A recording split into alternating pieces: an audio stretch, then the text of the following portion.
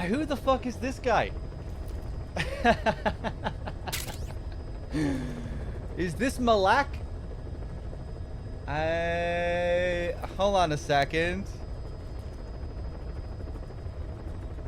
Hold on a second.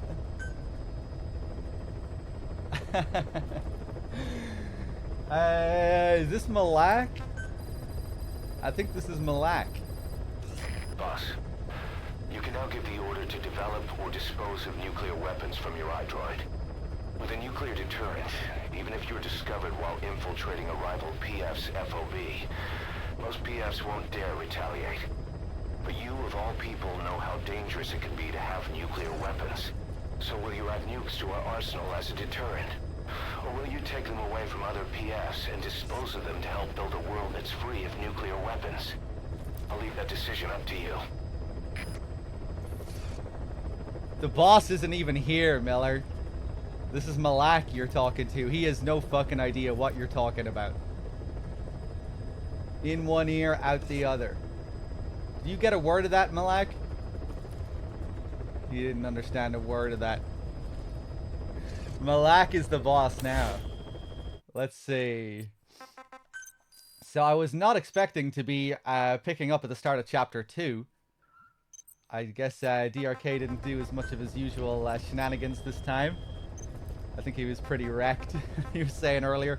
I was going to wait a bit longer to take over, but he seemed pretty tired, so I thought I would take over now and get some food during tapes or something. I haven't had anything to eat yet. I haven't been awake for long. Let's see what we have here. Well, I have lots of tapes here. This will give me a chance to eat. Although my housemates are all in the kitchen making lots of noise and doing shit, so maybe I'll wait.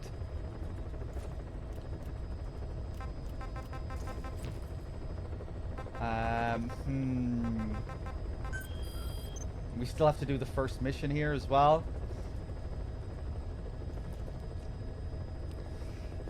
I think I'll do this mission and then we'll do then we'll do a mountain of tapes. Because after this, I'm sure we'll unlock more tapes. Although, maybe that would be a bit much.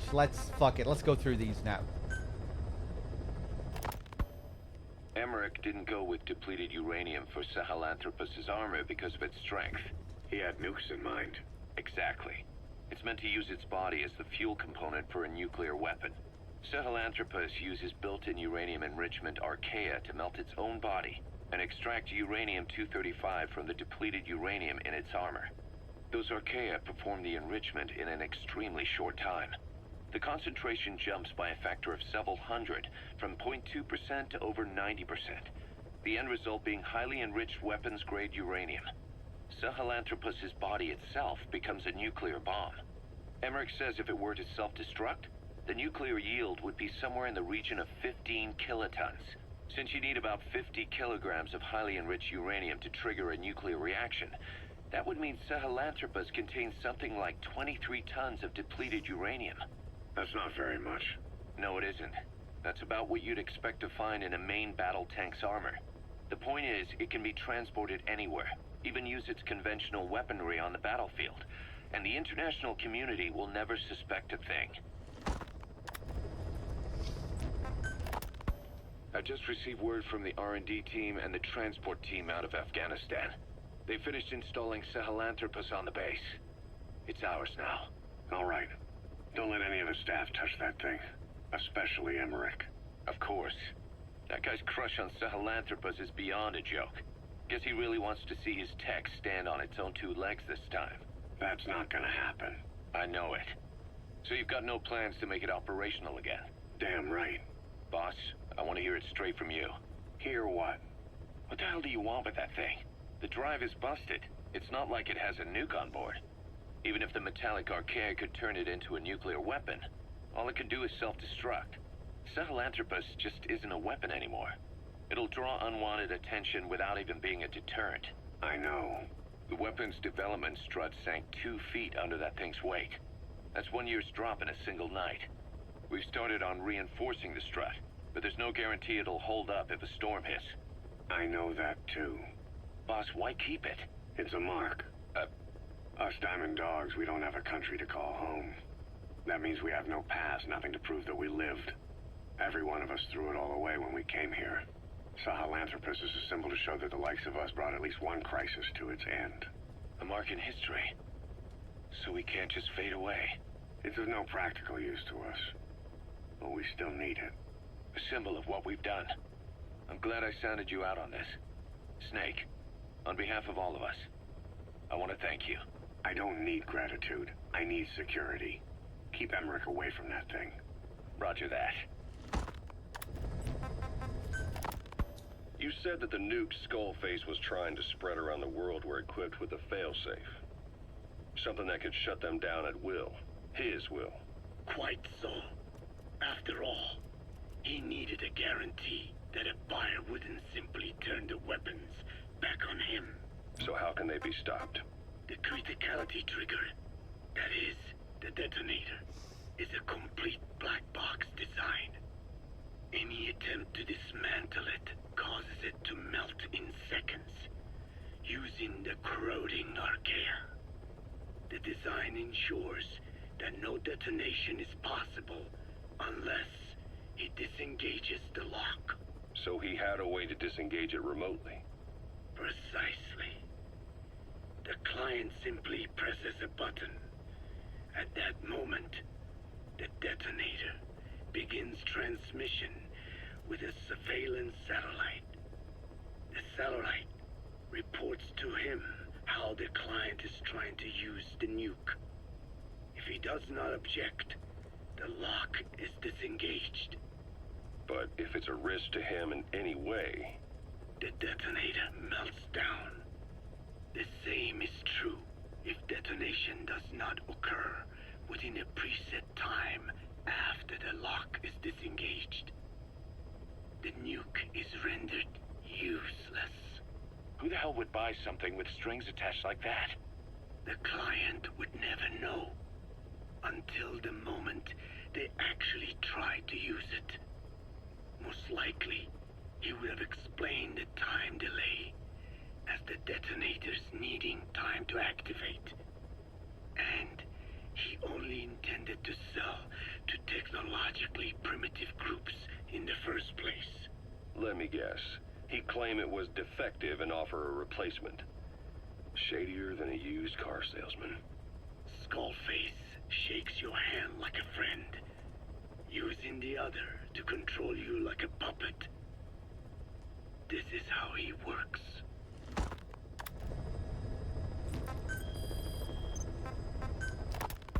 Code Talker.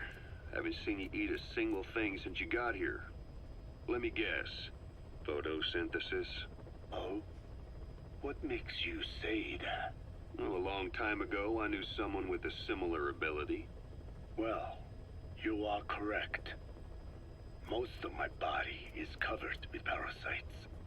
I supply them with water, and in return, I receive sugars they produce when exposed to light.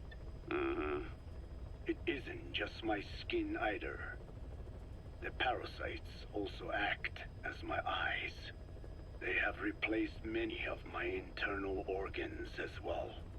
It is thanks to them that I live on after over a century. How did you obtain them anyway? Through your research? I would like to say as much, but there is more to it than that. Let me take you back 20 years. I had hit a dead end with my parasite research. Then I was approached by a foundation. They said they had a sample of an unusual strain of parasite. Which foundation? Apparently, they had links to ARPA. But that is all I learned. I was somewhat ignorant of the ways of the world. Just being able to study it was enough for me. Yeah, I've heard that before. Go on.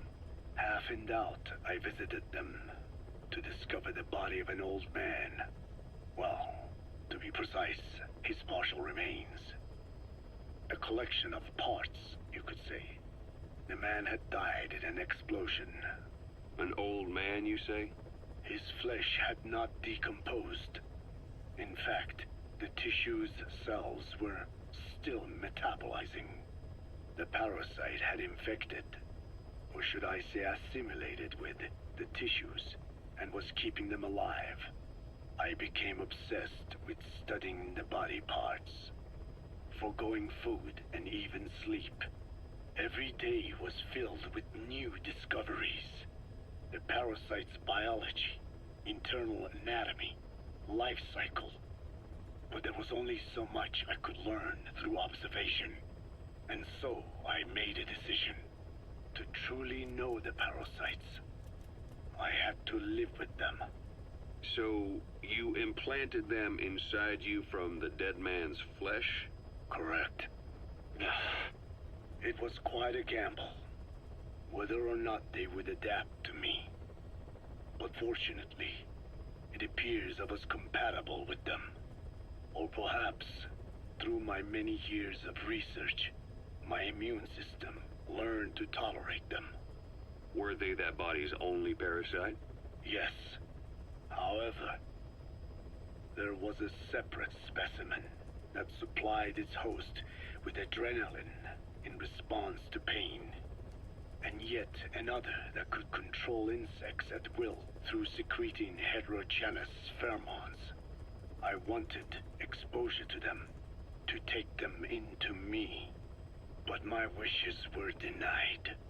Their records, though, provided clues that helped advance my research.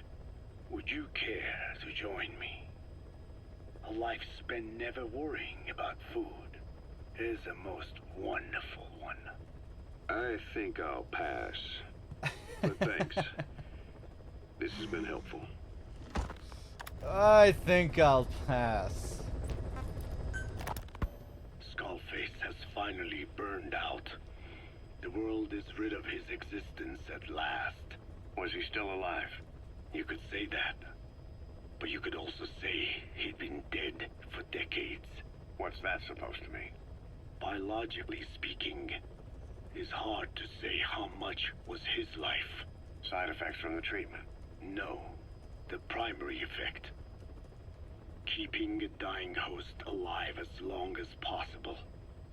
That is the whole point. But in the end, he grew too dependent on his children. As if he had any other way to keep on living. He first underwent parasite therapy before the Soviet Union became his home. His body was horribly burned. Fire washed across his thin young frame and stole his skin and his throat, even his lungs.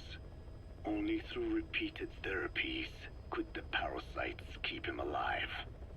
Most of his life became something the parasites gave to him.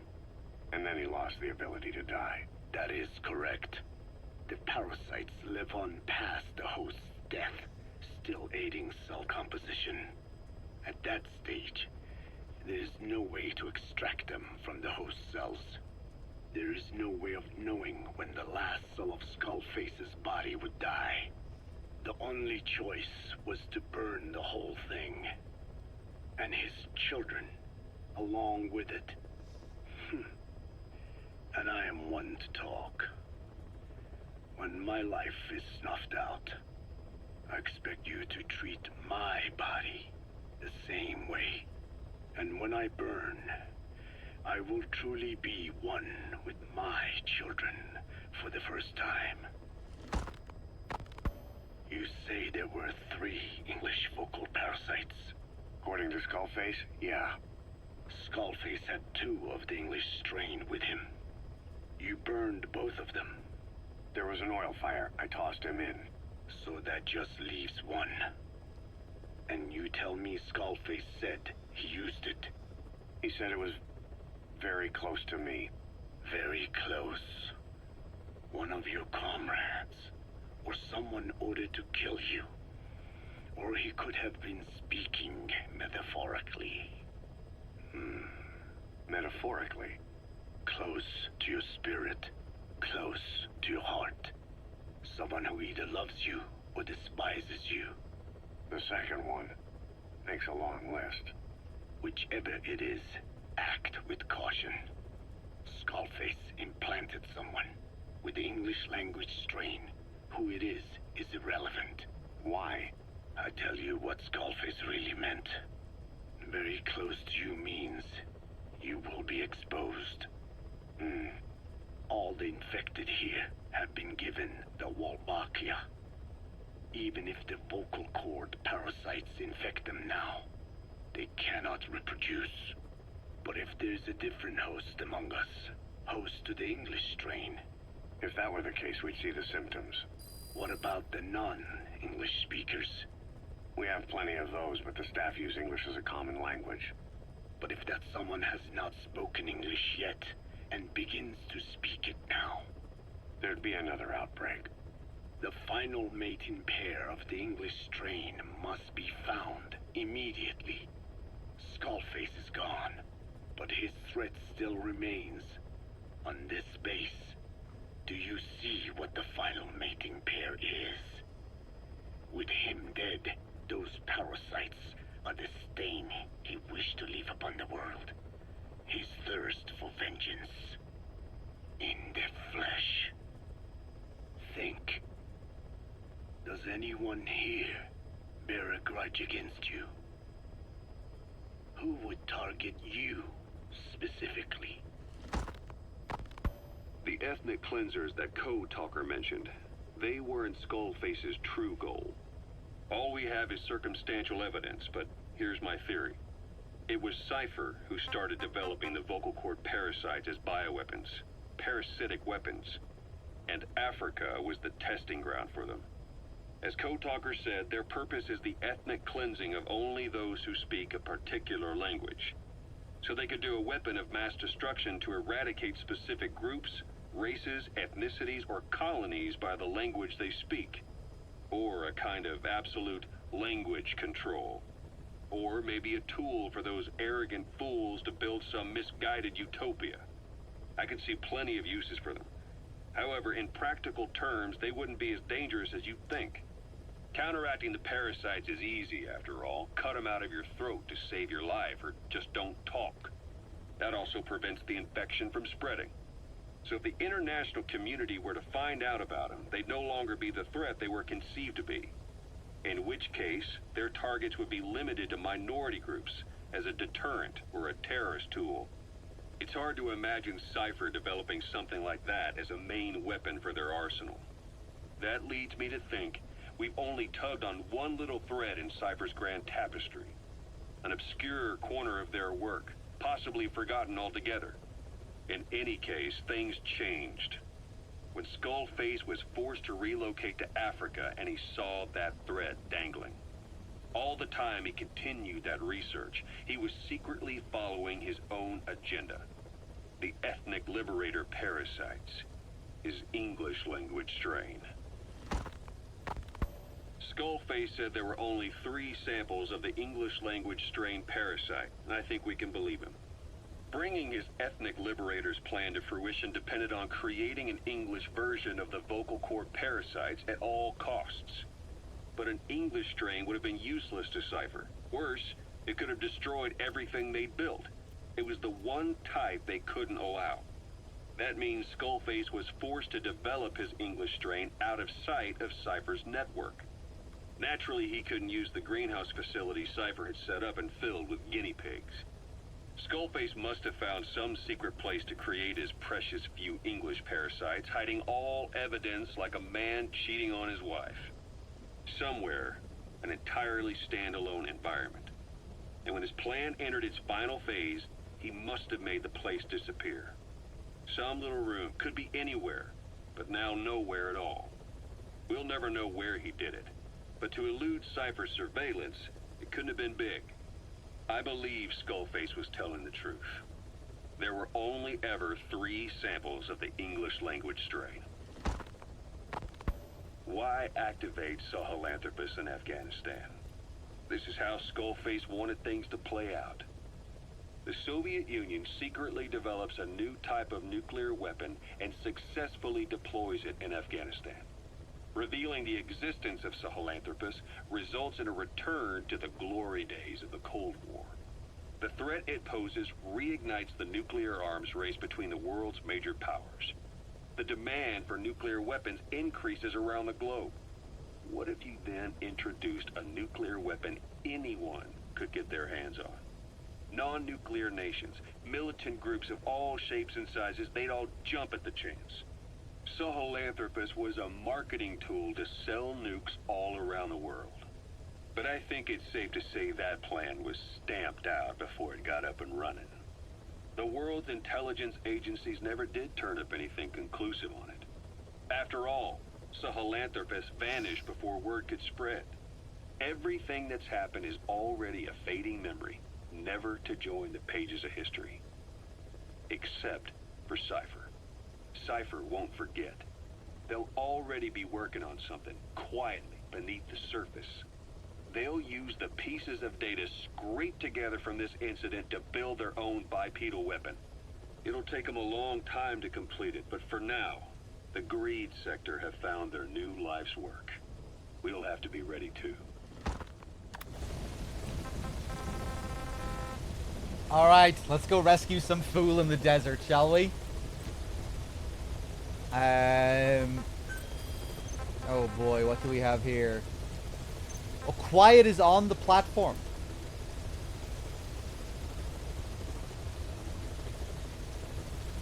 I think I'm just gonna leave her there. The agent that the CIA had working for them inside OKB-0 has gone missing. We've been given the job at finding and extracting him. The target learned of XOF's plans to use vocal cord parasites and had hidden himself with the CIA's Mujahideen allies. But following Skullface's death, the Soviets retook OKB-0 and all contact with the target was lost. He may have tried to go back to OKB-0, but even Langley isn't sure what's going on. After all, they've never even learned of Skullface's plan. That's probably what they want to get out of the man once he's extracted. But we can't allow Langley to learn of the existence of the vocal cord parasites. That's why I want you to bring the target out, boss. Once we have him, we can report him dead and keep him on base. All contact with Langley is being conducted through a cutout. Our reputation should remain intact. As for the reward, it's already in the hands of the cutout. All you have to do is get the job done. Just like always. Just like always, again and again. Let's do it. Yeah, I think we've rescued Quiet like 3 times in a row now. I don't know what's happening.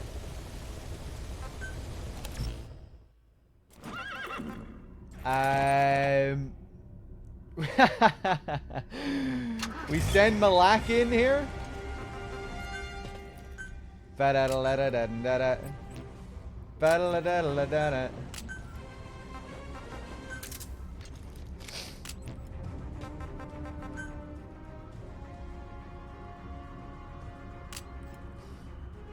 Yeah, I think DRK is starting to really like Quiet. He keeps saving her now.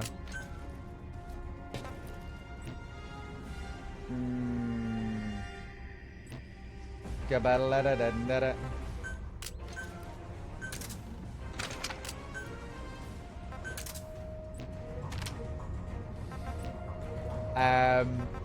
Hold on. Let me make sure that we have the cargo container Fultons ready for that mission. Last thing I want to be doing is waiting around for that shit to process.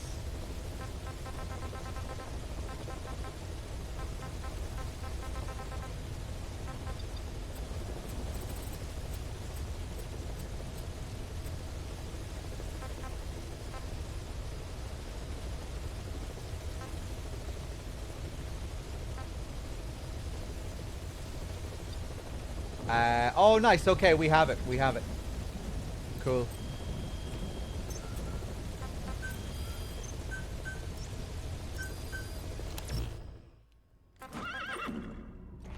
All right, Malak, let's do it.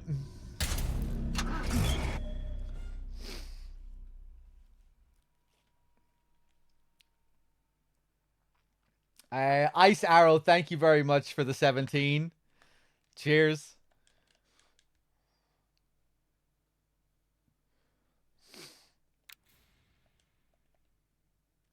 Yeah, I wonder how many people are still playing the FOBs.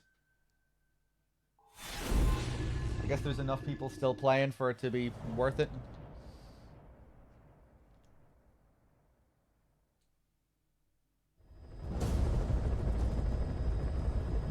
Find and extract the missing CIA agent. The target was laying low with the friendly Mujahideen during the vocal cord parasites incident. The man headed back to OKB-0 after the Soviets recaptured it. Check the target's VI on your iDroid.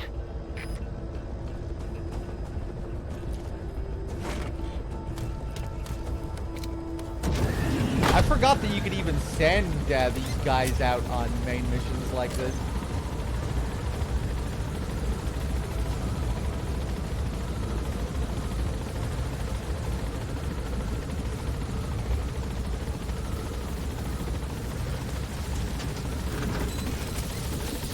Be careful down there, boss.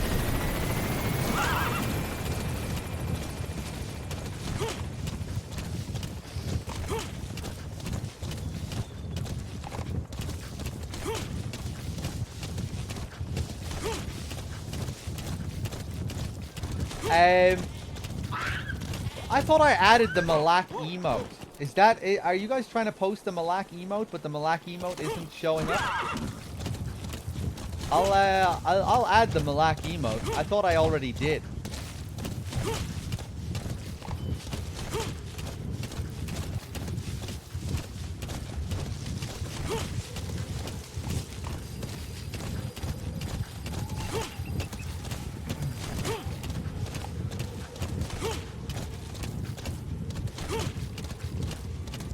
Oh, hey, he has his own yeah.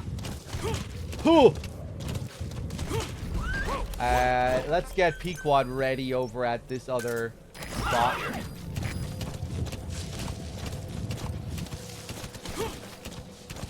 Watch out for these two guys.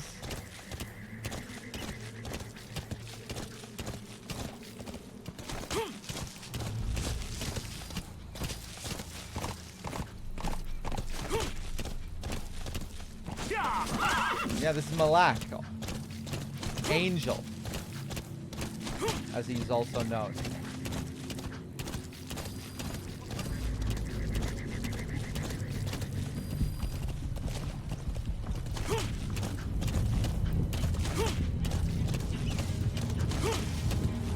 Let's get this guy out of here. Help me!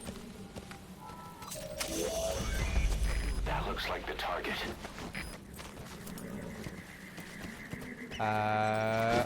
Stick him up there.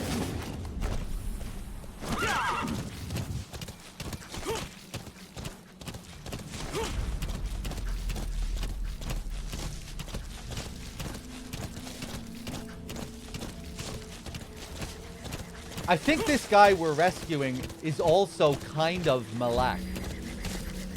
If you look at his face, I think he... Wait, no, I'm thinking of the wrong guy. The guy we're rescuing is the guy that's in charge of taking care of Malak. He's the guy that's, you know, that talks to Malak on his way to the outpost. He's the guy who feels really sorry for Malak. But I don't think it's supposed to be the same guy, but he has the same face.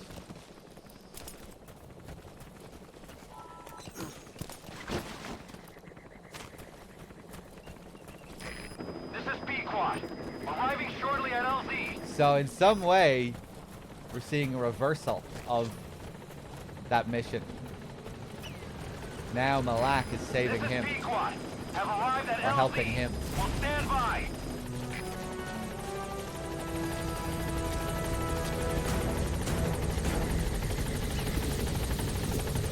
This is the mission. Rescue this guy.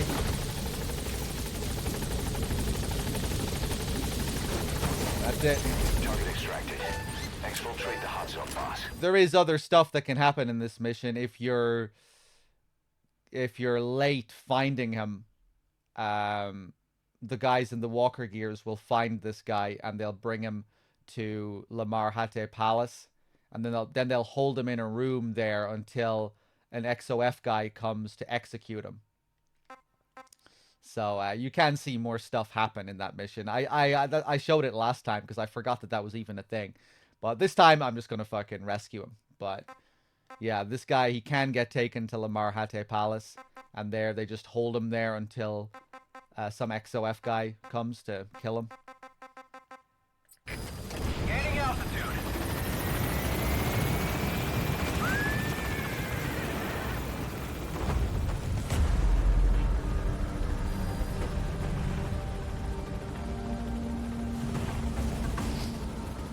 Departing.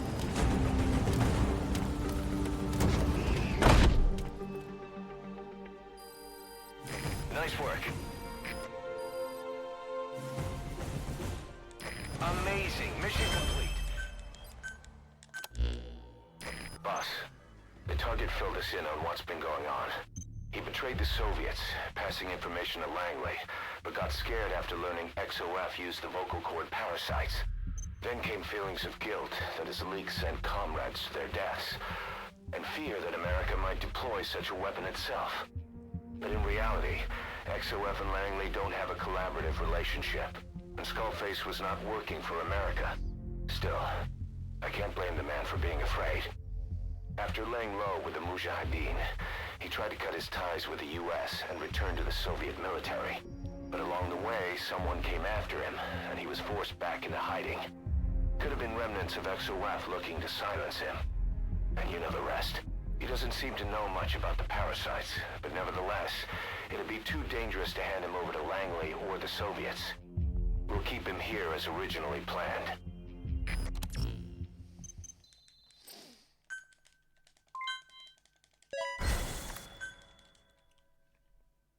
Boss, come on back to base.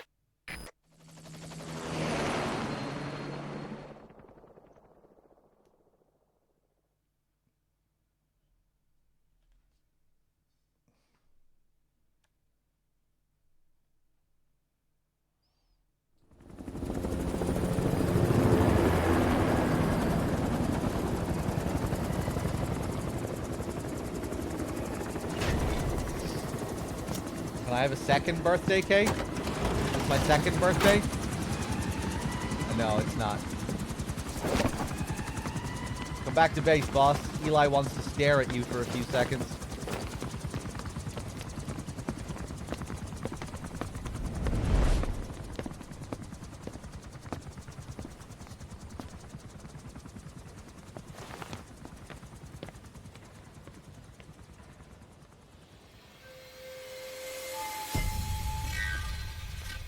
Okay. Alright, Pequod, get back here. Boss, there's been an accident in the... Get back here. A pile of steel pipes gave way and crushed one of the kids. On station, Ralph. They tell me he died instantly. Oh no. I'm sorry, boss. It's my fault. Chat, Ralph I should is have been dead. keeping an eye on them. I'll let you know if we learn something.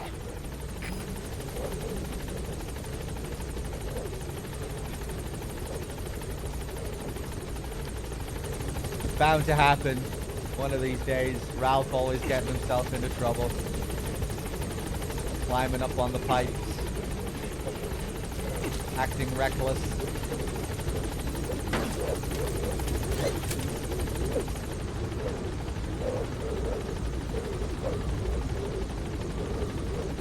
Gaining altitude.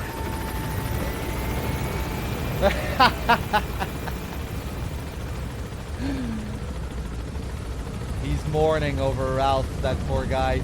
It's okay. He just heard the news.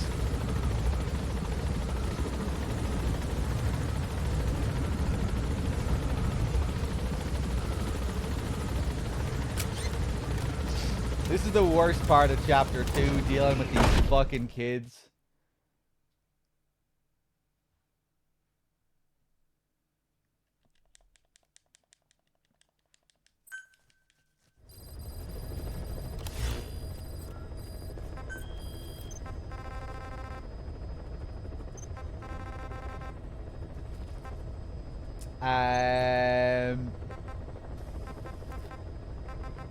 What tapes do I have? We got the first burger tapes. This is yellow cake that Cypher was having the PFs transport. Before we met you, the boss recovered it from a truck crossing the savannah. Are there metallic archaea inside it? Yes, the Archaea metabolize uranium-235 to subsist. They must be stored inside Yellowcake, or they cannot survive. So those biological traces we took for impurities were actually the real cargo. Of course, they are deactivated, so they do not trigger a sudden enrichment. They are like baker's yeast. Yet, they do gradually enrich the uranium as they feed. I imagine you detected weapons-grade traces. Yeah, we did. And the malachite that was loaded on the truck had traces of uranium in it too. So that's the flower, huh? Skullface was gonna sell do-it-yourself nuke kits. The uranium-enriching archaea complete with a user's manual. And the ores with the uranium could be sourced by the client or provided by Cypher. Even the trace amounts buried in common ores can be enriched to weapons-grade uranium by the metallic archaea. Proving that must have been the most important factor of the trials. That and the ability to successfully prevent detonation. So if the amounts of uranium in the ores are low enough, they can get past any inspection. And you only need a tiny amount of the archaea to act as the yeast. No great challenge to smuggle that either. The first step towards saturating the world with nukes. His plan. That was not my intention. My only goal in developing the metallic archaea was to save the Dene. What made you think a tool for creating undetectable nuclear weapons would save your people? After 70 years, the Dene reclaimed the Navajo Nation from which we were banished. We bore all the hardships of poverty, but we were proud to live off the land we called our own. But in the moment the atomic bomb was dropped on Hiroshima, everything changed. I don't get it. The nuclear arms race between the US and the Soviet Union began with the end of the Second World War. Suddenly, there was a massive demand for uranium. And it was our ill fortune that the ground beneath the Navajo Nation was rich with uranium ore. The Black Ana government set up mine after mine, and many of the Dene worked them, never informed of any danger. Every day, they went to work with no protection. The slag was simply piled out in the open. When rain fell, uranium traces left behind would seep out, and when the ground dried, it was blown about as dust. Land and water were contaminated, irradiated. Many of us became sick and died. That pain lives on to this day. I had no idea. Wanting more than anything to revive the land my forebears left to me, I was delighted upon discovering microbes that eat uranium. If they could be domesticated, I believed we could rid our land of uranium. Were you successful? No. The research called for funding on a colossal scale. But nobody was willing to invest with no prospect of a return. And that's when Skullface showed up. Correct. I can save you and your people. We share the same will. That is what he said to me. And I believed him. Black Ana forced me to abandon my uranium cleanup work and focus on nuclear weapons. And he held all the Dene hostage. Today, the uranium mines within the reservation are finally closing down. It is simply less expensive now to source uranium overseas. New victims, different places. But uranium is a tactical resource. To rely on a foreign country for it is a difficult decision to make. And he was in the perfect place to influence that decision. He could have condemned your people to the mines forever.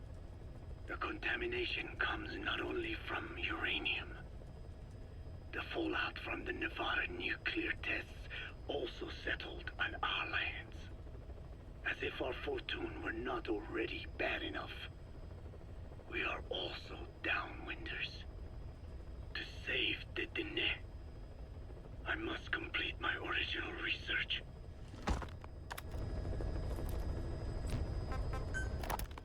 The one that covers the parasite that lives on the surface of the skull's bodies is what gives them their power, similar to my children who live in my skin.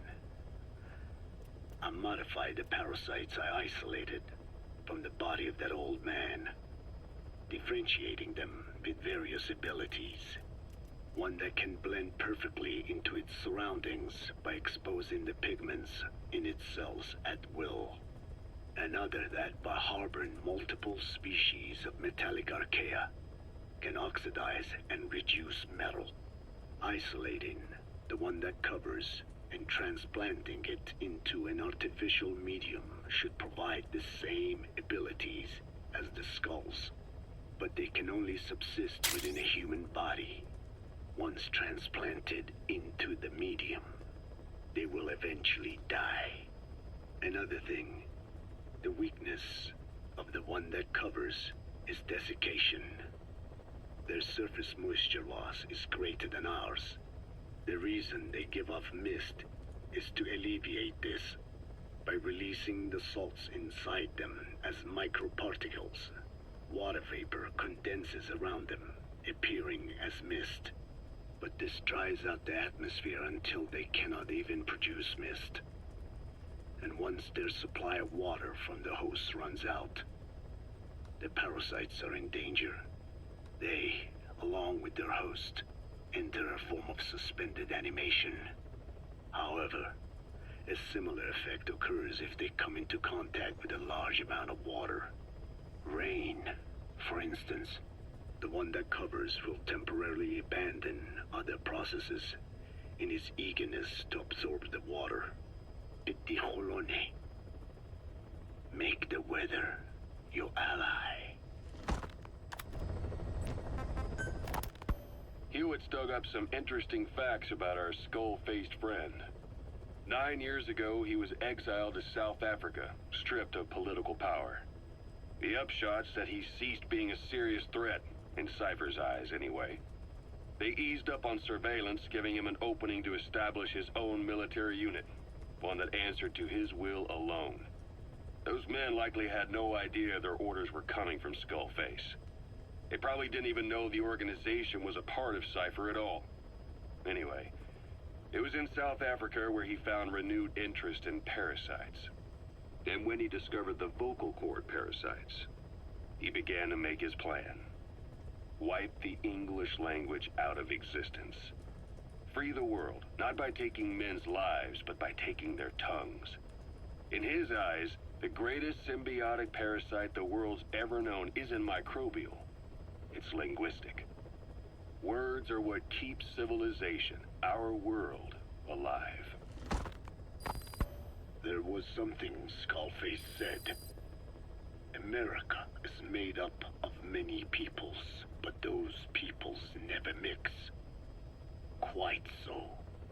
One nation, home to hundreds of different ethnic groups, many of whom stick to their respective living areas, little colonies, not interacting with other groups, going out of their way to avoid one another, their land, organizations, relationships. Thus, the United States of America is no melting pot. It is more of a salad bowl. It is not made up from one people, but for its minorities to function in society, a common ground is needed. Language. Even if the country is not one. No, because it's not one, a lingua franca is necessary. English. American hegemonism was born from the illusion that English could unite diverse ethnicities. In taking in people from around the globe, America became a microcosm of it. Now the boundaries between it and the rest of the world have become blurred.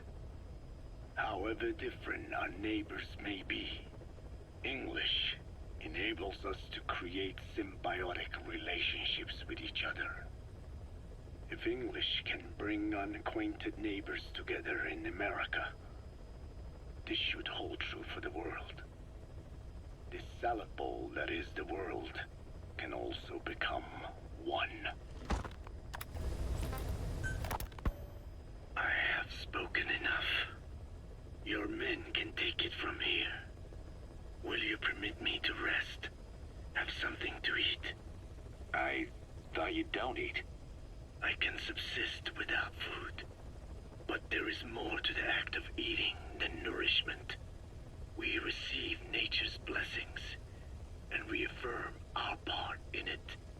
And in doing so, we express our gratitude. Sorry, it's, hearing you say you don't need to eat and that you're part of nature in the same breath. Anyway, what can we get you? Not exactly a 5-star restaurant, but the kitchen's used to serving a lot of different appetites. Hamburgers. Hamburgers? Even we didn't have become Americanized. I eat them often back home. And you just can't let them go. Well, as far as symbols of the American Empire go, hamburgers are pretty good. The victory of capitalism. Your people suffered so much at the hands of America. And you asked for hamburgers. We have suffered more than you can know. But I do not see hamburgers as an accomplice. A single dish, providing a balanced helping of nature's blessings. Meat, grain, and vegetable. How could anyone hate such a magnificent thing? Says the guy who can survive on photosynthesis. Balance has nothing to do with it. You just like a good burger. That is also true. Be warned, though. I have very high standards. Don't worry. I do too. All right then. One good old-fashioned all-American icon coming up. I look forward to it. It begins. The hamburger arc begins. Alright. What do we have to do next? I think I'm just gonna leave Quiet alone. Forever.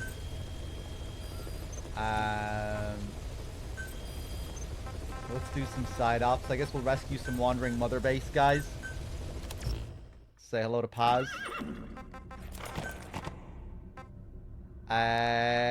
We keep rolling with Malak? Yeah, fuck it. I guess we will. Unless he's slower on D-Horse or something like that, but I think he'll be okay. Hopefully Malak still, you know, hopefully he can also bait the wandering soldiers with the box and everything.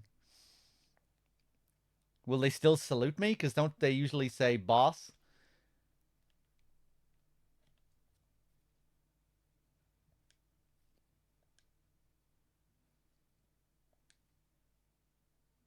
Will they think I'm Snake? Maybe I'm not really Malak. Maybe I am Snake.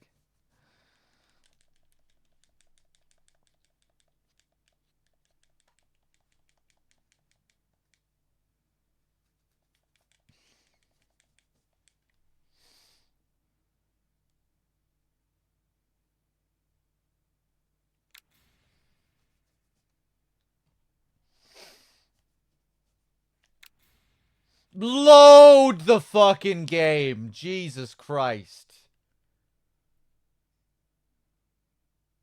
What is this?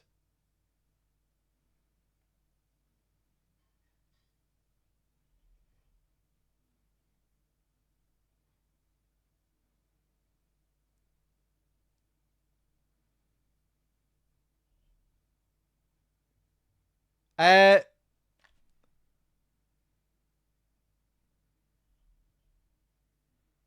I think we are glitching out here, actually.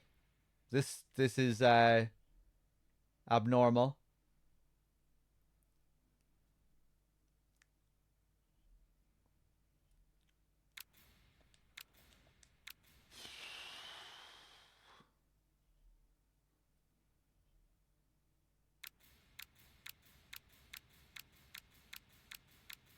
Okay, I guess I'll quit out.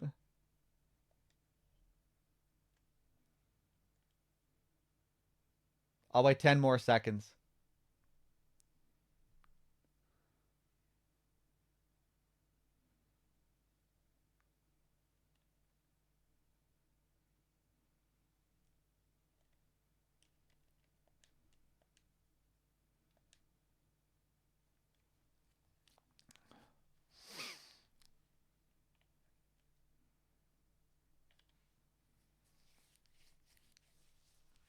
Okay. We shouldn't have lost any progress, at least. Might have to skip over those tapes again.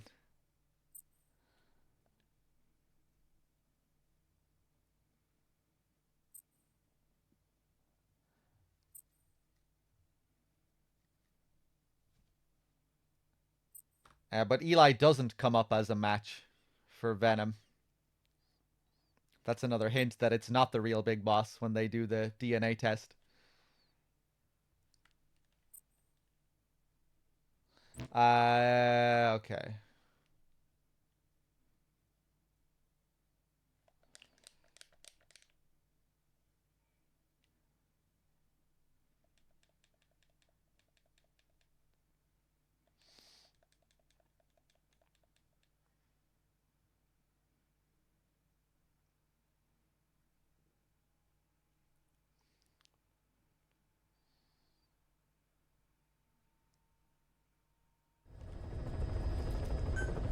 Okay, Malak.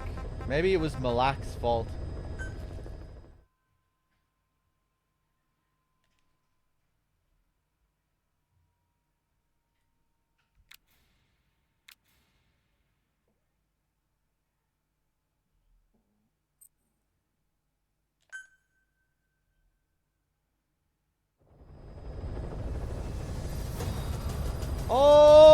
Oh, are we actually just loading straight into where I was? We are. Okay, I don't need to go over the tapes again or anything.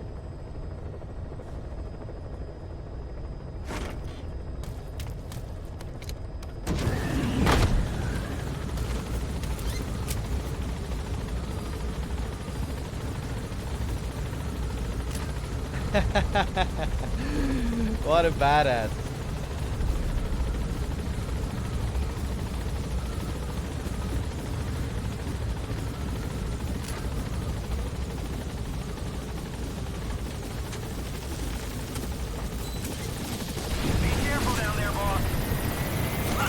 Okay, let's go extract this clown.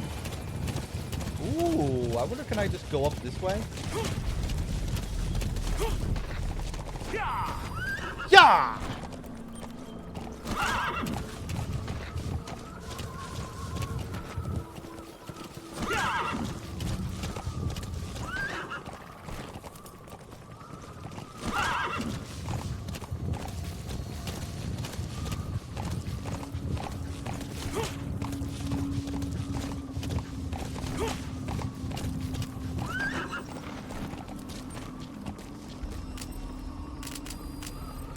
Okay, I'm curious to see his reaction here.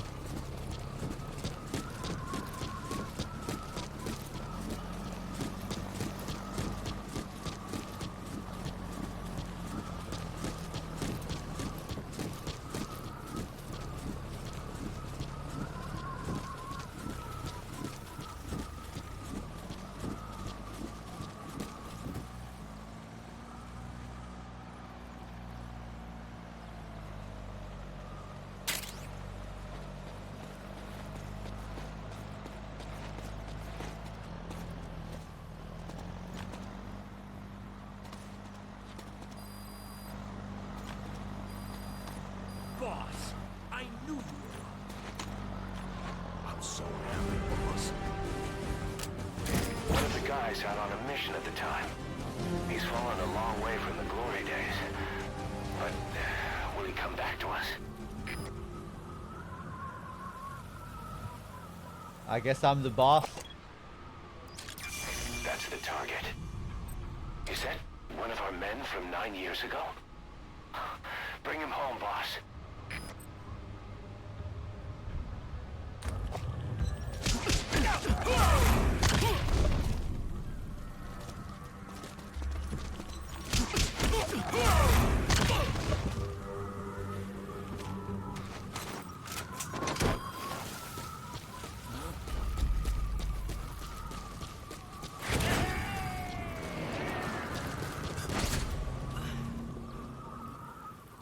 Subject on board. Leave the rest to us.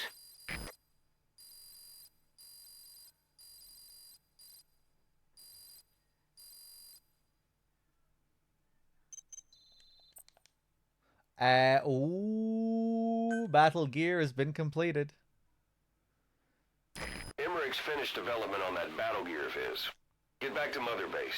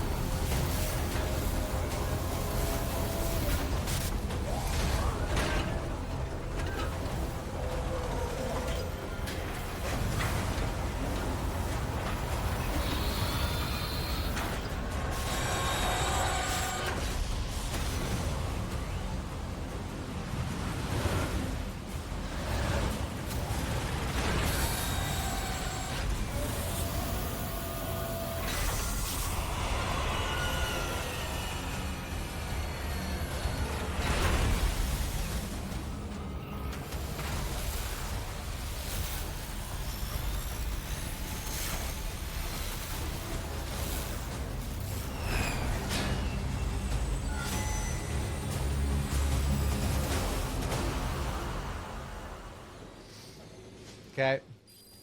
See you later.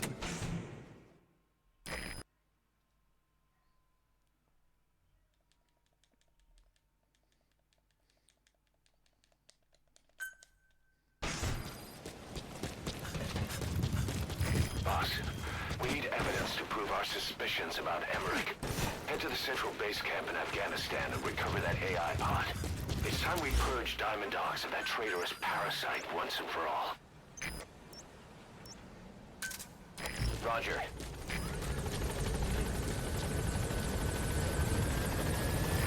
This is B-Quad. Arriving shortly at LZ. They have to have a little cut when it transitions back to gameplay to switch the character model.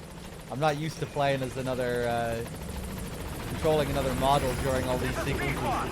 On station at LZ.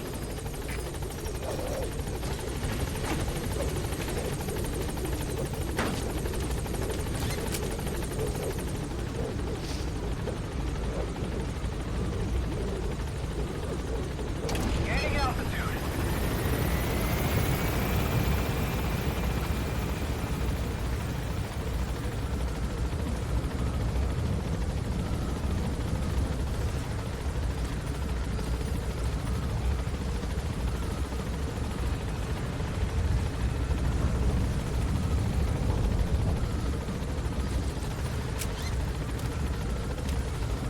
Don't worry, we'll take Battle Gear out for a spin later.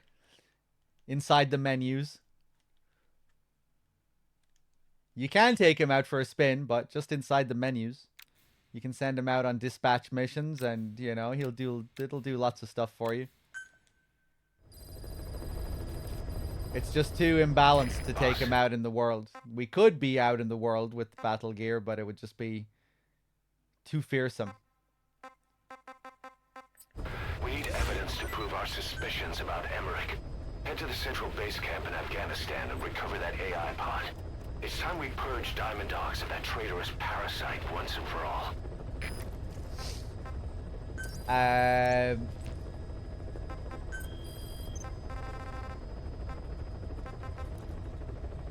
Okay, let's go extract this fucking pod.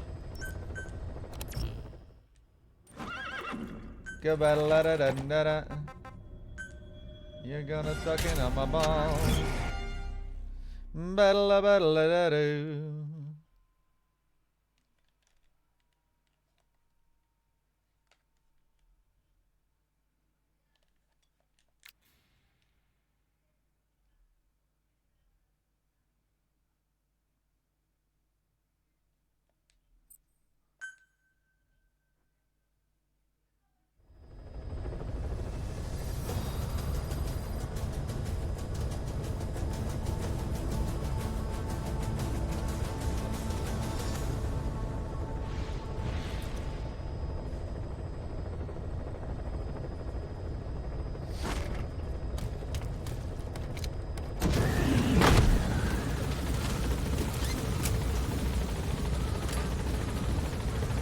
I was thinking about doing PT later, but I think I might save it.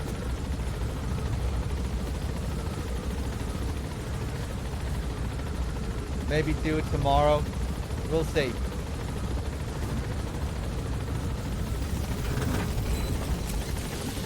Be careful down there, boss.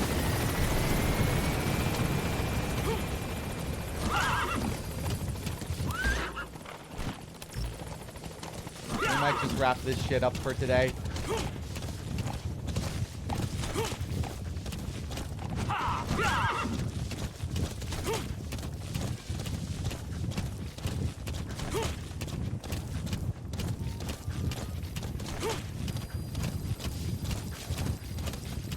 Did I have a good meal before the stream? No, I haven't had any food at all yet.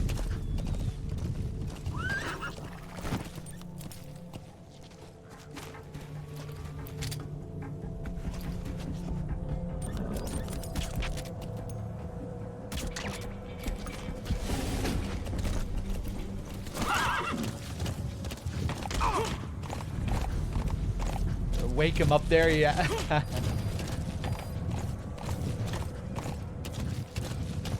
think we can just move along here. Yeah, there's another guy there. Hop off.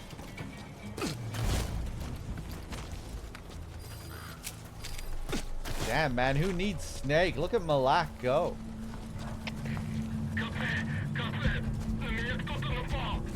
Oh, that little bastard.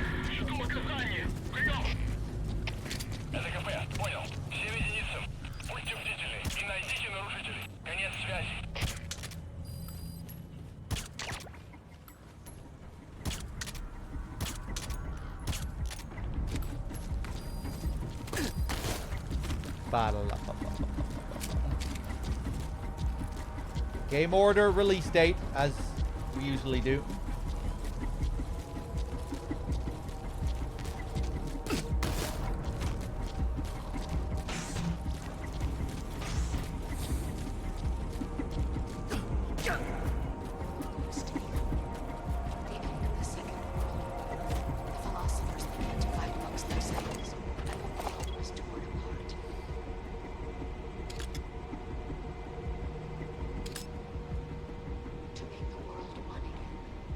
Little Harry Potter there. Like sand. Isn't it beautiful? It's almost tragic.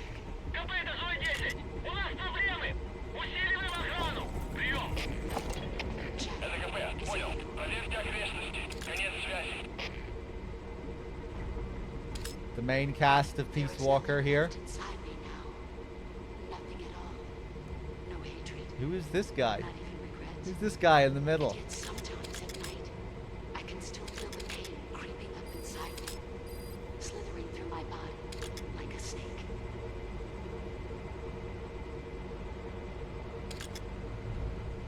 I've been waiting, Snake, for a long time. Waiting for your birth, your growth, Love these guys with the remote controlled Zeke. Finish your mission. Prove your loyalty.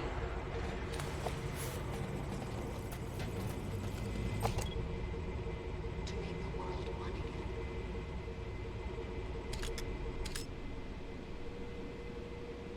Kill me. Kill me now. 5, 4, 3, 2, 1, 0.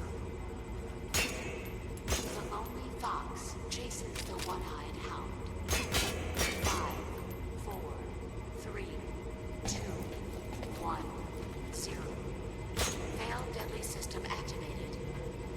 The quick brown fox jumps over the lazy dog. I is equal to 3.2546373698888. I is equal to 3.2546373698888. Narishi no Seguchi, Kinu no Mebashiru, Akiyama, Isu no Mono, Suzuki Gataki, Tara, Hirano, Ichinotori, Uneno, Yamashita, Sasabe, Kofudai, Tokiwada, Yokimuchi.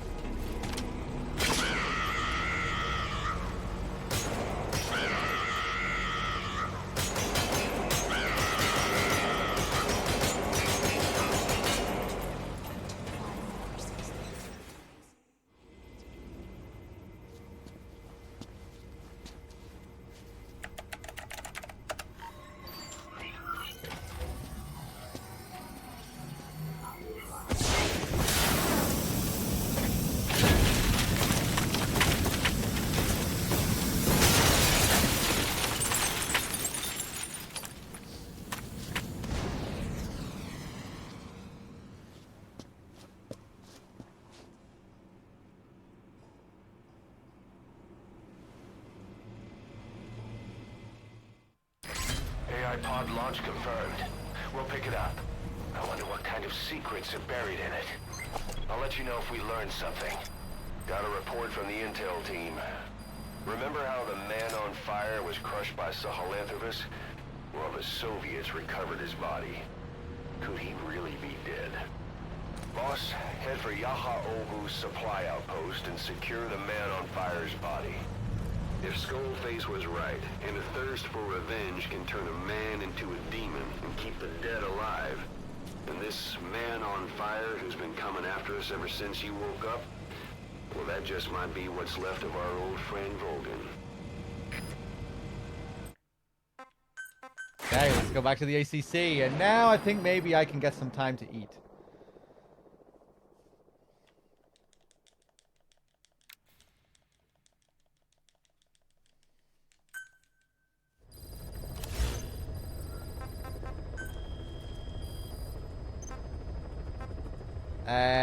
Maybe not, actually. Yeah, not yet. I'll get some food when we get to the big batch of Code Talker tapes. You know, when he goes into the history of the vocal cord parasites and all that. You mentioned that the man on fire was crushed under Sahelanthropus in its hangar. Yeah. He was caught under the wheels of its transport platform. But his body wasn't found. What? We searched the area the moment we arrived, but there was no trace of him. I wasn't hallucinating. I know. I trust you on that. That means someone must have taken the body. But when I got there, everything was still as it was. Even Skullface hadn't been touched. I can't see a reason to sneak into a place like that and drag out the biggest, heaviest guy there. What are you getting at? Only option left is... he got up and walked away. That platform ran him over. Just ran him over. You're saying that's not enough? I don't want to believe it, but maybe not. He shrugs off bullets, even rocket strikes. There's no reason to think that would finish him. It seems ridiculous, but I'll start gathering eyewitness accounts just in case. If you dig up anything concrete, I want to know. You'll be the first, if I dig anything up. But I hope to hell I don't. No kidding.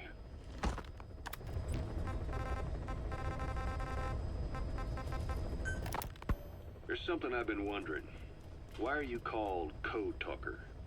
During World War II, the U.S. military used the languages of different tribes, including the Navajo, as codes, right? I know the term code talker was used to mean people sent to the battlefield to speak in those codes. Were you one of them? Our mother tongue was indeed used for war. But I did not go. I was already over the conscription age. However, I was made to help craft the codes that were spoken. So in a wider sense, you could call me a code talker for that. Navajo is a complex language, and virtually no one outside the US speaks it. They must have thought it was the perfect language to use as a code. Yeah, in the end, the Japanese never cracked it.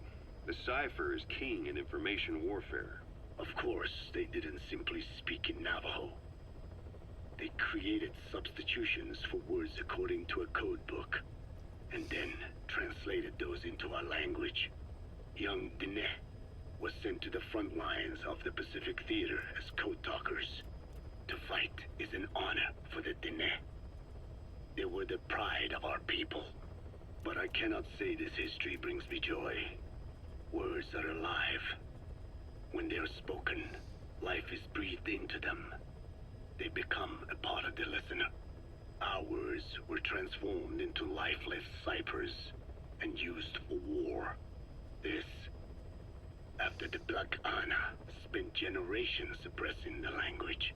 Yeah, I'm sorry. So I guess we shouldn't be calling you code talker, huh? No, I do not mind. The reason Skullface called me code talker was because I also am responsible for coding language into the vocal cord parasites. I am the same as those young warriors, used for a cipher's sake. I must never forget that. The name, Code Talker, is a lesson carved into my being. You said Skullface ordered you to weaponize the vocal cord parasites. But you also said he wasn't the reason. And he wasn't. I was seduced by the parasites. That is a fact. How? You mean from your curiosity as a scientist? That I cannot deny. But there is more to it. The story goes back to the 19th century, to my earliest memory. One day, a man from the government visited our Hogan, our home. I cried as he yanked me from my mother's arms and took me away to an Indian boarding school. From that day forward, I became George. This was the name my teacher gave me. I was forced to give up my Diné name, forbidden from speaking anything but English. If we dared utter a word of filthy Navajo, the teacher made us eat a bar of soap. Yeah, that was the U.S. government's education policy for Native Americans. To erase our words was like erasing our people. Their education was tantamount to ethnic cleansing. Over time, the overt persecution of our language stopped. But to this day, it continues to be eaten away by the lingua franca, that is English. Many of the Diné outside the reservations can speak nothing else. And it isn't just our language. Across the world, minority languages are being destroyed by dominant languages. Many are on the verge of extinction. Enter the vocal cord parasites. Yes, I began thinking that minority languages needed some sort of deterrent against dominant languages. In order that their peoples and cultures would survive. It was then that I came across literature at the Foundation claiming that man acquired language thanks to a type of parasite, one that distinguishes between languages as a precursor to reproduction. If I could just resurrect it, make it more pathogenic, I would have my deterrent against English. But I failed to hide that aim from Skullface. He noticed. Yes, I wanted to retaliate against the English language, though never did I intend to actually use it as he planned. You know how the story ends. I was forced to study how to make the parasites compatible with all the world's languages. All but English. However, he in fact secretly isolated an English strain. I will not be held prisoner by the man's phantom. The English strain must not be allowed to exist either. A ruler's greatest wealth is not money or land. It is the number of individuals under his control. Subjects who work, consume, are there to be used as pawns in war. For a capitalist ruler, his people's power becomes his power. You are the same. With your diamond dogs, you spin it with your speeches. But what you're doing is bringing as much talent as you can into your little domain. Every person another feather in your cap. Yes. Since ancient times, every civilization's ruler has had the same idea. When people unite under one will, they become stronger than the sum of their parts. And the one will is the ruler's will. And what do rulers use to bring people together? Language. In the Old Testament, it is written that only one language was spoken in Eden. A shared tongue that united all of humanity. Mankind eventually grew aware of its power and harnessed that strength to build a tower to the heavens. The mighty Tower of Babel. This angered God, who splintered the language of man, and the tower was never completed. Languages emerged, and the earth was divided as men went their separate ways. Every age is the same. A ruler's first order of business, after conquering new land, is to force his tongue on its people. Ancient Rome, Napoleon, and now Zero. English is wreaking havoc around the world right now. The British Empire tilled the land with war as its hoe, then began planting the seed that is English. Eventually, American capitalism became the new instrument. To play its game of wealth, you only had to abide by one rule: English. By exploiting people's desires, English has become a leash that people gladly wear around their necks, it would seem. This tape always makes me think of the internet and even stuff like our Twitch community, Discord community, and how many people we have from different countries all speaking English, and how maybe some of these people have started to speak way more English than they would have because of the internet, and maybe even start to speak more English than their own native language, especially if they're like a kind of shut in or an introvert, where they spend most of their time in online communities, English speaking communities, and just thinking how that shifts and changes their identity, you know, as they start to speak more and more of this language that isn't their native language.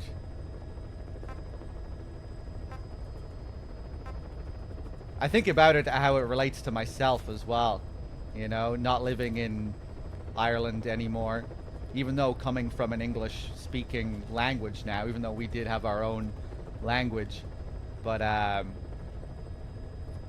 even just thinking about that, how I've just spent more and more time online, and how I kind of feel like I'm becoming more Americanized in a way, just with the amount of time I spend on Twitch and the kind of language you use on Twitch. I don't know, it's an interesting thing to think about.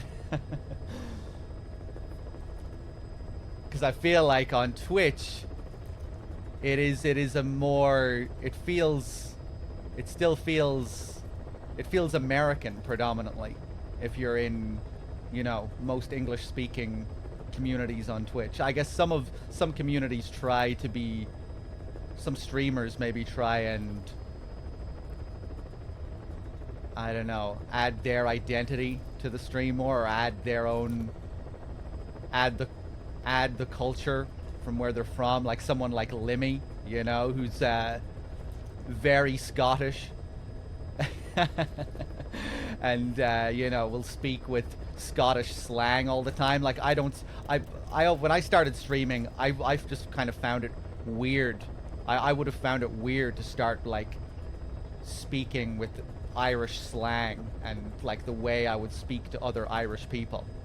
So I would like tone that down, you know. I would speak maybe more plainly and with language that I wouldn't normally use, and I think that's what a lot of people do.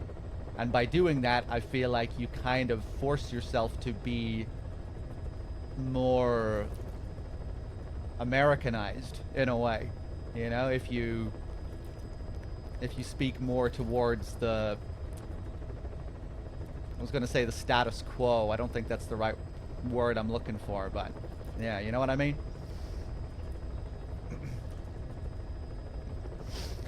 Give us Irish. I can't speak Irish, really. We learn Irish in school for 10 plus years, but we come out with not being able to speak a word of it, really, because the language is dead and you have no reason to speak it. You only speak, you don't even really speak it properly in Irish class. If it was taught better, you know, we'd probably be able to speak it. But you're not even really forced to talk casually in Irish class. You spend time like learning grammar and writing stuff down, but you don't really speak it, right? I feel like you really need to speak a language to learn it.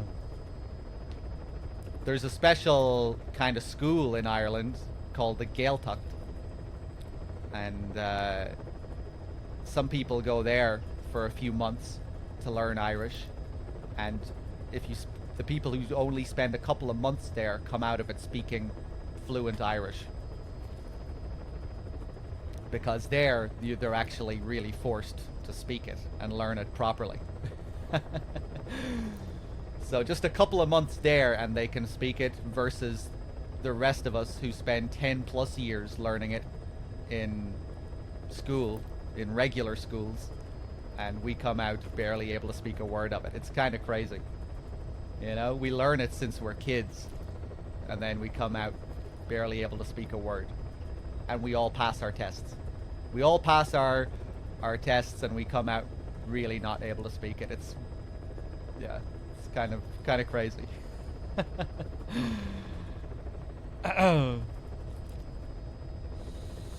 I knew someone who went there and failed Irish. Oh yeah, I'm not saying it doesn't happen, but you know, just generally speaking, it's wild, you know. People go to the Gaeltacht for a couple of, I'm not sure how long they spend there, but like, you know, it's a minimal amount of time.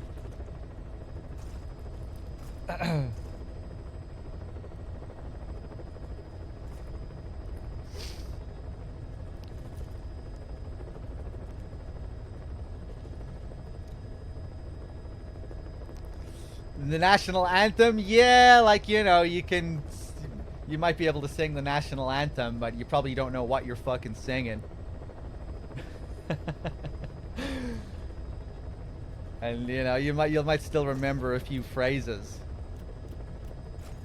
But generally speaking, I think most people come out of school barely able to speak Irish, you know, apart from maybe a few phrases.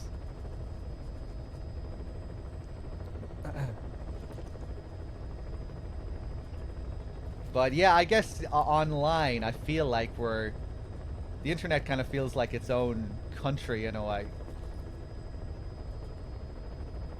It's like a digital mirror of the world.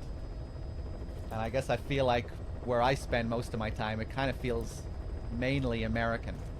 I guess most people are American, so that makes sense. You know, the amount of, that's where most of our viewers come from. So I guess that becomes the dominant online culture in a way.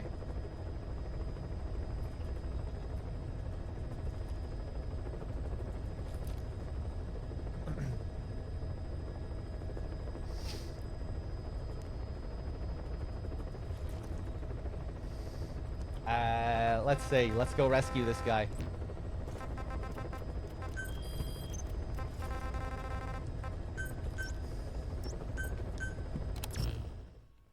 We'll send in our boy Malak.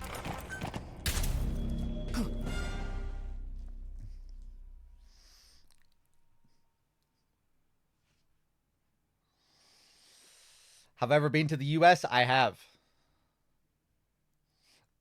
I've been to New York. I went to WWF New York as a kid when I was a big wrestling fan. My dad brought me there. I saw King of the Ring 2002, I think. Now I can't even remember who won it. It was the year after Kurt Angle won King of the Ring. And I forget who won it next, but yeah, it was whichever year that was. The year after Kurt Angle won it, that was the one I saw. Was it Edge who won it? I don't think it was Edge. Maybe I'm thinking Royal Rumble. No, I don't think it. I don't think it's the. It's not. It wasn't the Royal Rumble. King of the Ring.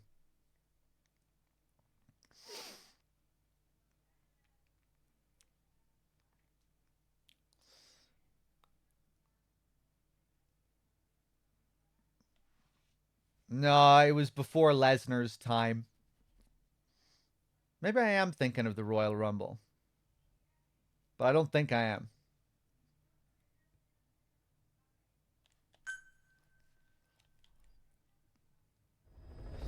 He won 2000. Yeah, so it would have been 2001.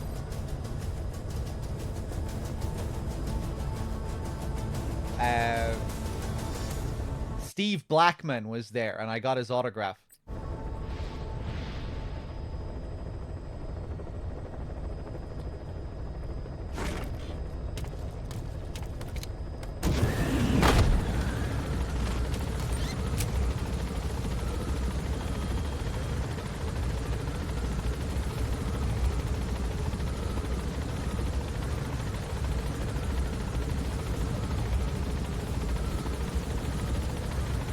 English isn't even America's official language. It doesn't have it. Right, but it's the lingua franca.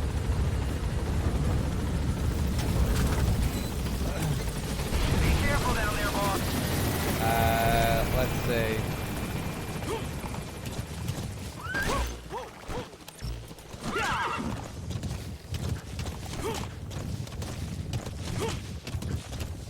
All right, Malak. Let's see what you can do here.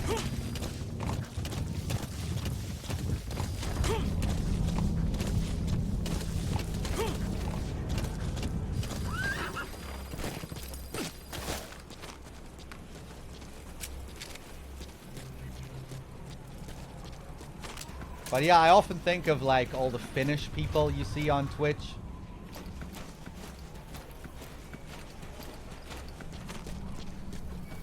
And I often think, you know, I wonder do many of these people spend more time speaking English online than speaking their own language in person? In quote-unquote reality.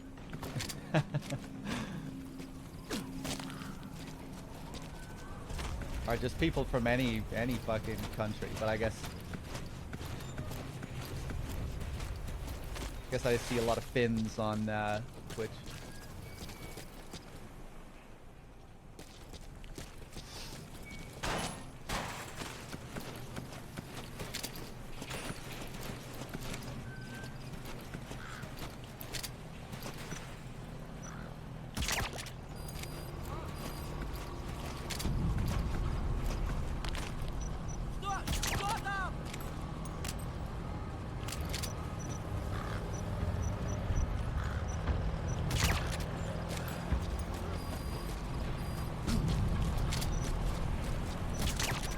Oh, nice. Oh, no! Oh, got away with it. Wow. The alert didn't fully trigger.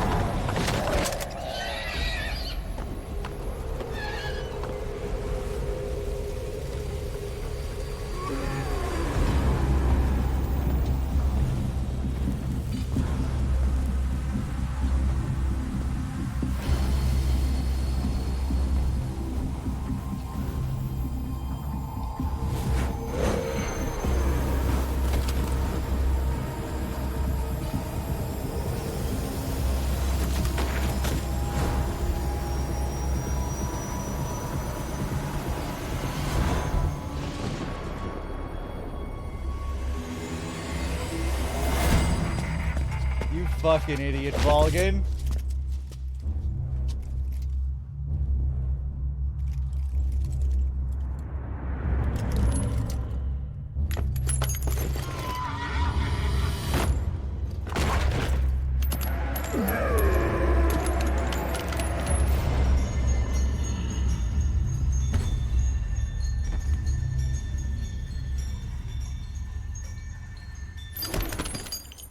Pretty in character for Volgin, though, right? Once again, showing how much of an idiot he is, spending this whole time chasing after the wrong fucking guy.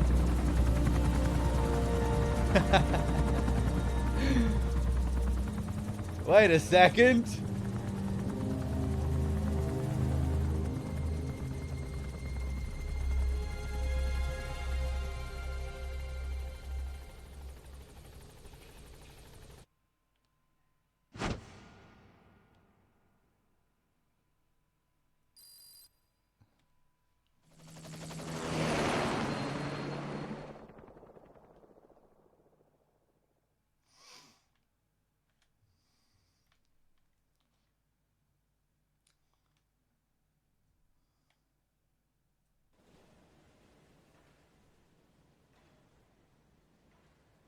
I barely recognize you, Colonel. Skullface used your thirst for revenge against Big Boss, did he?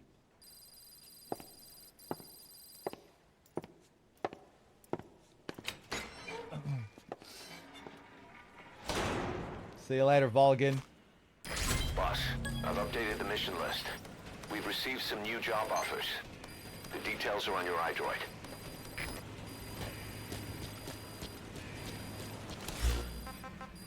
Oh, is it time for the main event? The main Parasite event? Roger.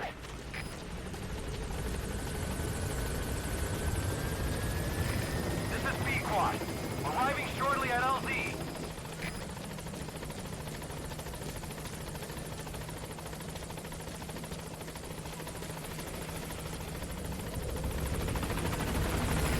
This is Pequod. On station at LZ.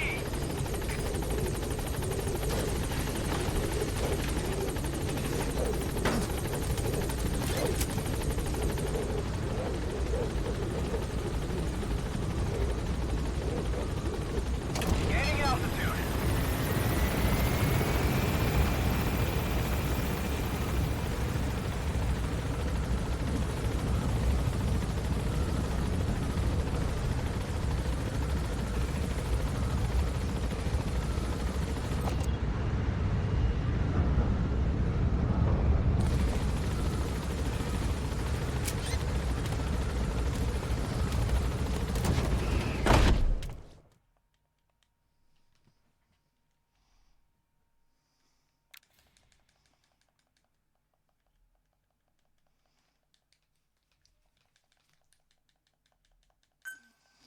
I'm so hungry. Give me my main batch of Parasite tapes, Boss, about please. Eli.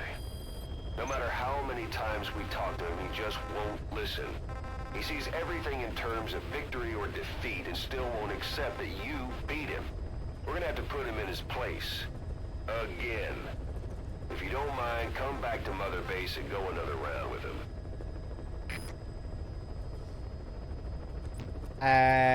Sure, let's do that.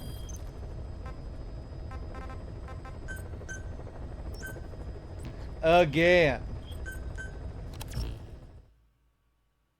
We'll send Malak after him.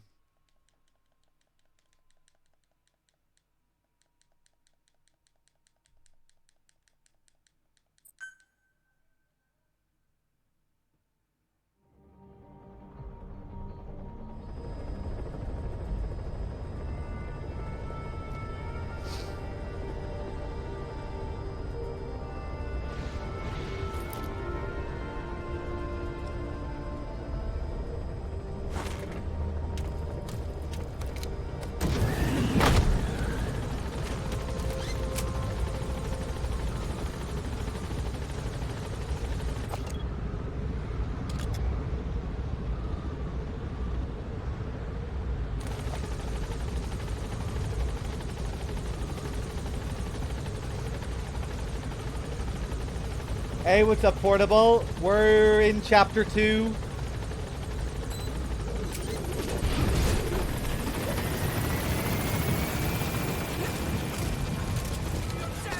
I guess somewhat early in chapter 2. I'm not sure.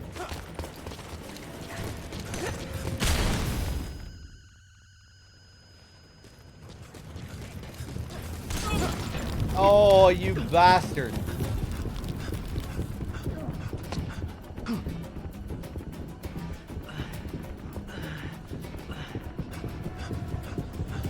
He's gonna kill me, I bet.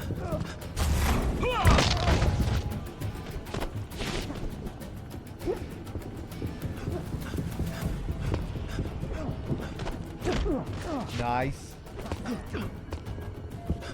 Holy shit, man. It takes a while to recover if you don't stop.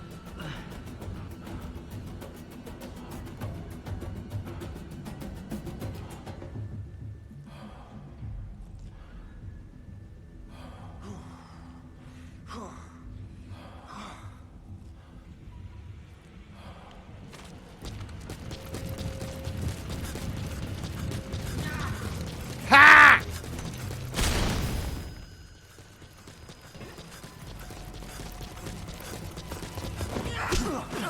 Nice.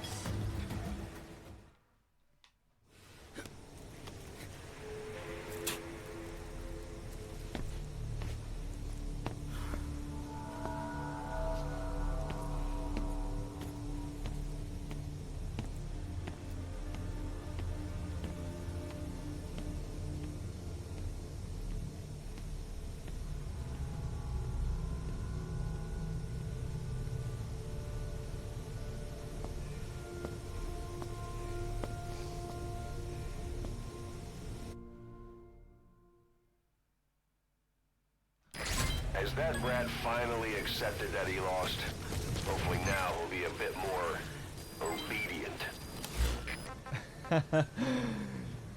Stop trying to take all the fucking credit away from Malak, game.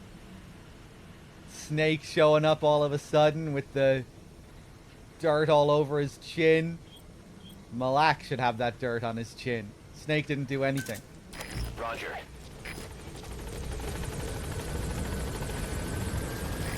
This is Pequod. Arriving shortly at LZ.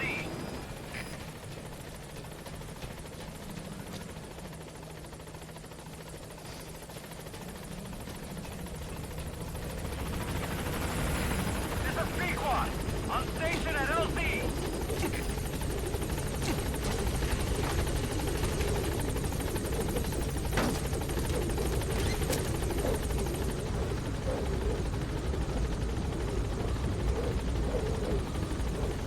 Gaining altitude.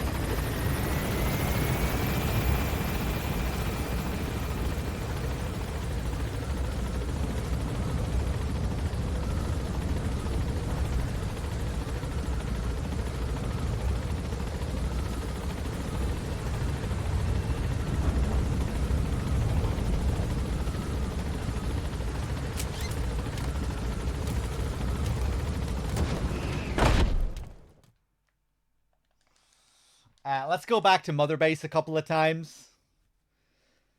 We'll miss out on an Eli cutscene if we don't get it soon.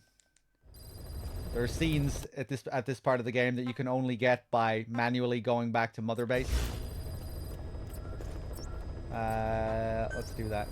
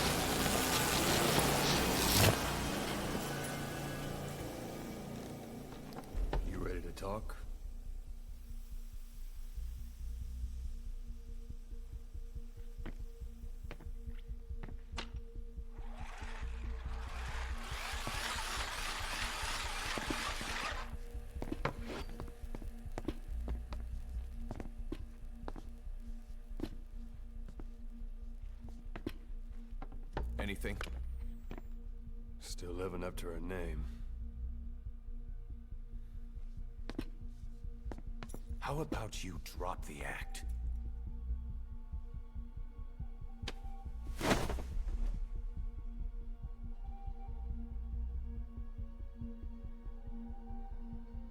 Who infected you with a parasite? We can't let her talk. Put it back. All I want's a name. That won't trigger anything. Tell me. Tell me!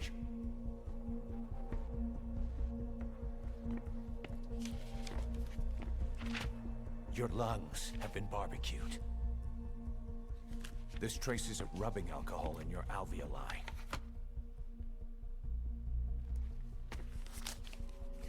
This was found adhered to your lungs, intact.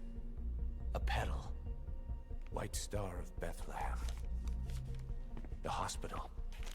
Skullface sent you to Cyprus to kill Snake. You were burned inside and out. That should have been the end of it. But, all things considered, you look pretty damn healthy to me. We have Skullface to thank for that, right? I was the only one capable of applying them to parasite therapy. Until he stole them from me. Why are you here?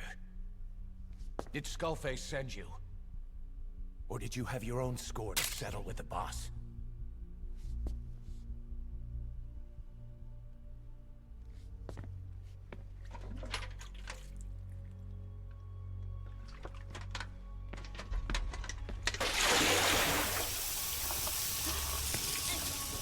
Refreshing?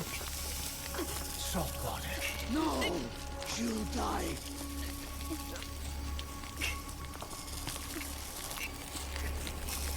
His life isn't yours to take. Enough. That's enough.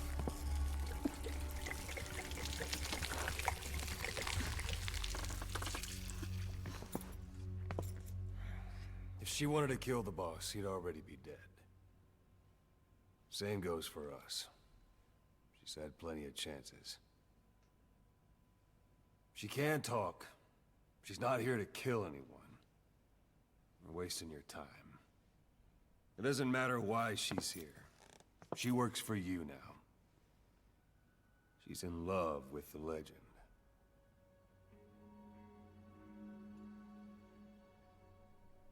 What makes you so sure? I was the same way once. What if she's a spy? What if I'm a spy? For you? Go on all day.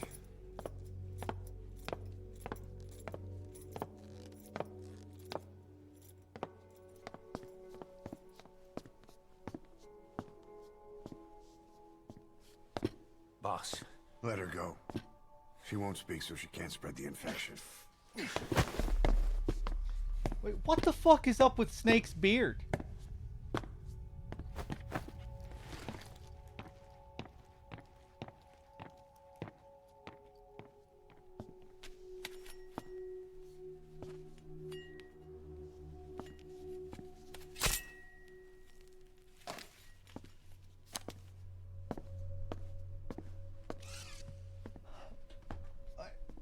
I thought it was some like dirt on his chin earlier during the cutscene. It's not right. Nabagetin Tish?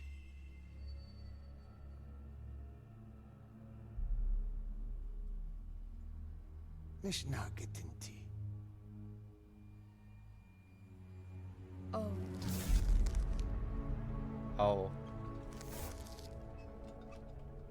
Idiki Black Anat E.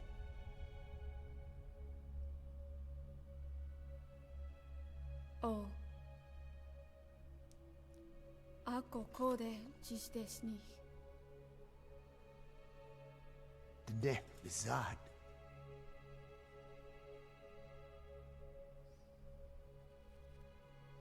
Belagana gesnita. Kato be てた。足へと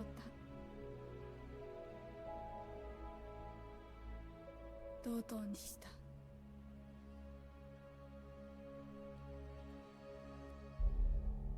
同等にした。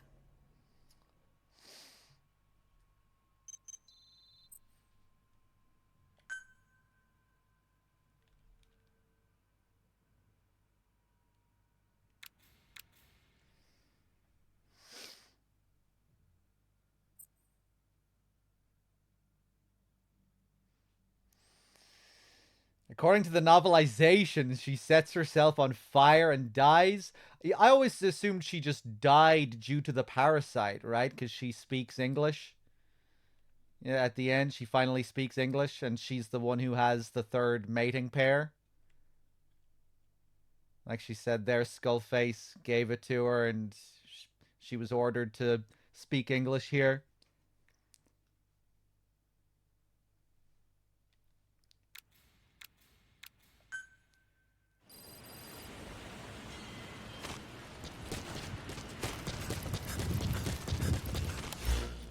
But what the fuck was up with Snake's beard? Was that, is that some other option? Was that bugging out? Because his beard looked way off. Same with the other scene. I thought maybe it was because of, like some dirt. Maybe I just need a shower. Will this give Snake a shower as well, I wonder?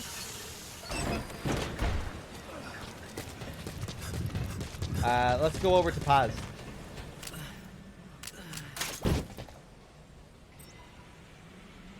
Yeah, the beard definitely didn't look right.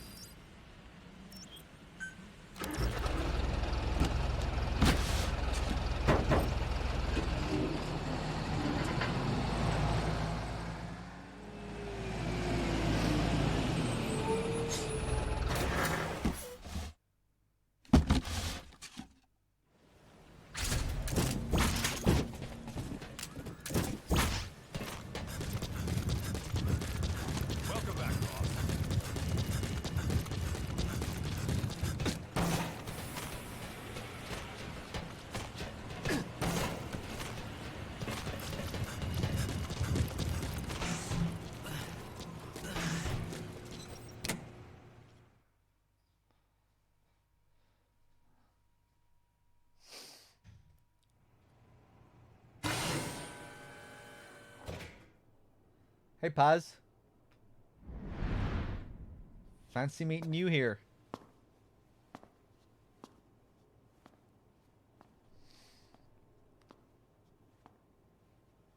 I've never seen Pontypool.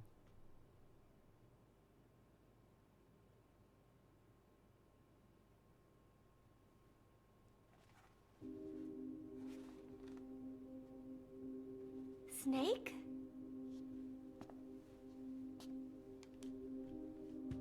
Paz.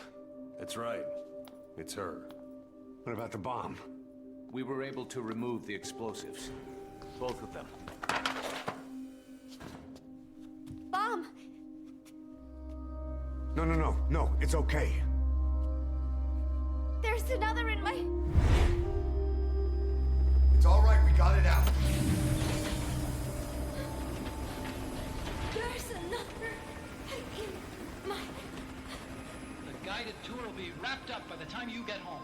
Make me proud. By the time they leave, I'll have the IAEA praising us as the poster boys for world peace. Out.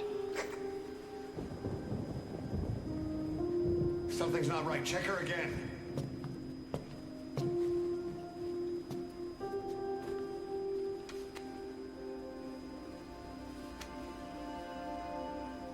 Boss?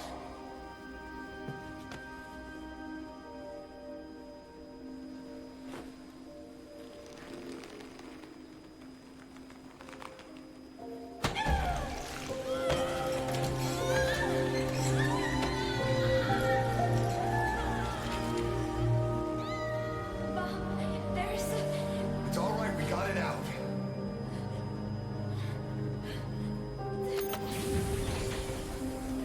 There's another in my... It's okay. The other bomb, we managed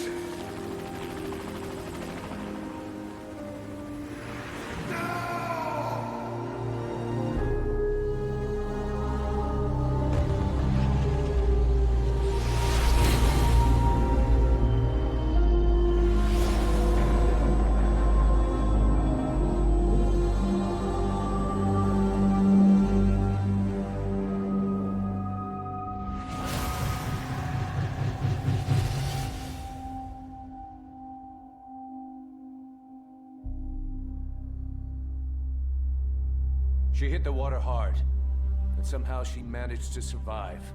Anyway, the shock triggered some kind of amnesia. Snake, where is Professor Galvez? You mean? Yeah. She still thinks it's 1974. She's got no memory of anything before that either. Cypher, the KGB, nothing. It looks to be a kind of dissociative disorder. Dissociative amnesia, where memories are blocked out to protect the mind, and dissociative identity disorder, the whole personality changes. What we're seeing seems to be a combination of the two. She truly believes she's nothing more than a student living in 1974. Peace Day was a lot of fun. I hope we can do it again. She doesn't respond to anything that conflicts with her internal timeline. Doctor's pretty sure she's not faking it. If she had her memory, just think what she could tell us about Cypher.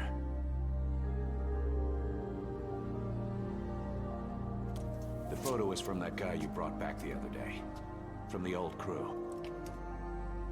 I thought it might jog her memory, but no luck. Anything else you can show her? Do you have something to show me, Snake?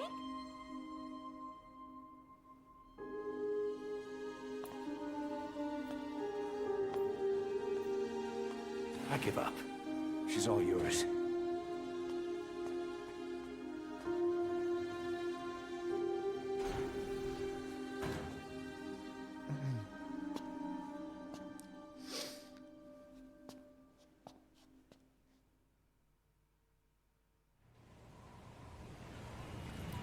And now the real man has arrived.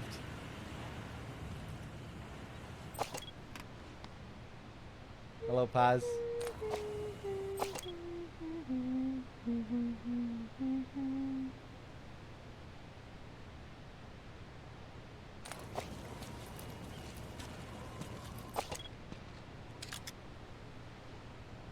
I never really thought about something to show me, Snake? I never really thought about the book that she has here, sort of tying into the story, you know, as if this was actually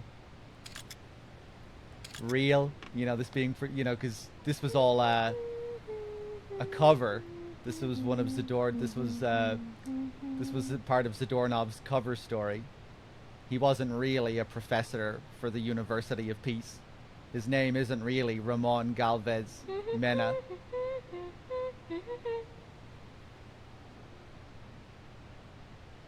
And I guess this book isn't even real. But yeah, I never really thought about how the book tied into the unreality of the situation. That's something to show me, Snake?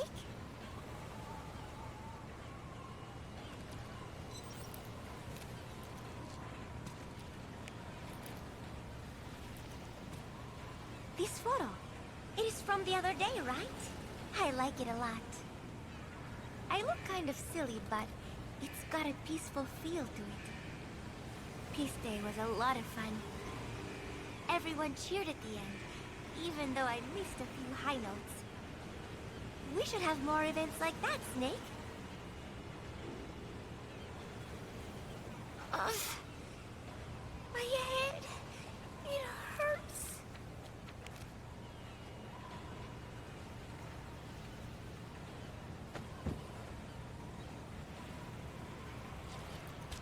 So, for those of you that don't know,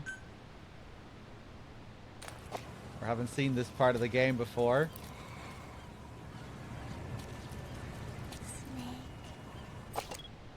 we'll put a marker down in the room. If we look at the wall here, we can see the peace symbol.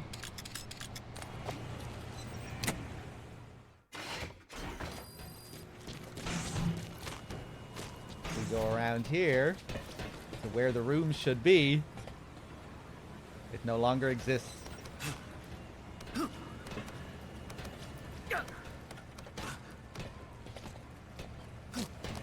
jump over. See, there's the door that leads back into that same hallway. And there's the symbol. I quite like this little Paz side story. Her final tape hits hard, I think.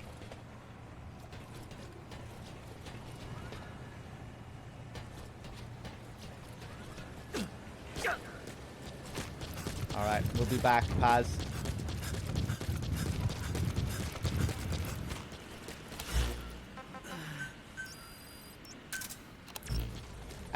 I didn't realize what was going on with the room on my first playthrough, but I figured Paz was probably not real.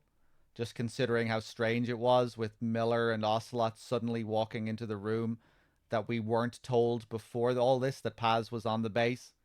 Like, that's quite strange that if Paz is on the base, you'd think you would have been told. You wouldn't just stumble across the room. Oh, you know, here's Paz out of nowhere. Like, the way you come across her is very unreal. This is Pequod. Arriving shortly at LZ.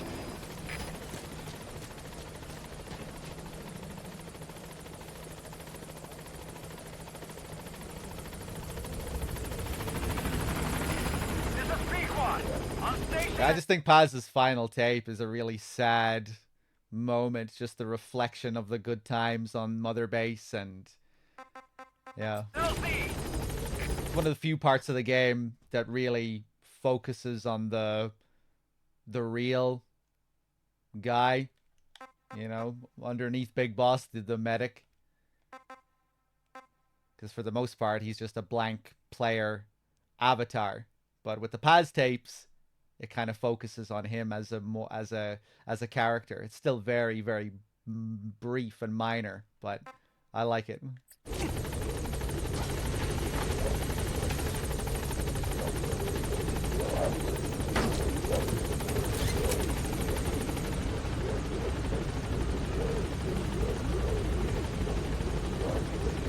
Gaining altitude.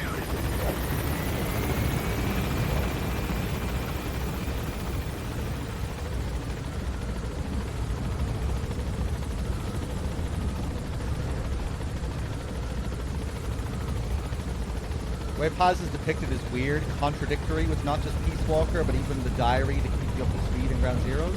Feels almost insulting. I don't feel that way. Again, I'm not really, obviously I'm not seeing it as the real Paz.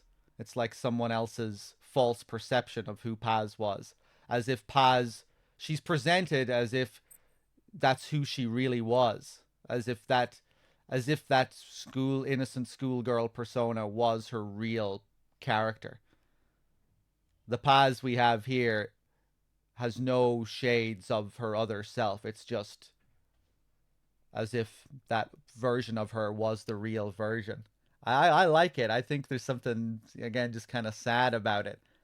And it makes me think of Paz's true allegiance in the end, where her heart really was with MSF. So I think you could kind of look at it as this kind of being the real Paz. You know, because in the end, she really wishes that she could, you know, align herself with Mother Base and could go back to the base. She gives, you know, that she wishes she could abandon her mission.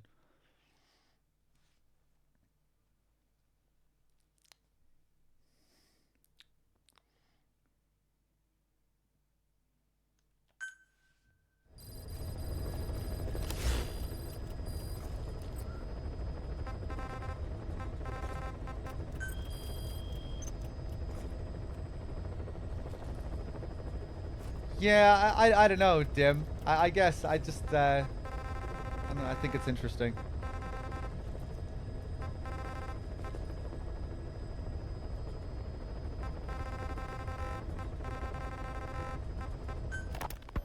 Volgan, the GRU colonel, was burned alive with the Shagohod during Operation Snake Eater 20 years ago.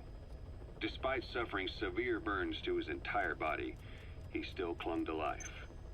After you left Selenyarsk, Volgan's body was taken to a research institute in the outskirts of Moscow. But modern... I mean, it's pretty easy for me to overlook the Malak thing, right? You can just... Canonically, it's Venom speaking to her. And then when we cut back to gameplay, they transition to who you actually have equipped. selected. Of course, I wish it was different and it was a bit more like Peace Walker, where you could only take Snake out in certain areas, and then they had side missions that were specifically for other soldiers. Like, that would have been cool, of course, but The group. I can still look past it.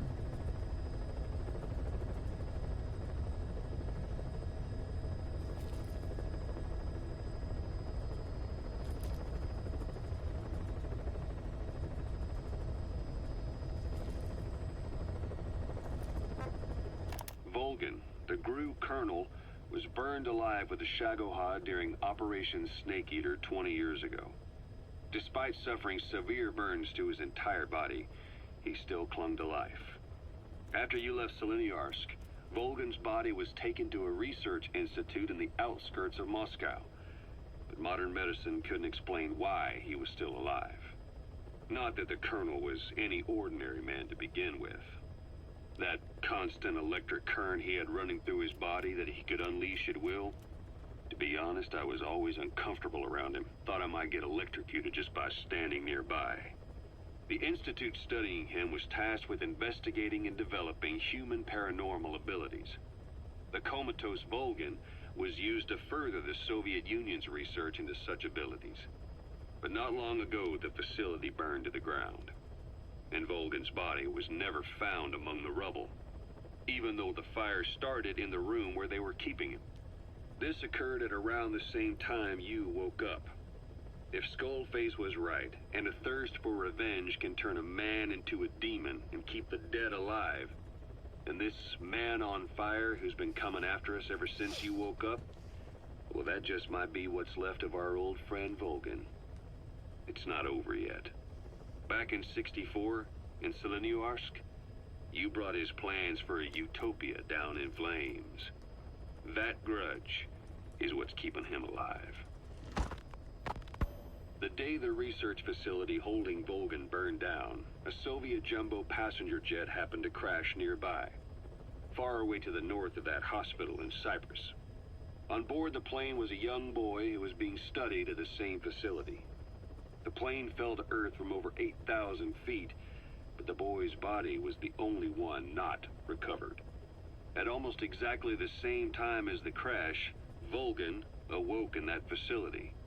According to the Research Institute's documents, the gifts this boy demonstrated included psychokinesis and telepathy. To protect his mind from being inundated with other people's thoughts, he always wore a kind of gas mask.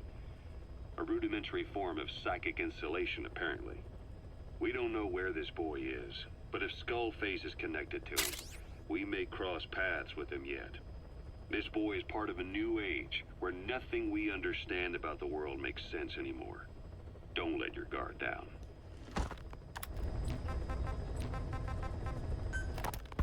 So what were they doing at Enzoya Badiabalu, that facility with all the people laid out in rows?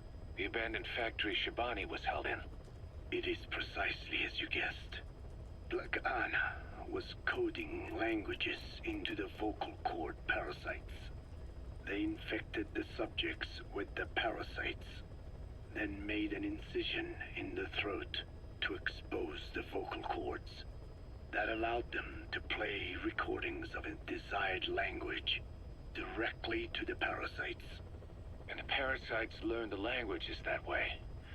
That's some teaching method. I just don't get how a bunch of bugs had the brain power for it. They don't. Do not judge them by human standards. They do not learn as a function of intellect. Then how do they do it? What language the parasites react to is coded into their genes. You could expose the Japanese strain to English for years, and it would never learn the language and react to it. The pronunciation, rhythm, and structure are different. But what about, say, Spanish and Portuguese? Linguistically, the two are very close. Yeah, they're both Ibero-Romance languages. Even so, a Spanish language mating pair exposed to Portuguese will not copulate. Only when they hear Spanish. Only then. And the majority of their offspring will be the same. So it's a literal case of a mother tongue. But if that's so, I don't see how the different strains can be created in the first place. Well, among the many thousands of offspring, there may be just a few that react to Portuguese. You're talking about mutations. Correct. Playing the tapes helps to identify the mutant strains.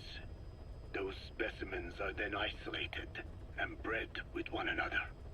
From their children, specimens that react more strongly to Portuguese can again be selected and bred.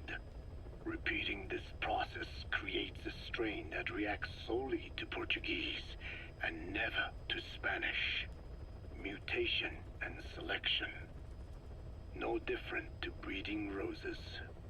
So you kept increasing the change over the generations, adapting them to languages from all over the world. Must have taken a hell of a lot of patience. More like patience. Just how many died for this? There's something I still don't get. In order to tell which larvae will react to Portuguese, you'd have to let them develop and then see which copulate. That means you'd need tens of thousands of guinea pigs. There's no way you could do that in a facility that small. For normal selective breeding methods, you would be right. But there is a more effective selection method when training the vocal cord parasites. Go on. It is not only when mating that the parasites listen for language. Shortly before hatching, larvae display markedly increased activity in reaction to particular language. The active eggs can be identified under a black light, so the eggs that react to Portuguese are selectively placed in the throats of subjects. So you see, narrowing down strains that react to the target language is an effective process.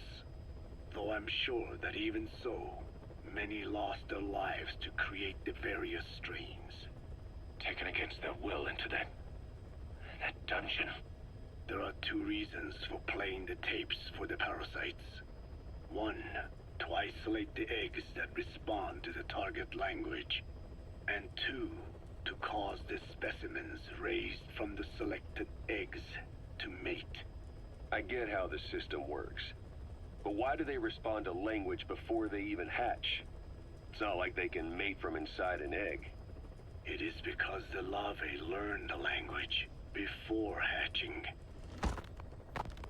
You mentioned that what language the parasites respond to is hard-coded into their genes, and that they don't have the brain power to actually learn a language.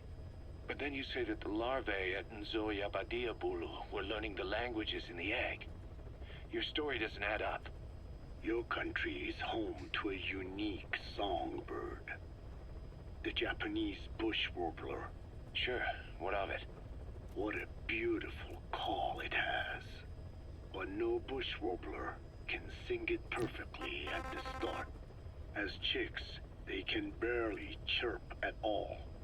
They must learn from their parents and other adult birds. Only then can they sing properly and attract females. So naturally, there are individual differences in each bird's call. Though they start on the same footing, each bird is influenced by its teachers. And the parasites are the same? Like the birds, the parasites have a genetic predisposition towards a particular language. But while in the egg, the larvae's ears are tweaked by listening to the voice of the host. This tweaking ensures that the grown parasites will react better to the host's speech pattern. Why would they have an ability like that? Well, there are distinct regional differences within even the same language. Rare is the language that has no unique dialects. Yes, learning the host's speech pattern before hatching attunes the larvae to whatever twist of pronunciation it will encounter. This adaptive ability is what makes them so formidable. I see. So a language requires selective breeding, but the parasites can learn dialects by themselves. Of course, having the egg-stage larvae listen to the tapes in the factory was not meant to teach them. It was more important to use that trait of theirs to identify the mutated strains. As I mentioned earlier, Is that really accurate enough to use as a weapon? You could wipe out a neighboring ethnic group by accident if their pronunciation is too close. what you say is true. In that sense, they are imperfect as ethnic cleansers. But for his purposes, they are good enough. His objective was not to exterminate any one ethnic group, but to render the world's lingua franca, English, inert.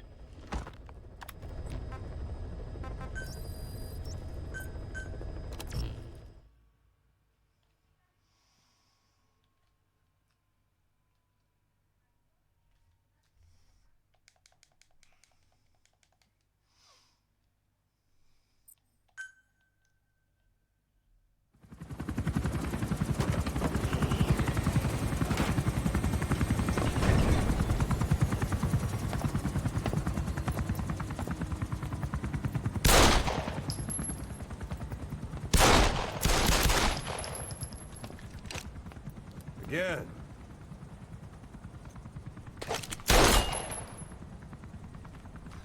Nice revolver.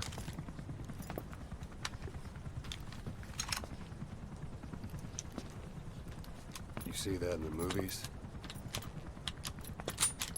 That's an automatic. Don't bother trying to dampen the recoil. You do that with a revolver. Oh. We Diamond Dogs are now a force to be reckoned with. We've got the world's attention. We're not some tribal militia. So don't act like one. You will learn how a real soldier fights.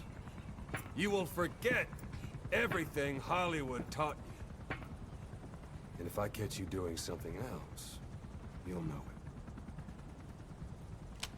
it. Engravings give you no tactical advantage whatsoever. That was some fancy shooting. Pretty good.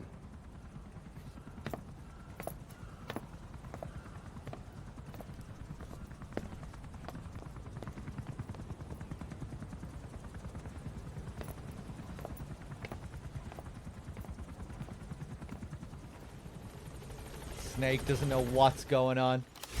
Have I heard this somewhere before? About to have a breakdown. The memories. Are they mine? Roger. So, I was talking about this at the start of the playthrough, but that gun that that Ocelot takes from the guy with the engravings, which he calls an automatic, which does not look like a revolver in any way, right? They sold that gun as DLC in the game, which they call a revolver. You can buy that gun with real money, and the game will tell you that the gun you're holding is a revolver.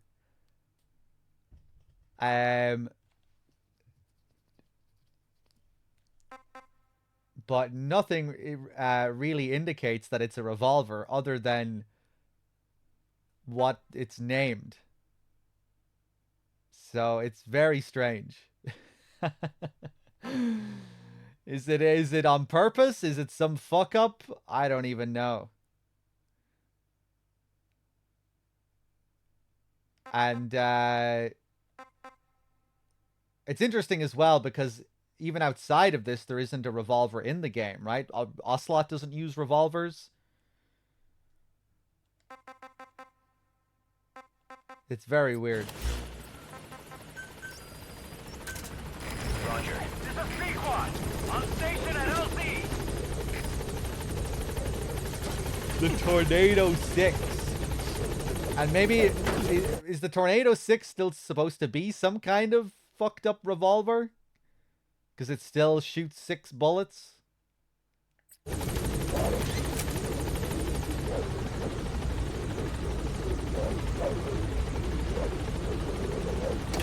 altitude.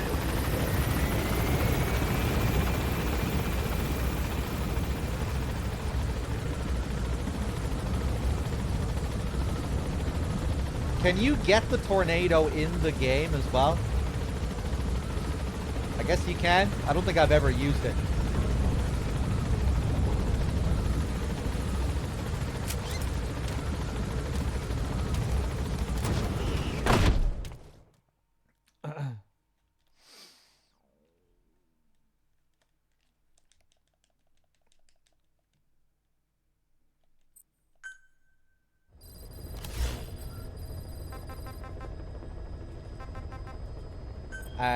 Let's see here. Cursed Legacy. Boss, research materials have been stolen from Code Talker's mansion. The materials were packed into 2 containers and hidden in the jungle southwest of the mansion. You have to recover those containers. The pickup crew coming for those documents is none other than XOF. That's right. They're still active, even after Skullface's death. Now that he's no longer in charge, their original chain of command has been restored. Meaning if XOF gets those documents, Code Talker's research ends up in Cypher's hands. According to Code Talker, the research papers stored in that mansion account for over 50 years of study. The problem is the vocal cord parasites. If the papers documenting that research fall into Cypher's hands, they'll take another long, hard look at them. The ethnic cleansers we thought were history will become a reality. America, Zero, will have a weapon far more powerful than any nuke. Even worse, if this knowledge were to leak, the world, humanity, can't be entrusted with this kind of power. Recover the containers before the enemy extraction choppers arrive. No, you haven't missed Code Talker. You're just in time for the main course, actually. Once we finish with this mission, I think we'll have the big main course of Code Talker tapes.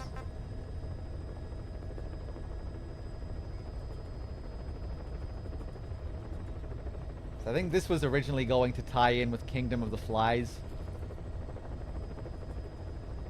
This, what they're building up to here with XOF.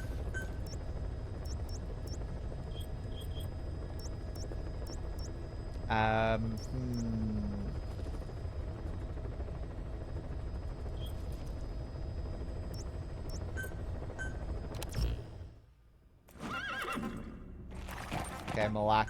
Let's see what you can do.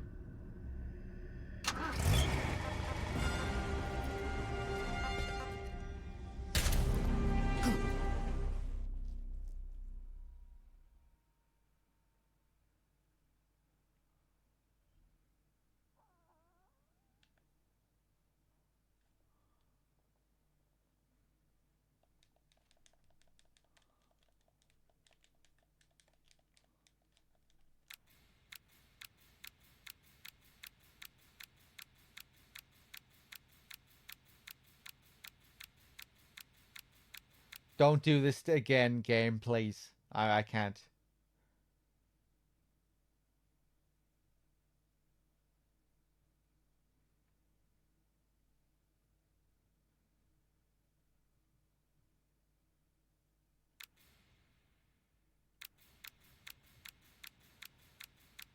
Definitive loading.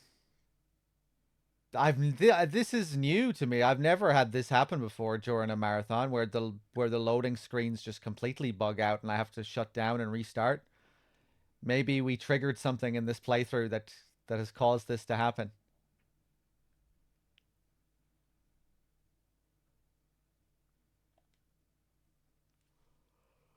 Oh no. Okay, right, let's quit out. At least it should load right back into where we were. Like last time.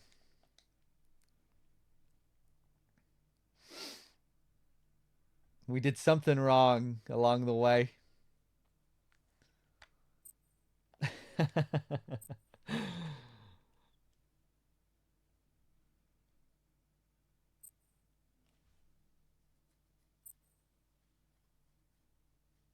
We should really switch over to the PC version.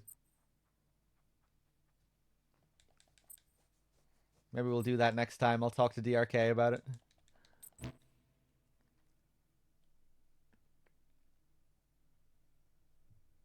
This happens on PC too.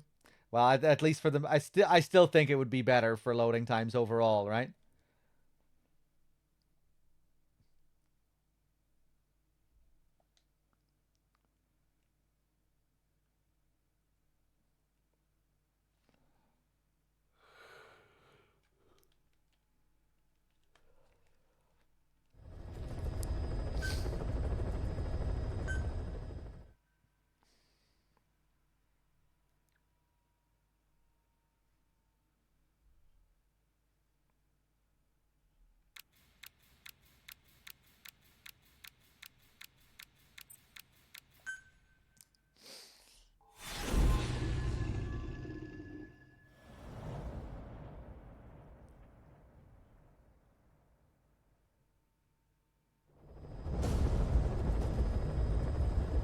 Boss, Code Talker's research has been stolen.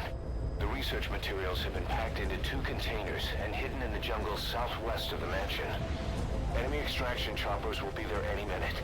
You have to find and retrieve those containers before they arrive. That area is being guarded by Zero-Risk Security, and their client is XOF. If the choppers make off with the containers, that research will end up in Cypher's hands. That cannot be allowed to happen. One other thing, boss. We need a cargo-capable Fulton extraction device to recover the containers. Use your iDroid to order its development and have it dropped in. Be careful down there, boss.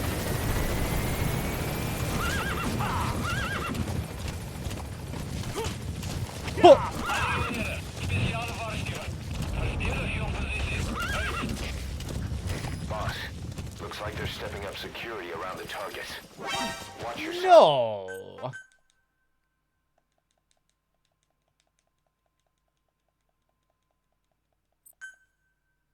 Your targets are 2 containers.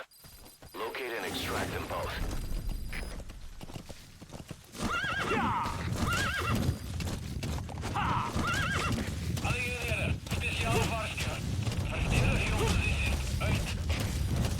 Boss, looks like they're stepping up security around the targets.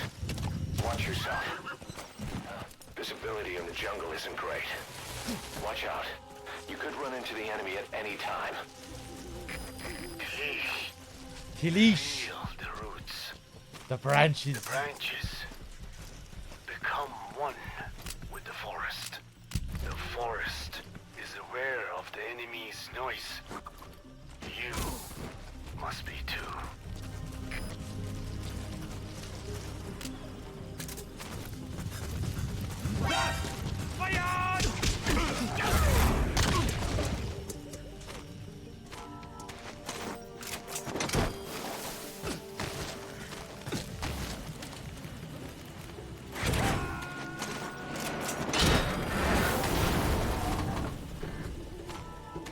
Target extraction confirmed. That leaves 1 target to go. Take care of the next one. Boss, our early warning radar just picked up the enemy choppers. Okay, let's try and do this without getting spotted. Hurry up and extract the target. You can't go firing on the XOF choppers. If we attack XOF now, it'll be a declaration of war against Cypher itself. That time will come, but it's not now. Sometimes I really love to get spotted on this mission. Let's try not to spend half an hour here. Bum ba ba bum ba ba bum ba ba bum. I've been waiting, Delish.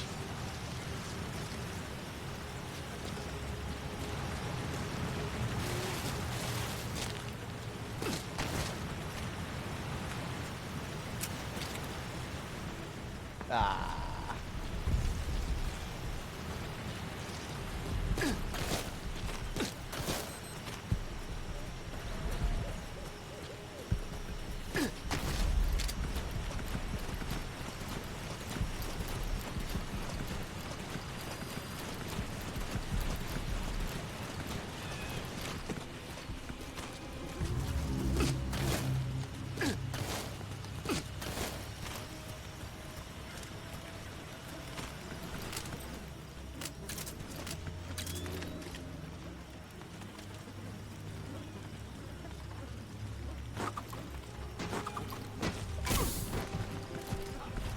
I pick this one up again? I should be able to, right? Yeah.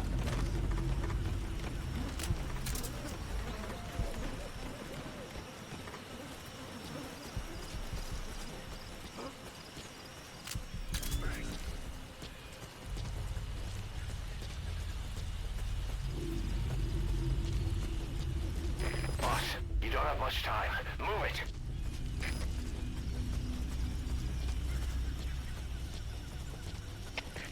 Champion, bestel daar Jan. Betuigen gewaar. Gaan op gereedheid. Oor. Er is CPF, begrijp. Kijk eens van enige iets vandaag. Uit.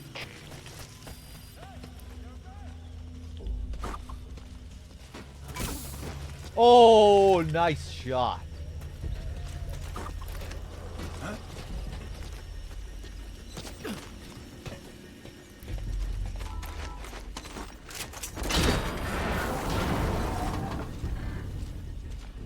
Target extraction confirmed. Time to go.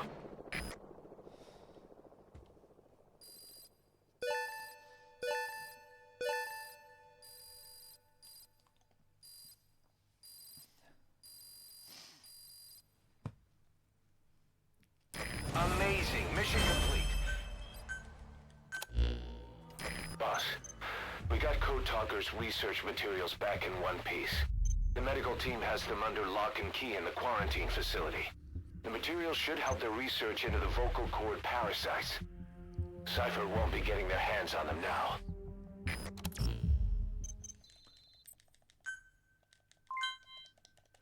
Okay, I think it's time. I can finally get some food.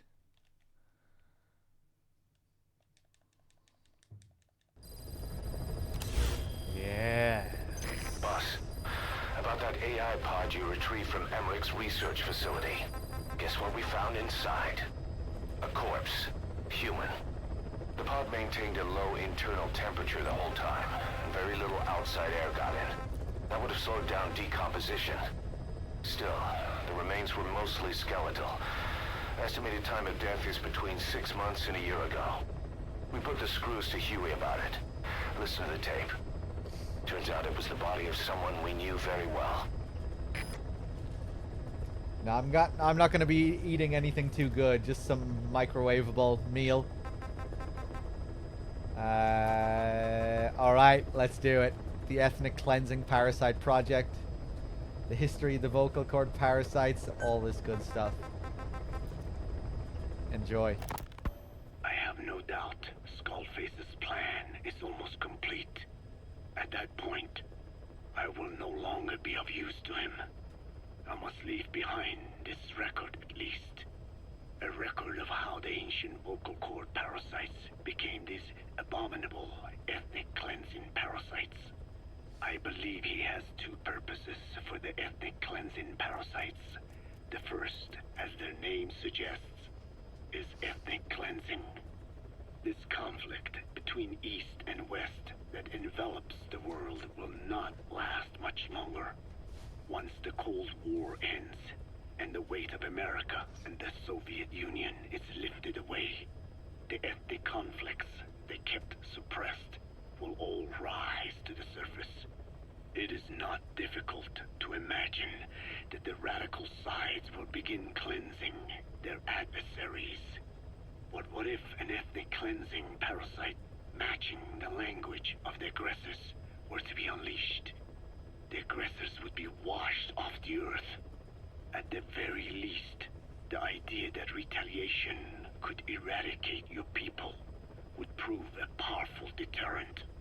The second purpose is the Englishization of the world. To cipher the organization, this is probably their main use. Man thinks in words, or rather, words are man's very means of thinking. If you erase a word representing some concept, the concept itself disappears from the world. Nishone means beautiful in Navajo, but the image that comes to mind when we say Nishone differs from the Blagana's beautiful. An azure sky, a rolling landscape, lush greenery, The meaning we place in Nejone has its roots in Dene culture. If we lose the word Nejone, the images of our beautiful homeland would be washed away into oblivion along with it, just as Orwell indicated years ago. Cypher, being based in America, is pushing Englishization for this very reason. Suppose all 5 billion people on this planet come to read, speak, and think in English. Their wills could also be streamlined under English. Cypher's control would be all the easier. Economic governance would progress in leaps and bounds. The ethnic cleansing parasites would be a great aid in accomplishing this goal. There is no need to destroy every language besides English. All they need to do is weaken other dominant languages competing with it. Russian, Chinese, Arabic. If people know they risk their lives speaking such languages, they will flock to the lingua franca that is English. Cypher need not even focus attention on smaller languages. After all, they are already being eaten away by English. Business, education, film, commodities. English has permeated every area of global society. I can see this when I look at young Dene. Some of them have already lost their grasp of the Navajo language. It is said that over 2,000 languages of the world are facing extinction. This very moment, cultural concepts and forms of expression are disappearing forever. The spread of electronic networks gives greater meaning to Englishization. Networks have no national borders. By basing them on a single language, they can penetrate deeper into and between people. That basic point of unity provides the ideal environment for someone who aims to control people's wills. But how does this differ from building the Tower of Babel? The ethnic cleansing parasites attempt to rob man of his words. Such irony. It was the vocal cord parasites that gave words to him in the first place. Ancient man had no language, unable to produce complex sounds due to the structure of the throat. He could communicate only through simple vocalizations and gestures.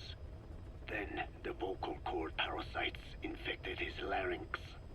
Man's transition to walking upright did not gift him solely with intelligence, but also with his voice. At the time, the vocal cord parasites never harmed man. They merely took a small measure of nourishment. In fact, you could call it a symbiotic relationship.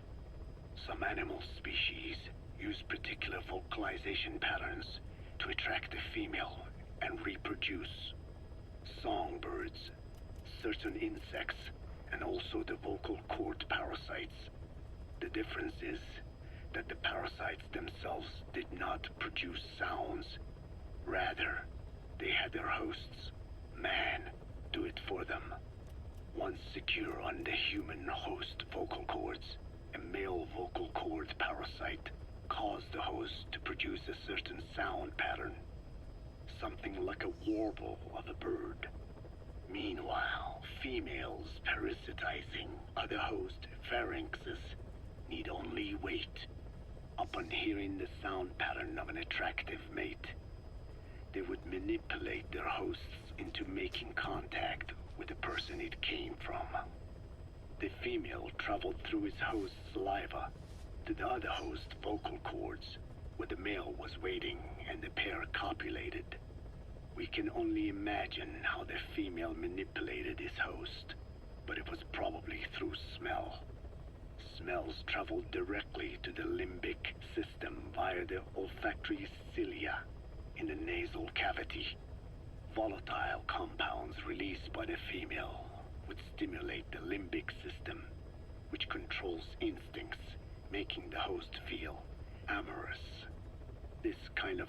sexual selection naturally led to competition between the male parasites. Males that had their hosts produce sounds perceived by females as more attractive succeeded in copulating and producing offspring. Evolutionary traits caused by sexual selection are curious. The peacock's feathers, the mannequin's dance, the firefly's luminescence pattern, even with courtship behaviors that are not advantageous to survival. Those individuals that excel in them produce offspring, and it escalates with each generation. The same was true of the vocal cord parasites.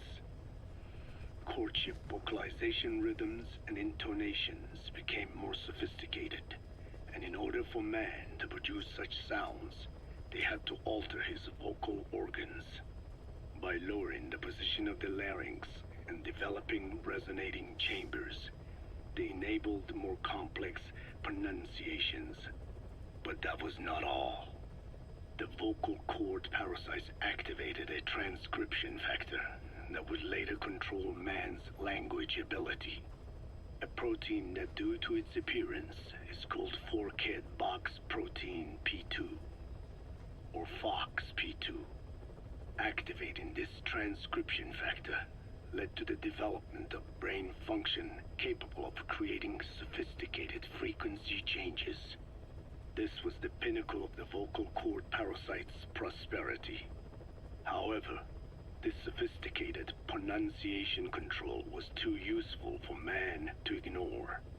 Once human sexual activity ceased to be only seasonal, and having lost pigment-based sexual characteristics, distinctive vocalizations became the most effective means for humans to attract mates as well.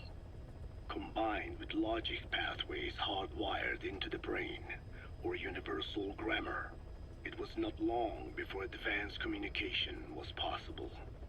This was the birth of language. Luckily for man, it was around this time that a particular retrovirus was circulating. While not lethal, it infected not only man, but the vocal cord parasites as well. It is presumed that this virus removed part of the parasite's DNA and reverse transcribed it into man's reproductive cells. It was a vector. Among the genes it transcribed were the ones responsible for the production of language. The vocal cord parasite's vocalization genes were written into the human genome. The parasites were no longer of any use to man now. Man could use his voice as he pleased, when he pleased, hindering the parasite's courtship vocalizations. Having lost their opportunity to reproduce, the parasites died out, leaving behind only the transcribed genes. The vocal cord parasites were once in symbiosis with man. Its genes even became a part of his. Humans and parasites are extremely close. As such, it will be extremely difficult for man's immune system to eliminate the vocal cord parasites. Even cutting them out will be no simple matter, which is exactly why these ethnic cleansing parasites are such a formidable weapon. The rise of the vocal cord parasites goes back approximately 300 million years to the Permian period. At that time, they were not even parasites, but predatory autotrophs. They are believed to have been the common ancestor to the Pentastomida and the Cyclops genus of copepods. However, Earth's environment underwent a violent change at the end of the Permian period. The cause is unclear, but evidence suggests that over 90% of the Earth's organisms at that time died out. The most pronounced threat to the protoparasites was the severe reduction in oxygen concentration. The result was cladogenesis, a splitting that gave birth to a new strain that could parasitize other organisms' respiratory apparatus. This survival tactic helped lower their oxygen consumption, and inhabiting the throat kept them securely in contact with inhaled air. The best survivors were those that parasitized the reptiles that flourished at the time. Entering the Triassic period, the reptiles evolved into dinosaurs, and the proto-parasites shared in their success. Dinosaurs developed respiratory organs called air sacs to adapt to the low oxygen environment. These in particular helped the proto-parasites thrive. But another trial awaited them. The end of the Triassic period saw another drastic change in the Earth's environment. For most parasites, the male and female take the same host. Many are, in fact, hermaphrodites. Originally, the vocal cord parasites were as well. But for any strain to ride out a severe environmental change, it must secure a steady pool of genetic diversity. Another split. Now the newest strain procreated with mates found in other hosts. And in order to increase its encounters with those mates, the new strain utilized the voice of its host. They came to inhabit the host's vocal cords. This truly was the birth of the vocal cord parasite. The parasites developed the host's pharynx to form resonating chambers and used them to produce sophisticated mating calls. The relatively upright posture of the dinosaurs was important in this, because the crooked L-shaped pharynx was more suited to the development of resonating chambers. These developments ushered in a time of great prosperity for the parasites. But for the third time, the parasites had a major hurdle to overcome.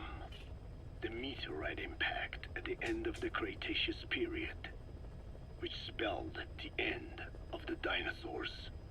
With their hosts extinct, the vocal cord parasites had no option but to find a new habitat. Birds.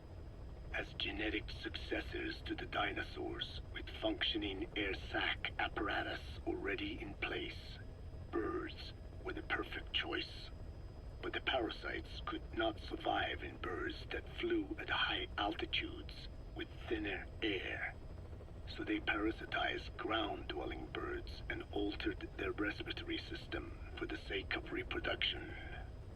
They gave the birds the means to produce sophisticated sounds. The syrinx responsible for chirping. This is the proof that points to activation of FOXP2 in songbirds as well as humans. The Cenozoic era began with a rise in oxygen concentration, which helped mammals to evolve and increase in size.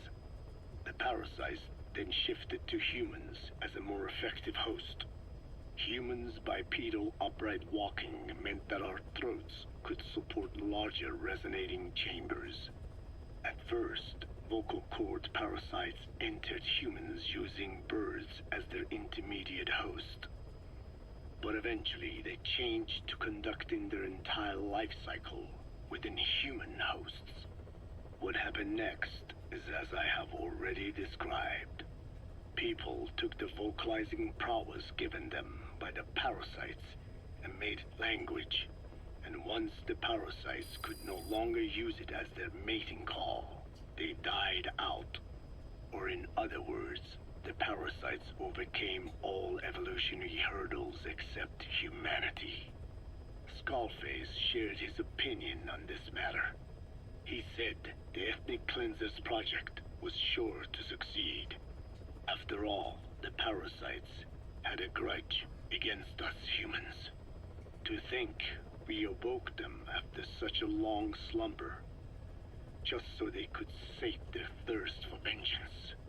It is terrible, unforgivable, and yet, it is what I have done. I learned of the vocal cord parasite's existence in literature belonging to the Foundation. It was little more than a theory. The question was, why does only Homo sapiens among all primates have highly developed language. Human versus everything else. The missing link between these was the mystery that gave rise to this theory. I was fascinated by the idea of their existence. In the Dene creation myth, the Neo Dene, who first inhabited the world, were insect-like creatures. I came to imagine that those insect-like creatures could be humans living in symbiosis with the vocal cord parasites. But I had not the faintest idea of how I could resurrect them. That is when Skullface came to me. What he offered me was not just assistance with my metallic archaea research. He told me the vocal cord parasites really existed. And not only did they exist, they had already been brought back to life in the modern age. An ancient human cadaver, host to the parasites of the time. Cypher excavated such a cadaver from a permafrost region and isolated the DNA coding of the vocal cord parasites. Naturally, they were long dead and could not be brought back, but there was an alternate vessel they could use. A relative species of the Pentastomida discovered in China. It had adapted to live in the nasal cavity of animal hosts, but its genetic sequence showed signs of common ancestry with the vocal cord parasites. Ontogenesis, a path of an organism to maturity, is like a roadmap of the phylogenetic evolution of the entire strain. Cypher used this to effect a reverse evolution of the modern parasite and resurrect the vocal cord parasites. They interposed a developmental mechanism to the ontogenetic stage analogous to when the relative species first appeared, the point at which it split from the vocal cord parasites, forcing its evolution down the other path, the vocal cord parasite path. The larvae this produced by the vocal cord parasites, reborn. I do not know in detail how Cypher accomplished this, but clearly they have access to high-level genetic technologies.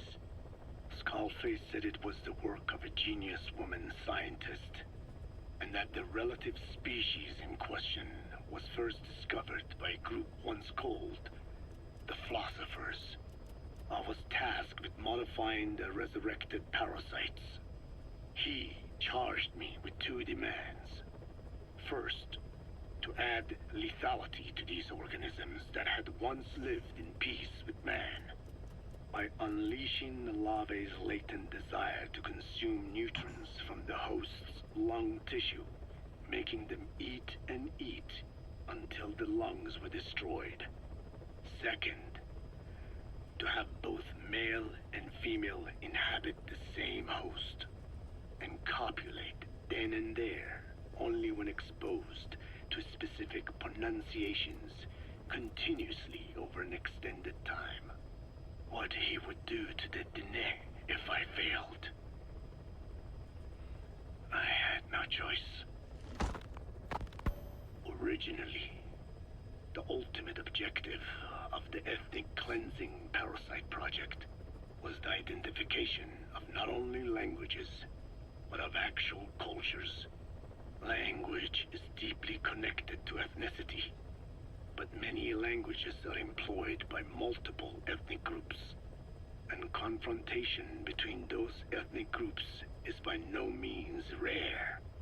If the cleanser parasites were to be a deterrent against ethnic conflict, they had to distinguish between groups using means other than pure language.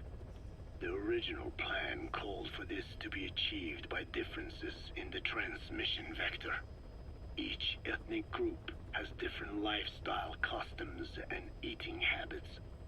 For instance, parasites living in shallow water and taken in through the skin could be used to target rice farming groups, or parasites using cows as their intermediate host would be ineffective against cultures that abstain from eating beef.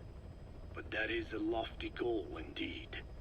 The current parasites mainly rely on droplet transmission.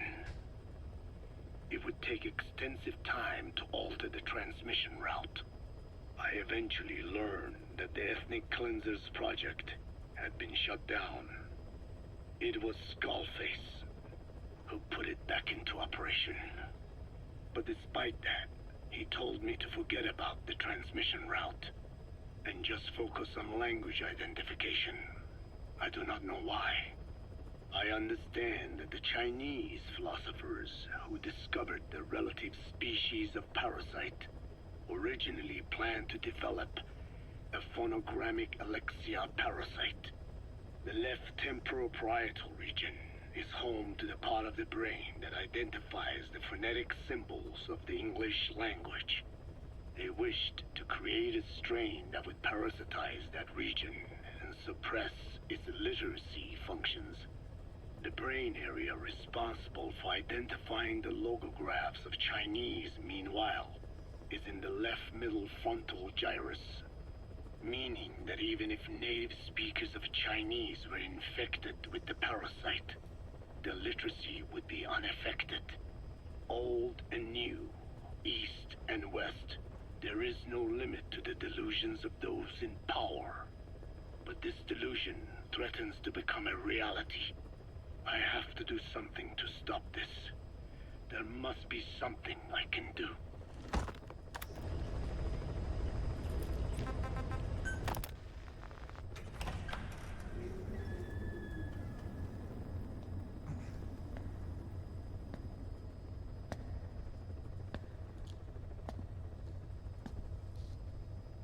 Ya'at E.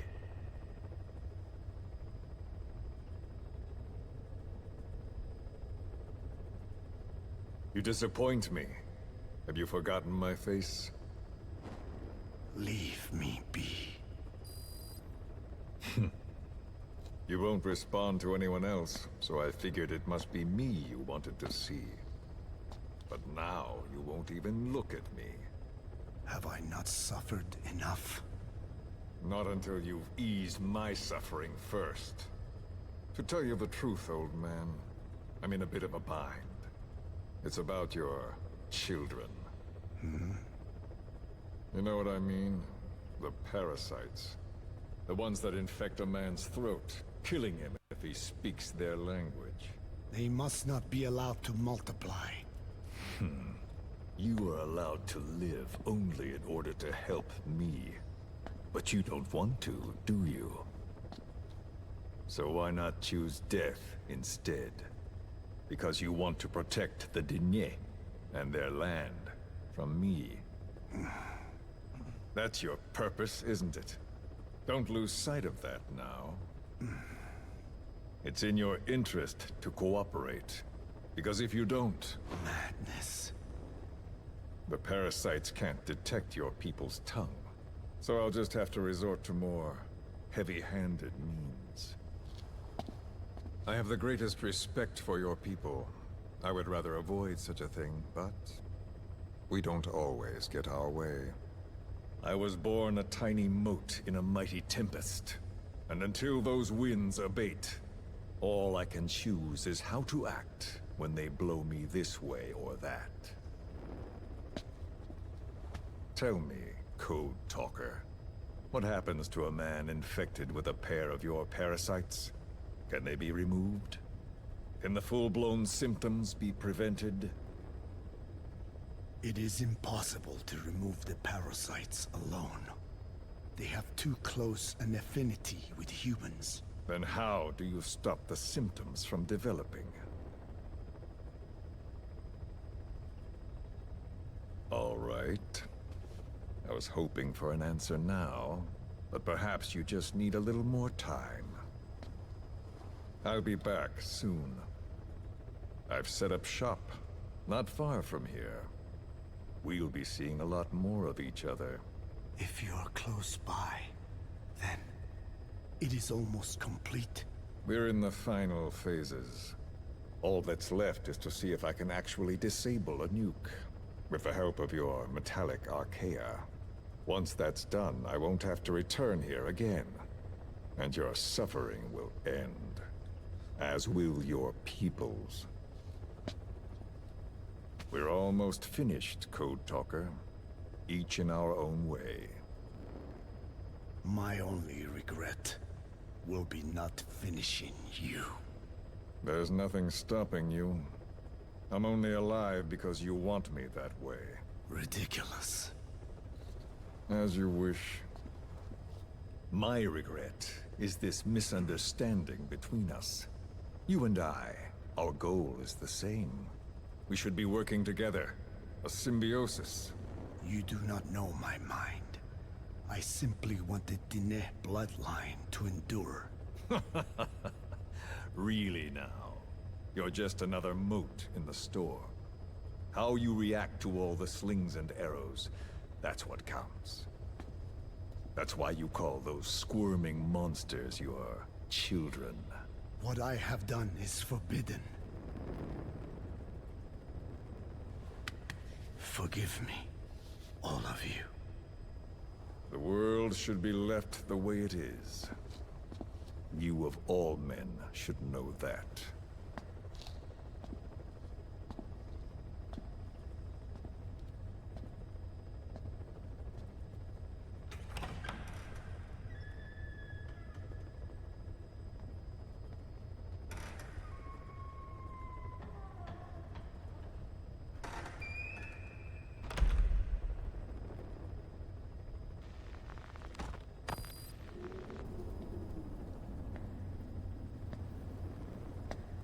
Forgive me, but my schedule has changed.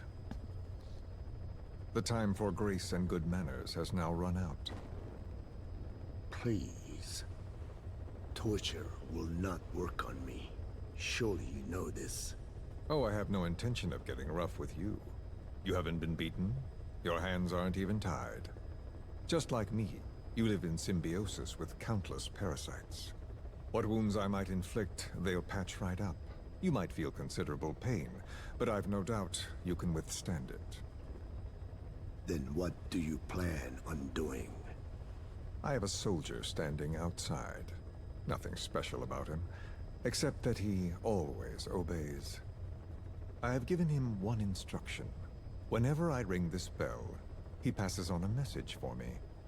That message is simply, go. What is this? After that, though, it gets complicated. The message will arrive at a room. A little bigger than this one. Nothing special. Some of your people are in this room, surrounded by my men. Enough of this. They pick them at random. No regard for age, gender. In that, I suppose, they're different from you. Not as discriminating. They tied them up, one by one. Blindfolded them. We had to maintain order, you understand? You bastard. Go. When they hear that, my men will pick one of your people and infect them with a parasite. Your parasite. It won't work on my people. True. The vocal cord parasite doesn't respond to your language. But what about English? An English strain. It exists. A ring of this bell, and they infect one person. If that person abandons the Navajo language, the English strain will trigger symptoms. You monster. So, it's quite simple. Every time I ring the bell, another of your people is infected. Don't do this. I don't want to do this. I'd rather not have to ring the bell, which is why I'm hoping you will talk to me. What do you want? What else could you possibly want? You know the answer to that. How to prevent the symptoms caused by the parasite. You cannot control it like some slave. Forget the idea. Forget it? Unlikely. I will never tell you. What have you done? You made me do that. You black-hearted... Settle down. Don't use it again. Well, that is up to you. All you need to do is tell me what I want. How to prevent the vocal cord parasite symptoms. Why? Why do you need to know? The adult soldiers at Bwala are all dead. What? The parasite traveled downstream. How? It would appear that he was involved. Another demon who woke up from 9 years of slumber.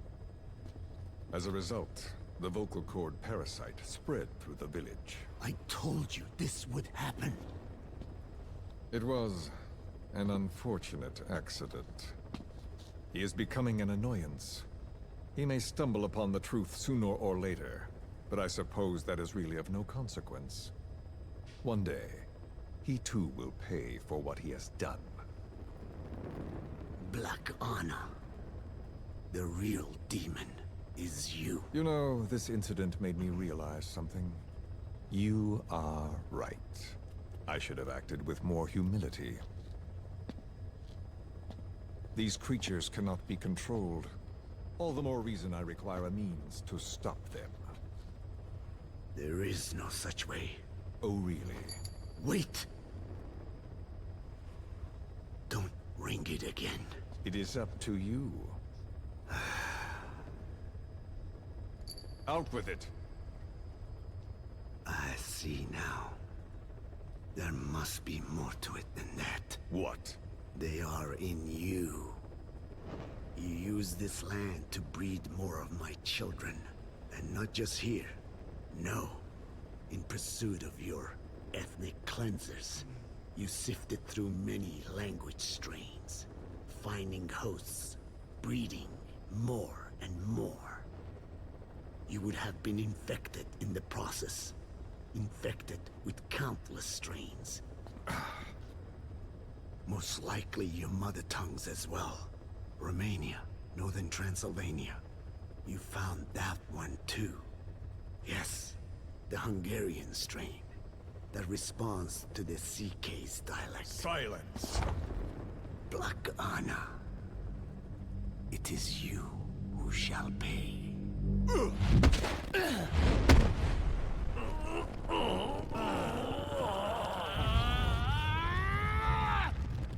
Is this your retaliation, old man? Let my people go, and never bother them again.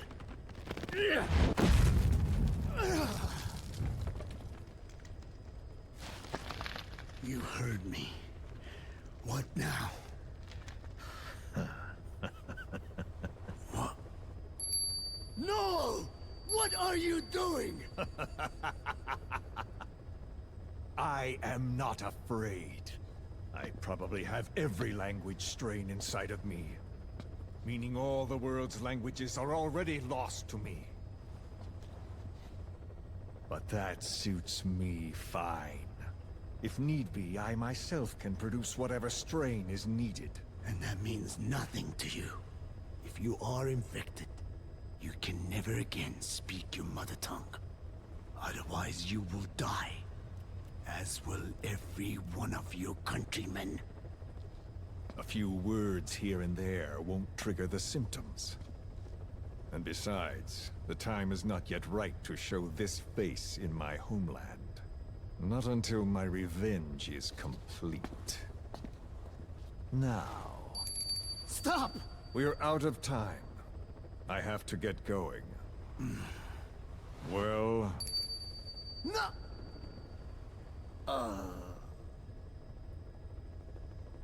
Radiation.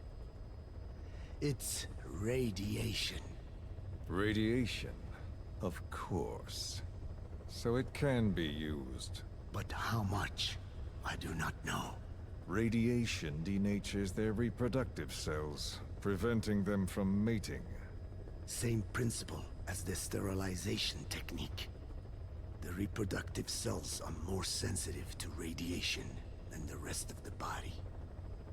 But I have not tested it. There is no telling what mutation could result, or how the host may be affected.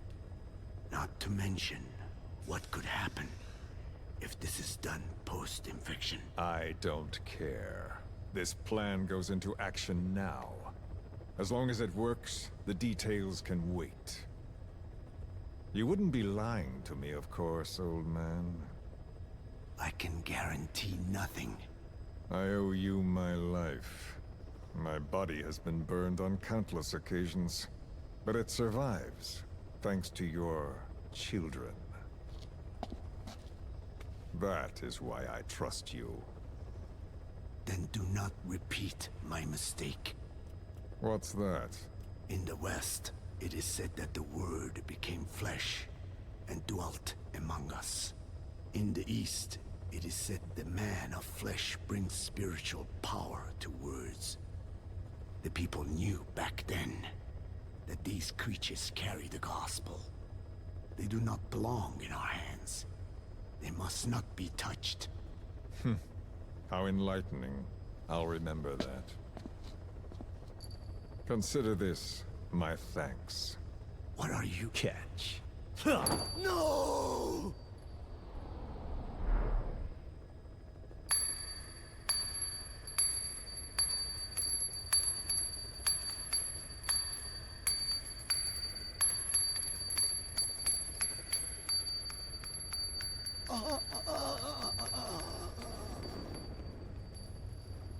Well then, I'm afraid it really is goodbye this time, Code Talker.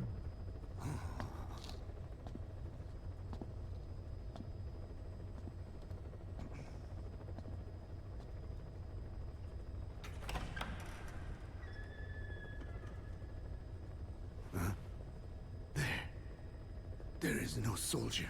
Huh. Now where did he run off to? Guess he wasn't as obedient as I thought. There never was any soldier. So long. You. Oh! How dare you! He thought there was a guy outside. He thought his friends were gonna die. Idiot!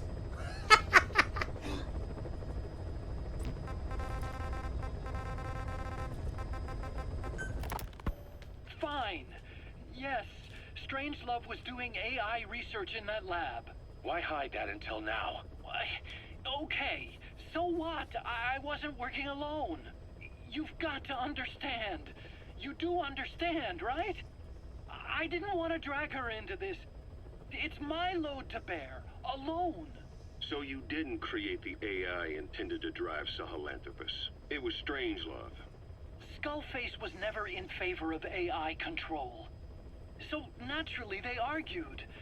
Strangelove, she got him angry and he killed her. How? You didn't see it? So you found her inside that pod after the fact. And you just left her body to rot in there. Or perhaps you put her in there afterward. I asked him not to take her away from me. So she was killed by Skullface, but you asked nicely, and he put her body in the AI pod for you? That's right. Pathetic. You know, we have another idea. That you killed her. What, me? I couldn't kill her. You killed her and locked her body in the pod. I wouldn't. Don't treat me like one of you. I can't just kill anyone whenever I feel like it. I'm a normal human being. Oh, I see. So you just shut her inside and waited for her to die. I would never do that. What, you mean she killed herself? Yes. She climbed inside that pod and shut the door. It can't be opened from the outside. It was suicide. Suicide, I said. She killed herself. She got in when I wasn't looking and suffocated. She'd often try to do things like that. By the time I realized and opened the door, she wasn't breathing.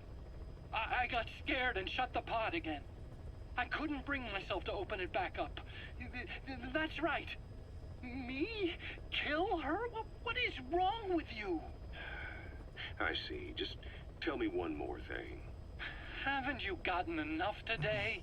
Okay, I see it's a painful memory. You don't have to answer, just listen to the question. You see, we examined her remains. She had a scar on her lower abdomen, a surgical scar. It had been stitched up and had fully healed, meaning it was long before her death. She had a child, didn't she?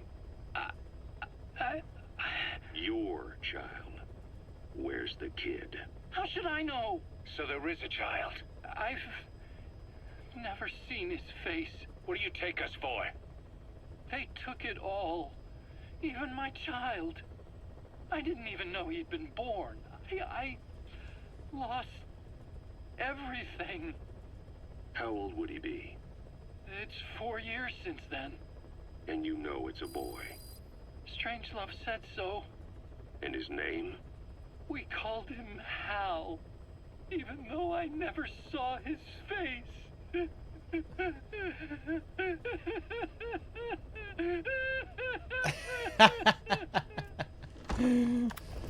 Christopher Randolph is way better at fake crying than real crying.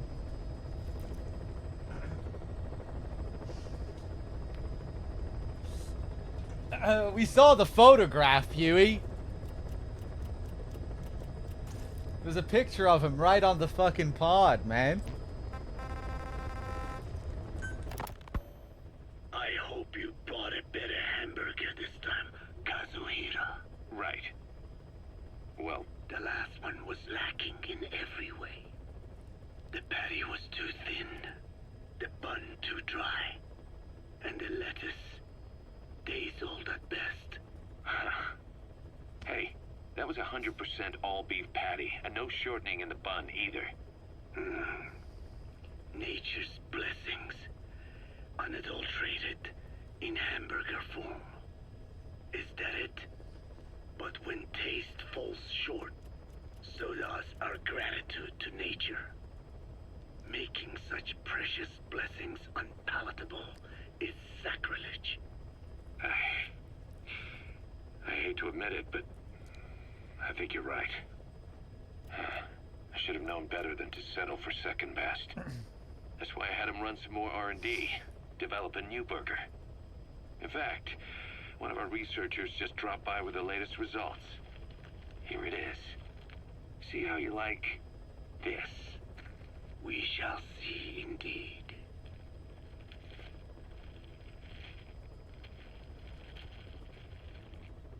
I thank you for this bounty, Mother Earth. So, what's the verdict? Not bad. And? But it does not hold a candle to what I ate back home.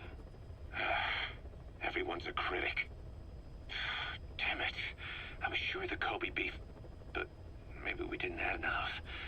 If we had any more, we're cutting into our profits. Profits? We'll be taking a loss on every unit. What are you talking about? Huh? Oh, anyway, I'll be back with another round of product. I will be waiting. Did you say product? All right. Everyone still awake? How's it going, Malak? We all good? I had some good time to eat there at least. Got myself some chicken and pasta. Listened to Code Talker's soothing tones. Let me see here. What yeah, just quiet. I think I'm just going to ignore quiet in this run. Let's go back to base, see if we can trigger any more scenes. We'll go out and do some side ops. PT, I think I might save PT for another time. Maybe do it tomorrow. I'm not sure. I'll see. I'll see. I'm not sure yet. Maybe I'll do it later.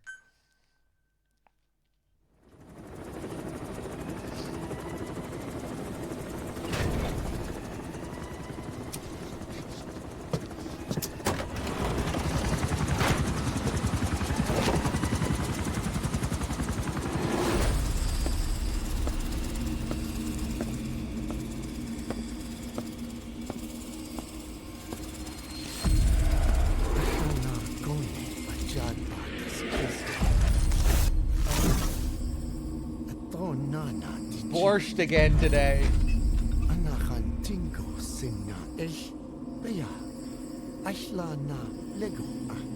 The containers.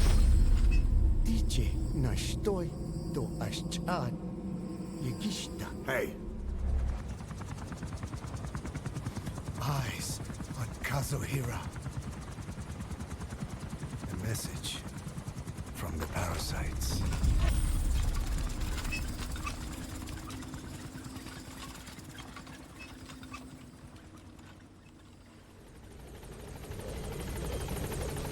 Damn, his parasites can read the minds of people too.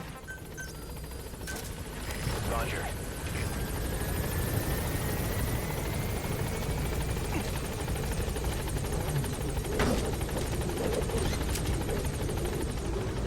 See you later, Code Talker, wherever you rolled off to.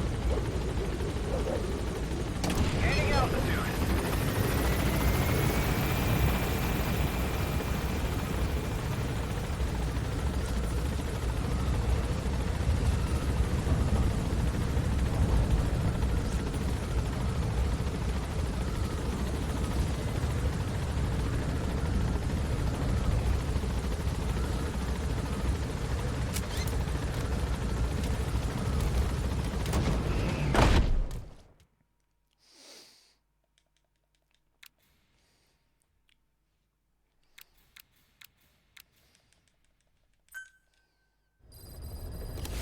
Let's go back again, because I don't want to miss the Eli scene. Maybe I've already fucked up and I've missed it.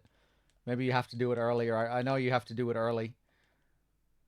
If you wait too long, you won't be able to trigger it. Once the whole thing with the rescuing kids starts, I think then it's impossible to trigger the scene.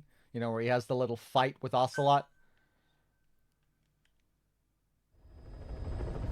Ah, shit.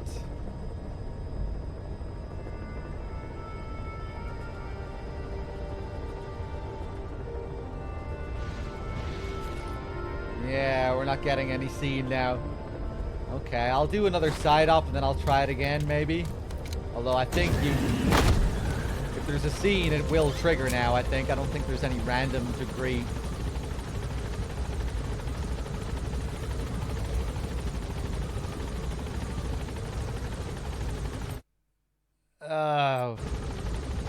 At a checkpoint? Where will it put me if I use a checkpoint?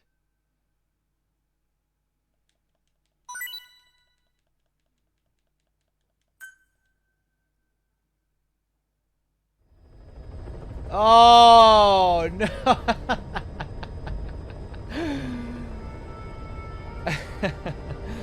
Yeah, I was hoping maybe it would bring me back to the ACC or something. I mean, I guess this makes sense, though.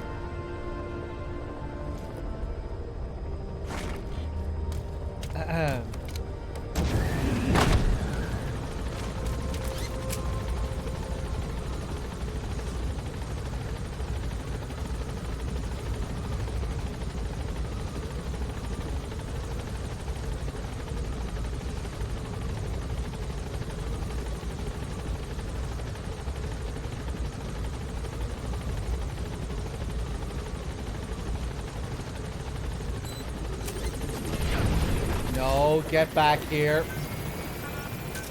Maybe I can just stay on the chopper. This is Pequod. On station at LZ.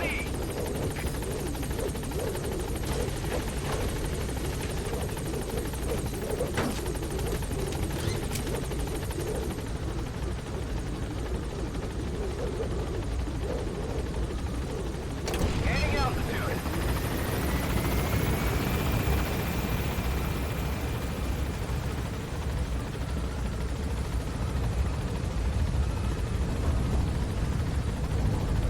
Oh, Kiddio, thank you for the 500 bits. Much appreciated. And Monty, I don't think I thanked you earlier for your official 3 month. Thank you. Cheers, everyone. Ba-ba-da-doo. Bum-ba-doo. Alright, let's do some more Wandering Mother Base missions.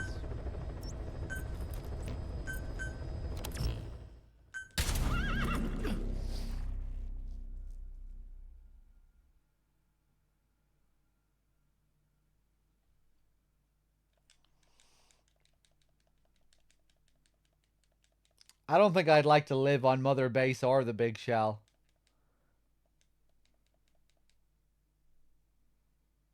But Mother Base would probably be more fun.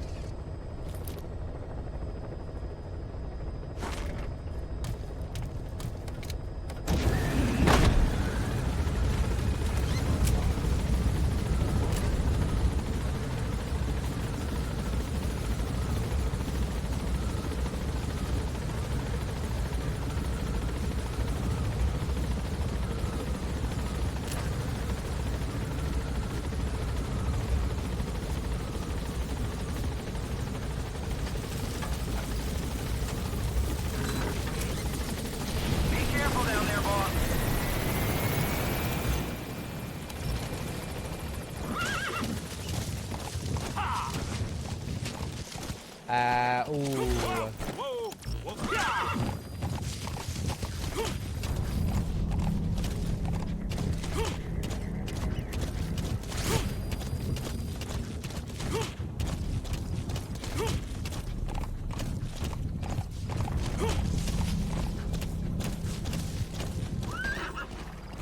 Okay, let's try not to fuck this up.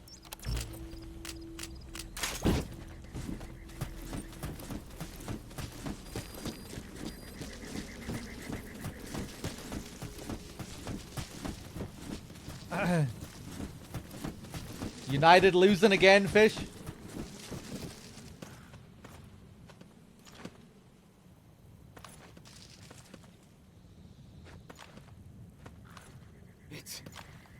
It's you, boss.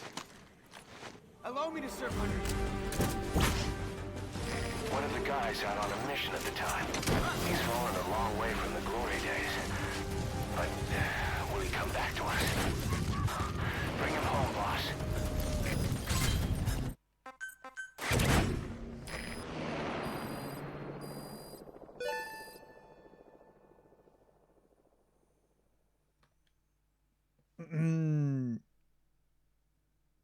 Kamikaze, I don't think so. D-Horse is pretty damn good for traveling across various types of terrain. You can go up mountains and over all sorts of rough, rocky terrain, and D-Horse is pretty godlike.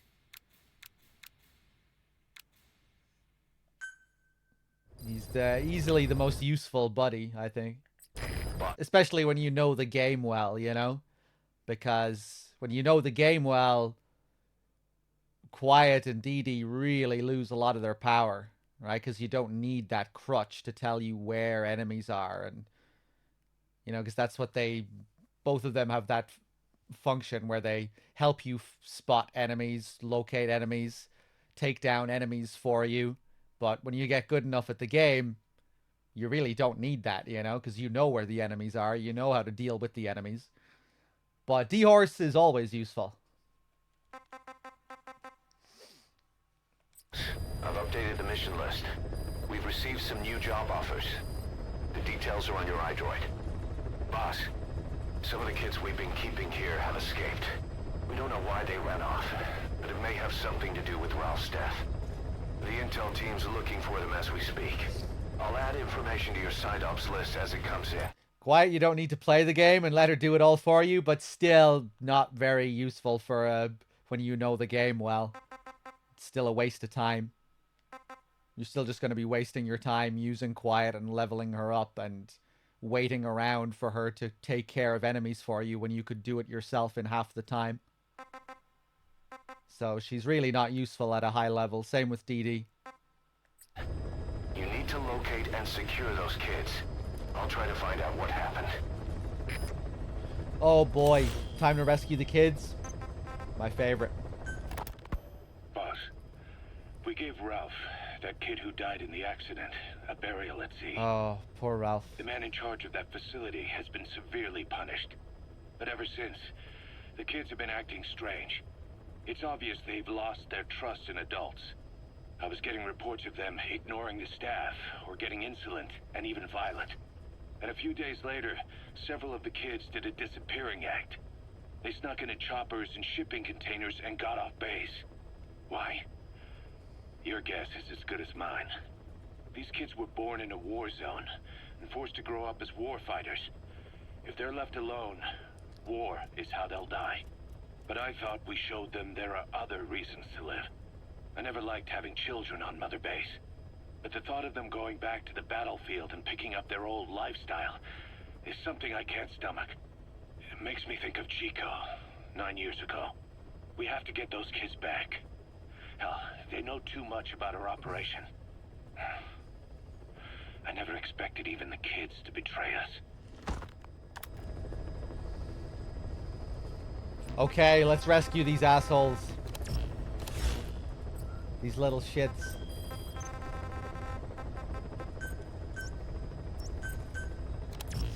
Is the gimmick where you can slide beside on the side of the horse to hide any good?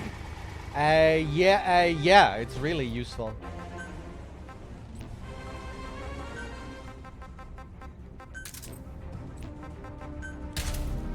Like just when you're on the way to a base, whenever you have to avoid random guards walking on the road, it's really good for that. If you're just riding past a random little outpost, it'll allow you to avoid getting an alert. It'll allow you to avoid all the guards in a small outpost.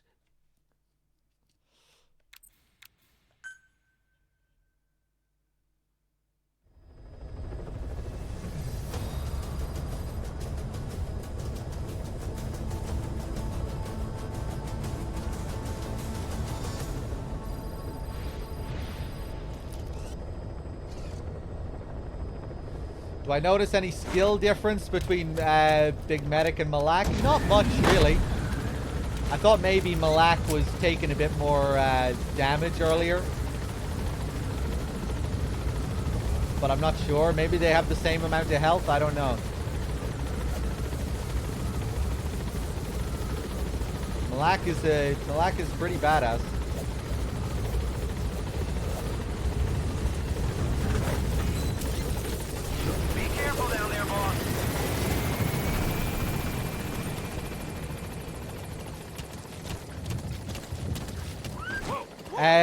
I wasn't paying attention, Shylane. I never really keep track of how many new followers I get.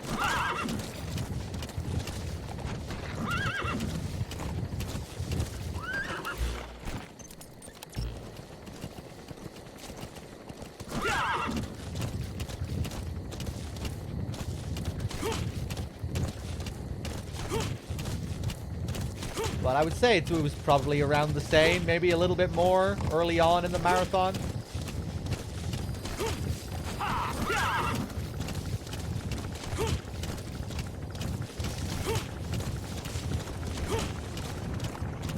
If Konami didn't botch the release, it might have been better, you know? Boss, you need to find those kids who escaped. Fighting's still the only way of life they know. If we don't bring them back, they'll just end up getting killed. Boss, if we develop a child-sized... I'll still try and get away with this here. Be able to extract those kids. Whoa! Get him, Malak!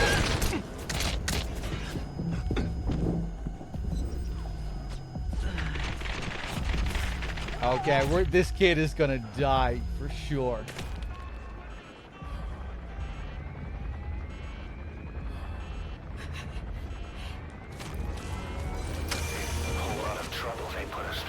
Let's see what happens. Making me worry like that.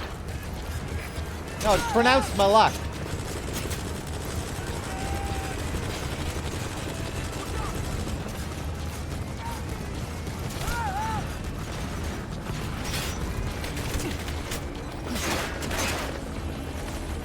Bolted him!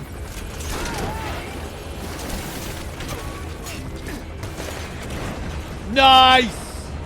See you later, kid. Hold on tight.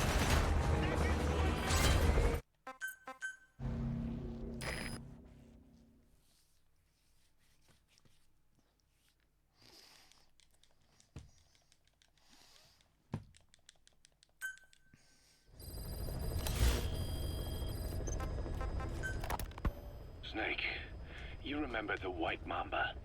Of course, he's been going by Eli since we brought him on base. He was the leader of the child soldier unit we took out of that village and into our protection. Well, according to the kids you brought back here, all the escapees were especially close to Eli. There's reason to suspect he's behind all 6 escapes.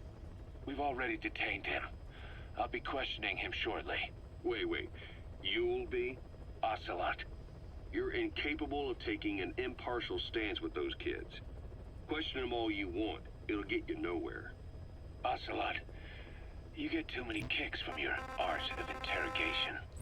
It's not a matter of art. It's about quick, minimal strokes of psychological warfare. That's what gets the answers. And it's the best way to keep both questioner and subject safe. The risks only increase the more an interrogation drags on. At that point, it causes as much pain to the inflictor as the inflicted. Like I said, too many kicks. What I'm trying to tell you is we need quick results. Otherwise, it'll be too little, too late. I know that. And besides, I know the subject. I won't go overboard with a kid. Forget it. You're not needed. Snake, we'll want to question the other kids too. Be sure to bring them all back. I was just trying to see if you could see a reflection in the mirror when you zoom in there. You know when you're controlling Venom? If you zoom in, you can see your avatar in the reflection. Your created avatar. His real face. Just wondering if they did anything funky when you're controlling other soldiers, but I don't think they do. Okay, right, let's get this next kid.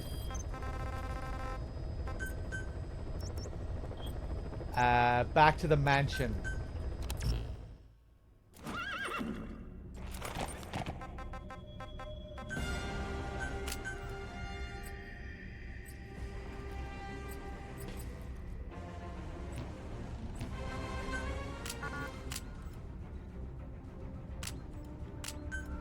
Bum bum. Oh yeah, here's the Tornado 6.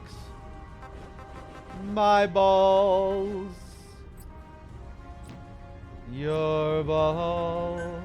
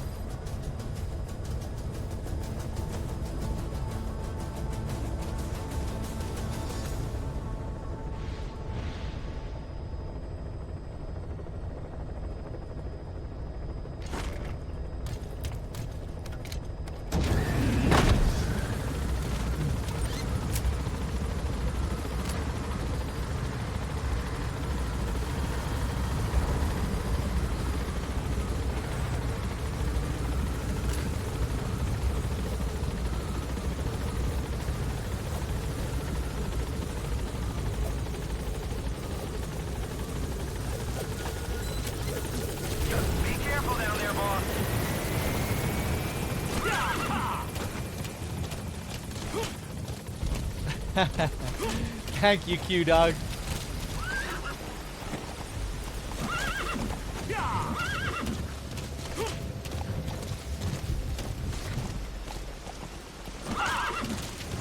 Whoa! I don't usually go down this way. Boss, you need to find those kids who escaped. Fighting's still the only way of life they know. That's kind of cool. We can just follow the waterfall down. I don't think I've ever done that before. Boss, if we develop a child-sized Fulton recovery device, you'll be able to extract those kids. I'm gonna stick a child up your ass, Kaz. If you need it. I'm gonna develop a child-sized dildo and stick it up your ass.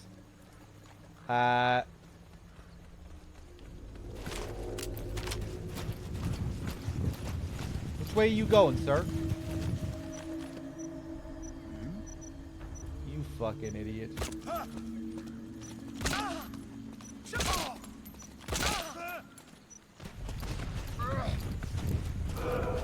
Woo!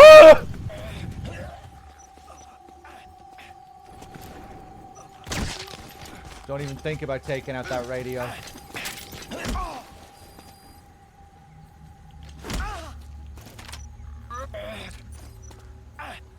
Yeah, of course you can't hold them up when they're like this. Let's just let them bleed to death.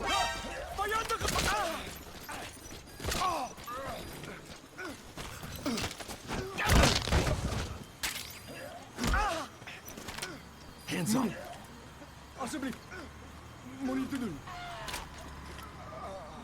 Did he finally die? Hold on a second.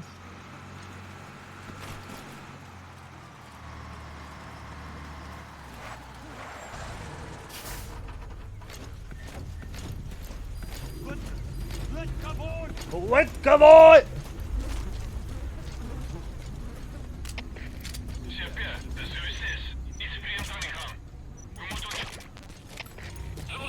That guy have a friend with him?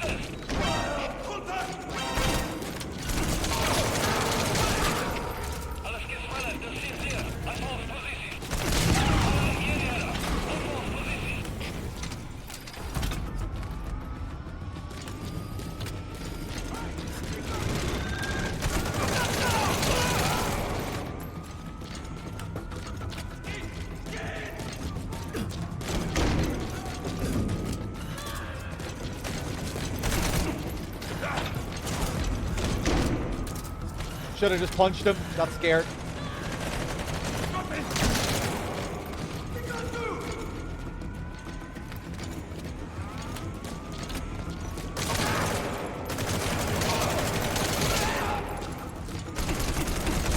Woo! Shit!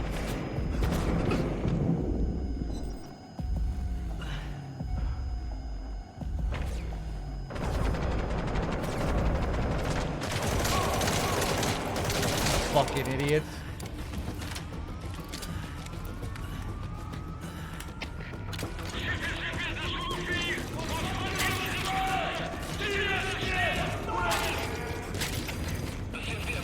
Grab him! Grab him! Making me worry like that.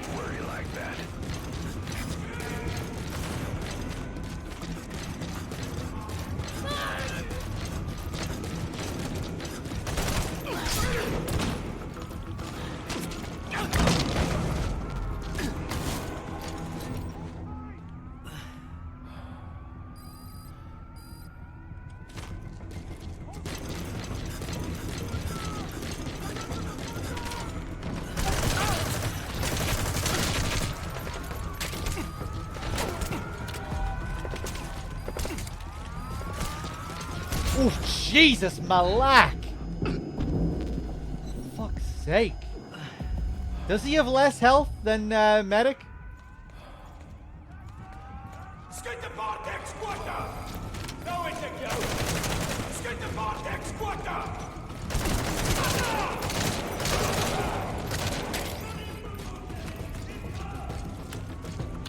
Where's the kid? Where's the kid? Oh, I threw him over the fucking balcony? I didn't even realize.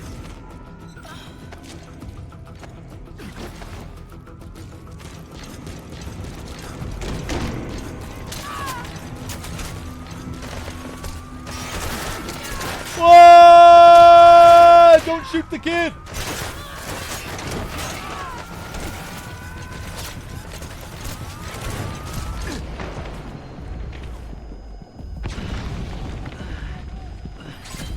Success.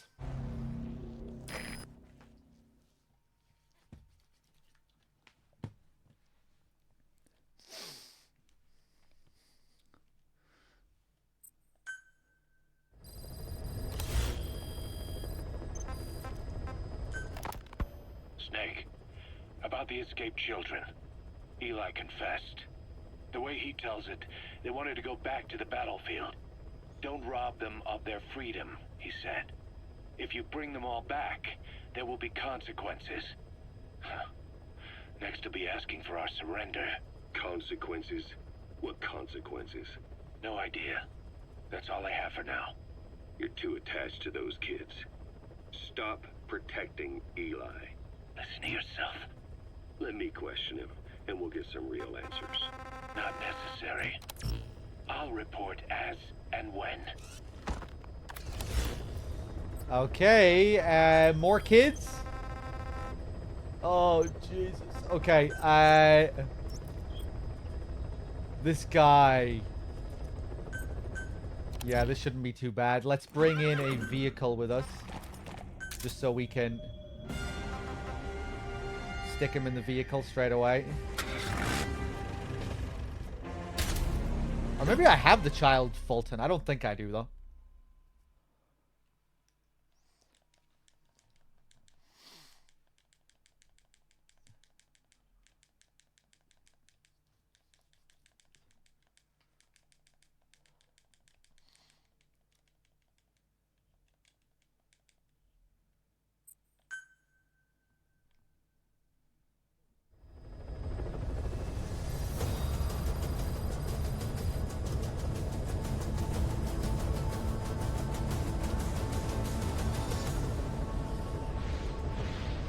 Oh yeah, I'm so sorry if this is your first time seeing that you can just go back to the ACC after doing a side op. Yeah, you've wasted loads of hours calling choppers and getting chopper rides back.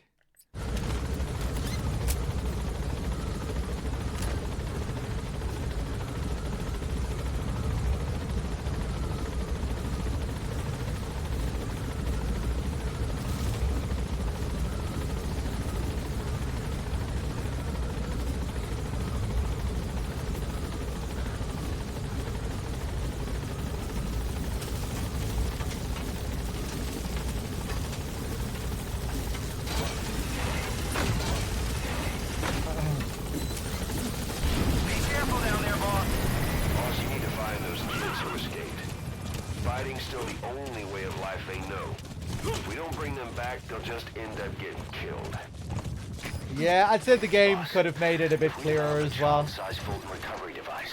You'll be able to extract those kids. Send the development order from your iDroid if you need it.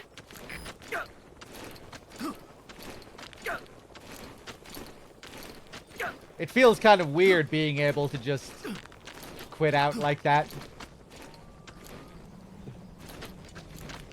You think, because you're, especially when you're doing these quote-unquote important side ops, it might feel like you know, you have to get the chopper out.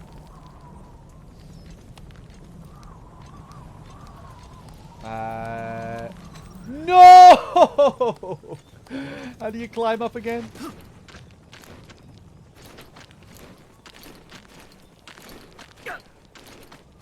And, you know, that's what you do with all the other main missions. But yeah, side ops are different. As soon as you complete the task, you can just go straight back. A whole lot of trouble they put us through. Making me worry like that.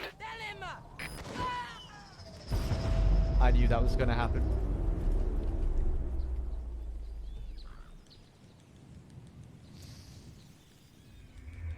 Boss, you killed a child.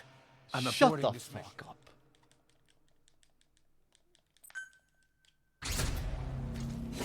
Boss, you need to find those kids who escaped.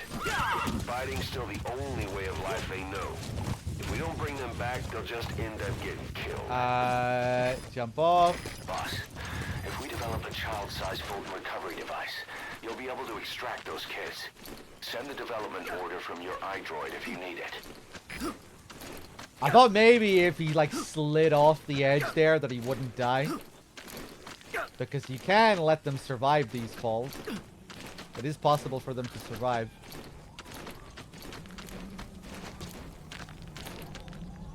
What I usually do is use the decoy. Like this. A whole lot of trouble they put us through. Making me worry like that.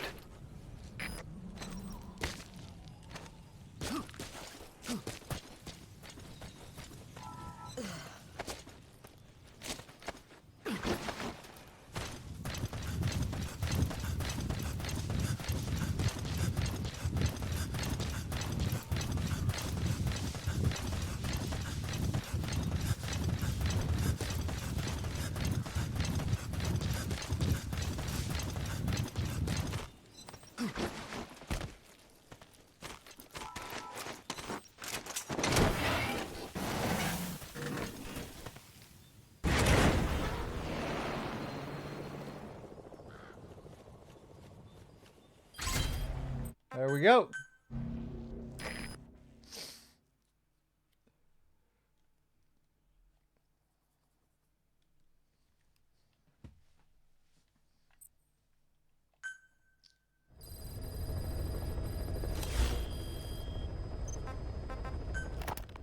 Boss, we found weapons in the children's section of the living quarters.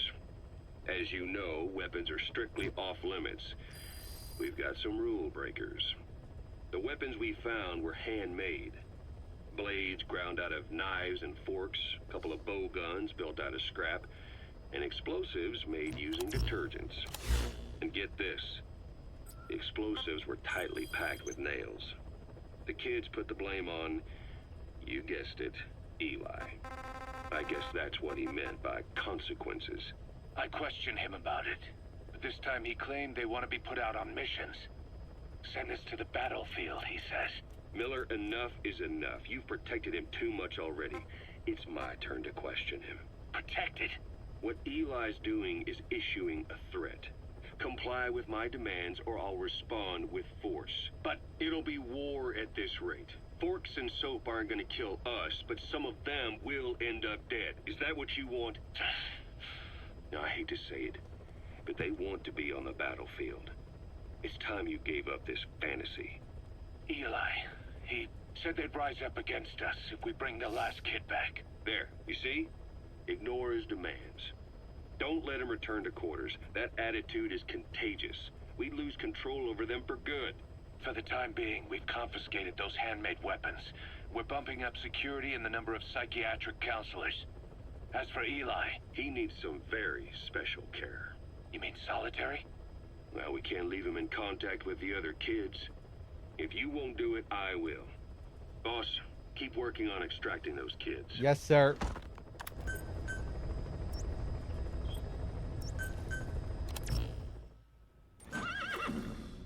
Okay, only 2 more left.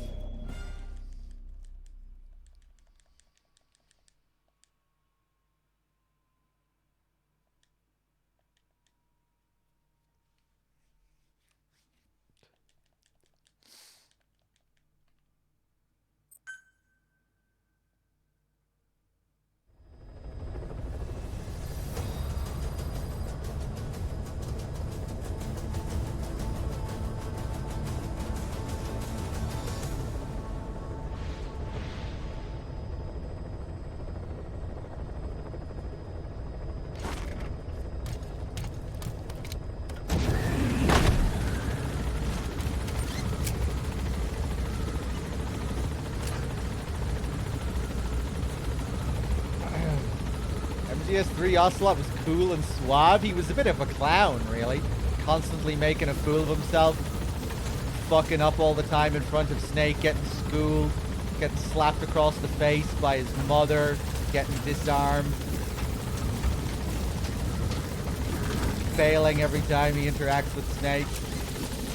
Be careful down there, boss. Meowing like some kind of weirdo.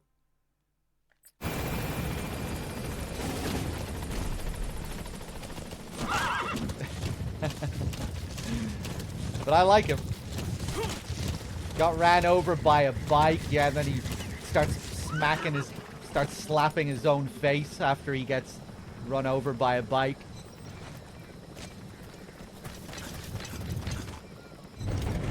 I don't know if I'd be looking to MGS3 for an example of cool Ocelot.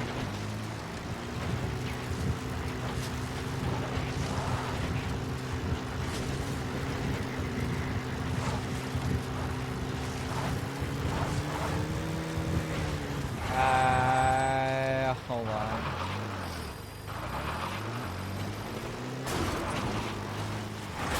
Ah, fucking claymores on all sides. Fuck it, I'm just gonna disarm these claymores.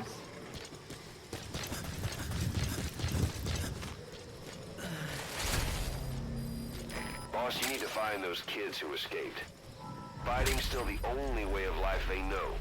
If we don't bring them back, they'll just end up getting killed. Boss, if we develop a child-sized Fulton recovery device... Just a little bit of mind clearing. Those kids. Mini mind clearing. Order from your iDroid if you need it. Mini mind clearing 6.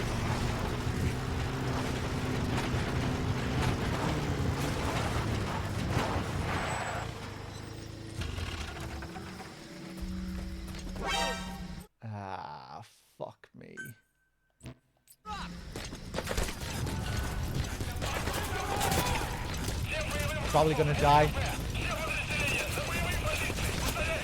Ooh, I never really go around the back here. Is there a... Be nice if there's a climbing spot. Oh god.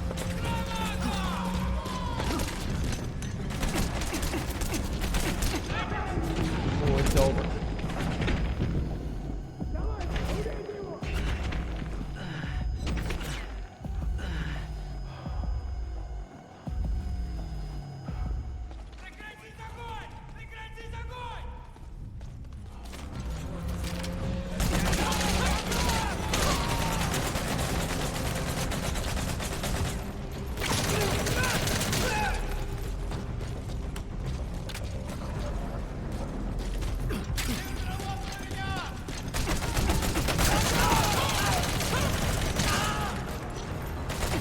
Oh, what the fuck, man?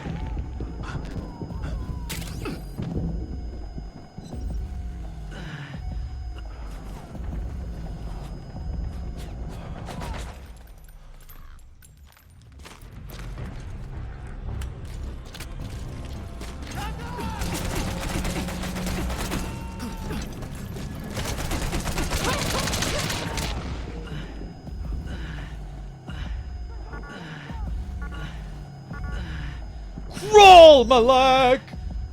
Thank you.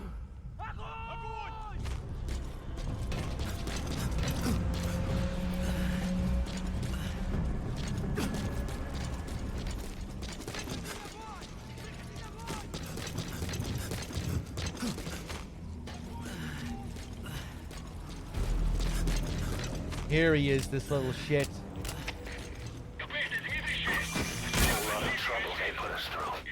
Making me worry like that. Making me worry like that.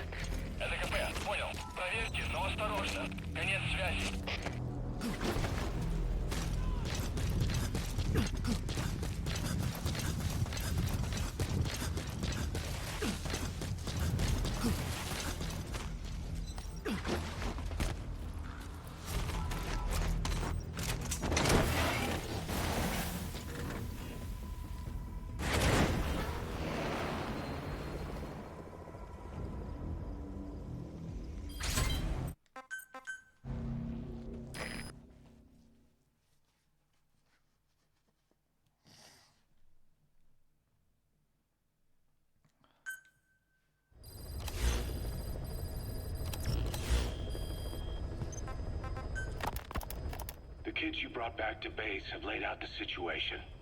They all escaped to each of their home villages, or were trying to get home, and lost their way. Not that homesickness is gonna explain everything we've seen. Each of their home villages. They were trying to raise troops for the rebellion. You really think these kids have an armed uprising in them? You read the report of the security team member who had a rock thrown at him. There'll be a riot if we don't do something. And Miller, this is because you didn't act fast enough. Fine. I'll admit you were right this time. Seal off the kids' quarters from outside contact before it's too late. All right. Eli said his rebellion would start when the last kid is brought back, right? You better be ready to meet him head on if it really happens. Yeah. You should have left it to me in the first place.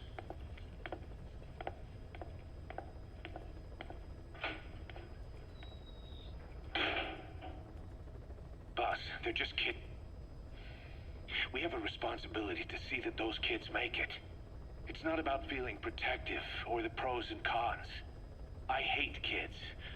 That's exactly what I heard from the people who raised me. People who abandoned me, more like. That's the spark that kept me going, you know? I wanted to show those adults what I was made of. Wanted to get back at them one day. But before I knew it, I was all grown up. Never saw it coming. All of a sudden, people treated me as an adult. Some adult I turned out to be. But I feel like if my life had been different, if the adults I knew had been different, I could have grown up better. Yeah, that's it, all right. I wanted to use those kids to test that theory. That's all this was. From their point of view, I'm no different from the assholes who gave me a hard time. When this is all blown over, I'll talk it out with them. If that's still possible. Boss, there are still kids out there. Bring them back safe. Boss, it's me. Eli's revealed what he wants. He wants to speak with you. With Big Boss. He just said, bring my father here. Eli's too smart for his own good. No way to tell what he's thinking. All we know for sure is his men are important to him. That means we can use the escaped kids as leverage in any negotiation. Once you've brought the last one back, I'll interrogate him. If the kids do rise up, we'll meet them full force. End of story. I didn't want things to turn out like this. We could have prevented it, but it's too late now. If Eli means to take this all the way, he's gonna force us to do the same. Boss, go get that last kid. Okay, the final kid. Let's do it. Hold on.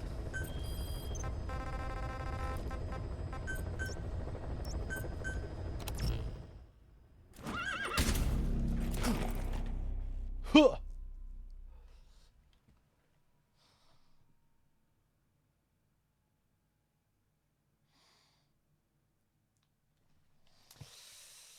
I saw Kojima's Criterion picks. I've seen like half of those films that he mentioned.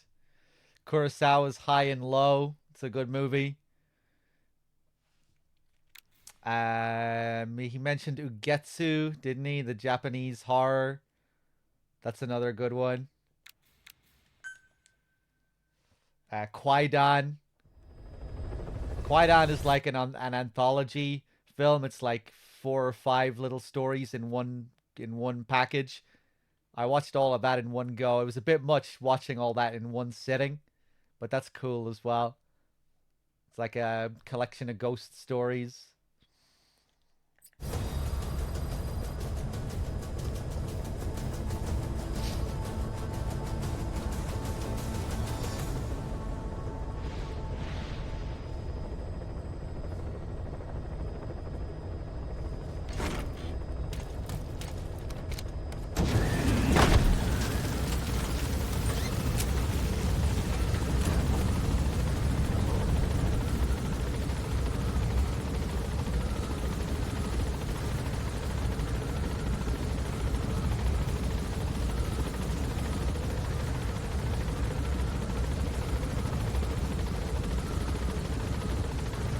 I saw a couple of the other ones as well. I just can't remember what they were now.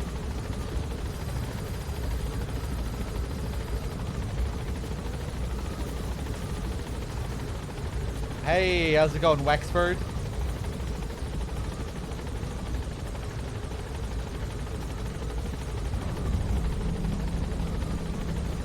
Oh, walla pa pa pa pa pa pa pa pa pa pa pa pa pa.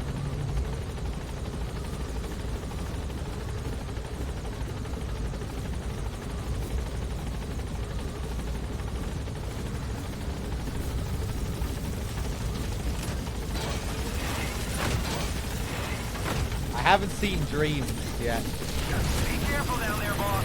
According to the intel, There are quite a few Kurosawa films that I haven't seen. My favorite one is Ran. I'm a big fan of Ran. escaped kids should be around here. Locate and secure them. Boss, if we develop a child-sized Fulton recovery device, you'll be able to extract those kids. Send the development order from your iDroid if you need it.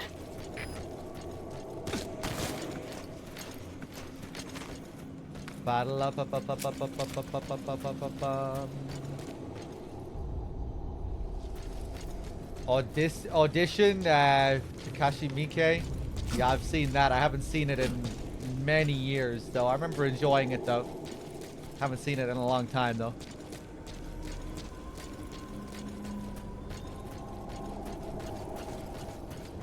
I'm a big fan of Kiyoshi Kurosawa as well, another Kurosawa.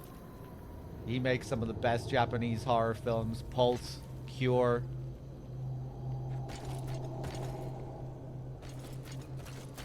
Creepy, one of his more recent ones. Creepy isn't as good as his stuff from the late 90s, early 2000s, but it's still pretty good.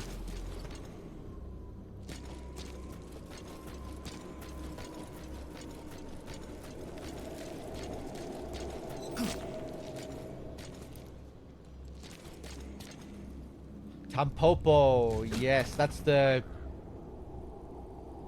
Yeah, the one that's all about food. Yeah, I've seen that. That was a cool film.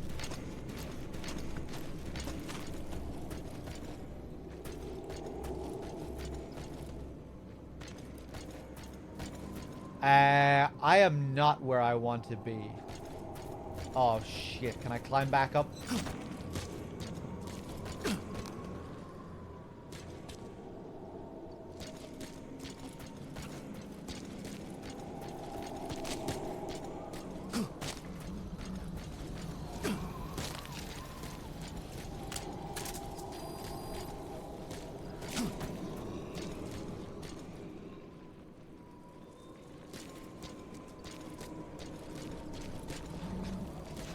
Here we go.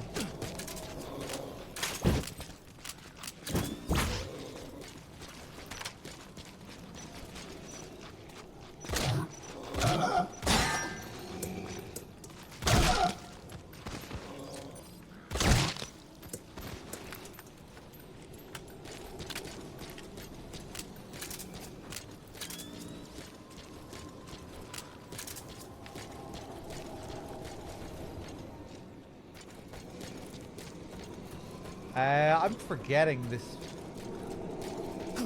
Forgetting where I'm supposed to be going here. Straight down here.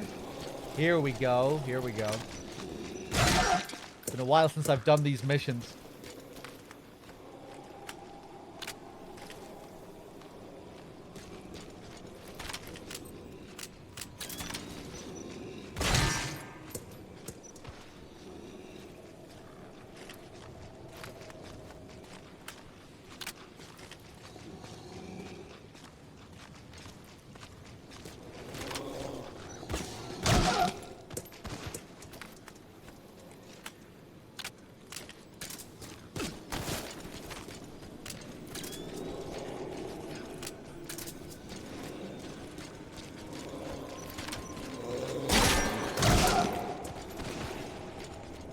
Here he is, this little bastard. Whole lot of trouble they put us through. Making me worry like that.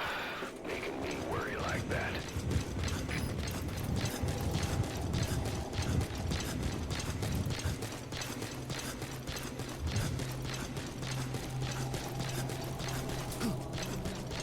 There, we're gonna place him down here.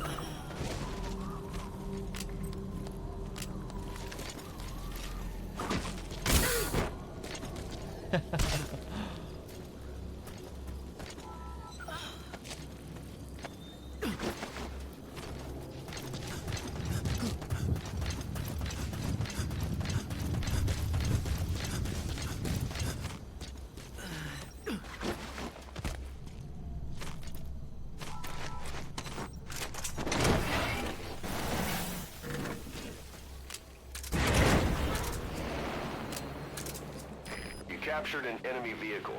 Just like weapons. Boss, I have a quick report for you here. We've discovered a radiation leak in the laboratory on the quarantine platform.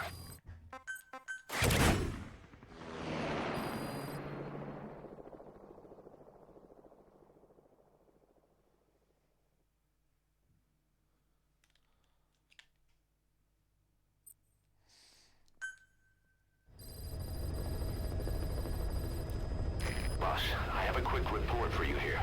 We've discovered a radiation leak in the laboratory on the quarantine platform. It's coming from testing equipment we installed the other day. Members of the medical team have been conducting research there, but we'll evacuate them all from the research block to the containment block next to it. Emmerich. There's no need to worry. No radioactive material is leaked, so the contamination won't spread. We just need to seal off the testing equipment. I've dispatched the security team to get the researchers out. I'll keep you updated. Boss, we need you to get back a film canister one of our informants hid in the field. Who was working under my orders to investigate the extraordinaries that showed up in Cyprus. The man on fire and the floating boy that keeps showing up where they're not welcome. Apparently they were the subjects of some top-secret research conducted by the Kremlin. Unfortunately, that meant our informant drew the attention of the KGB's Directorate S, and they took him out before we could make contact. The good news is he placed a report in a film canister and hid it somewhere in Spookmake Keep. Just before he died, he transmitted VI of the hiding place to us, but the data was cut off partway through. The image is far from clear, but it might provide the clue you need. We'll be analyzing the data further to try to clear it up, but for now, get to Spookmate Keep. The KGB have already dispatched a Spetsnaz squad to retrieve that film canister and cover the whole thing up. Boss, there's no time to waste. Head to Spookmate Keep and use the VI as a clue to find and retrieve that target. Why was Sahelanthropus mobile? How are the man on fire and that kid connected to Skullface's plan? If we can just get that report, we can blow it all wide open. Then we can shake off the last remnants of Skullface and the phantoms he left behind. Alright, let's go get this container. Where do I want to start here? On this side, I think.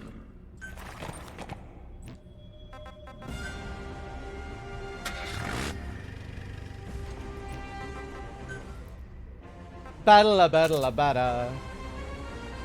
Gaboodle-ladle-da-da.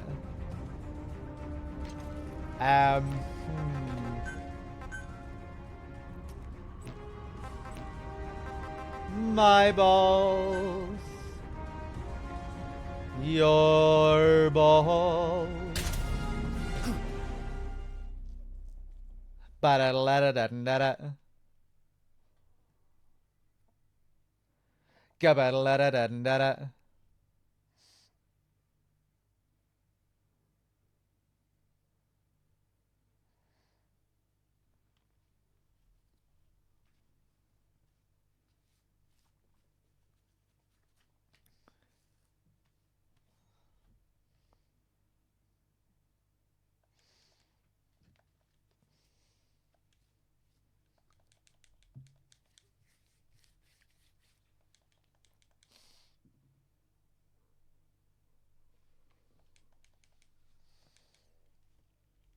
Don't do this again, game.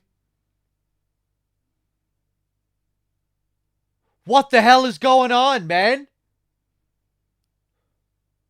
3 times? I don't recall this ever happening once before to me. What the hell is going on? New update? Is this a new update?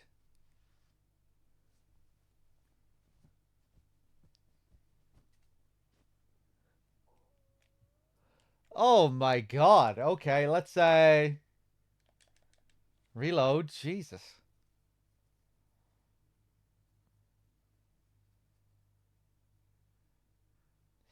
I think it is time you knew.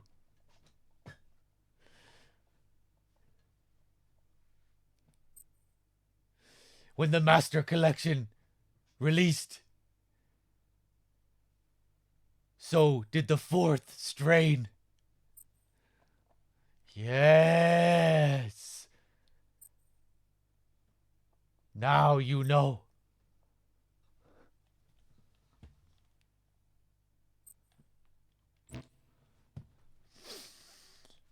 It all makes sense now.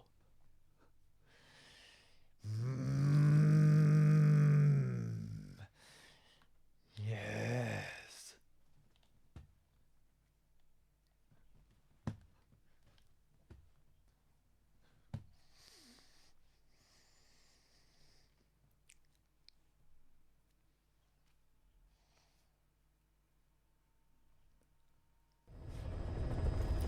Okay, game.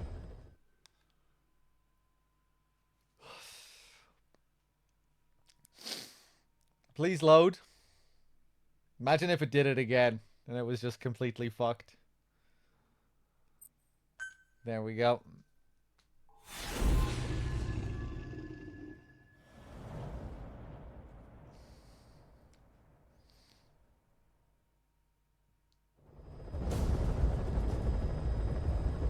Boss, retrieve the film canister our informant hid in Spookmate Keep before he died. It contains vital information on Skullface's plan. For now, our only clue is the garbled photograph the informant tried to send us before the end. We're working on analyzing the data, but there's no time to wait. A KGB Spetsnaz squad is after the target as well.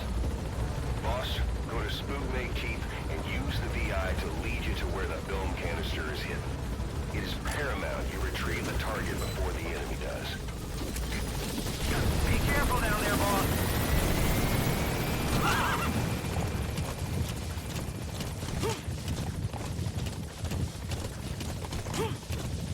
So this thing can spawn in like one of 3 places. Let's see if I can remember where they all are. Hopefully I get lucky and it's in the first spot. After a certain amount of time, a few more guards come up to the area. I'll try and do it before they arrive. Get down, you little shit.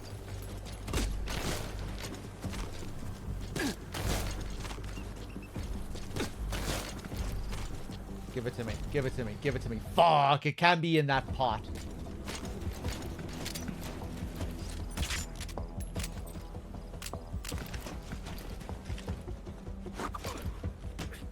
Oh.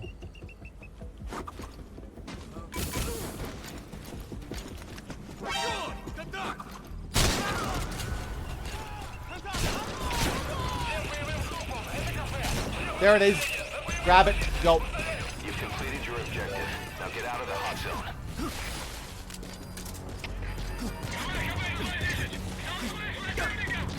I could use a checkpoint to do it cleanly, but fuck it. Let's just get out of here.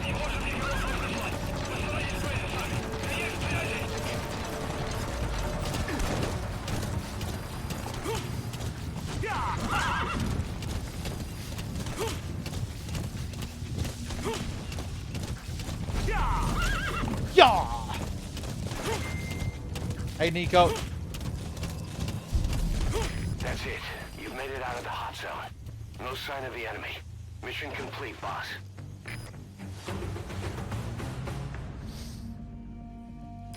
Mission complete, man.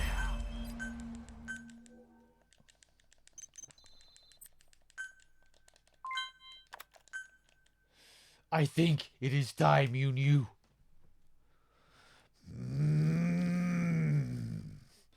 Yes.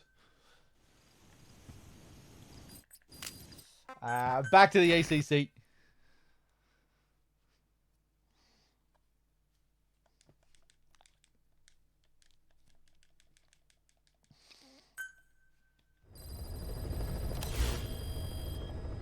Boss, I've updated the mission list. We received a new job offer. The details are on your iDroid. We finished decoding the informant's report. That floating kid we've run into a few times now. Looks like he was a test subject in clinical experiments. The Soviets called him the Third Boy. The Third Boy was brought to a lab on the outskirts of Moscow from Czechoslovakia, after which he was due to be sent to a research center in Leningrad, then Siberia, and finally an academic town in Novosibirsk. It doesn't appear that the researchers witnessed the talents we've seen from him, but nevertheless he was quite the popular subject. His latent cognitive abilities suddenly awoke en route to Moscow. According to the report, the Third Boy was easily influenced by other individuals' biofields. Evil thoughts, in particular. They affected his mind like a virus. Extreme anger or resentment, motives for revenge, in other words. Now, during the transport flight to Moscow, the boy was exposed to a powerful mental energy field coming from a certain individual. Ever since, being conscious of his powers, he's become a sort of energy generator. What's unique about him is the way his acute telepathic abilities get taken over by another person's will. The boy began to physically parasitize individuals experiencing extreme anger and codify the host's desires. This includes amplifying the host's natural strengths. Or, in accordance with the host's desires, he can also implant program code in another individual, making them a puppet, essentially. Human neural synapses transmit weak electrical currents between neurons. These electrical currents, though at a level difficult to observe, warp the magnetic field outside the body. The Third Boy is able to pick up these weak fluctuations. Contrary to psychotronics, which involves controlling the human mind, his abilities as a receptor are too high. The emotions he picks up from another individual are amplified and unleashed into his body as they recur in his brain. They turn into microwaves, which then affect the physical world, triggering paranormal phenomena like the spontaneous combustion of organic matter or psychokinesis, moving an object without touching it. There's one other thing.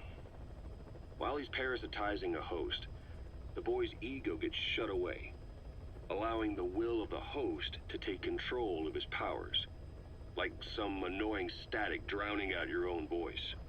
That means he isn't responsible for what's been happening.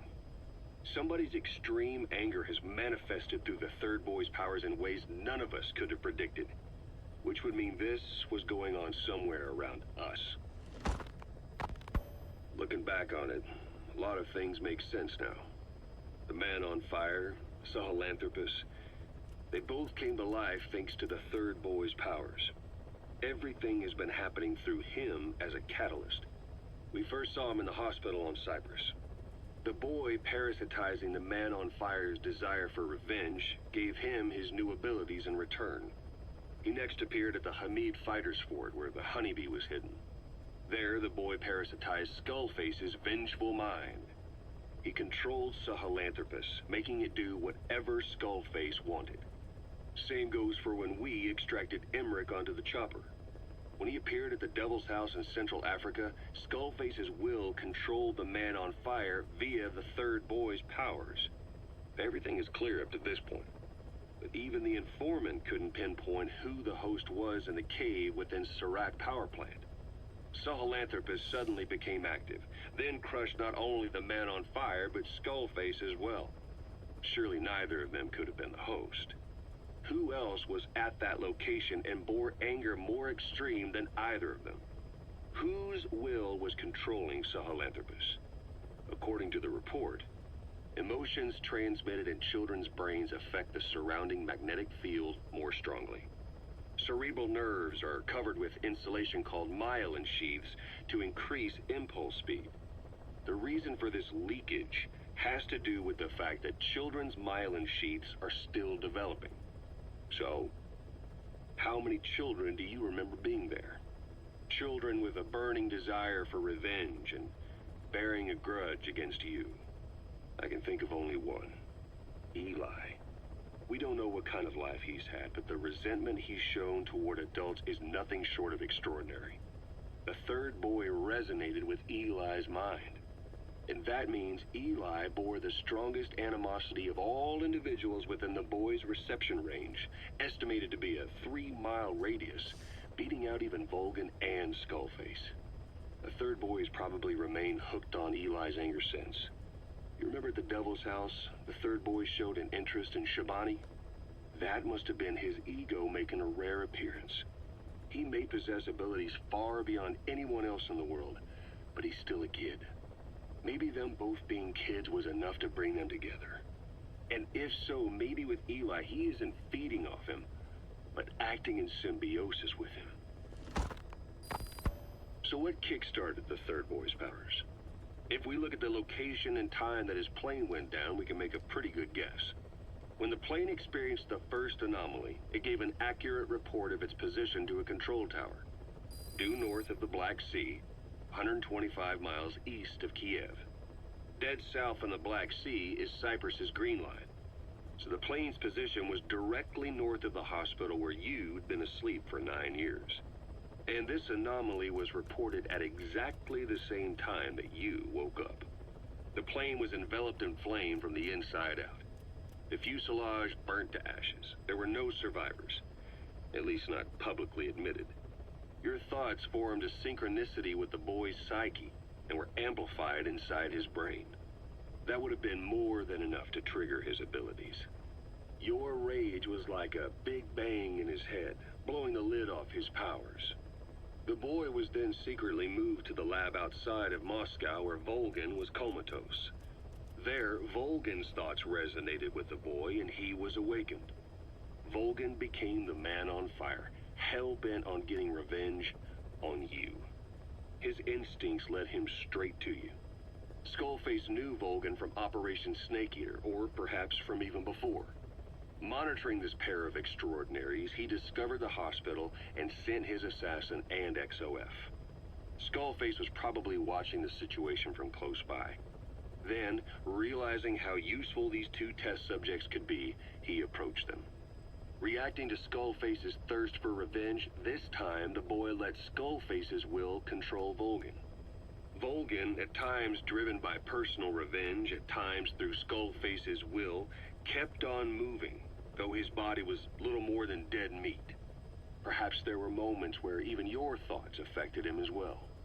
But without the boy's power, it was like the plug had been pulled from the socket. Everything was powered by anger, malice, revenge. This is how the end of the report sums things up. Both the third boy and the man on fire were originally test subjects of paranormal research for military applications, like telekinetically controlling the leader of an enemy nation and making him launch a nuke, or stopping the heart of someone on the wrong side of the Berlin Wall, experimenting with latent human abilities. They were used as tools of the Cold War. The boy's only crime was being born with unique gifts. But he was sacrificed on the altar of war. His life reduced to slavery under other people's wills. Turned into a living weapon with no will of his own.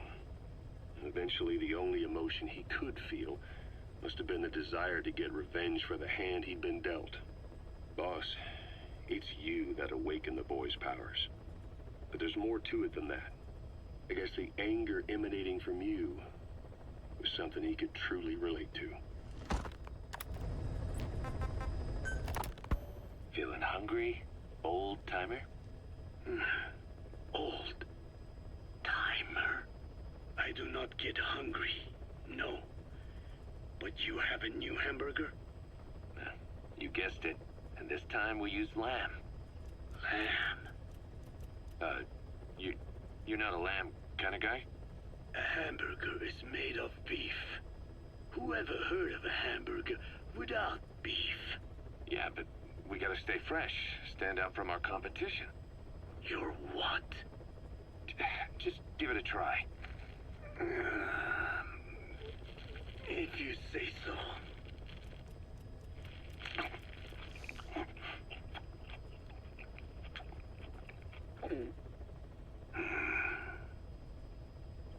Not bad.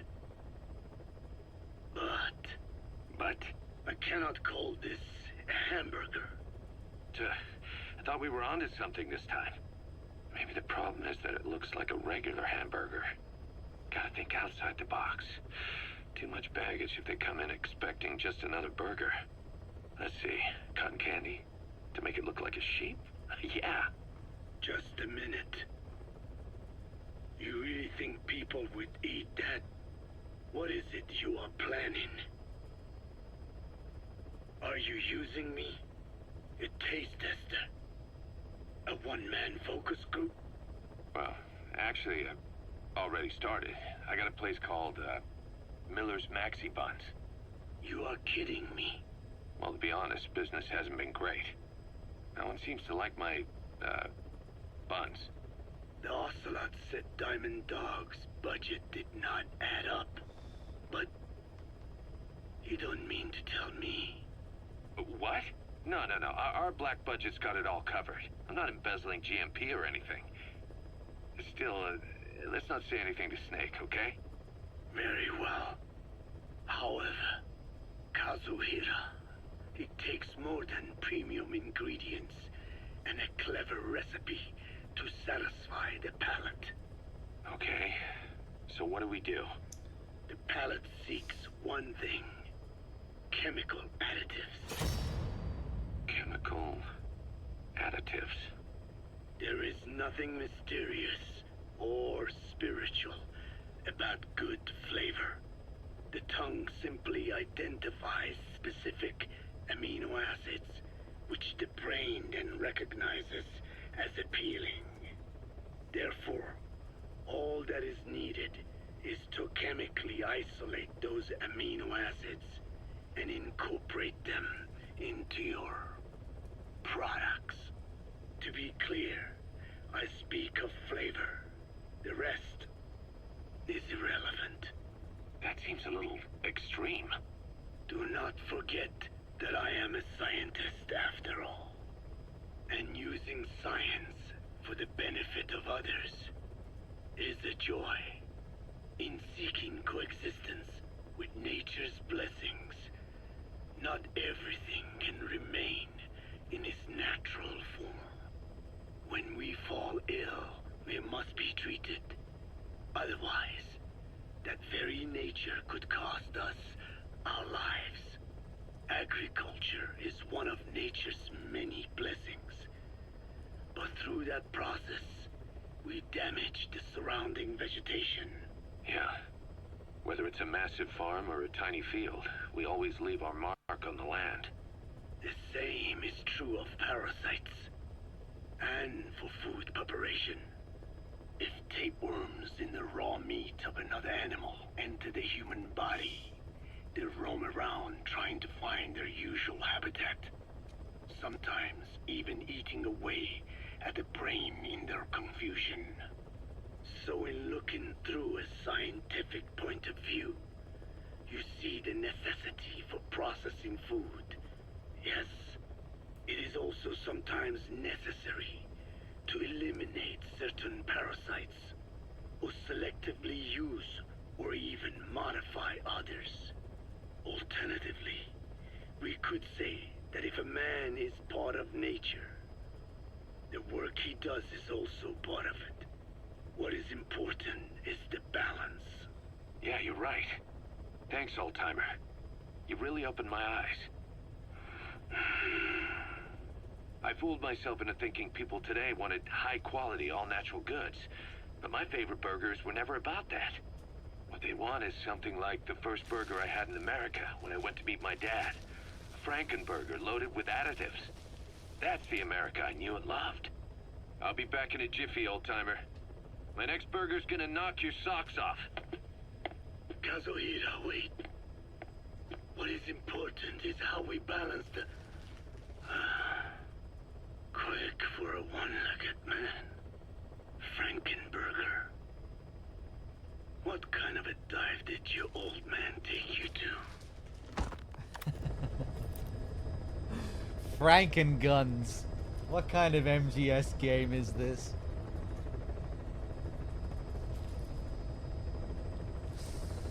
What kind of MGS game are you playing? Let's see. What do we have next? Malak is not looking too sharp right now. Frankensnake. Frankenguns.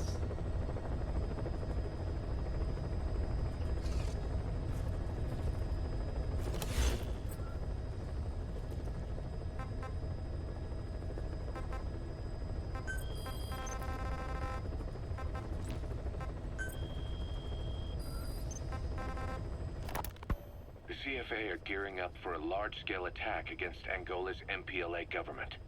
They're assembling an armored column to the north of Nova Braga Airport and will be ready to move soon. We've been contracted by the MPLA to put a stop to them. But the civil war will keep burning on, whether we accept this job or not. Another East-West proxy war with the communist MPLA on one side and the capitalist-funded CFA on the other. An endless seesaw of blood and violence played out in the hands of the superpowers. I had my doubts at first, but I think we should take this job. Skullface is gone, but Cypher still remains. Competition with rival PFs will only get more intense.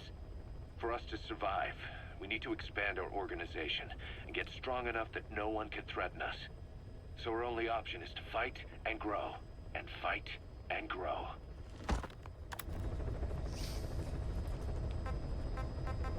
If only we had 2 more chapters of fighting and growing and fighting and growing and extracting and extracting.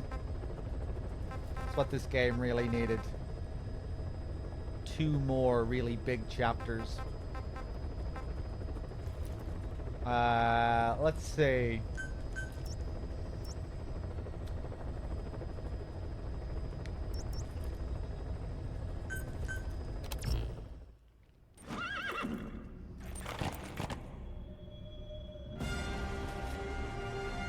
I'm trying to remember how this mission works and what I want to do exactly.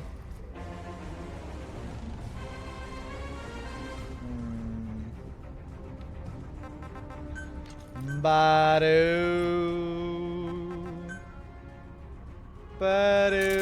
Oh, I forgot you can put on the balaclava.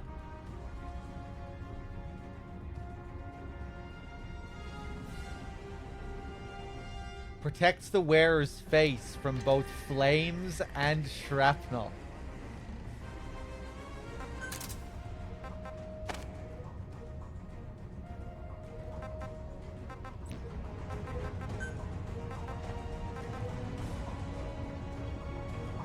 Okay. I think I'm ready to go. Ba-da-da.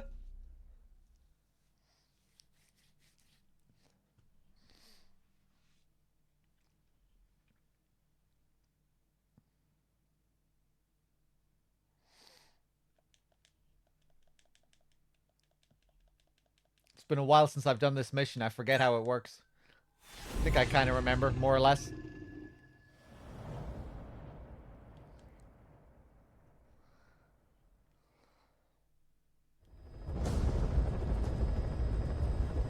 The CFA are assembling an armored column to the north of Nova Braga Airport. Your job is to wipe them out. Listen to the tape for the contract details. Just be aware that the column's commander served with 5 Commando and later made a name for himself in South Africa's 32 Battalion. He's a hardened veteran, so don't take it lightly. Boss, I have a report from the intel team. The targets are now on the move. I've sent their predicted route to your iDroid. Check your map.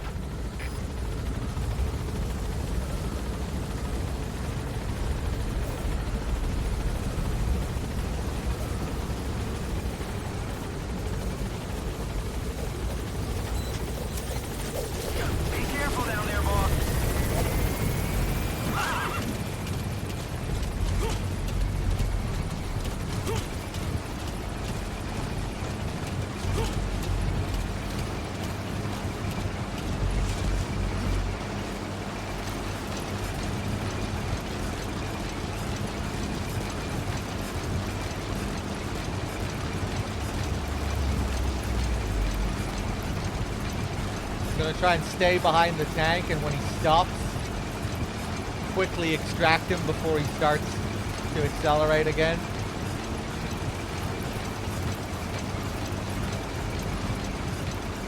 They're no match for Malak.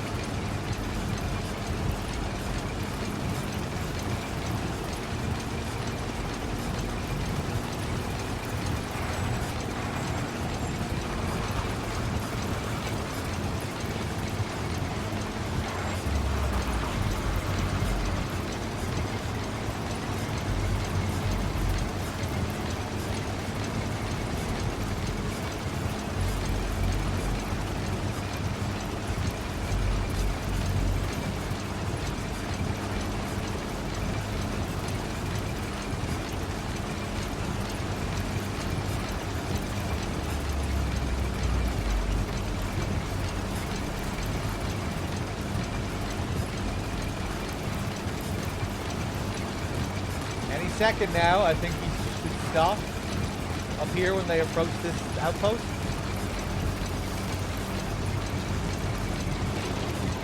Here we go. Ha!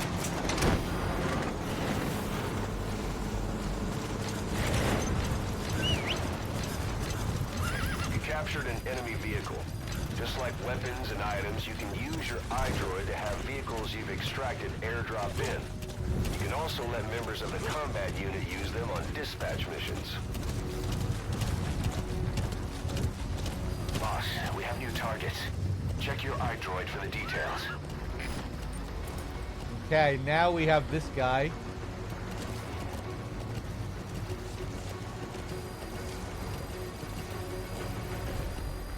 He's gonna take a turn here, I think. We can grab him. He's gonna stop at that same outpost, I think. Eliminate the target. How you do it is your call.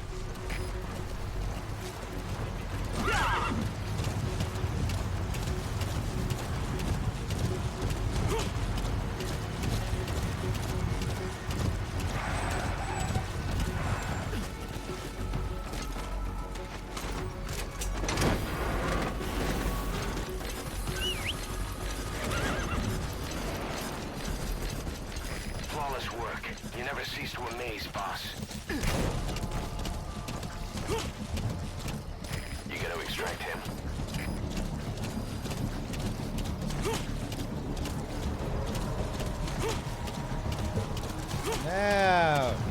This guy.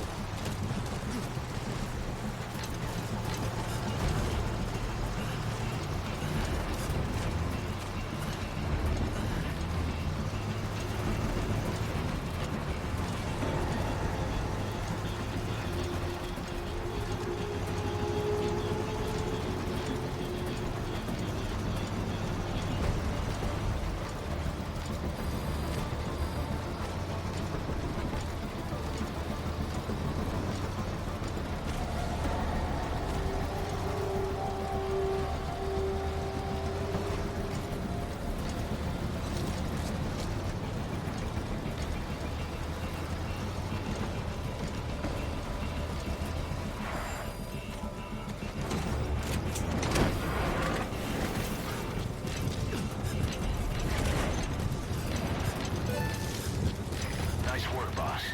The targets are almost history.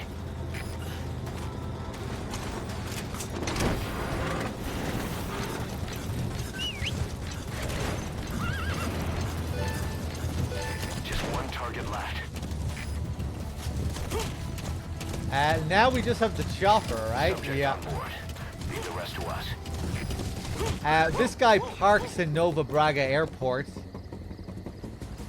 And we can interrogate the commander. Or I could just shoot him now.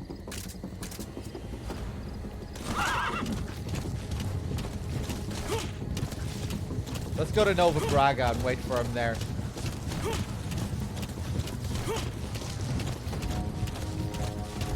Kind of a fancier way of doing it.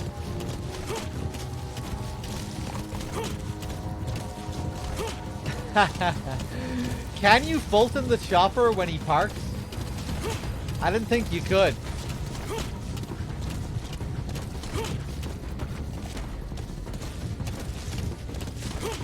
Okay, I didn't think so.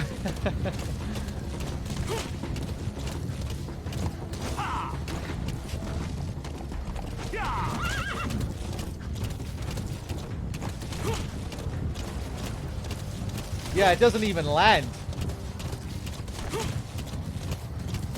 It drops him off and then it takes off again. But it gives you time to blow it up while it sits there.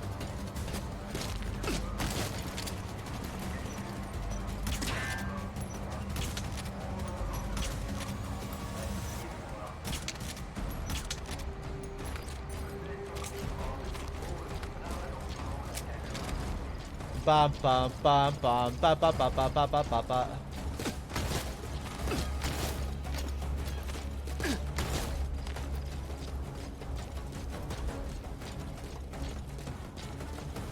No.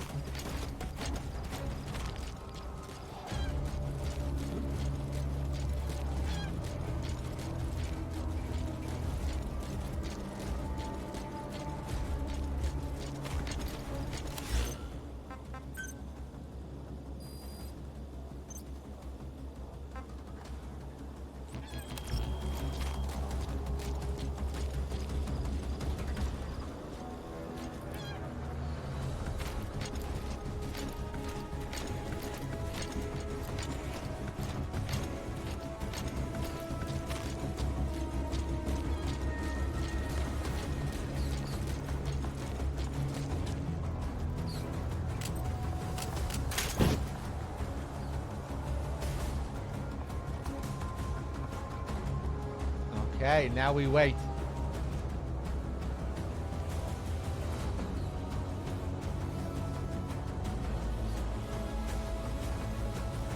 There's a nasty guy that can come down those stairs. I remember getting caught by him before while chilling here, so I'm gonna stay in the box.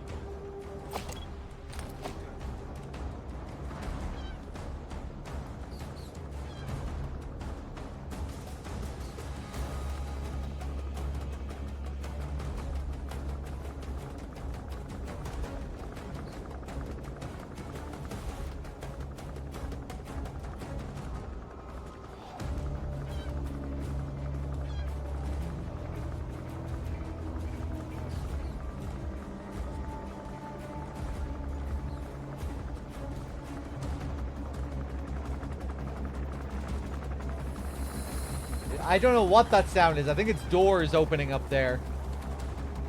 Sounds like it might be a cat or a chicken. Wait, no, that is supposed to be an animal, actually. No, never mind. But I'm not sure what. There's mice running around.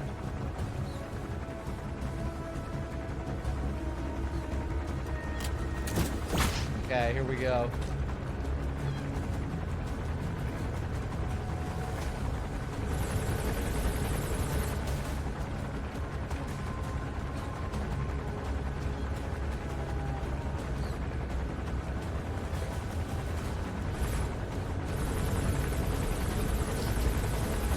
I won't be doing the quiet ending this time.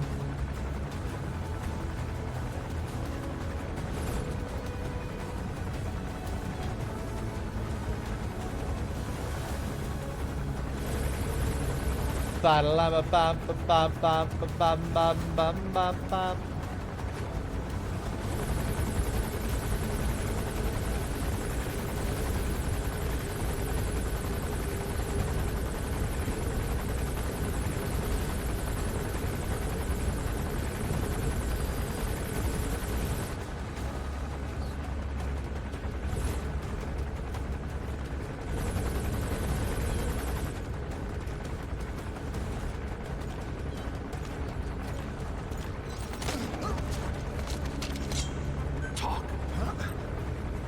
Afrikaans is the lingua franca for mercs in that area. Oh! Information from interrogations. And of course, DRK didn't get the interpreter.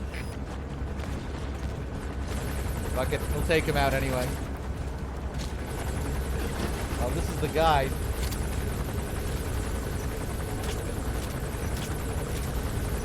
Strike him!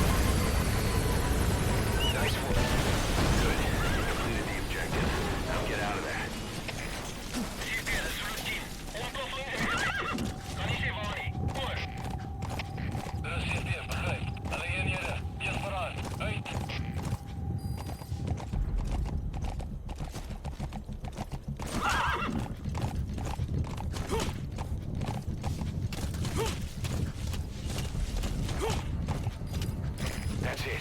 You've made it out of the hot zone. No sign of the enemy. Mission complete, boss.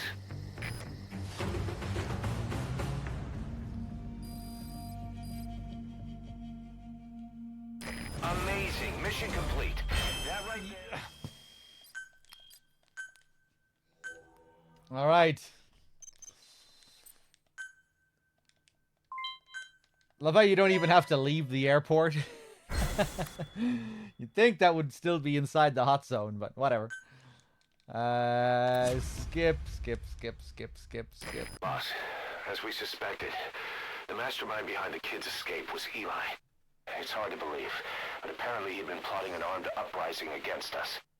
He could be hiding something else, too. Ocelot's gonna press him for answers. Get back here as quick as you can.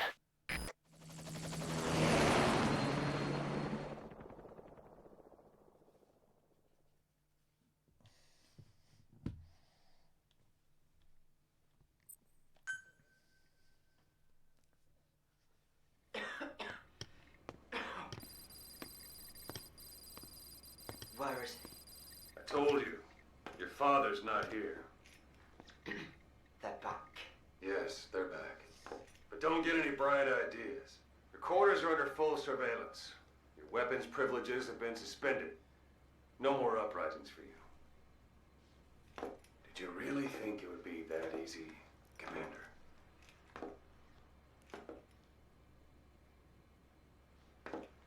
You'll get your boys back. They'll even see the boss, too. first, I need to know what you sent them to do. They wanted to leave. To their homelands. They wanted to go home. That's all. So they were just homesick then? Not quite. Militia warlords, PFs, the armies that murdered their families. Cousins, brothers, parents. They all had someone they wanted to kill.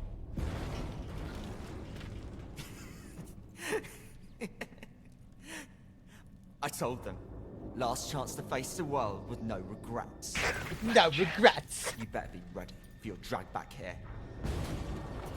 Ready to face the world as enemies.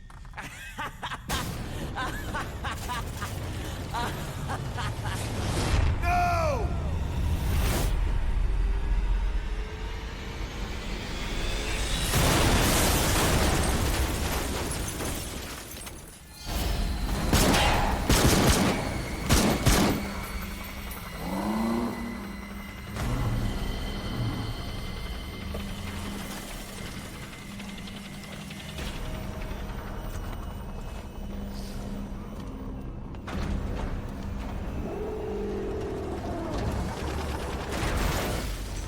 I'm not like you! Goodbye, Father. I don't need you anymore.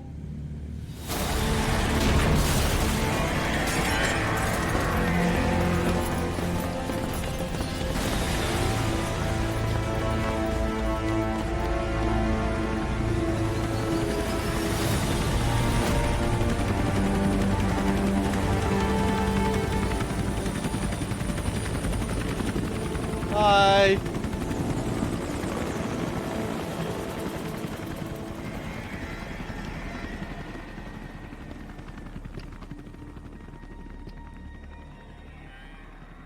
Was Ralph really an accident?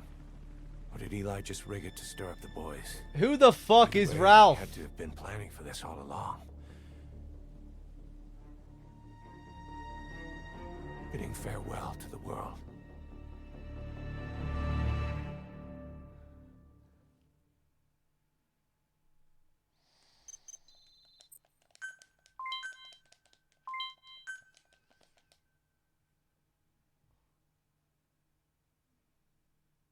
Hey, it's just like MGS2. He escapes on Metal Gear, never to be seen again.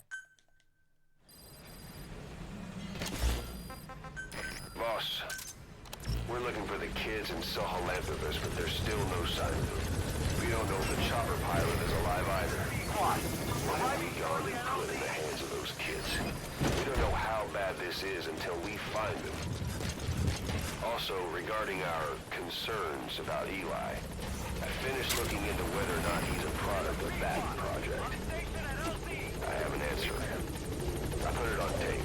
Give it a listen.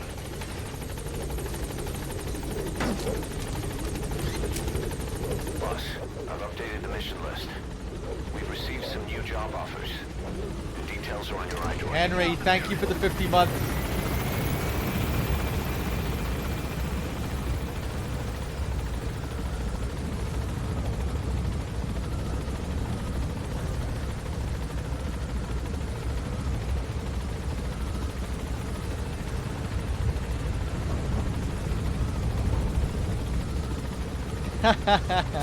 Ralph has his own page. Yeah, Ralph is another Lord of the Flies reference to a character in Lord of the Flies.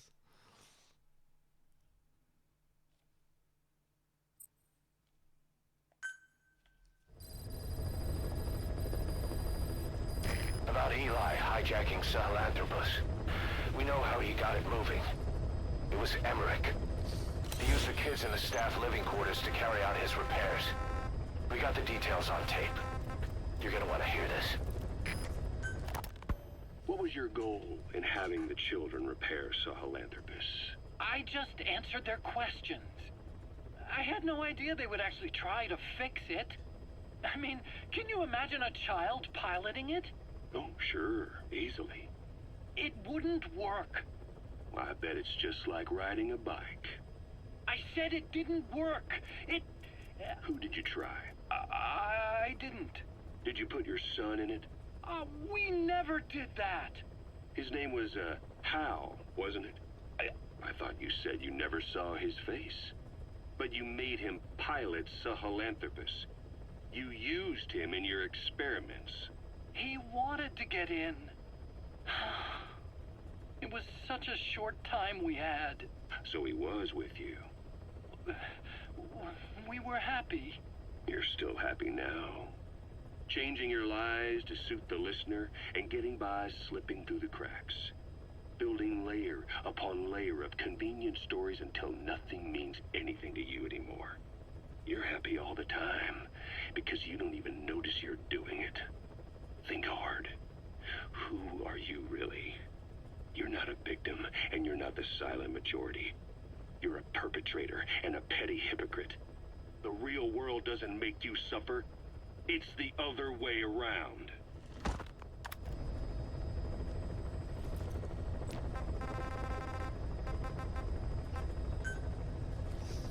I always find Ocelot's accusations interesting in this because he's also hypnotizing himself to believe he's someone else.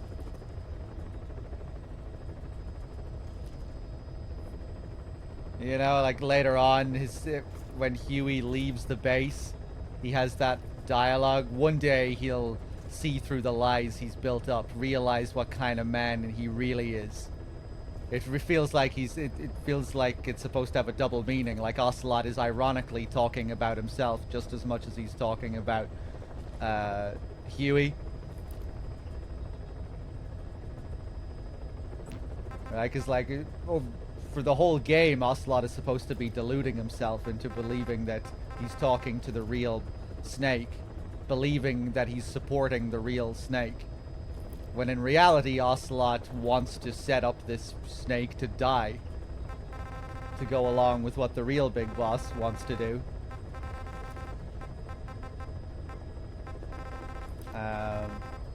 Anyway, let's keep playing these tapes. Boss, we've got the results of Eli's genetic tests. We can finally put this worry behind us. We used the PCR technique and conducted DNA fingerprinting of the copied DNA sequences. Neither is mainstream science yet, but the concepts and procedures are sound. Both tests say there is 0% chance that the two of you are blood relatives, meaning the results are negative. He's not your son, nor is he your clone. He's just another person. It was 12 years ago that Zero made plans to clone you. Eli's age and appearance certainly are a good fit. I admit the first time I saw him I did a double take, but it looks like we were worried for nothing. Eli isn't your clone, though you might still have one somewhere out there. But if Eli isn't the boss's clone, why does he seem so obsessed with him? Not to mention having one hell of an attitude for his age. I don't know. Learning the truth about himself, cursing the fact he's a clone, bearing a grudge against selfish adults, and coming to hate who he was cloned from. Big Boss. If that were really the case, I could understand it. I might even feel a bit sorry for him. But no clone could have a totally different DNA fingerprint. And the test left no room for error. You yourself were there when we drew Eli's blood sample. Come to think of it, when we went to OKB-0, he'd snuck onto a chopper and was there. Yeah. He was acting strange even then. Or actually from a little before that time. That was exactly when we began these tests. Maybe he suspected something when we drew the sample, not knowing what we were doing to him, and becoming mistrustful of us. Hard to say. Eli's had an attitude problem from day one. So what is he then? Well, if he's gonna tell us that himself, we'll need to get him to open up more first.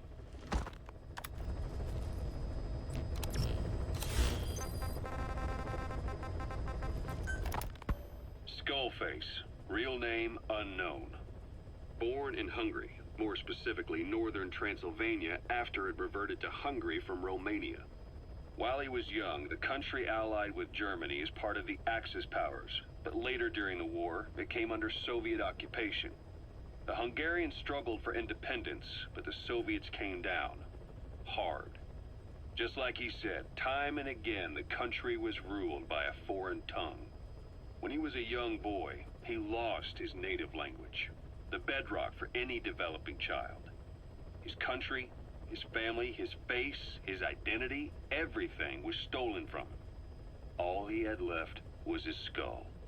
Skullface first tried his hand at espionage during all the chaos from the war. Agents, military officials, and soldiers who operated out of Hungary during the war vanished over the course of several months. This Soviet spy hunt rocked the counter-intel world.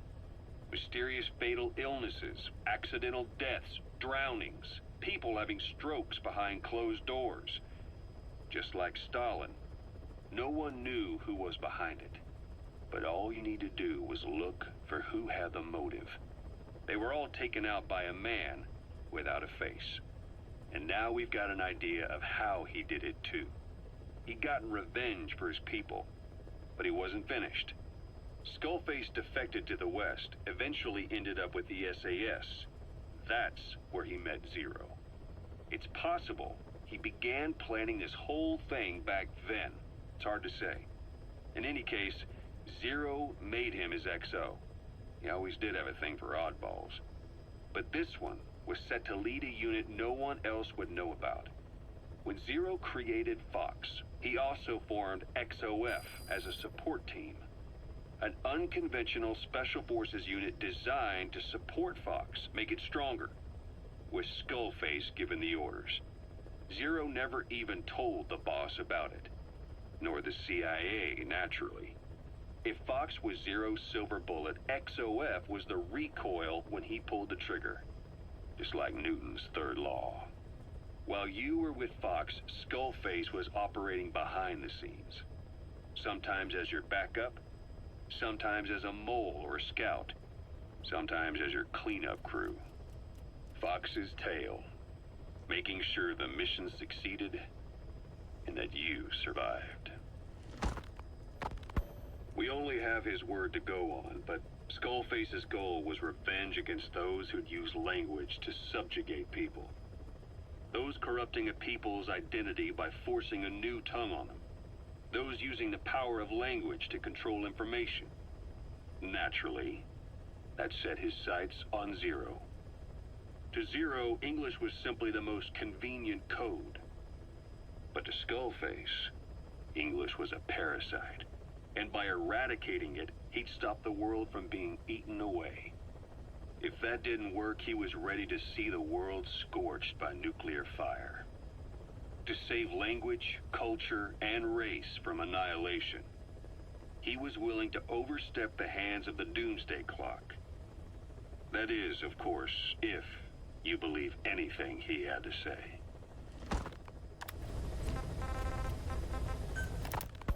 You know, when you brought back all the child soldiers who escaped, Eli knew they'd returned. Needless to say, nobody said a word to him. I guess they got a message to him somehow. Eli wasn't put in the corner in time out. He was locked up in that room, completely cut off from the outside world. Then how'd he find out? It's only one possibility I can think of. The Soviet Union has been researching military applications for psi phenomena. Psi? Things like psychokinesis and ESP, extrasensory perception. You mean moving objects without touching them? Knowing what card somebody's holding up? Psychic powers? Come on. I thought that was just another bunch of disinformation aimed at the West. Just bear with me a second. One type of ESP is telepathy. It's the ability to know another person's thoughts through non-verbal means. You're saying Eli read our minds? It's the only idea that doesn't involve someone getting to him. Ocelot. Look, psi research isn't some hocus-pocus. It's all evidence-based, scientific... There's gotta be another explanation. Maybe one of the kids stuck a note to your back. I hope that's the case. But I am convinced that they have, or Eli has, a connection to some force we have yet to identify. You better watch yourself, boss. How am I supposed to do that? If he is depending on something for help, well, that's his Achilles heel. If you can figure out what that something is, you might be able to use it against him. I'll keep that in mind. Oh, and the medical team is looking after the kids left on Mother Base. For the moment, they don't seem too panicked. But boss, get this. Eli got those kids to plot their armed uprising as a diversion. Also, he could steal Sahelanthropus and escape. That Brad got us good. Set us up and knocked us down. And then there's that mystery kid who was with Eli. With those two working together, I'd say things won't be over for a long time yet.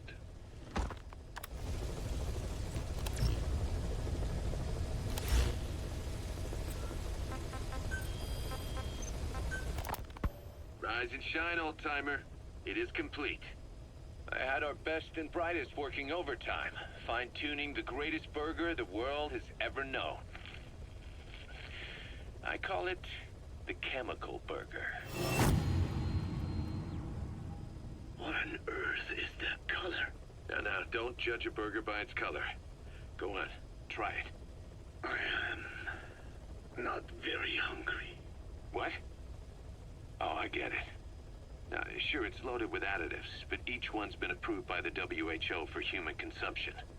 Come on, one little bite's not gonna kill you. Are you sure of that? Fine.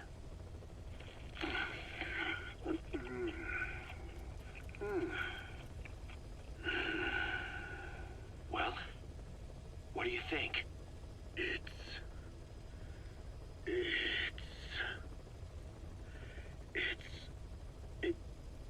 is perfect. Right? This takes me back to the taste of my youth. The neon signs on the Mother Road. Oh, I can see them now. So, what do you think of our signs now? And it doesn't just taste great. You won't believe how cheap it is to make. And because it's pumped up with preservatives, it won't spoil easily in regions lacking refrigerated storage or transportation infrastructure.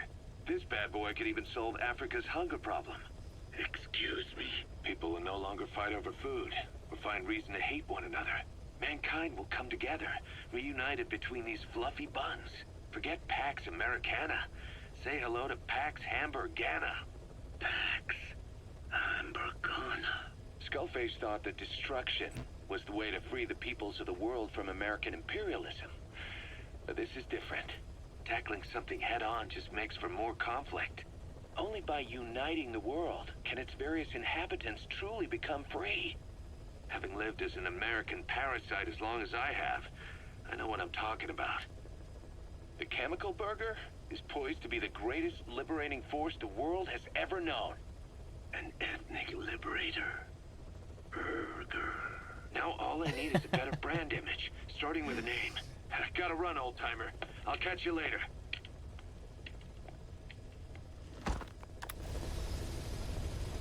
These burgers are pretty powerful. They're changing Miller's whole personality. He's turning back into Peace Walker Miller. This is all it takes.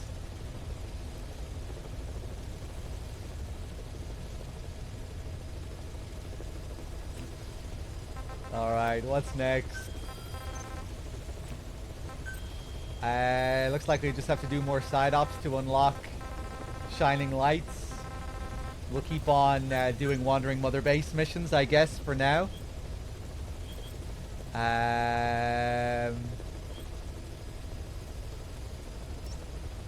Let's get dropped off here.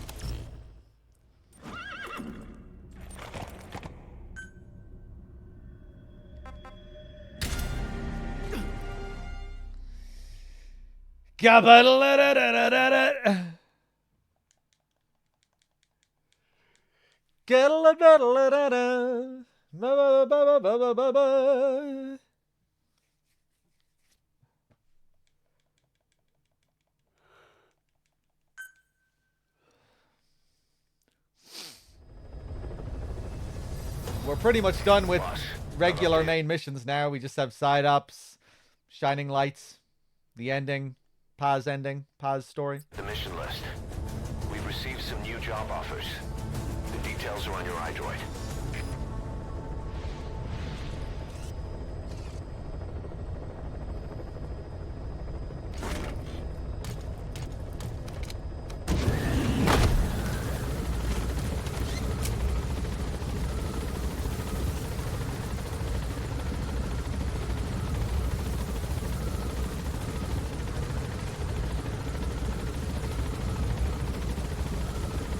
Yeah, I think we've been playing with Malak for like the whole game.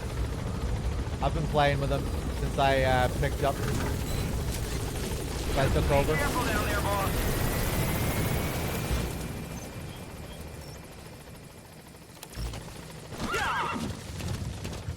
He's pretty capable.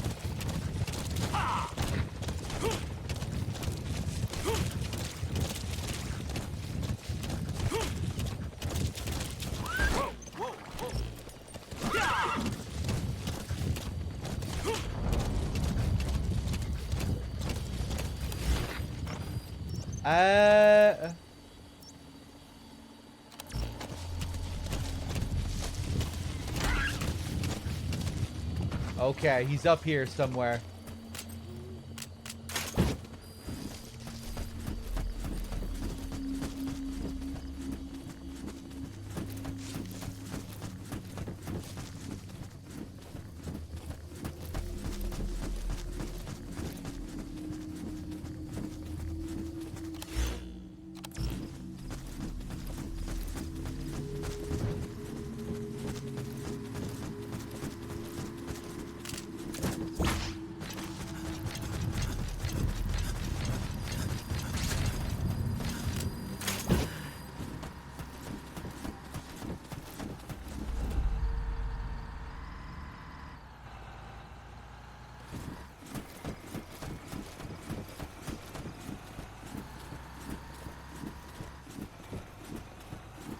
Show yourself.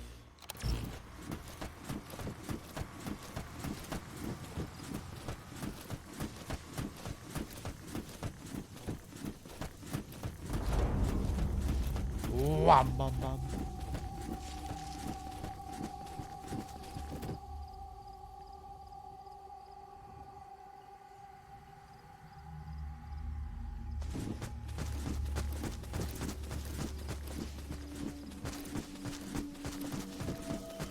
Hey, there he is.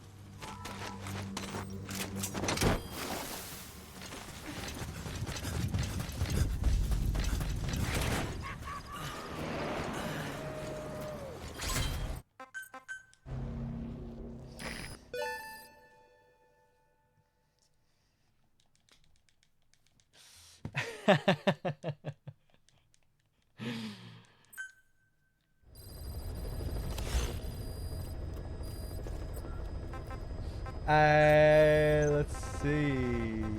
Mother base number 4.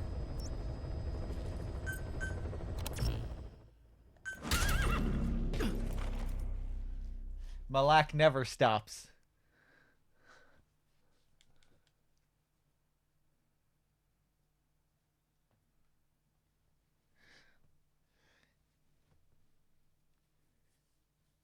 With each mission, Malak gains new power. Fight and grow. Fight and grow.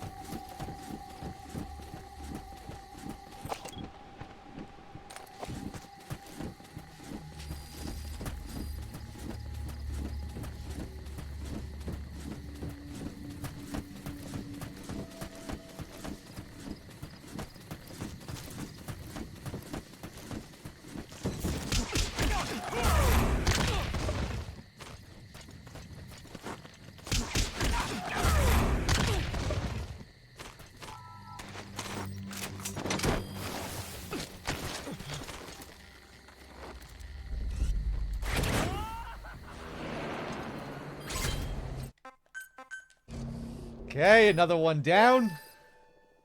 I think one more mission and we'll have Shining Lights unlocked. 2 max. I hope.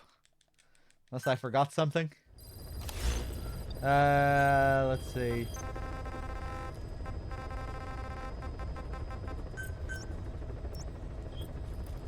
Ooh, the mine. Yes. It'll be a bit of a problem if I'm in an alert phase, I think. So let's... We won't go right into the facility.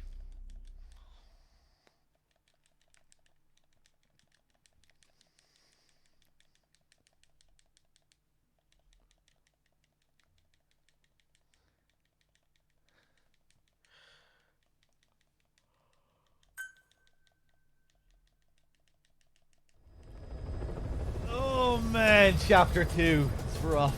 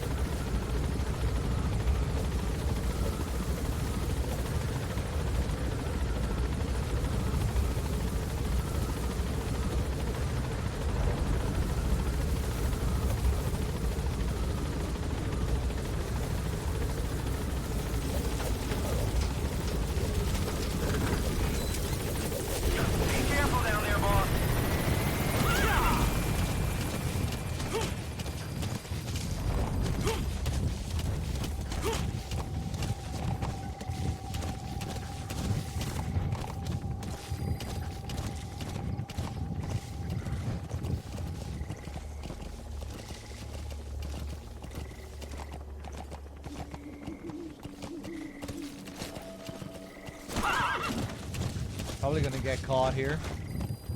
Ooh, ooh, nice.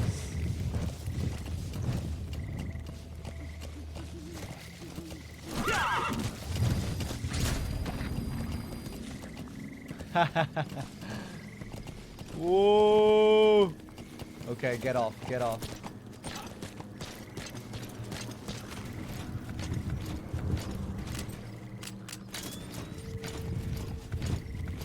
Power of D-Horse can never be underestimated.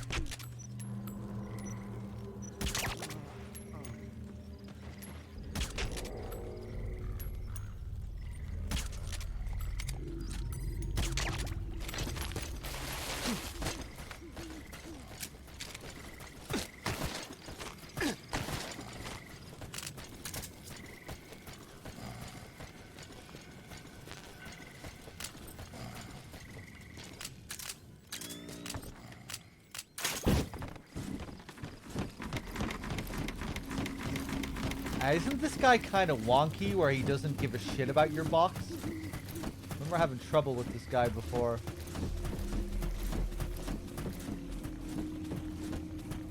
There he is, right?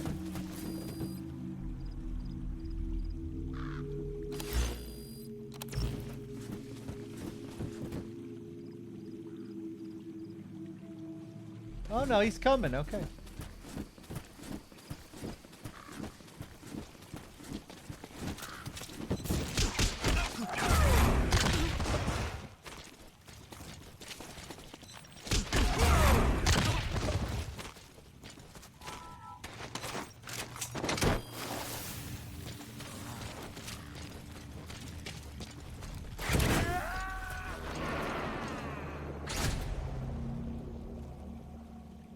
Subject on board.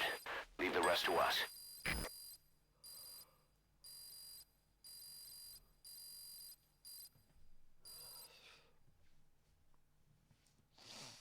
Boss, we have an emergency. There's been another outbreak of the vocal cord parasites on the base. Several men are dead. It started in the laboratory on the quarantine platform where the radiation leak occurred. I'd only just deployed the security team. I've sent in a rescue team to help, but they haven't returned. Boss, I need you on this. Come back to Mother Base ASAP.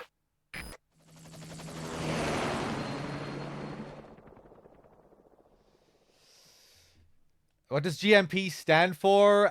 Gross military product. It's a play on the term GDP, like a country's gross domestic product. Here we go again. There's been another outbreak in the laboratory. The quarantine platform. We sent a team to investigate and recover the survivors, but they haven't returned. There's nothing on the radio either.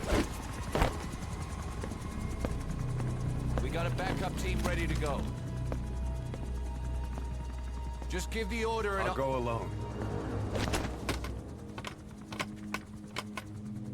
Boss, what are you... There's no need for that. We can't afford to lose anyone else. We have no idea what's going on Exactly. Anyone still alive's at their breaking point. Last thing we need is another unit storming in. No telling how they'd react.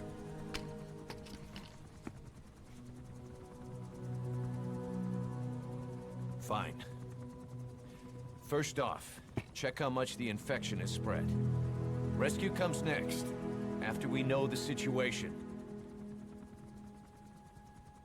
When you're ready to move, just use the iDroid.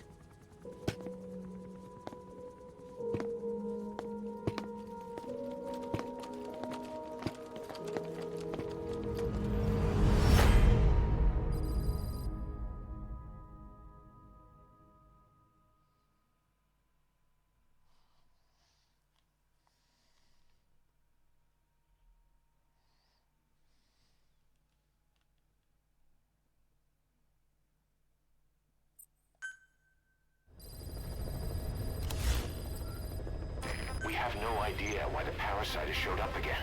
I thought we took care of it. We need more information.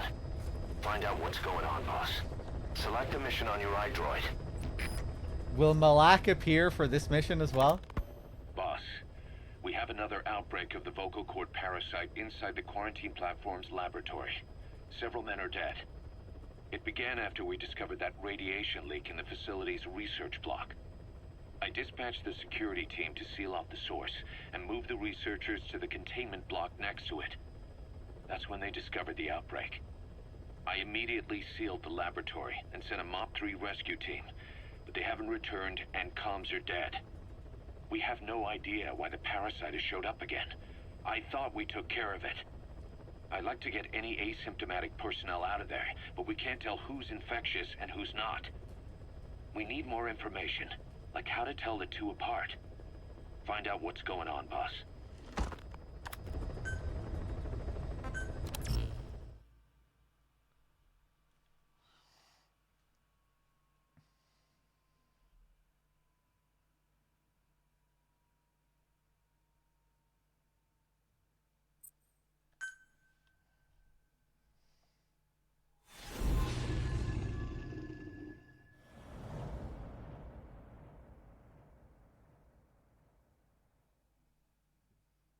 Boss, let's go over the situation again.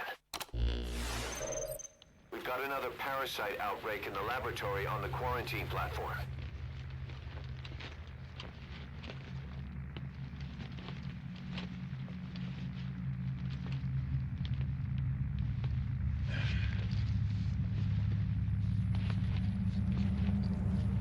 What is this?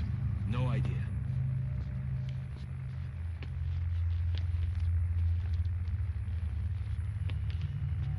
Damn it! Huh? What the? Shit!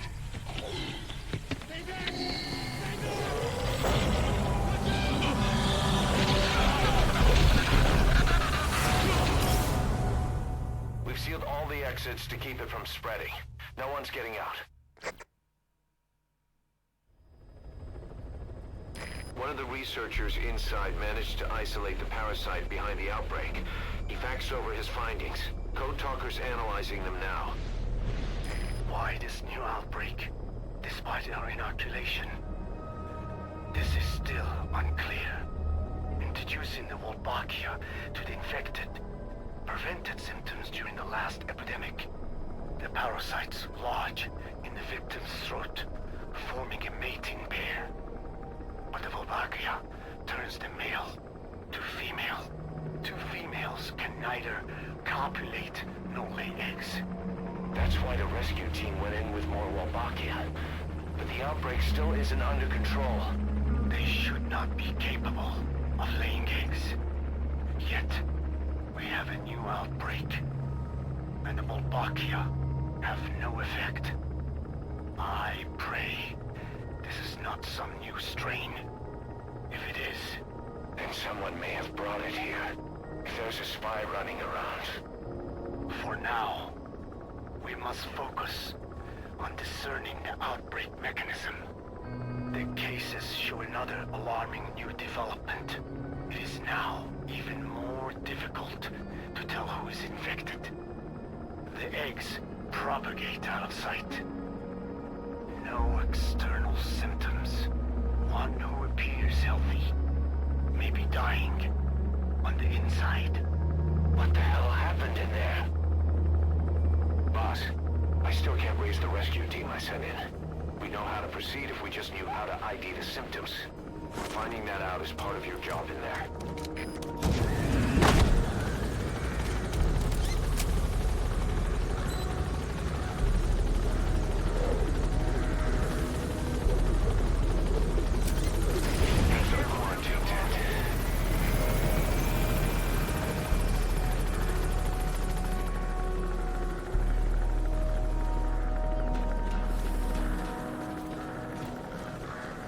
There. I really like the music that kicks in there. They set the scene nicely here.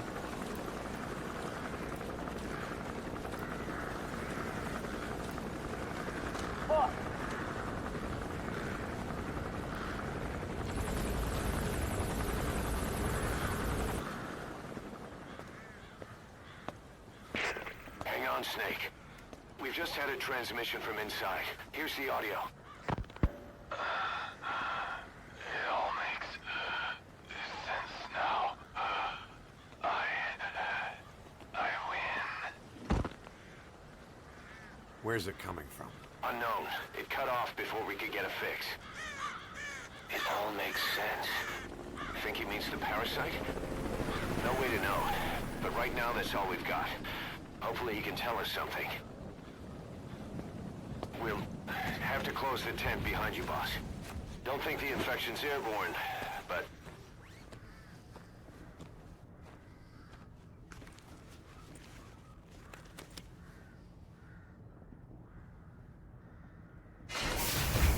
Find the source of that transmission, boss. Find our man. You never know.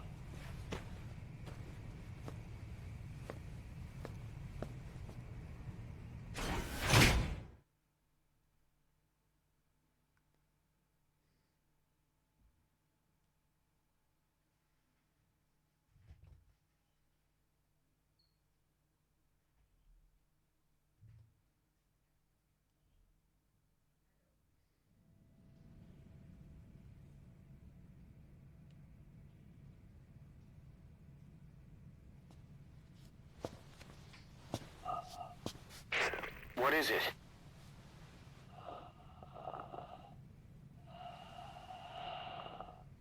Something sweet. I can smell it even through the mask. The rescue team reported that too. Said it smelled like ripe fruit. We cannot allow the infection to spread. If anyone shows symptoms, you must put them out of their misery. That includes me.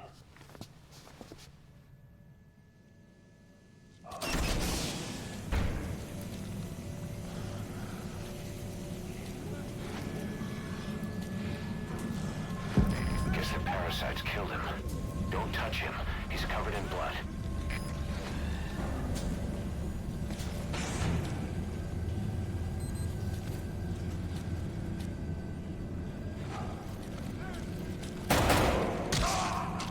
Stay back! Stay back!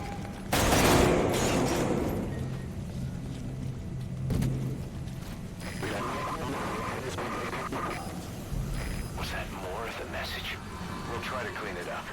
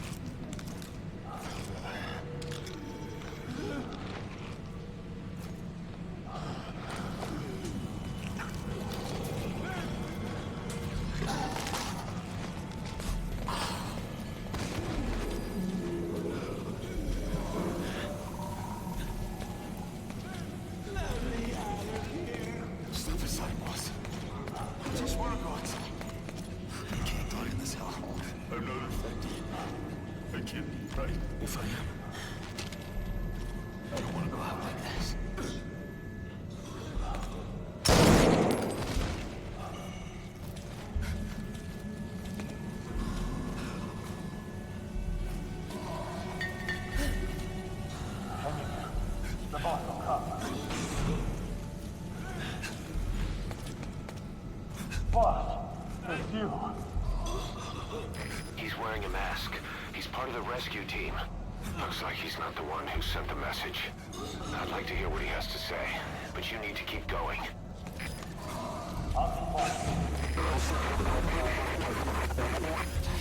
Another transmission.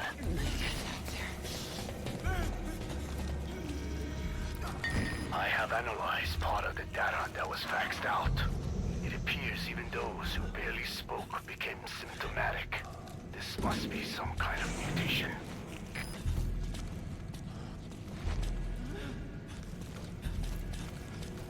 Get us out of here!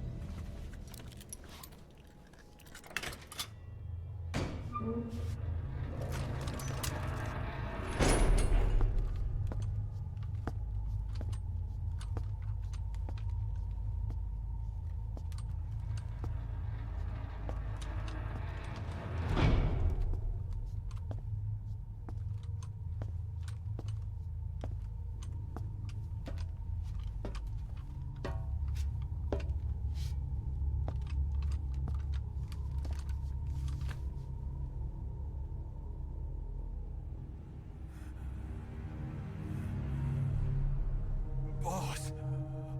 What the hell happened? At least you're okay. What's going on? I win. I'm no snail.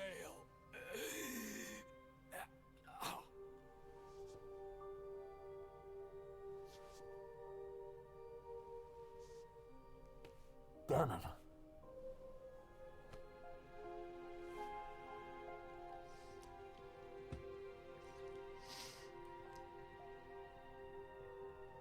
So he sent the transmission. Seems like he had a way of IDing who's symptomatic.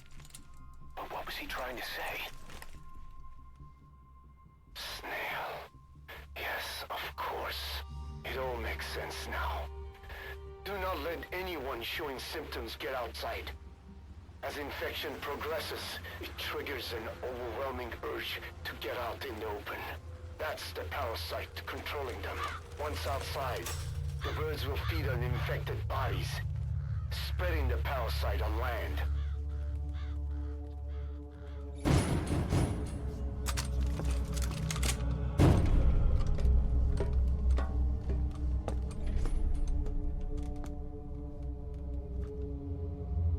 The whole world will be infested.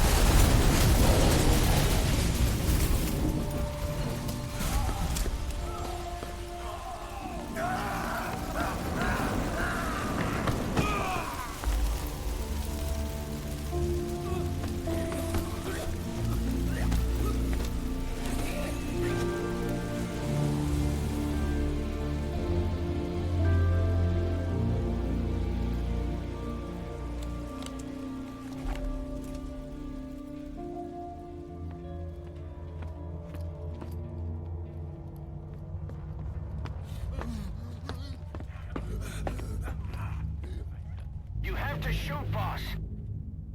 We can't let them outside. Damn it. We can't allow any contagious individuals to leave. Shoot, Snake. That's it. That's good. You still have those goggles. If you see a glow in someone's throat, that means they are infected. And all you can do is give them a quick death.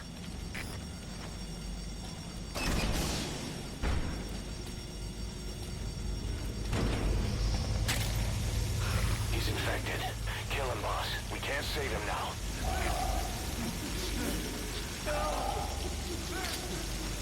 Don't kill me!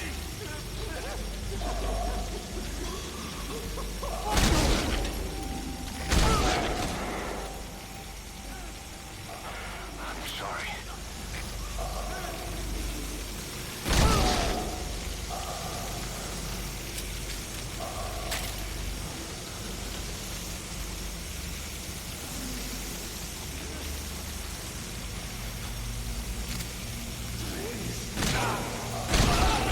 Snake!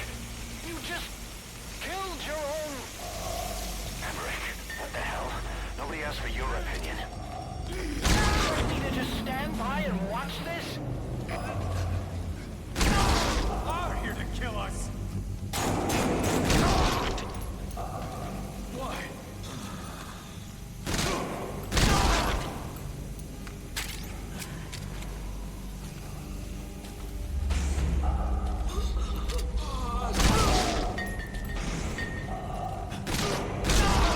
You're insane, Snake! He was one of your men!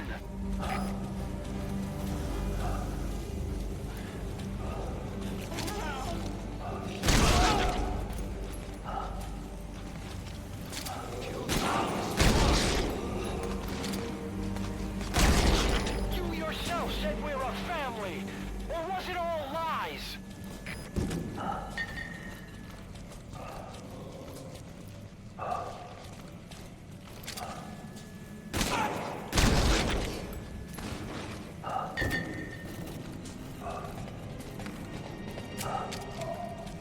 Hold me!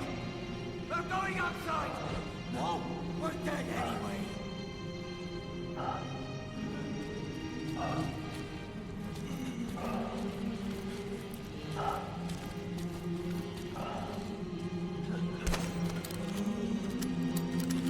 Hey, what's up, Martian? Boss! Boss! Let's let the boss decide. We live and die by your order, boss. Boss!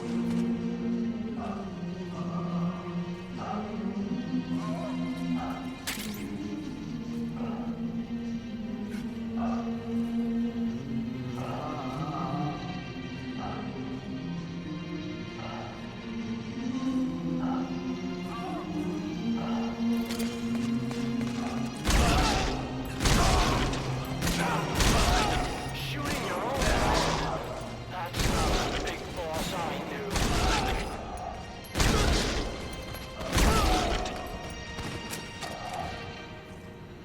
Hang on, boss. Is he wearing a mask? He might not be infected. Examine him with those goggles.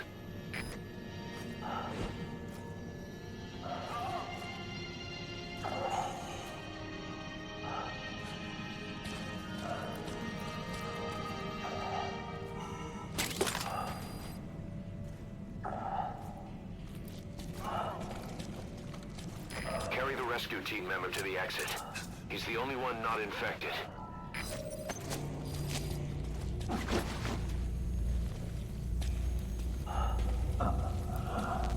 Thank you, boss.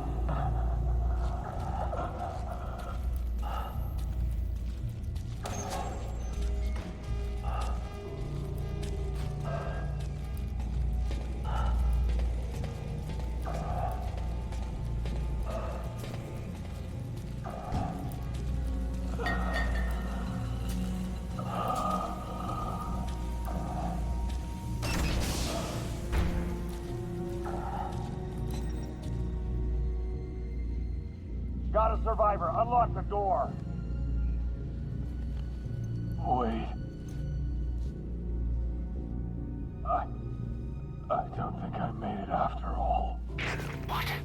You just checked him. Could it have progressed this quickly? Boss, take another look at him with the goggles.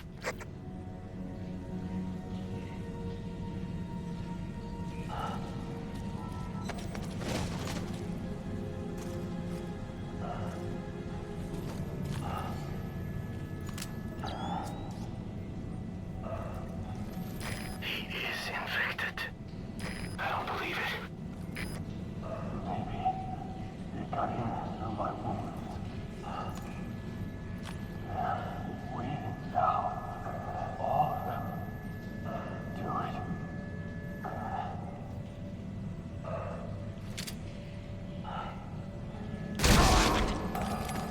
I'm sorry, boss.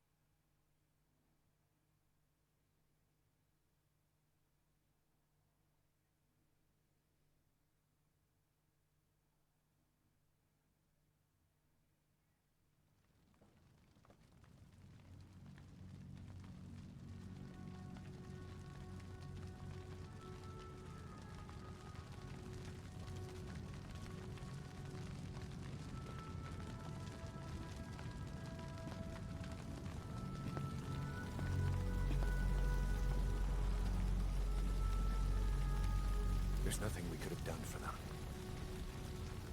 We're all grateful, boss.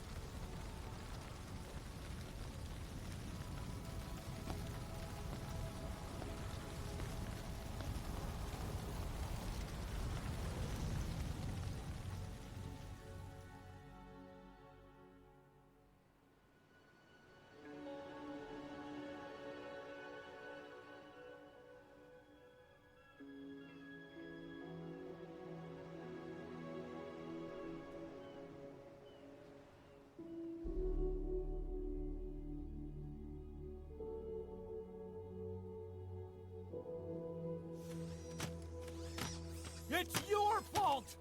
They're dead because of you! What? He's right. I killed him with my own hands. They were on your side! I'm on your side! And you turned them all to ashes!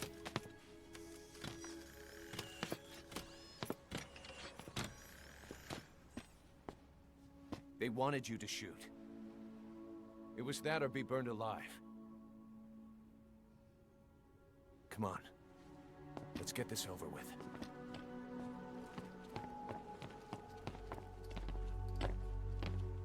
Wait.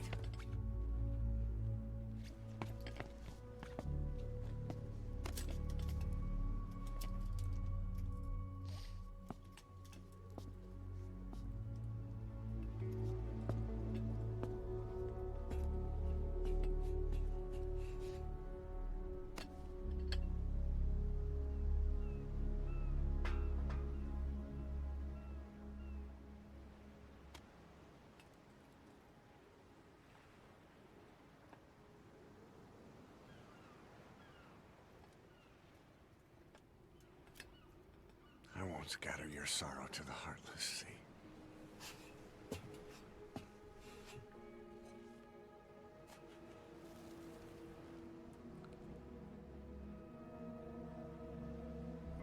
I will always be with you. Plant your roots in me.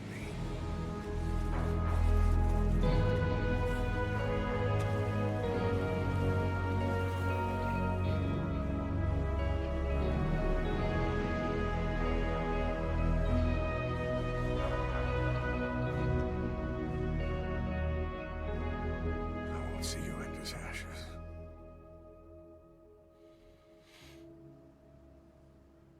You're all diamonds.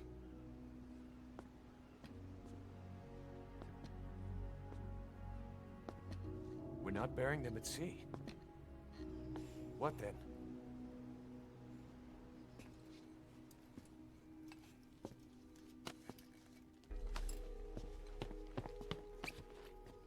We'll make diamonds from their ashes.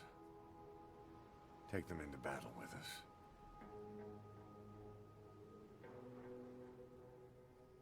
A shining light to our brothers in arms, even in death.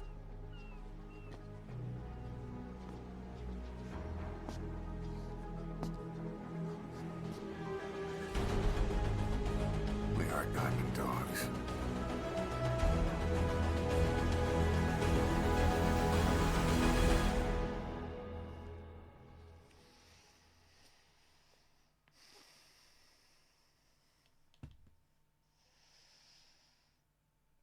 There we go. Man, it's been I feel like it's been years since I've seen this mission. Usually I'm not playing this part of the game. It's been a while.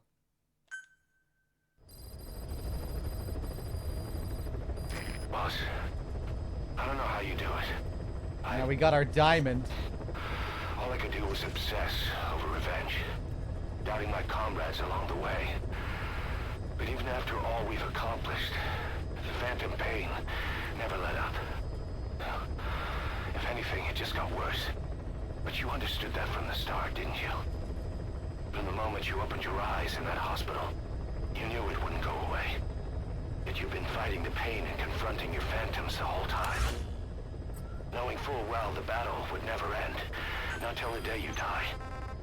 I respect that now, more than ever.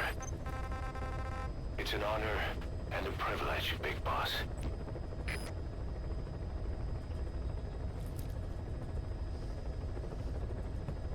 And there's our last mission before the end. The penultimate mission. Have we killed Skullface yet? A long time ago. Yeah, we're pretty much at the end of chapter 2 now. We just have a little bit more to go.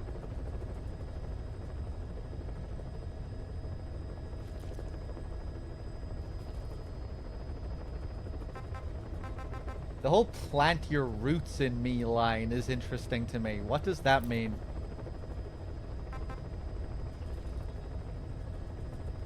It makes me think of, you know, what happened to the medic. The roots of Big Boss being planted within him. I'm not sure if it's supposed to be alluding to that or paralleling that in some way. But now saying to all these soldiers that died, plant your roots in me. Something to do with him being like in reality being just another soldier like them. I don't know.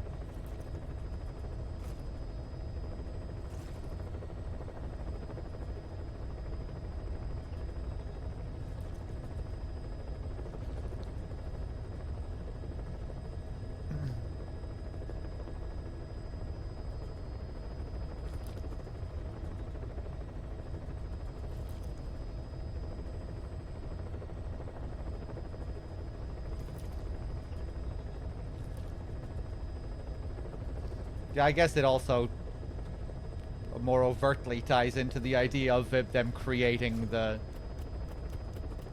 diamonds out of their ashes and diamonds literally being implanted on them. But it feels like it's saying more than that.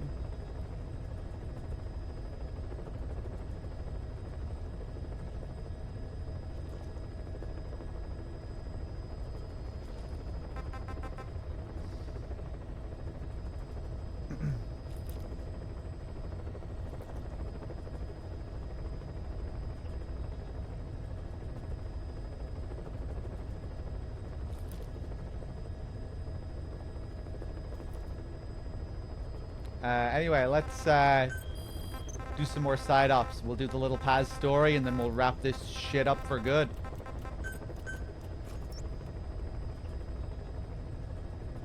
I really wish they toned down the Huey fucking dialogue when you're killing your men. That's not the big boss I know. This isn't the big boss that I knew.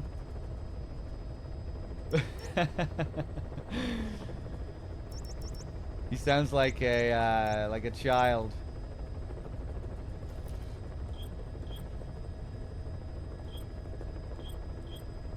Or it just feels a bit silly, like when you're at the very end of the area after you've already killed a load of them. Killing your own men. That's not the big boss I knew. Just, it comes across as a little bit too childish given the tone of the thing overall. Let's see.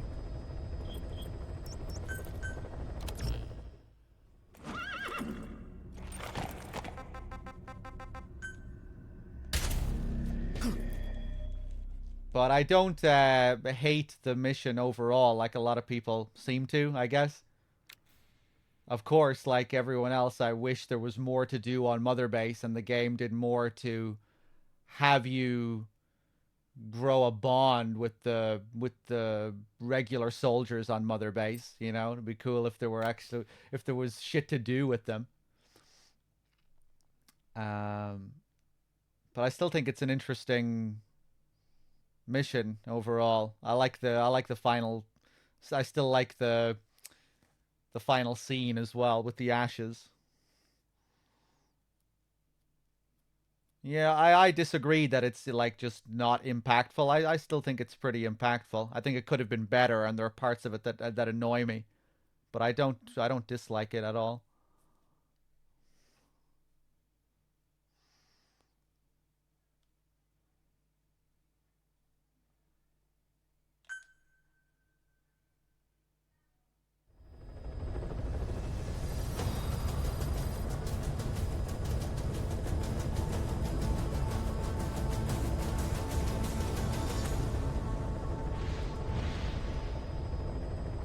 Sort of worked if you slow rolled the game.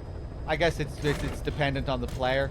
I was watching someone play this on Twitch a while back who was like really affected over the course of the whole game. He kept talking about how much he loves his Mother Base soldiers, going back to base, building up the base, walking around and actually listening to all of the conversations that they have.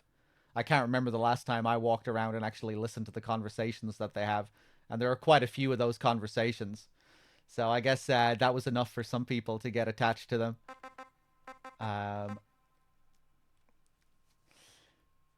But yeah, I wish they did more, you know, obviously, especially coming from Peace Walker.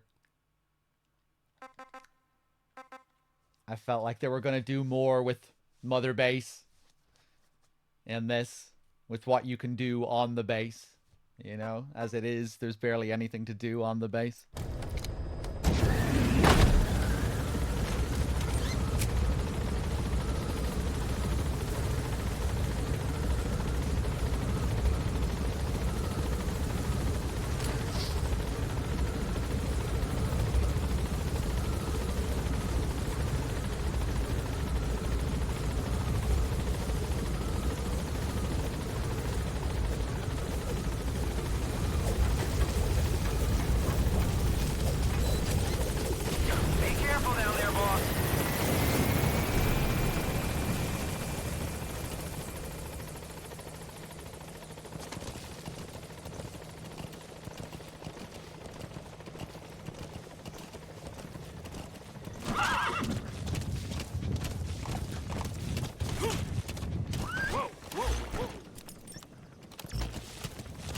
Let's go rescue this clown.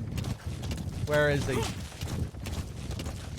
I think I see him. No.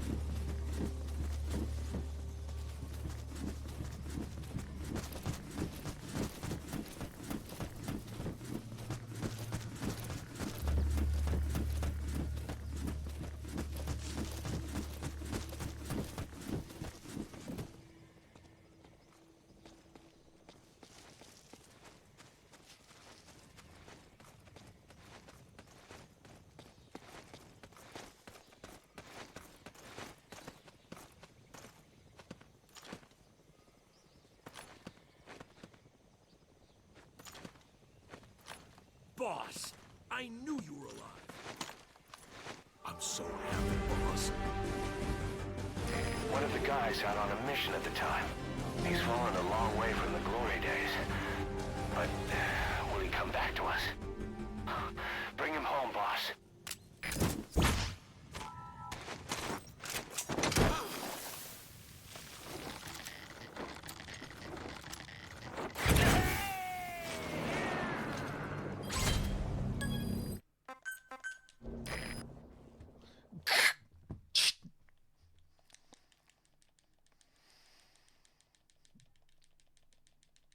Alright, let's go back and do the next few photographs with Paz, just so we don't have to spam all of them out later on.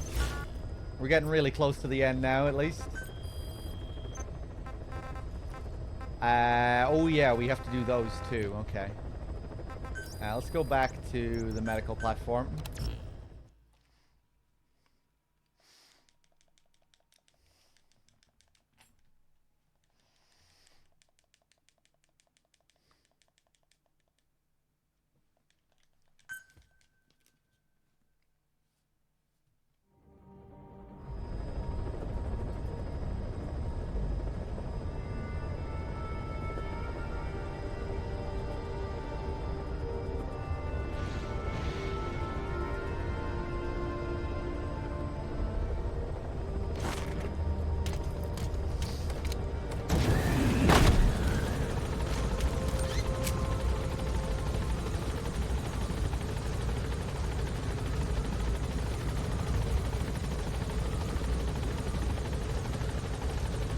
What's after MGS5 then? The marathon is over. This is the end.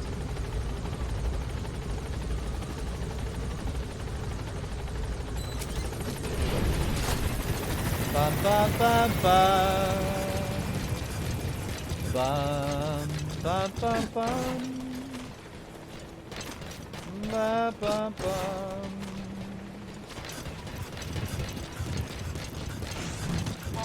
Welcome back.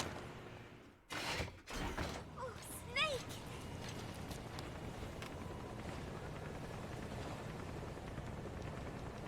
What is it, Snake?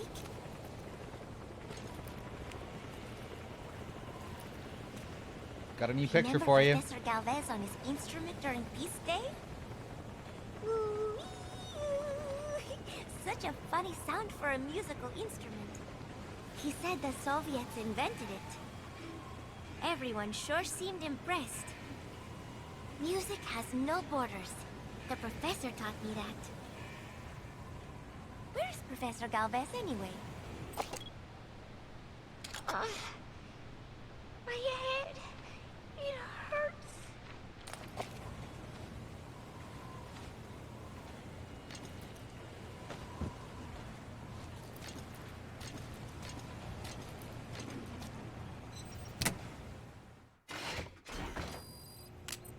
We get our first tape.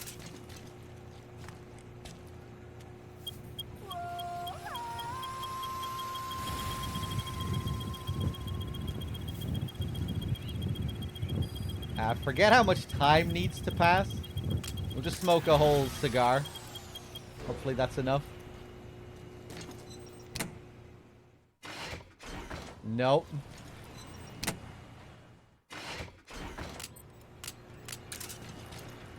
And the VODs will be on my YouTube channel, where they always go. Exclamation mark YT2 in chat if you want a link.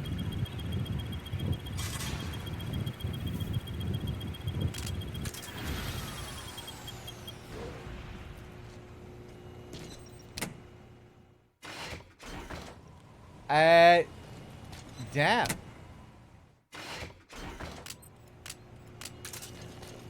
Is there some random element to this, or is this more buggy shit?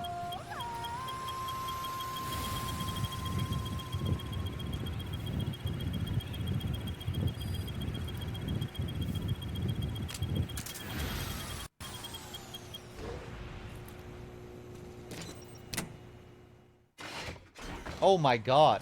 Yeah, I don't know if this should be happening like this.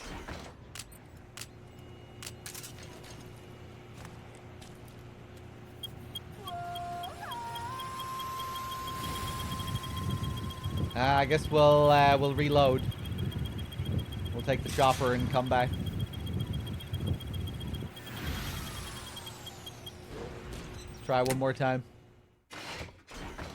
Fuck.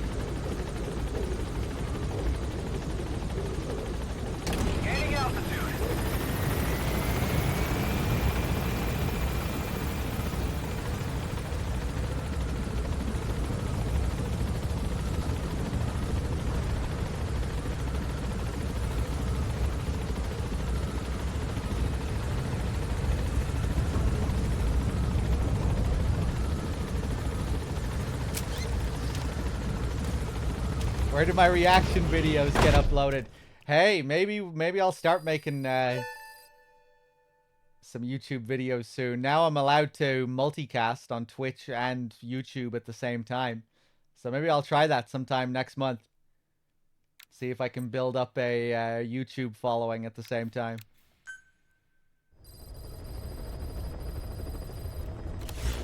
Let's see. Let's go back again, I guess.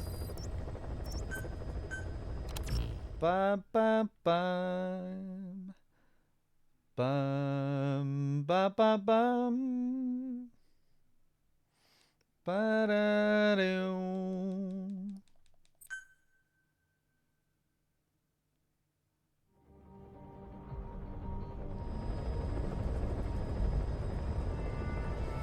Yeah, I might upload just the odd video rambling about some part of the lore, or even make other non-MGS videos, Silent Hill videos.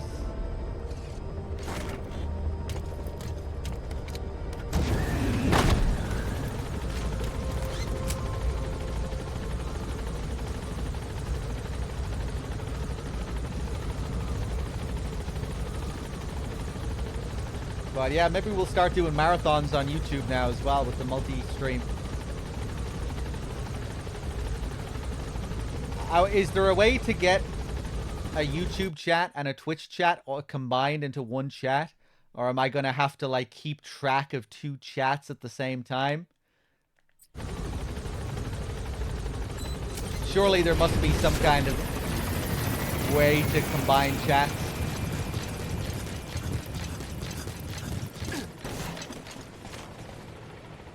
You're not allowed to combine them as per Twitch TOS. Are you serious? You can't combine them to show on stream. Okay. But you can combine them for yourself. Okay, interesting that they're allowing it at all in the first place. It seems like a weird decision.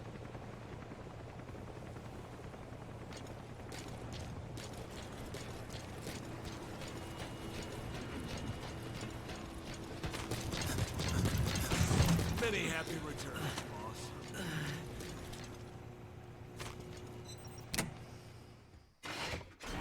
Oh, Snake!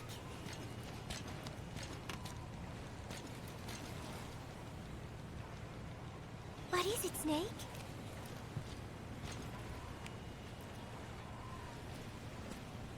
Who took this? Strangelove?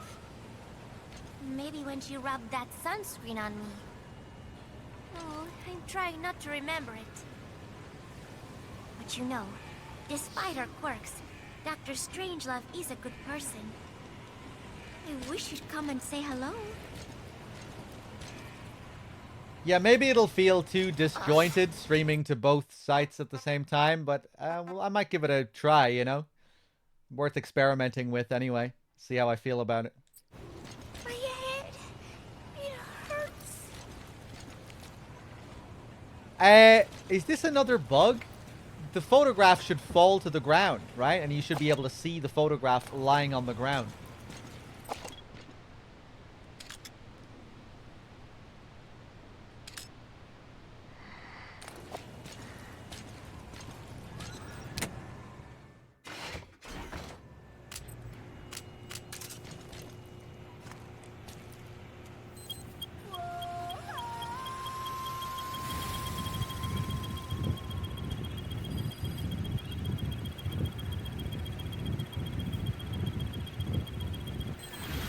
They always disappear as she drops them? I don't remember that being a thing at all. I thought I remembered, like, looking at them and trying to make out what they were while they were on the ground. No. Now I remember. You're right. You're right. I remember going around behind her and trying to see them from here. Yeah, I guess they've always disappeared like that.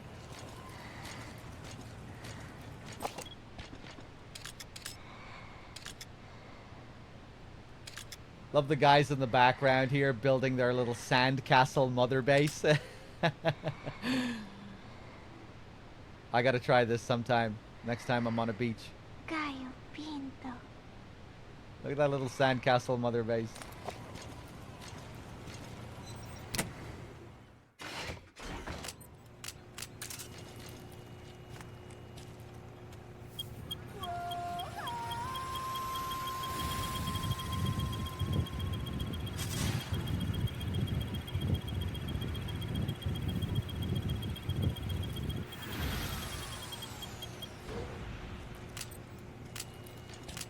It looks like we fucked it up again.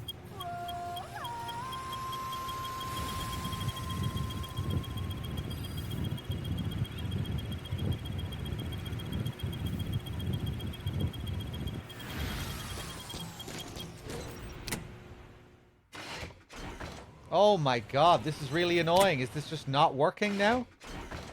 Oh my god, I have to reload the fucking area every time to give her a photograph. Jesus.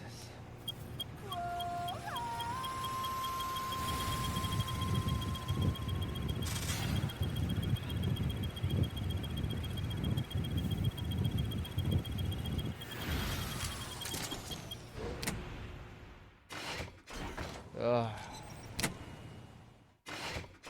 Leaving the game and re-entering.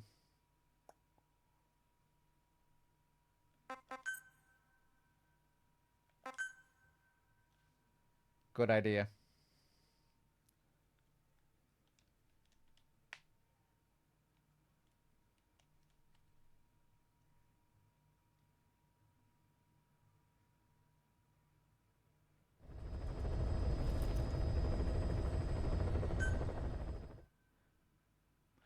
The crater of Port Marnock Beach?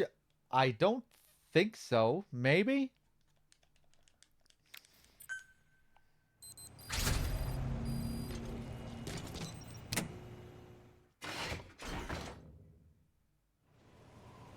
Ah, shit.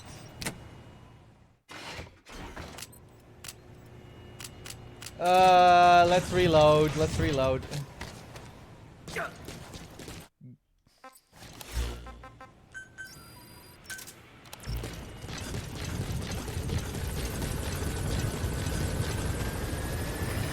is B-Quad. Arriving shortly at LZ.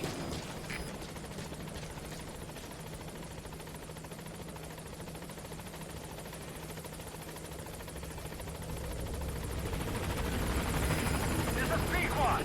On station at LZ.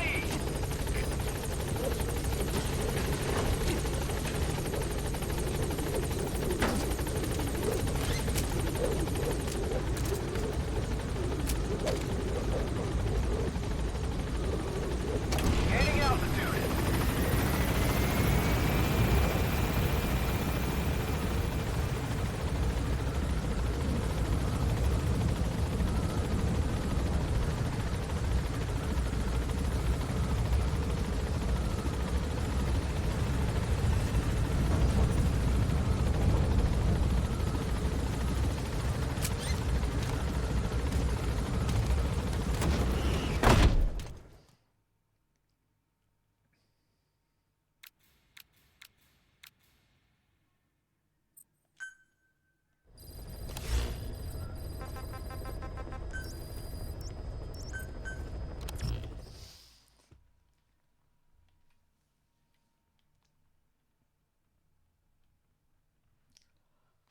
The chopper rides and the loading screens really wear on you, man.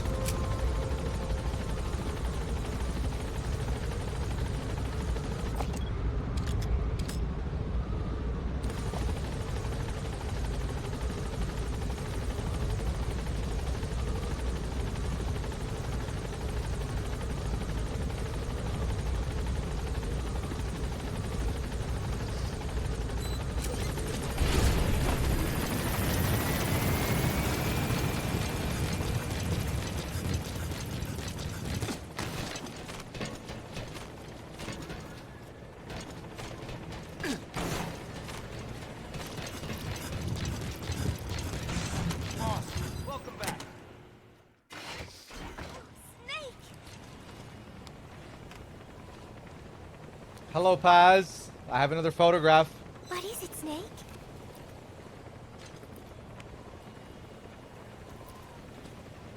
Oh, it's Nuke.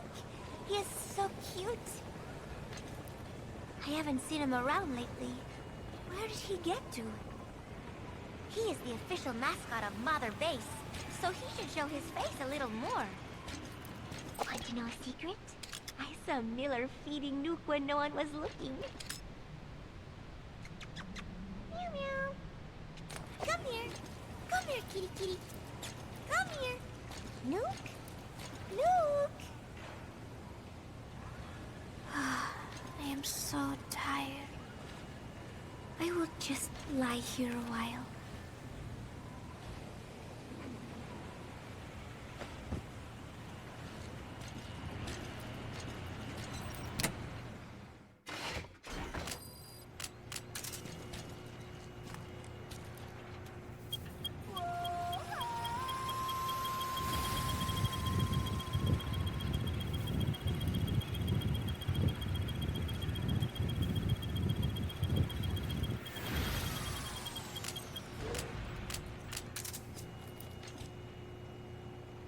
Maybe I just didn't wait long enough last time.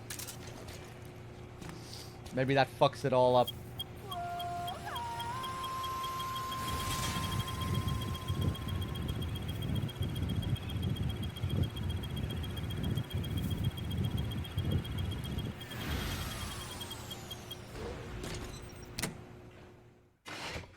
Hey!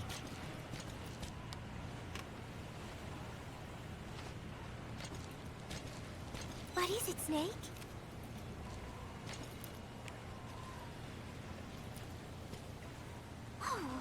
somebody took this while we were fishing. That day, I figured out that it doesn't really matter if you catch a fish or not. Just waiting for a fish together can be the most fun of all. Oh yeah, Chico got all worked up and almost fell into the sea. When they do some more fishing, tell me, okay? I'm sorry, Snake. My head hurts. Could you let me rest?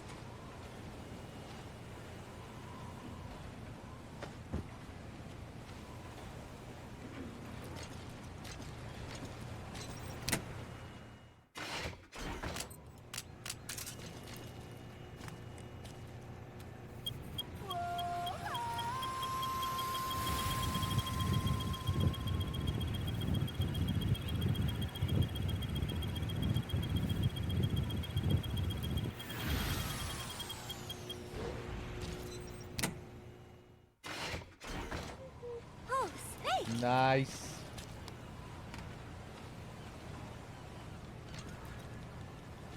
What is it, Snake?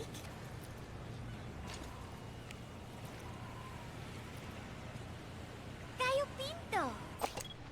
Amanda and I taught Cecile how to make it. She picked it up so fast. I was really surprised. I guess Parisians have cooking in the blood. Are Cecile and Amanda doing okay? I wonder why they haven't visited. I am so tired. I will just lie here a while.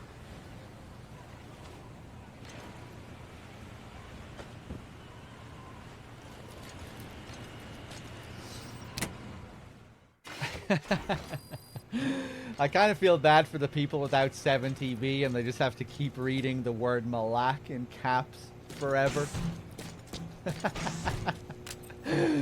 Let's use another cigar.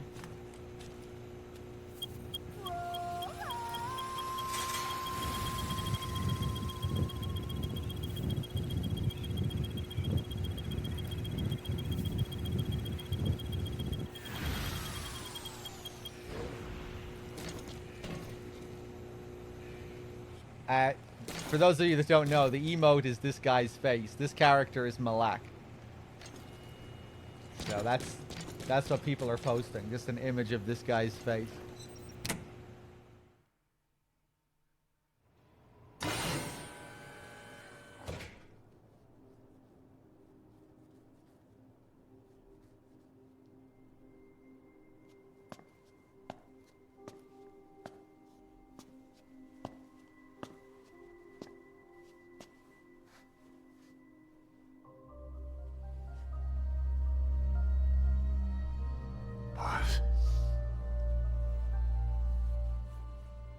Snake?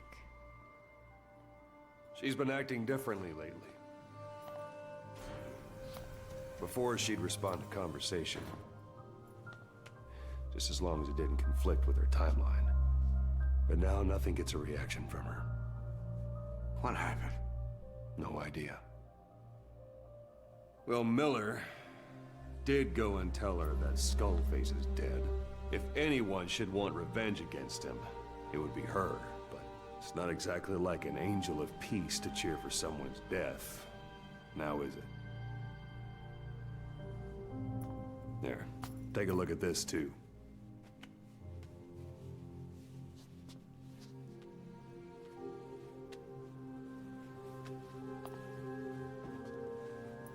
See it? Right there. The wound is open. Yeah. It was all closed up, and then it went back to this. But why? The medic has no idea how it happened. He figures it must have been self-inflicted.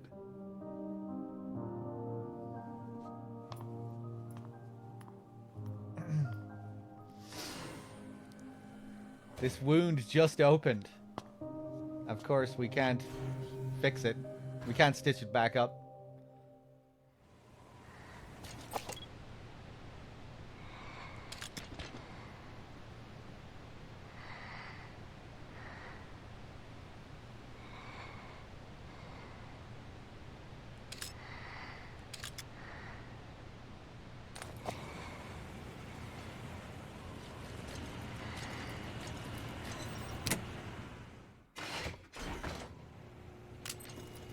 Yeah, I don't think I have any more tapes. You probably have to reload anyway for her to get better.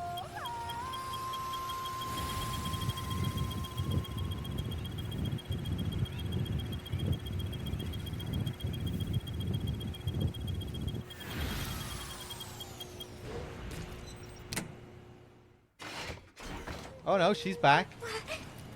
Snake?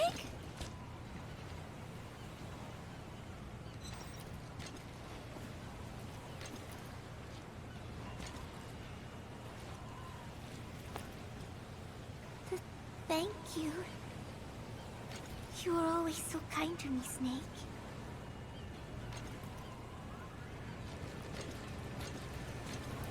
You will come back, right?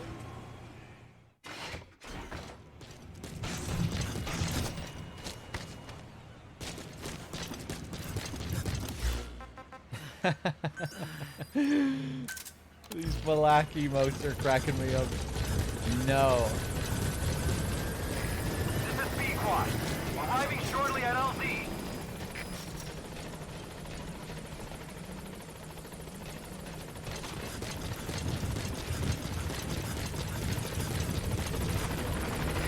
This is Pequod. On station at LZ. Malak is the true hero of MGS5. That's all you need to know.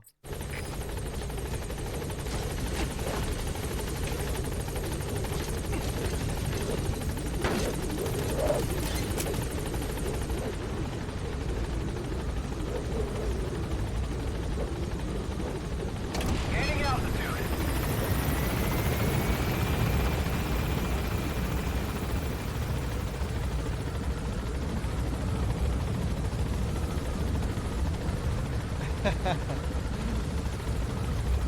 Maybe I should have named my character Malak at the start of the game. Maybe you can make him look almost like Malak.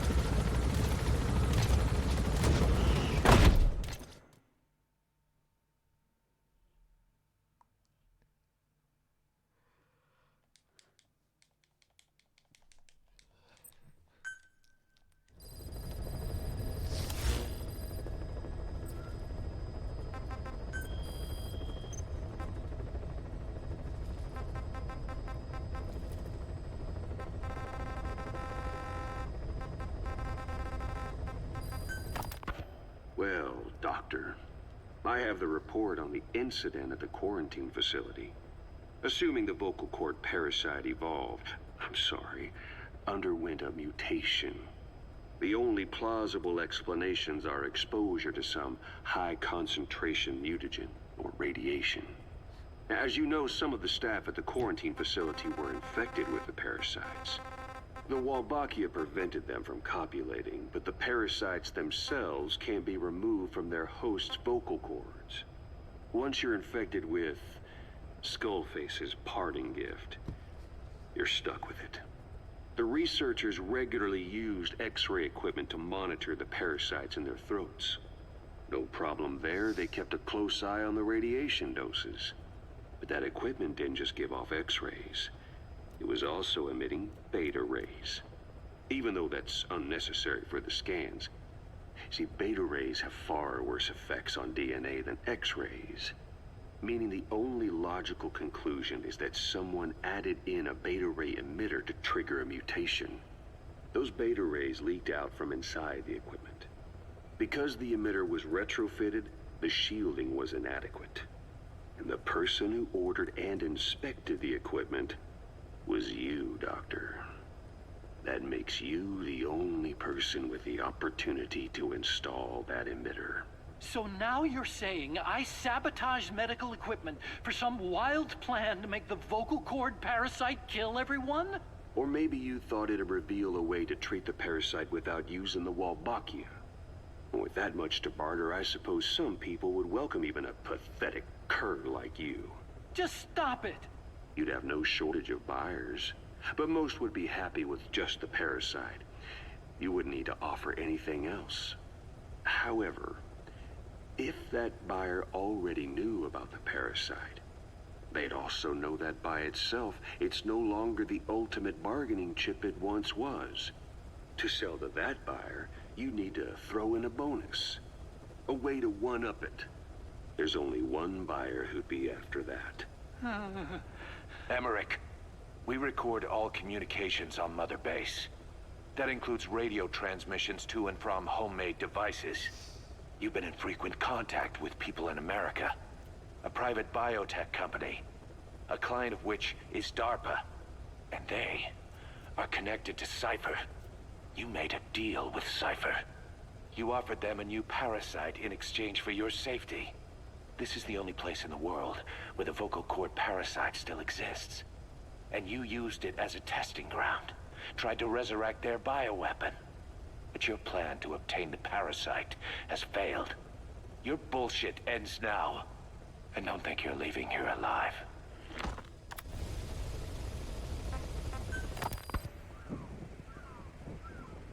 Hours after exposure to the blood of a symptomatic colleague, I found myself making my way up the stairs to this room. And I am not alone. Everyone who's infected, we've all come up here wanting to get outside. I know full well I mustn't leave, given the possibility I'm infected. Yet, I can't contain this urge I feel inside me. Like the alcoholic who tries to make any excuse for one more drink. Every step I took up those stairs filled me with this sense of bliss. I still have all my wits about me. It took no time at all to rewire the electronic lock and open the emergency exit. Then, just as I was about to set foot outside, I finally realized what was going on. This desire for freedom is not my own, but that of the vocal cord parasites inside me. They want the ravens to feed on us, pecking us to death. Attracted by these sweet secretions, they have mutated to facilitate this. The sweet smell is powerful enough to attract even a species with such a weak nose. So, before the parasites take complete control, I must. Most of the staff in here are already infected. At least, everyone I've looked at is. Infection with this parasite causes a high fever in the pharynx. I have modified a pair of night vision goggles to react only to this temperature range. With these goggles, you can identify who is infected. Other infected will, like me, feel compelled to make it outside. If the ravens get their meal, they'll head for land next.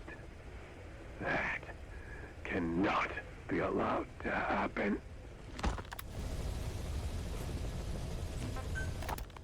The whole idea of the vocal cord parasites was that they'd only copulate once exposed to a specific language over time.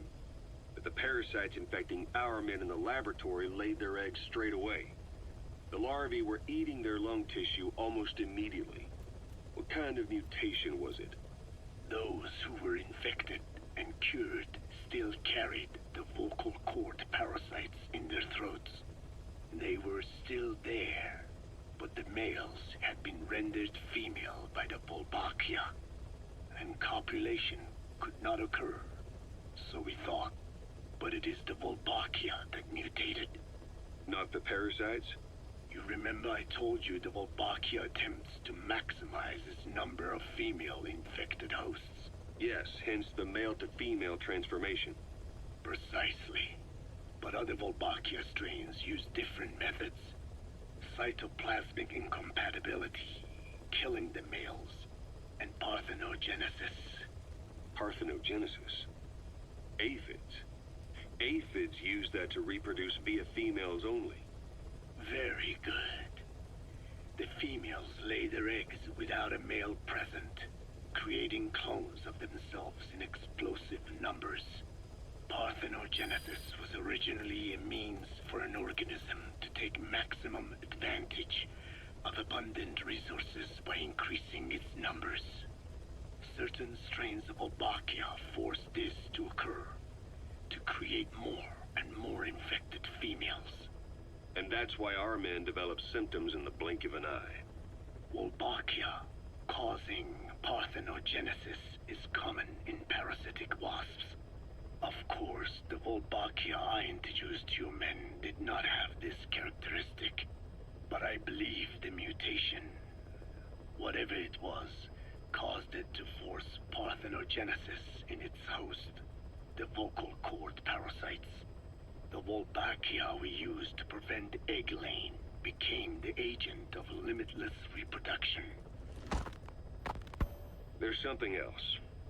The symptomatic infected in the laboratory all wanted to get outside, even knowing there was napalm waiting for them out there. You said the parasites made them act that way, but parasites controlling humans. Is it possible? Parasites altering the host's behavior is a common occurrence in the world of nature. Long ago, the vocal cord parasites had this ability, but even I never foresaw they might control humans. Until I heard the things your man said. You mean the researcher on the top floor? The bit about, I'm not a snail. Yes.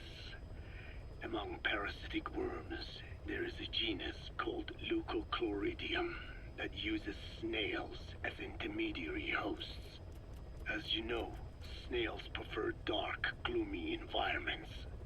But once parasitized by Leucochloridium, they desire to be in the light. And that is not all. The parasitic worms thrust themselves into the snail's antennae, making them swell to abnormal size. The snail, meanwhile, frantically wiggles his antennae as the parasites squirm inside. The swollen, wriggling antennae soon resemble caterpillars. I don't get it. It is so they can be eaten by birds. Leucochloridium needs a bird as its definitive host. To breed, they require their snail host to be snapped up by a predator. So they make the humble snail appear to be a delicious caterpillar and lead it to somewhere in open sight. So you mean the staff trying to get outside was so the birds could pick at them. The parasites altered their mental state, making them crave higher places and to be outdoors. I can only surmise that both the Wolbachia and the parasites mutated before the ancestors of the vocal cord parasites infected humans. Their hosts were birds. What we saw in the laboratory was some throwback to that time. The parasites attempting to make birds their intermediary hosts. It sounds insane. A praying mantis that is host to a parasitic hairworm will dive into water and drown itself, just so the hairworm can lay its eggs in water. Rats infected with Toxoplasma gondii lose their instinctive caution and run right up to cats. Just some of the many ways parasites control the host. But we're humans. Surely our minds are too complex for that. I thought just the same. Free will is what makes us human, so it never occurred to me that the parasites could be controlling the symptomatic. But the mood, the will of a person can be easily affected by the balance of their cerebral substances. Take the Toxoplasma I mentioned. It does infect humans, and it is thought the infected develop a more reckless attitude. But to think that mutations occurred in both the Wolbachia and its parasite hosts. Your observation is most apt. Both mutations occurring at once indicates the presence of a powerful mutagen. I see. Keep working on narrowing down what it was. Alright, let's keep doing more of these side missions.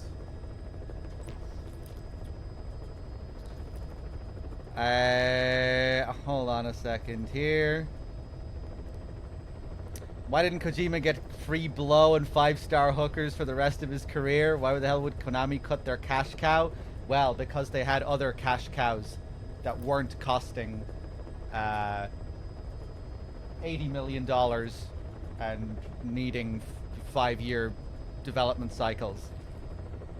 They were spending fuck all money on their gambling games, their gacha, and they were making mountains of cash on stuff that cost way less than Metal Gear. And yeah, at the time when they fired Kojima, their president changed. They came out with statements saying they were getting out of AAA games as a whole, moving towards games as a service, gambling, patchy slot machines. That was their new vision going forward, and Kojima could not fit into that vision. Doesn't matter how successful the games were, they were changing their whole view, it seemed like.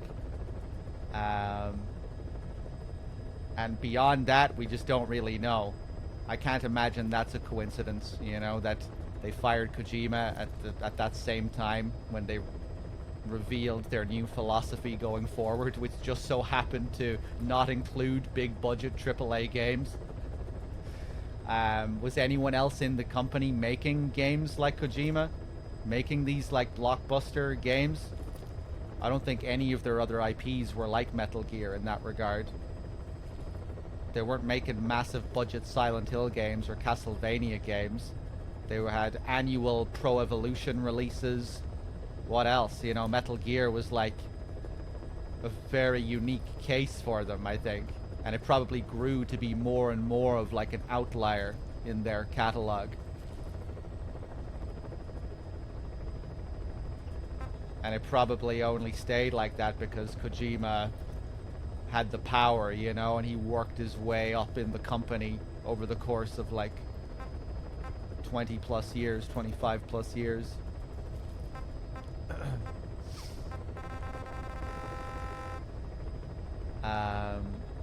But beyond that, there was, you know, there might have been personal grudges and all sorts of backroom politics. I mean, who knows? We don't really know what happened behind the scenes. But now it seems like Konami are maybe getting back into slightly bigger budget games again with the MGS3 remake, and no surprise that they're taking the safe bet with a remake either as their first game back with Metal Gear. Looking at the whole climate of remakes, what Capcom have been doing, remakes more or less sell themselves, I think, because, you know, hey, it's this classic game. Automatically people are gonna get excited about it as long as you showcase high-end graphics, and as long as it lives up to some standard of quality. They kind of sell themselves, I think. But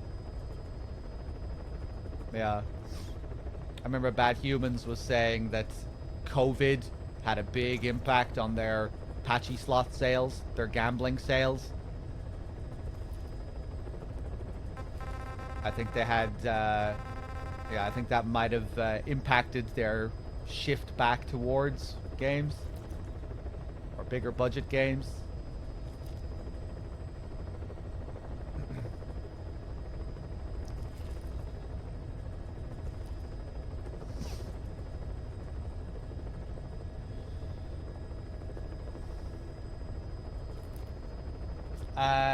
Let's see.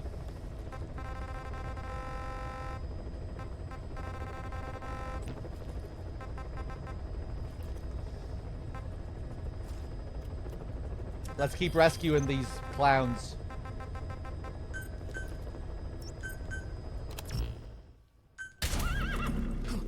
Come on, Malak. Show us what you got. show everyone who's boss.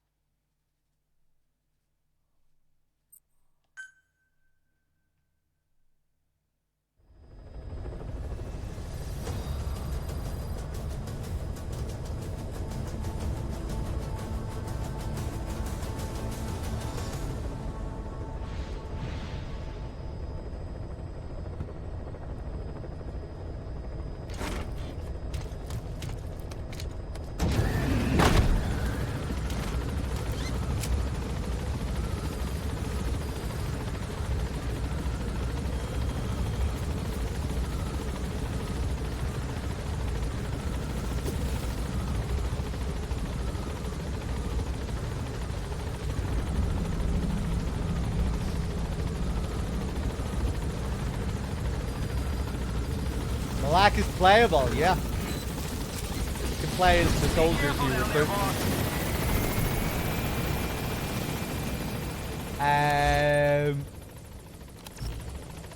Oh yeah, I remember where this guy is, under the bridge.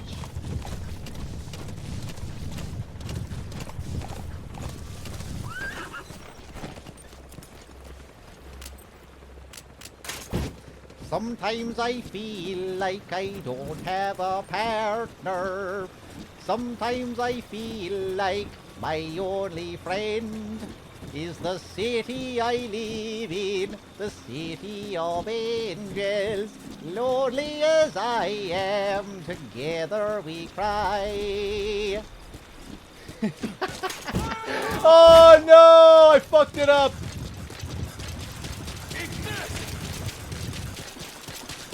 Hey, and I'm playing as a character called Angel. Coincidence?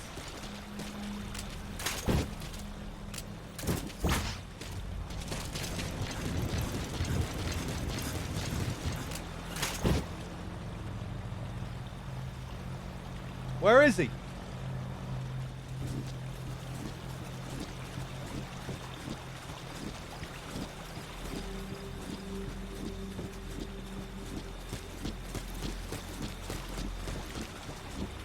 If I go into the water with the box will break apart.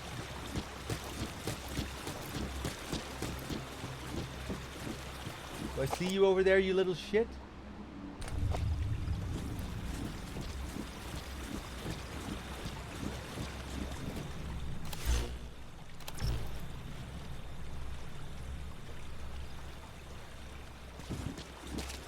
Fuck.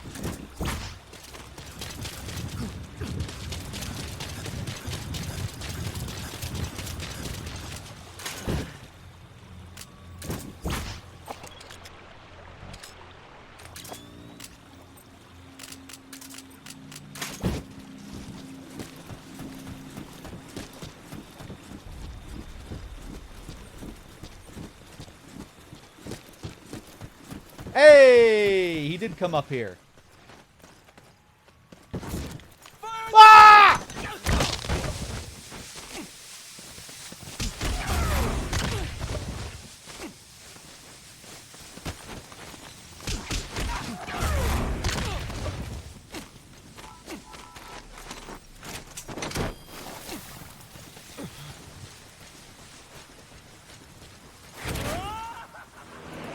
Oh, Jesus. Back to the ACC.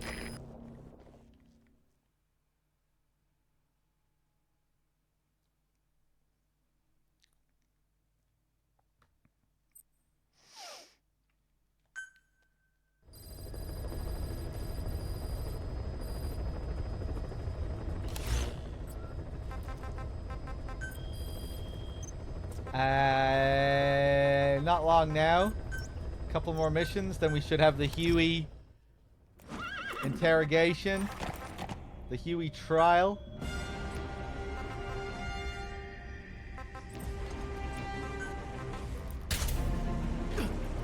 Ba-da-da-da-da-da-da.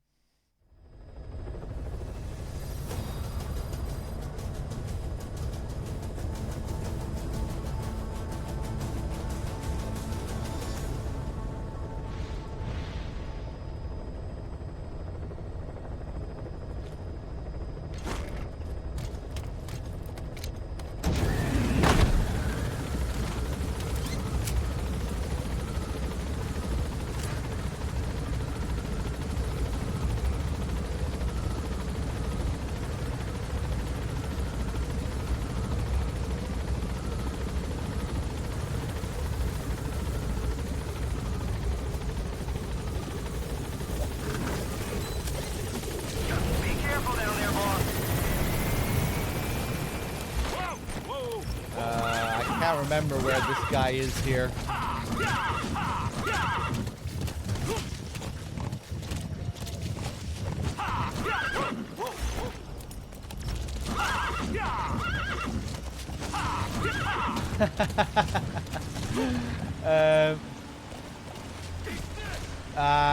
You bastard. Oh, he actually knocks you out.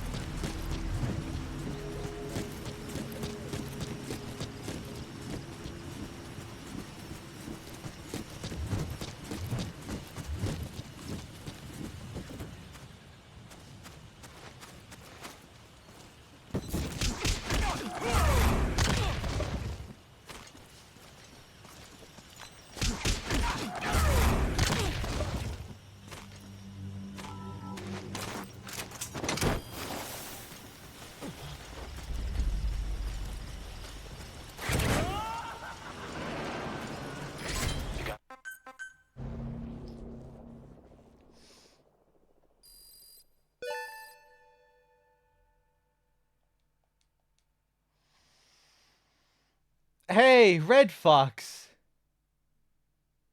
Absolutely jolly, cracking good streams. Thank you for waking up old gamer memories, sir. Hey, my pleasure. Thank you very much. Thank you for the 1,000 bits as well. That's very generous. Cheers. You got a minute?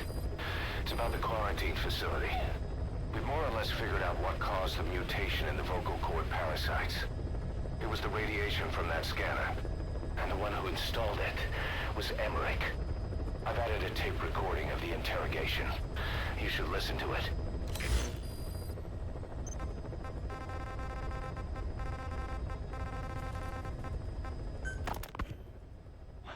Wait, what are you talking about? Just what do you plan to do? Present the charges against you, and render an appropriate punishment. You're gonna put me on trial? Call it what you like. What's the meaning of this? Out of here. All of you. Back to your posts. No, hang on. Huey has killed their comrades and interfered with their lives. They've had all they can take. Kill her! Stop! This is insane! You have no evidence whatsoever. You say you're an army free from government. You talk big about being a nation unto yourselves. But from the outside, you're just thugs, rebels, a militia, terrorists, an unhinged threat to society. You're nothing but a bunch of psychopaths. So you're not with us? No, I didn't. I thought we were on the same side. That's too bad. I didn't mean... Men, you will have justice. But our organization, the boss's organization, is built on order and reason. There will be no lynch mob. So stand down for today. We will gather all the evidence of this man's crimes. And then he will be tried. Dismissed. What do you think you're doing? Go ahead and execute me. It'll be murder in the eyes of the world. You've lost your minds. Don't you get it? You're seeing phantoms. Just look at that dog. No, you named him D-Dog, but it's obvious anyone could see that's a wolf because you're all a bunch of wild dogs. You wanted to believe he was too, to feel some connection, to fight your loneliness. You wanted something to cling to prove you deserve to be alive. You wanted to forget the death, your sins, so you'd cling on to dogs, or wolves, or even Big Boss. The boss is the same, isn't he? Every one of you is alone. That's why you suspect your own. I know, because I do the same. I'm one of you too. Alone.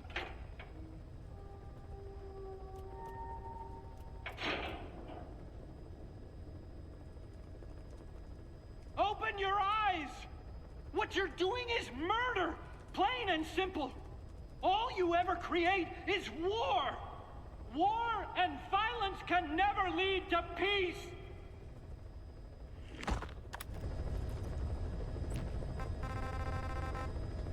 So righteous, so good, so just.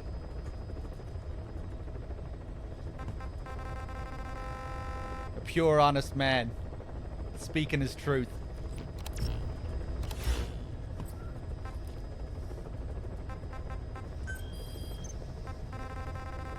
Alright, who's up for rescuing some more Mother Base soldiers? Let's do it.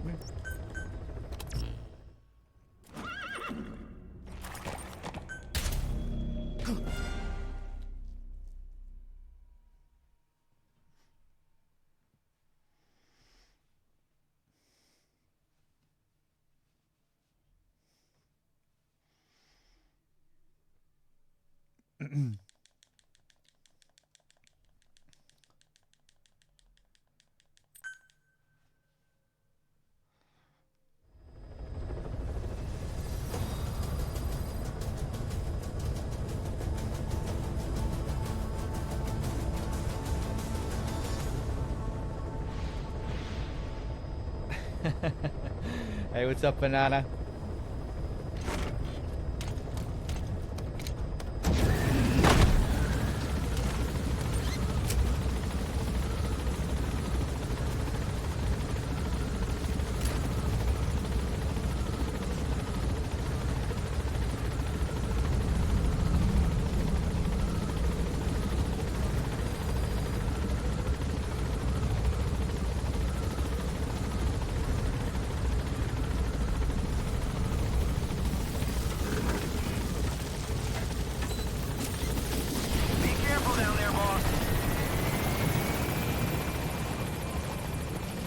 Yeah, I really need to change the settings on my mic gate. You hear way too much.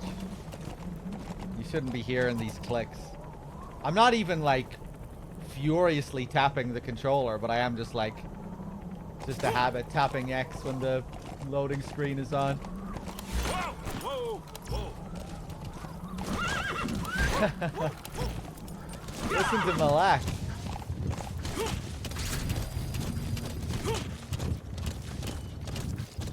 Can I also ride up this way? This would be another way going up, right? There he is. Oh, slick.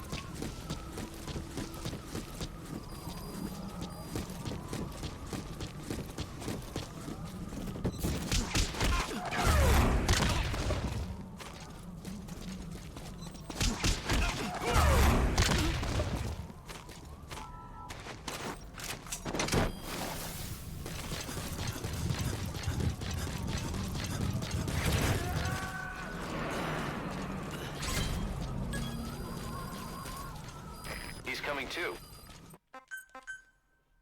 Roger that.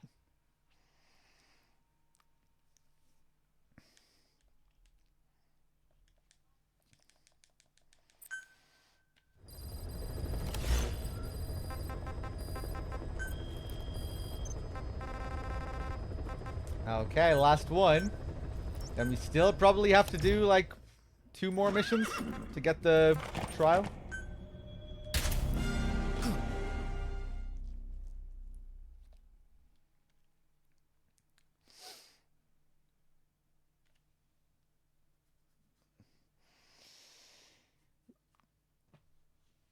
Wow, 3 FIFA ads? Were they all the same ad or were they different ads?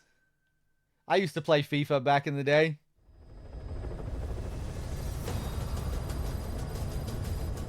FIFA 08, FIFA 09, FIFA 10, FIFA 11. I think I probably stopped around FIFA 12. I used to play Pro Evolution Soccer before FIFA 08.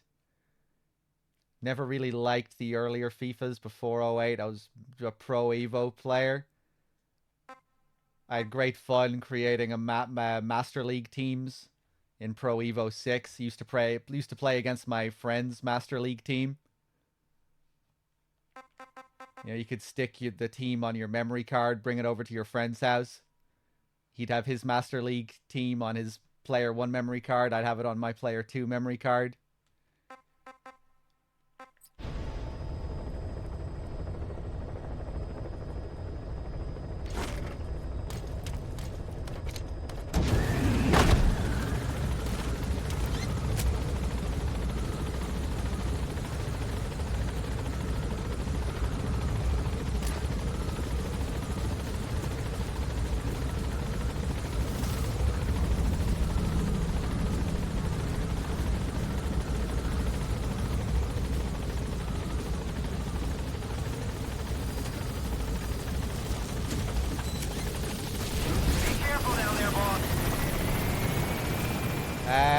Where is this bastard?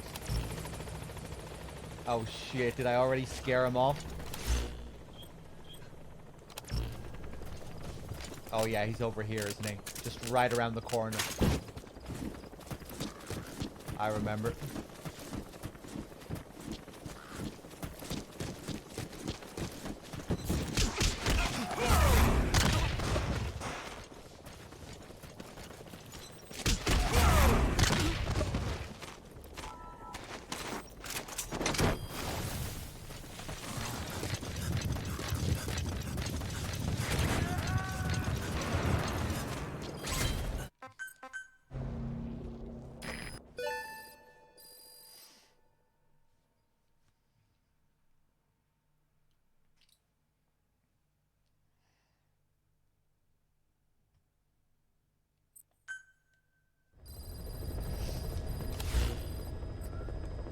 Okay, so do you want to do some mine clearing, chat? Let's do some mine clearing.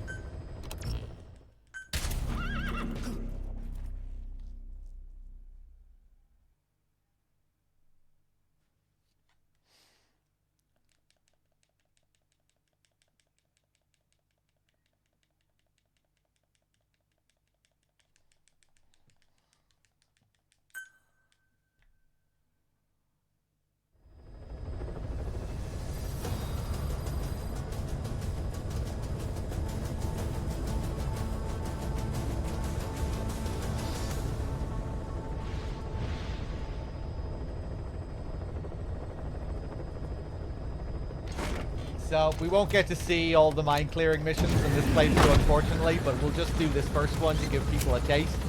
To see where it all, you know, just to see where it all began.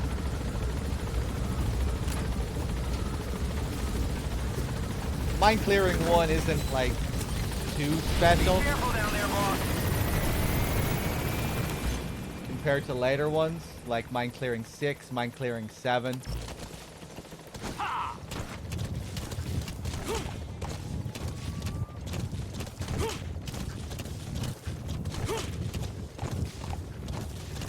I don't think I really appreciated mine clearing until mine clearing 7. That goes for the enemy as well. The guard detail in Soviet outpost changes in the morning too. Watch yourself. You know, I thought they were just fairly standard missions at first, but then when I got to mine clearing 7, just kind of changed the way I looked at the whole thing. You wouldn't think so, the way it starts here with mine clearing 1. And even when you do start to get into mine clearing, coming back to mine clearing 1 isn't even all that special anyway. Because there's not really that much going on, but it's still a good, like, history lesson, I guess, more than anything. You know, you get to see the origins of it all. But, there's a little pesky mine up there. So, one thing that does recur throughout the mine clearing missions is just the design of the mines themselves. Nothing changes there. From mine clearing 1 to mine clearing 10. The mines themselves never change. See there, it says front on the front, and hold on.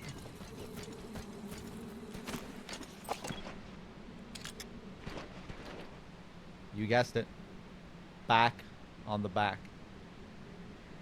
Little model number there. That's a nice little touch. Not sure if the model numbers are the same. Maybe the model I thought there was something kind of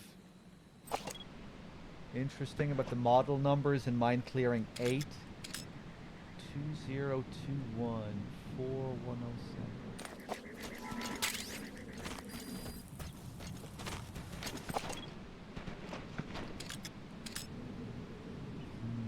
Same numbers.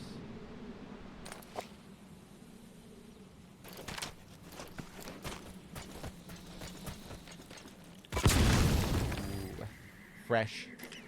Very fresh.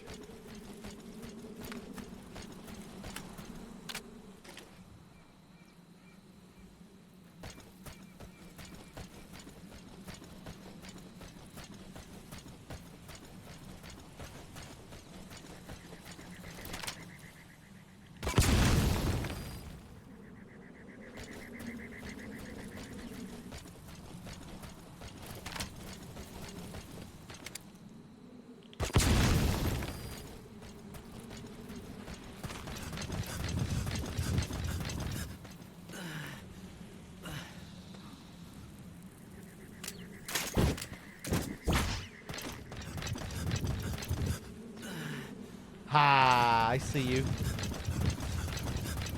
How much damage will they deal?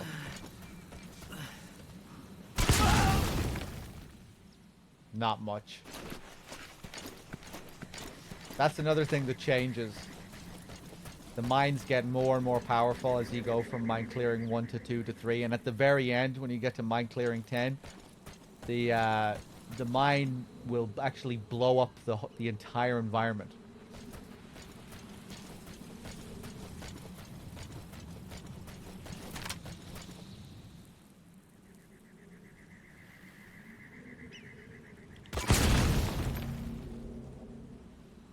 Don't fuck with Malak.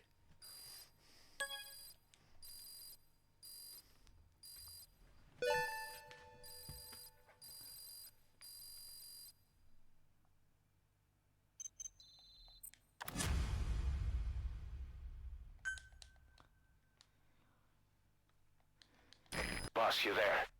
We have a problem. The staff have found out everything that Emmerich's been up to. They're right on the edge. I need you to intervene before things get out of control. Get back to Mother Base ASAP.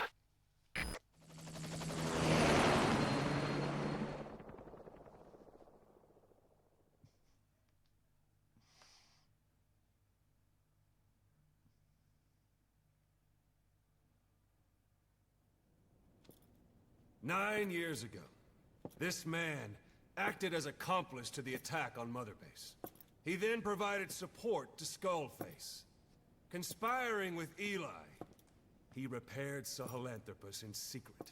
His research materials caused the leak at the quarantine facility, which in turn caused the Walbachia mutation, letting the parasites off their chains. We lost a lot of good men.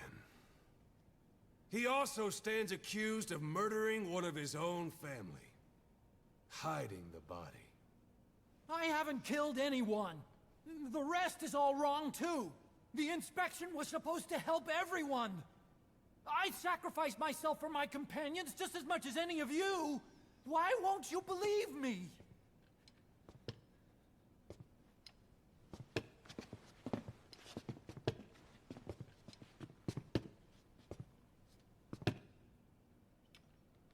The prosecution calls a witness.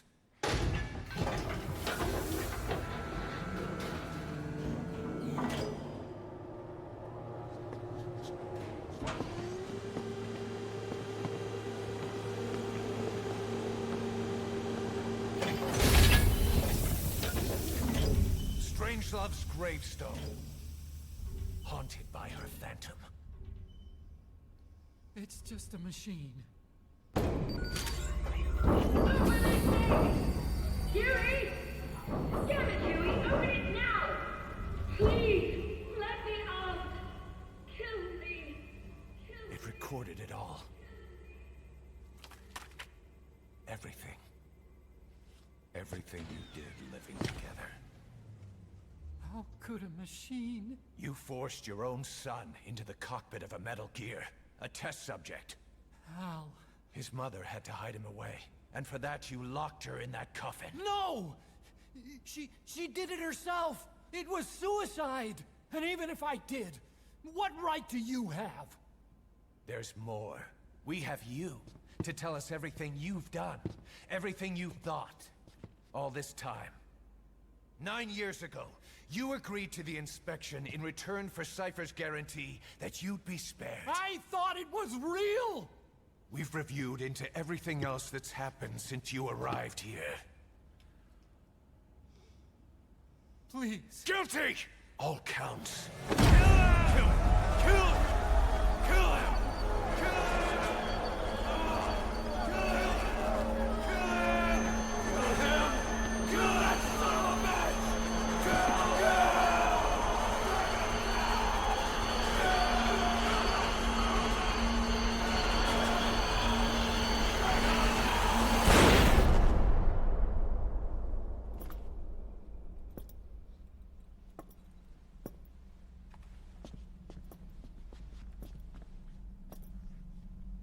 We exist outside the law.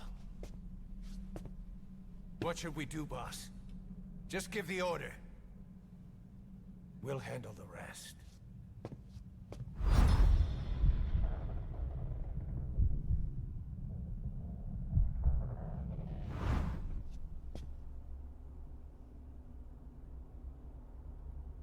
Prepare a life raft. Big enough for one. Food and water, too. Boss, He's leaving. he's responsible for all of this! Think of all the men! He didn't lose a damn thing! This is the enemy! And he's here on his knees! Us. You are right, he is not one of us. But we are not responsible to judge an enemy. He leaves Mother Base, and that'll be the end of it.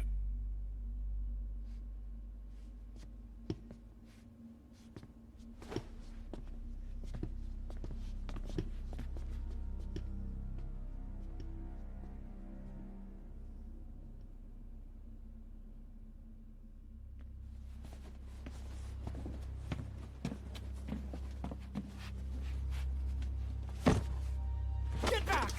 Don't touch me! I'm innocent! You're the murderers!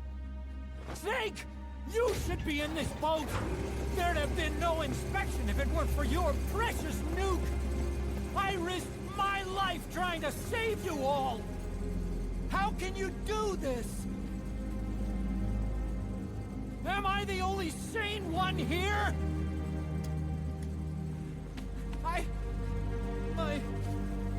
It's not my fault!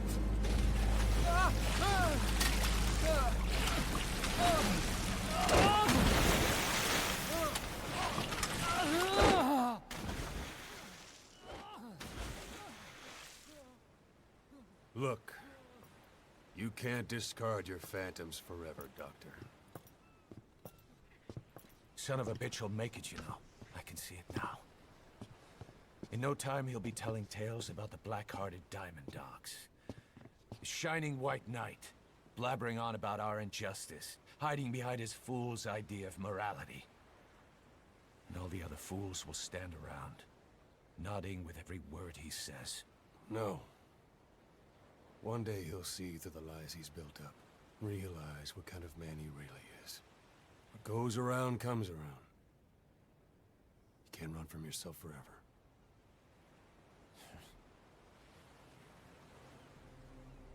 Isn't that right, Snake? And Ocelot, you hypocritical bitch.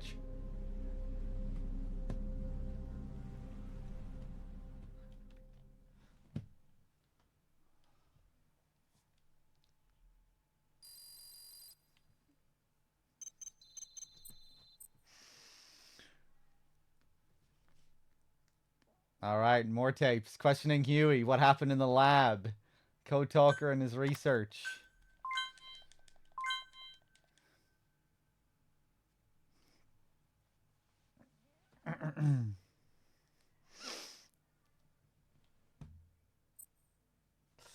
Yeah, I guess it applies to all of them there. Why was I leaving Kaz out? Let's see.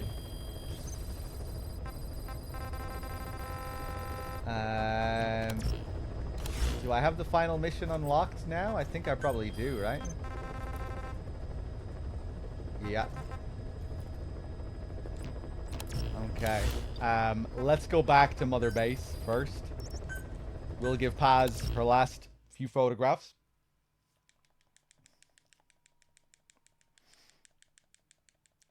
Malak is the only true, honest character. The only pure man.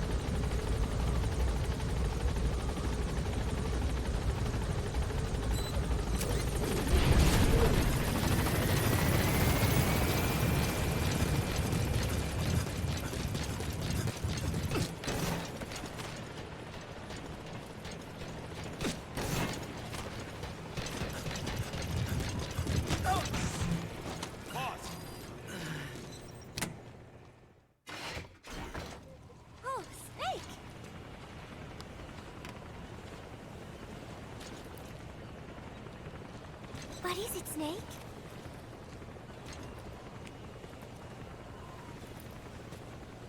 One of the group birthday parties. They are something to look forward to every month. Miller was so funny at this one. When is the party this month? Last month was... I cannot remember. It was... And then I... No, that is not right. But I am an angel of peace. I am a student. My head... It hurts. I'm the only angel around here.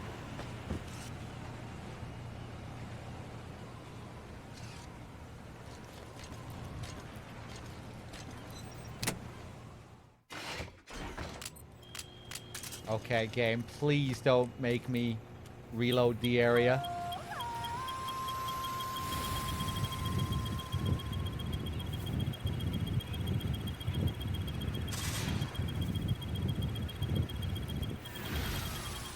Ooh, nice. Snake.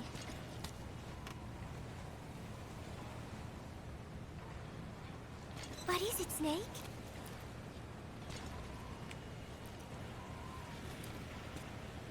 The Costa Rican Sea. It is so beautiful. Costa Rica means rich coast.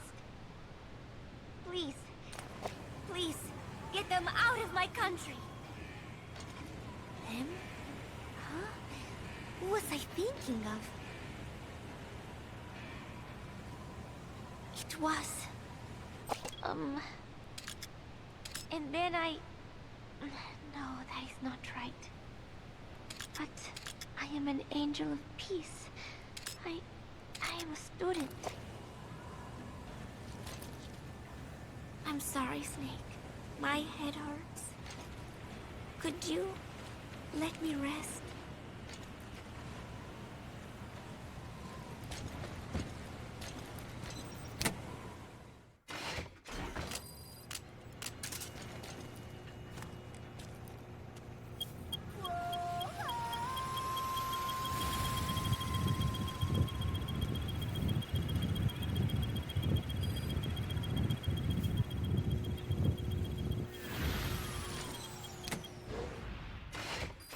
No!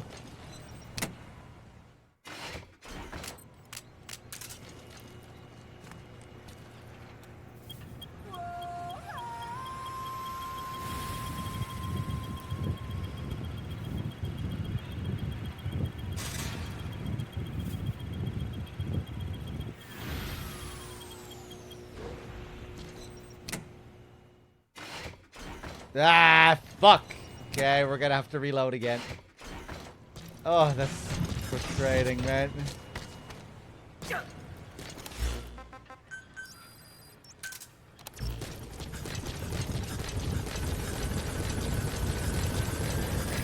This is B-Quad. Arriving shortly at LZ.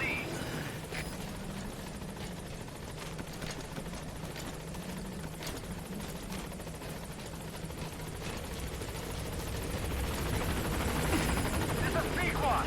On station at LZ.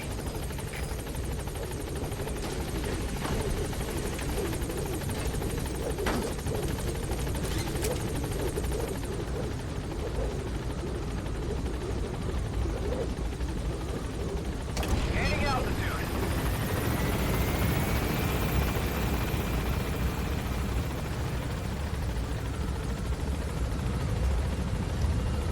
Isn't it faster with the box? No, I think I have to go back to the ACC. I tried quitting out to the main menu and coming back, and that still wasn't enough, so I don't think using the box is going to work either.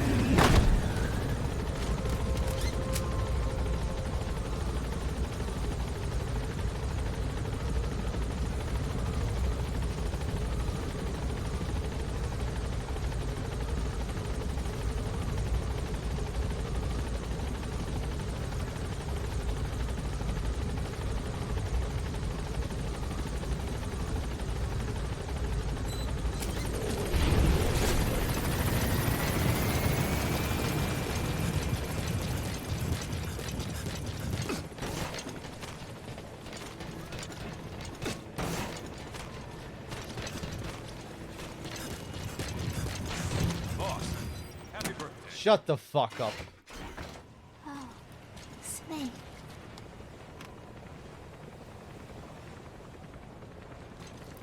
What is it, Snake?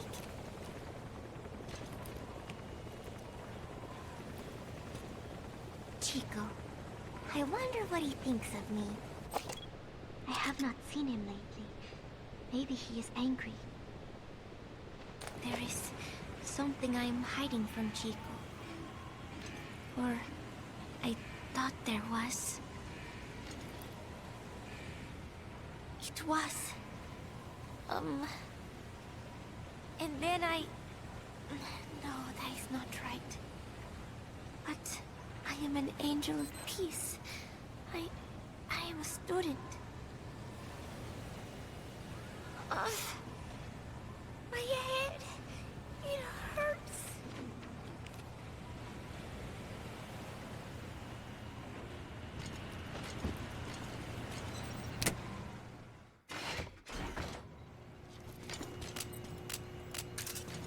Okay, don't fuck me over, game. This should be the last one. Then the last picture appears outside in the hallway.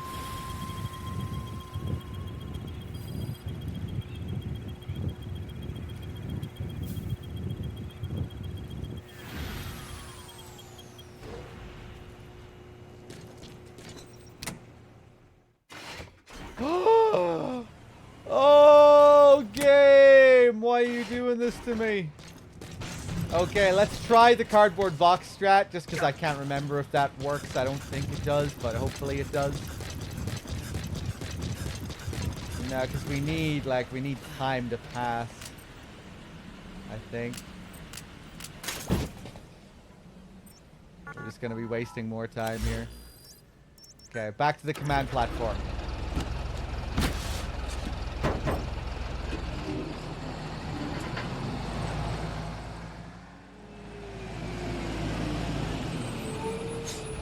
Takes a while anyway.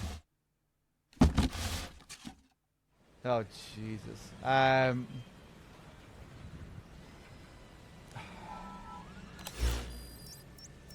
This is all gonna be for nothing.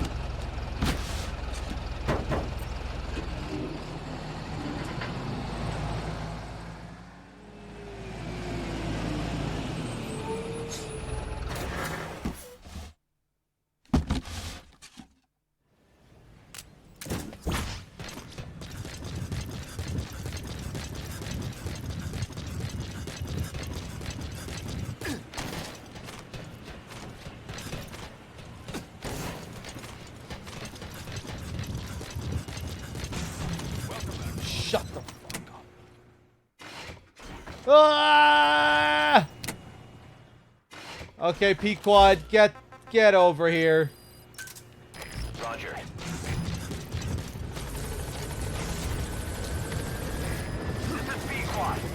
So much loading. So much loading. So much extracting.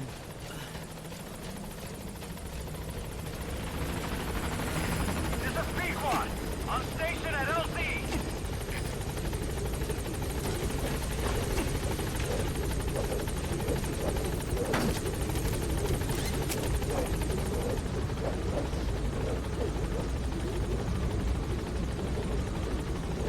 Gaining altitude.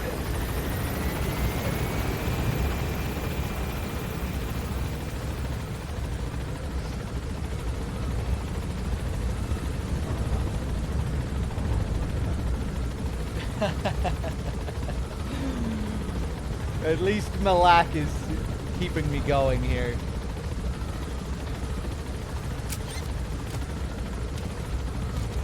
Malak is giving me the energy I need.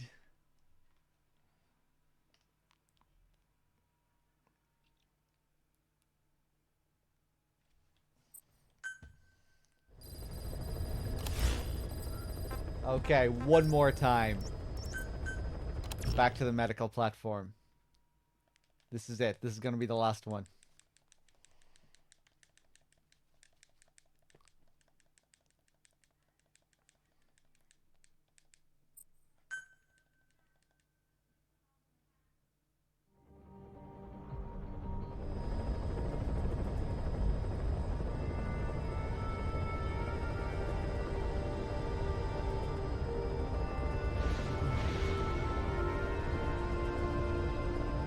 Ba ba ba doo. Oh hey Malak, thank you for the $1 earlier. I appreciate it.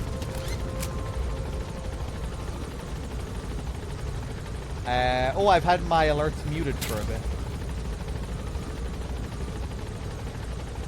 Vixen, did I thank you earlier for your 67?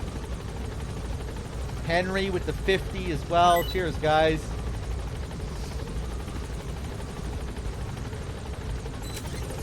Ba ba ba ba. Ba ba ba ba.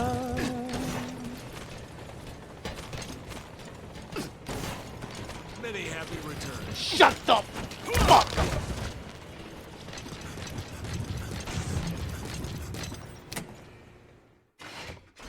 Oh, Snake!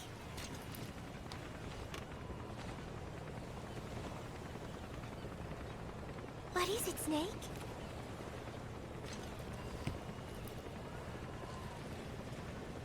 Football. I joined football. in. And there's Huey refereeing. He said, we have forsaken our countries and become one with the earth. It is good being here together with everyone, you know? was. And then I... No, that is not right. But I am an angel of peace. I am a student.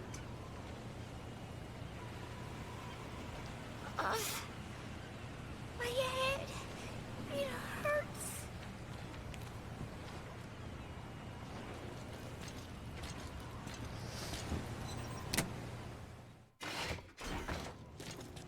And now, when we come back out to the hallway, after we've given her the 10 photographs, we get one more, which appears in the hallway. The Morpho Butterfly.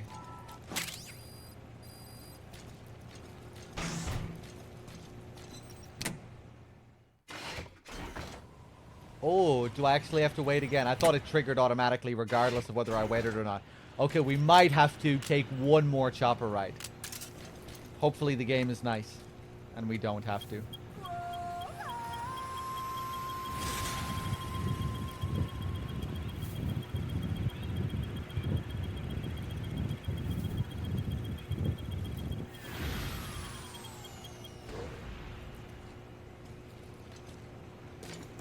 Please, please.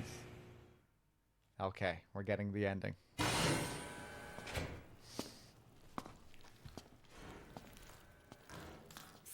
away! Pass!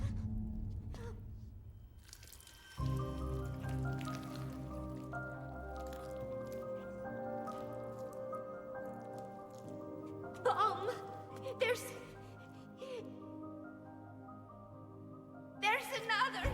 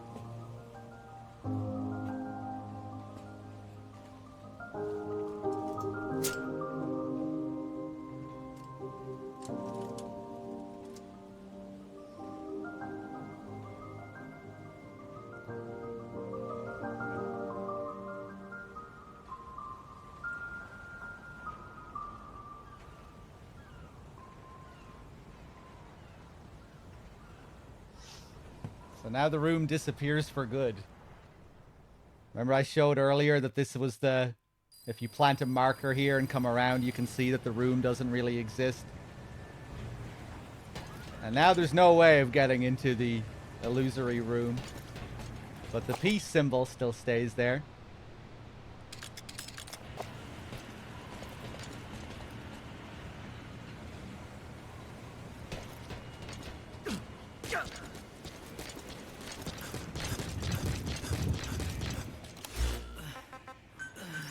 Okay, let's get the chopper out of here. For good.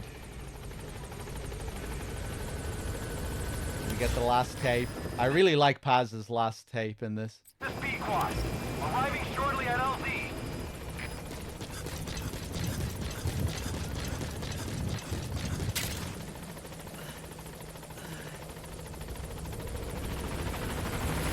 This is Speed Quad, on station at LZ.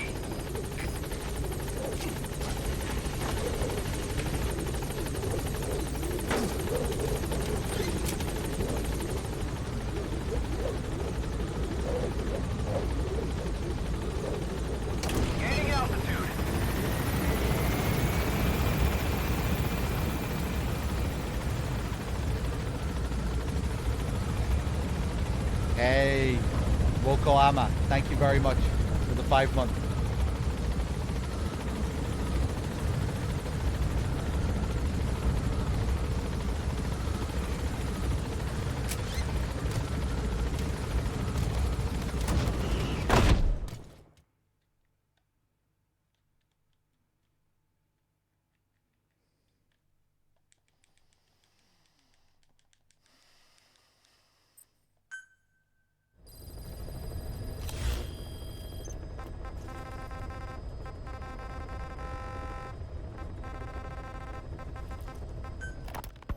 The R&D team's going to take over Emmerich's work. He may be gone, but it won't affect us one bit. We'll be able to deliver whatever you need just like before. You can depend on that. One other thing. I'm tracking his whereabouts. Nothing to report at the moment, though. Let it go. He's gone. The guy's gone. I know. I just want to be sure. Not like I'm losing sleep over this son of a bitch. Open this thing! Huey! Damn it, Huey! Open it now! Please! Let me out! Kill me. Kill me!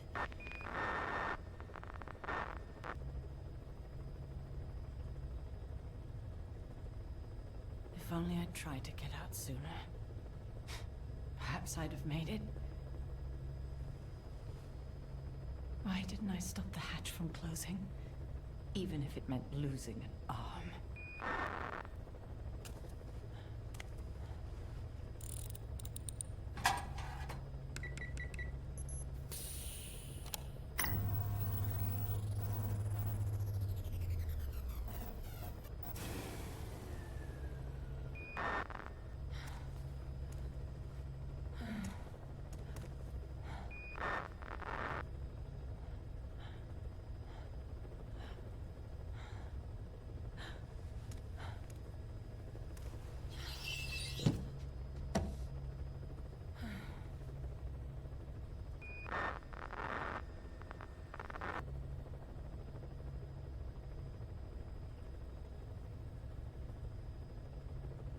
Well, I guess I'll stay a while. My voice is so distant.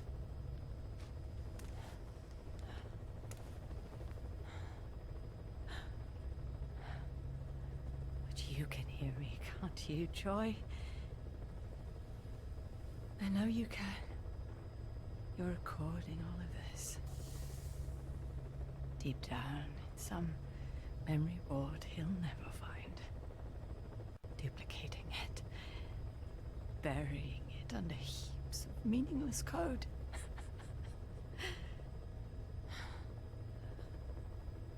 Anyway, I guess I can say what needs to be said.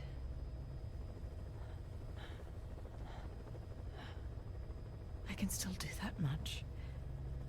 Talk to you.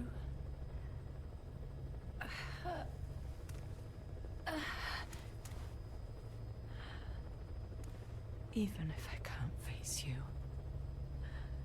Even if there's a heaven. Even if you're waiting there. I don't deserve to see you again. I don't deserve to love you.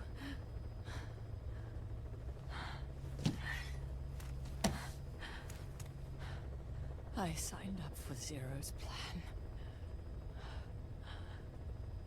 Even now that he's halfway to dead, his plan lives on, leeching away at the world.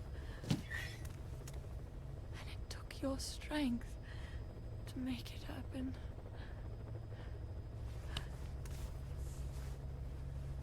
In using you, I put the world in his palm.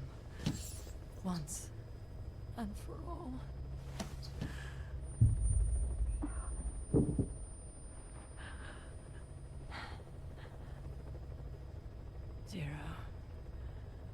Zero, or whoever it is who's taken his name.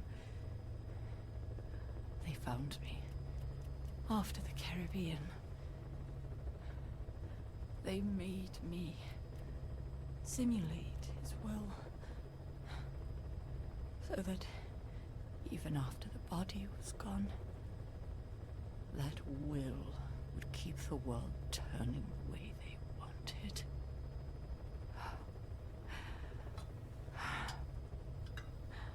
I had no choice. They dredged Largo Kosibolka, pulled up your phantom, forced me to revive and modify you. I thought I could bring you back, but in the end,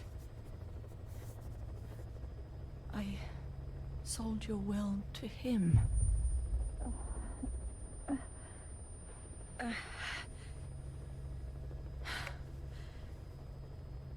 Now this pod is just one big shell. A husk. Your phantom's no longer here. As for me, everything I touch turns to ashes. I could never make anyone happy.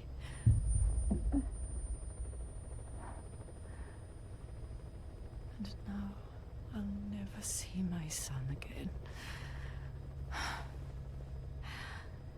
But at least Hal's free from his father's hands.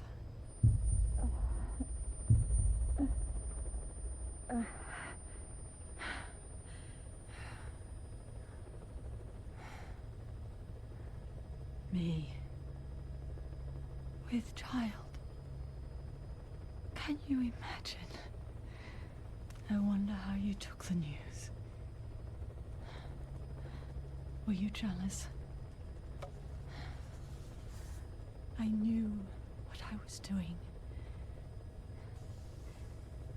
If I could pass your will onto a child I carried, my genes, your meme, a father would be irrelevant. If I did that, that child would be ours.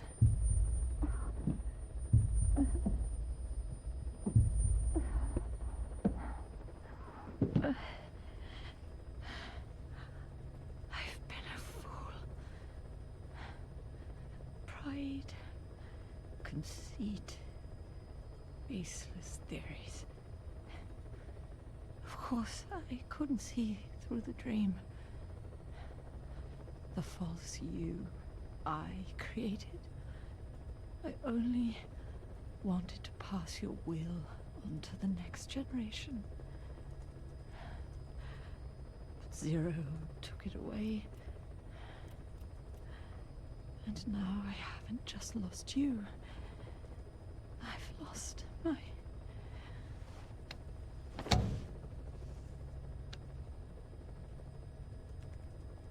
Oh, Hal, can you forgive the mother who couldn't protect you?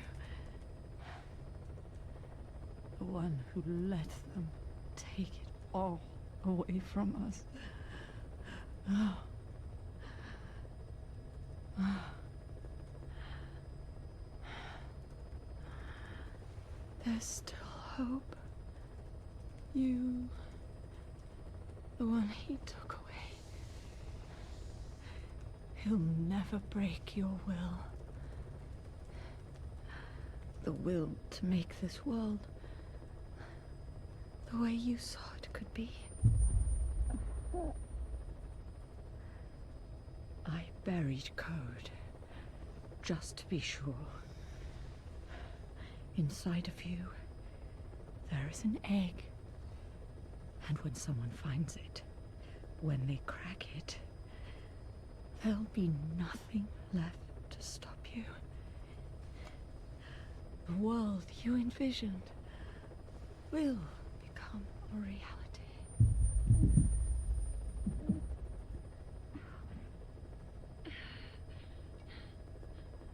Joy. I know you can hear me. You you remember my voice? Don't you?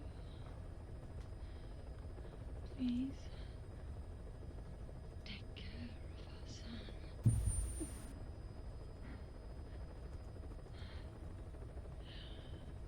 Hal, don't ever be afraid. Whatever happens up there, she'll be watching over you. The system, the framework for your world will protect you. You don't need me. You just need to be strong enough for the both of us.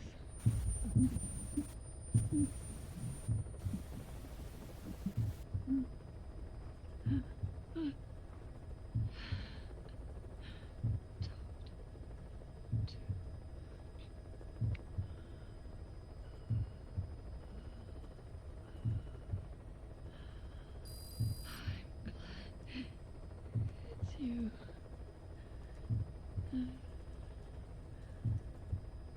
Here at the end, I think I hear your pulse.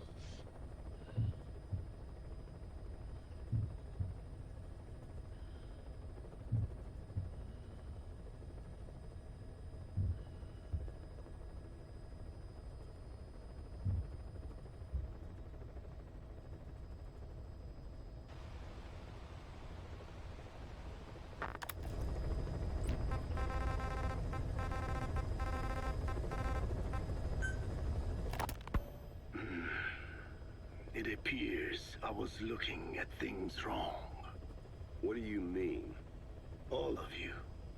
Until now, I had thought of your organization, Diamond Dogs, as a superorganism. You'll have to explain that one. The term refers to a unit of eusocial insects like ants or bees. While made up of many individuals, they behave as though they are one organism, with the Queen as their nerve center. The close ties you share here reminded me of that. Well, the boss's efforts do pull us all together. I was not finished. I'm speaking in terms of homogeneity. You come from all walks of life, do you not? Many races and tongues, talents and pasts, complementing each other, influencing each other, making Diamond Dogs the unique group that it is. Of course. We have no use for mindless drones around here. Is that so? Then perhaps an organization like yours is a truer superorganism than the ants and bees. Meaning? Most organisms adapt to their environment by coexisting with other species. Take the cow, for instance. Its rumen, the first stomach, contains an incredible number of bacteria, which digest the food it has consumed. Without their help, the cow could not break down the fiber in grasses. The cow has to outsource its means of survival to them. You don't say. Man is the same. Some 100 trillion bacteria live inside the human intestines. Without the bacteria, they could not function properly. And it does not stop there. The stomach, the mouth, the skin, even the placenta contains bacteria that coexist with us. The same is true of parasites. In fact, the human immune system has evolved based on parasites being a part of it. Without them, the immune system can run amok and even damage other parts of the body. This is all very interesting, but what does it have to do with Diamond Dogs? A harmonious superorganism is made up not of a group of homogeneous individuals, but of diverse individuals that complement each other. That is what I saw in your group here. Then it occurred to me that man is a superorganism. Man's phenotype is not determined solely by his genetics. Some say if you mapped the genomes of all bacteria in the human body, the result would be over 100 times bigger than the human genome. The sum of man's genome and those of the organisms he coexists with, call it a metagenome, creates the superorganism we know as a human being. Well, now that's quite a leap. You think so? Then try a broader perspective. If our world were a human body, you would be parasites. You make a living by doing the dirty work that the world powers cannot handle themselves. From their perspective, you are likely a nuisance. But without you, pus would build up around the world, and autotoxemia, self-poisoning, would follow. The world needs your kind. Thank goodness for that. Skullface forced me to turn parasites into weapons. Creatures with which we are supposed to coexist. Meanwhile, that foundation I worked with focused solely on the human genome. Apparently thinking that manipulating it would get them whatever new form they want. Both ways are mistakes. Neither is a true superorganism. I am Dine. By speaking with those living inside me, we enhance one another and enjoy harmonious growth. Such was the original purpose of my research. You have made me remember this.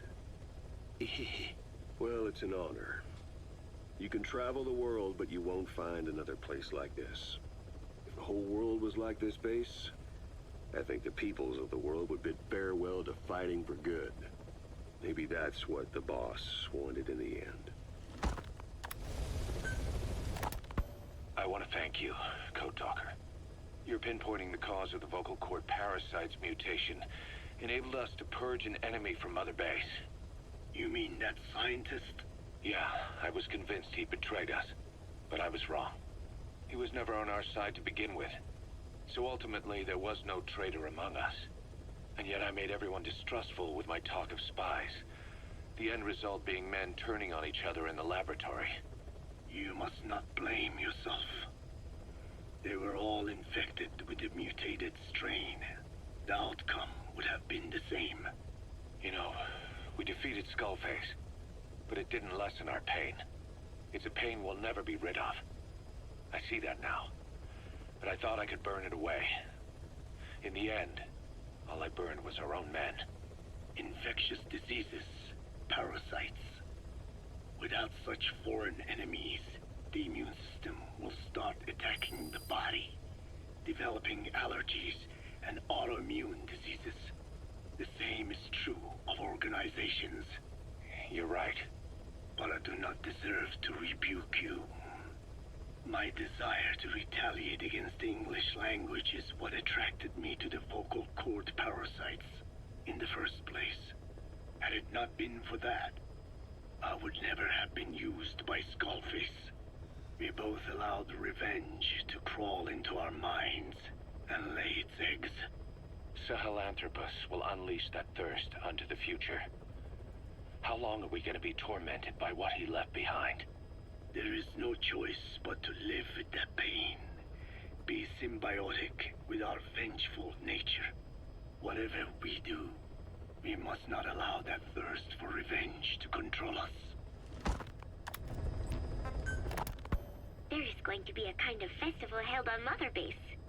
They are calling it Peace Day. Snake and his men may be without a nation, but they are still an army. And that means sometimes they have to fight the bad guys. Of course, they should not fight at all.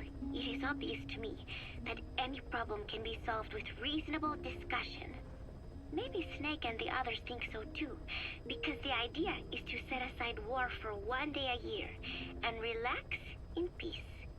I do not know how it came about, but apparently Snake and Miller got the idea while they were talking, and everyone on Mother Base went along with it. To think that deep down they all share a love of peace, that makes me happy. But never mind that. Somehow I have ended up singing on stage. Miller was all, "Come on, both our names mean peace. It will be great." Why does that mean we have to be in a band? Then he roped Professor Galvez in too, saying, "Hey, Galvez comes from peace too. We are the perfect act." I am not sure Miller really understands the origins of the name Galvez. But then again, you always have to take Miller's talk with a grain of salt. What I cannot believe is he went and told everyone we'd be performing together without even asking my opinion. Now everyone thinks it has all been decided. I like to sing, but I have never had to perform in front of a crowd. I do not think I'm up to this. But everyone seems to be looking forward to it. I guess I would hate to let them down. And anything is better than letting Miller sing. Oh, that was mean. Miller said he was going to write a song for us. I wonder what it will be like. It is funny. The more nervous I get, the more I find myself looking forward to it.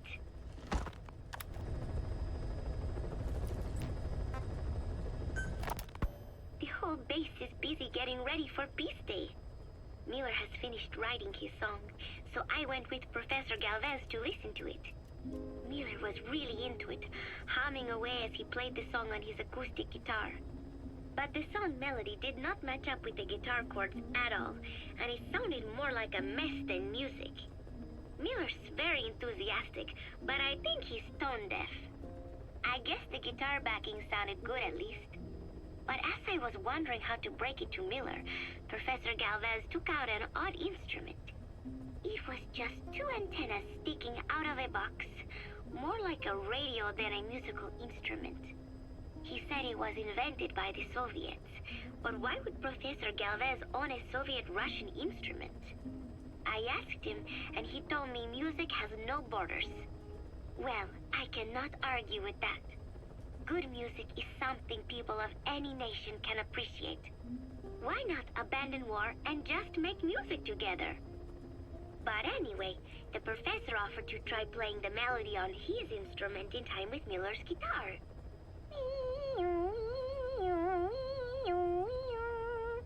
It was like something from another world. But somehow, it fit Miller's guitar backing really well. It even gave the song a charming, down-home kind of feeling. Miller was overjoyed. "That is it! That is my melody right there," he said.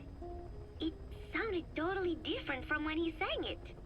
But hearing the professor's version, I thought I could probably sing it. Then Miller hit me with the next bombshell. "Paz, you write the lyrics." I did not know whether to scream or to run out of the room. There was only 1 week left until Peace Day. So, as if putting me on stage to sing was not enough, Miller even expected me to write the lyrics. He even said he had thought of the title already. Love Deterrence. As if he had done the hard part. Deterrence? Love deterrence? Deterrence is when nuclear weapons prevent war, right? I do not see how love fits in. But it was too late to complain, so I just sat and listened to the tape of Miller's backing guitar and the professor's melody over and over again. I guess the melody is more Professor Galvez's creation than Miller's, but on the whole, I think it is actually a good song. First, it goes for your heart with a sorrowful opening, but then you feel revitalized as the song goes on. Miller grew up in post-war Japan. Maybe that is why the song has that kind of balance. Long ago, I heard some Japanese music called enka, I think. It sounded this way, but I wonder why it has to sound sad in the first place. Miller called it Love Deterrence. Doesn't that mean he had a love song in mind? All I see of Miller and women is the way he fools around with a lot of them at once. But maybe he has had his heart broken too. And what about me? I found myself thinking about Chico and Snake as well.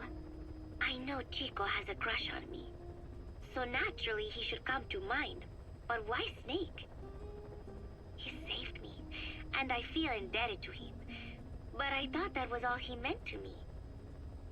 Why does my heart flutter when I think of him? It is embarrassing to be unable to control this emotion. There has to be a way to suppress it, to forget it. But maybe that is what love deterrence is? With that thought in mind, I went to my desk and began to write and write. Just 3 days left until Peace Day. I finally had a decent draft of the lyrics, so I showed them to Professor Galvez first. He liked them. He said I had done a superb job capturing the sense of a young girl's troubled heart. There were 1 or 2 lines I thought needed brushing up, so although he said lyrics aren't my specialty at first, he gave me some advice. Everything he said made perfect sense. When I tried putting in his changes, they made the song feel deeper, more sincere. That is the professor for you. He always has the answer.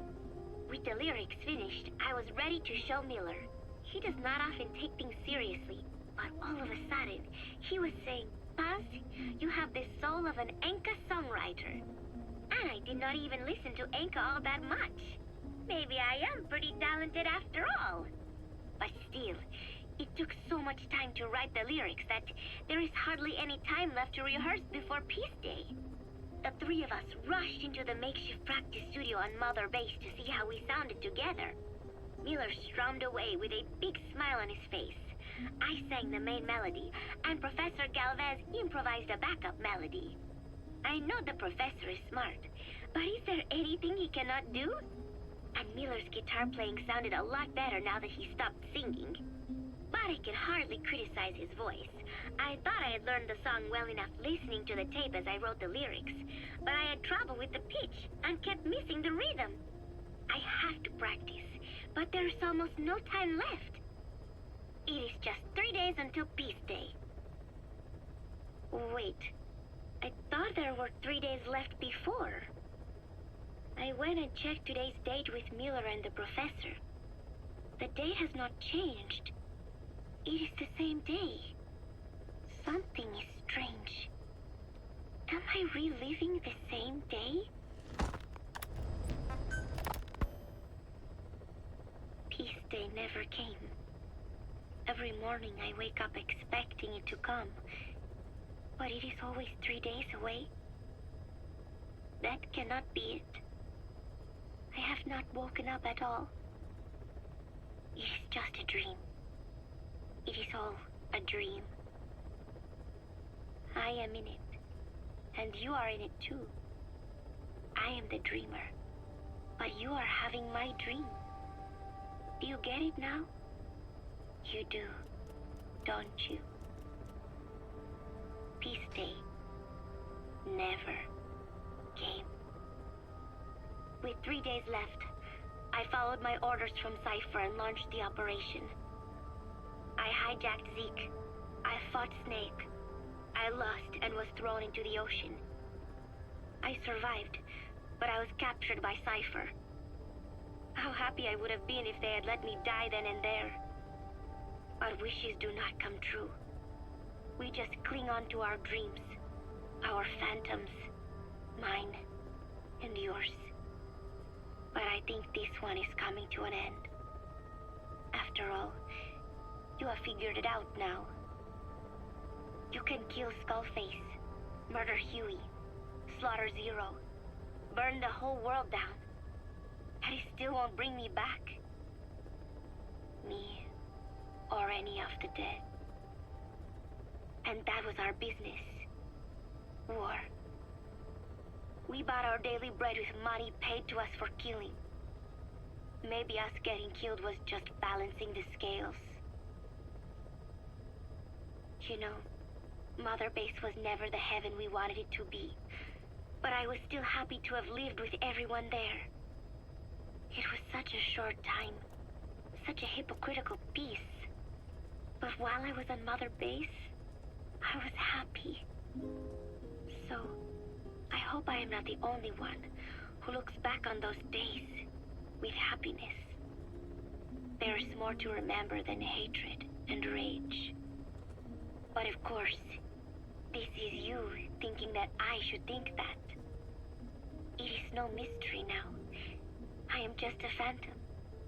A fragment of the mind you have lost. The real me died a long time ago. But even so, more so, I can tell what you are really feeling. The real emotion that is locked away at the bottom of your heart. Let it fly out. Let it guide you. Live.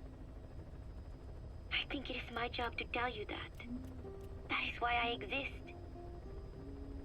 So this tape is the last one. Once you are done listening to it, I am one phantom limb that will be gone for good. My flesh, my bones, joining the silt on the ocean floor. But do not forget, as long as you remember me, I will always live within you. Not a phantom limb or a phantom anything. As part of your heart. I will always be your angel of peace. So, I know exactly how to finish. Say peace.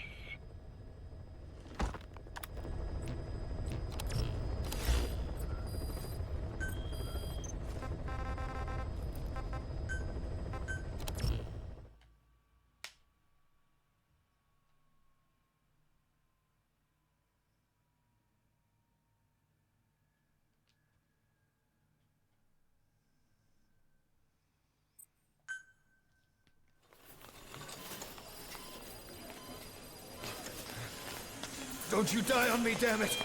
He's dropping! Intubate, now! Cardiac arrest, he's in B-fib!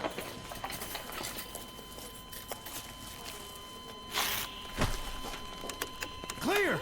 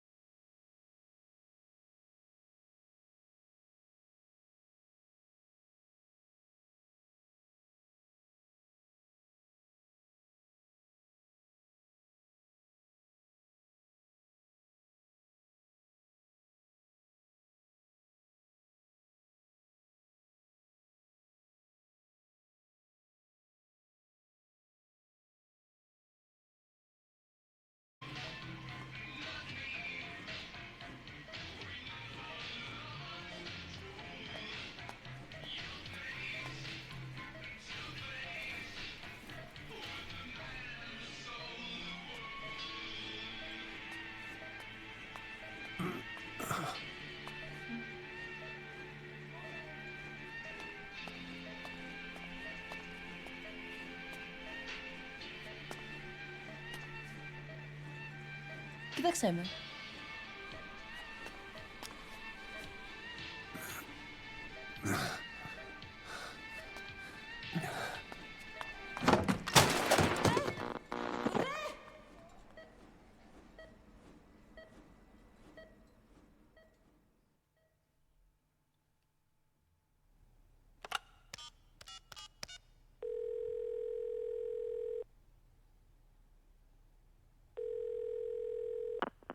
V has come to.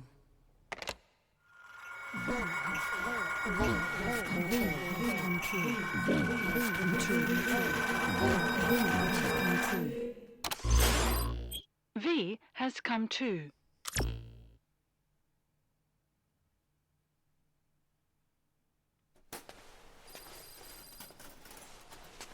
Ακούεις με?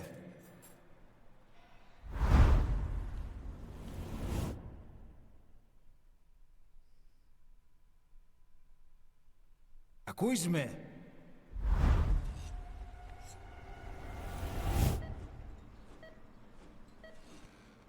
Can you hear me? Are you having difficulty speaking? Can you move your head? Just nod if you can hear me.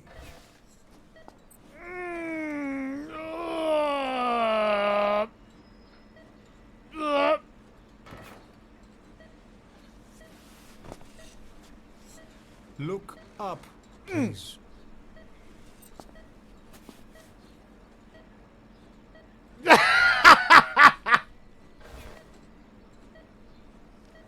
Please follow my instructions.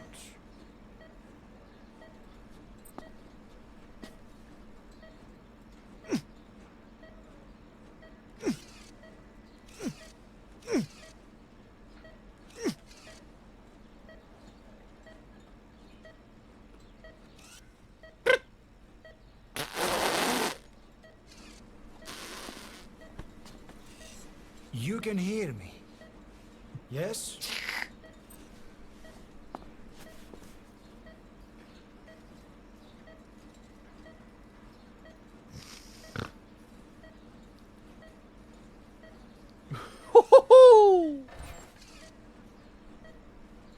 Please follow my instructions.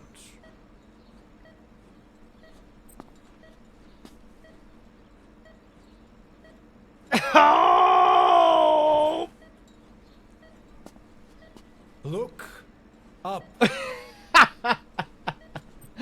Okay, I'm looking up. Very good. Please try to relax. There is plenty of time. I need to tell you something. Please listen and try not to panic. You've been in a coma for quite some time. Yes, I know. You would like to know how long. I'm afraid it's been 9 years. Damn it! Nosocoma! Nurse! Calm down. Calm down. Try not to panic. Try not to panic. Now. You'll be all right.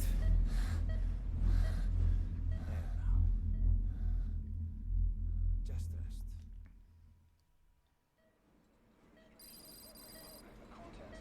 How do you feel?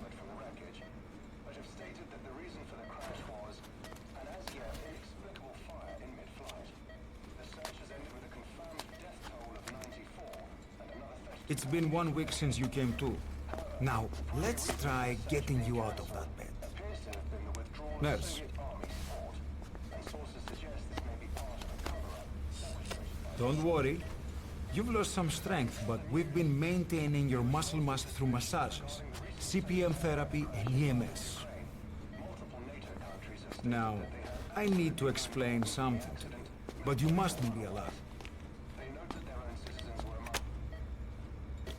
9 years ago, you were injured. in an explosion. Upon examination, we discovered 108 foreign bodies embedded within. In addition to shrapnel, we also found fragments of human bone and human teeth. Most of it was removed, but some of the fragments still remain. They are located near your heart and in your skull.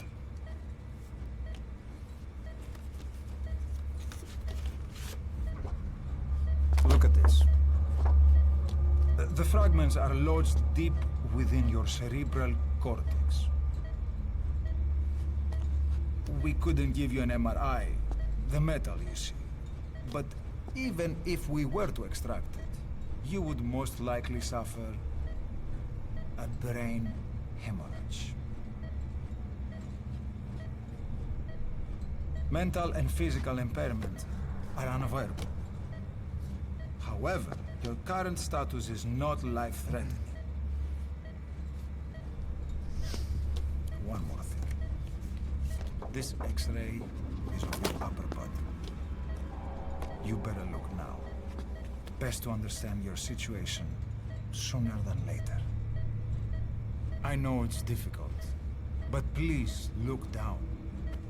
It's best to see with your own eyes. Be brave.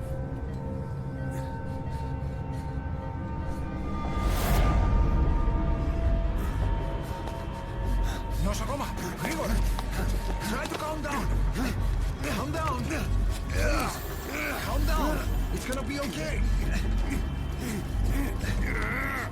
Yes, yes! Calm down! Yes. Yes. Jace. Jace. Jace.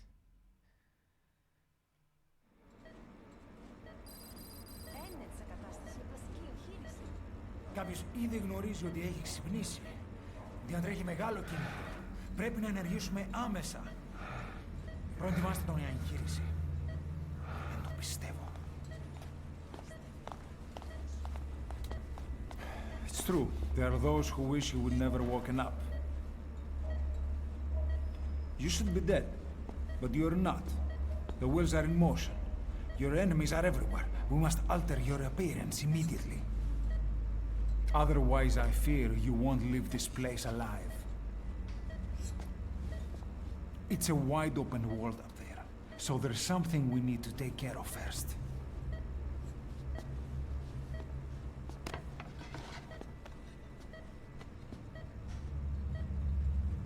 This is you, as you've lived until this day. I'm going to change your appearance. We have no other choice.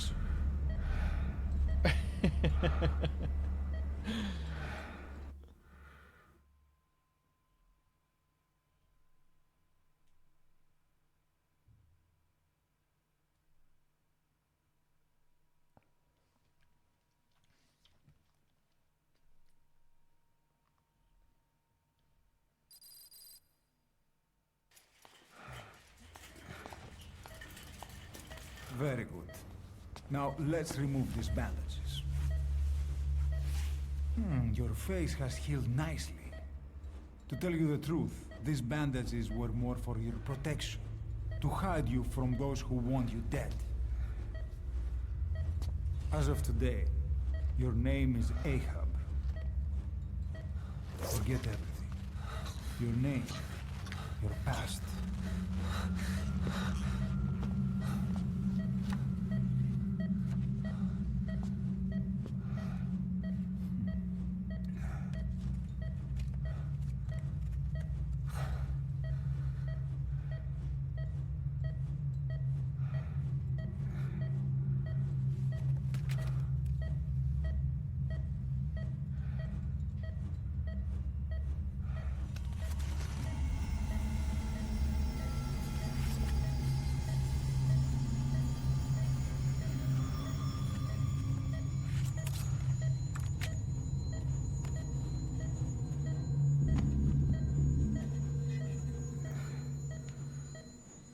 Everything feels all right?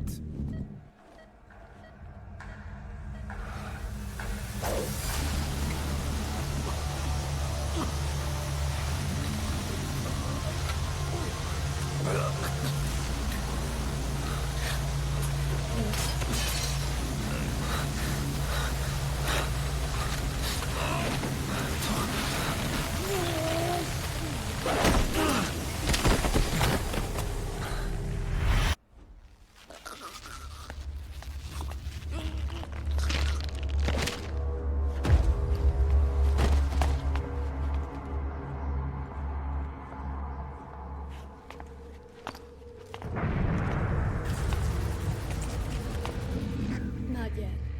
The patient in the next bed saw my face. Of course. Consider it done.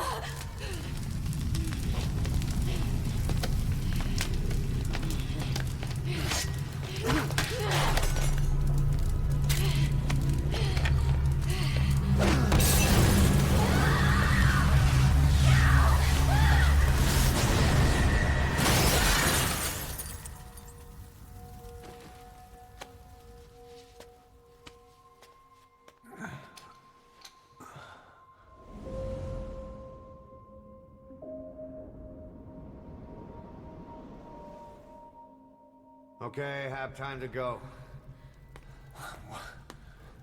What happened to the woman? The woman? We gave her a light. She took the short way down. Who are you? Who am I? You're talking to yourself. Been watching over you for 9 years. You can call me Ishmael. What the hell is going on? Well, the good news is, you're in the land of the living. Bad news? The whole world wants you dead. On your feet, soldier. The whole place is coming down.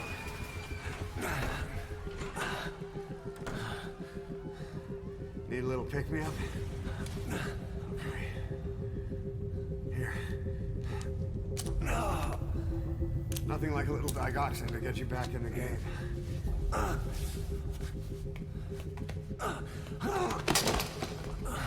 Come on!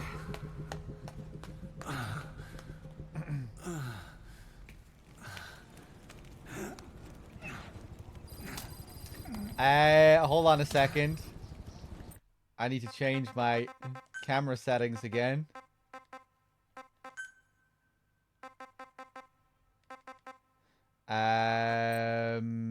What the hell am I doing here? Hold on. Camera settings. Reverse, normal, yeah. Because I was fucking around during the camera settings section where they set it for you automatically. Hold on. Get over here.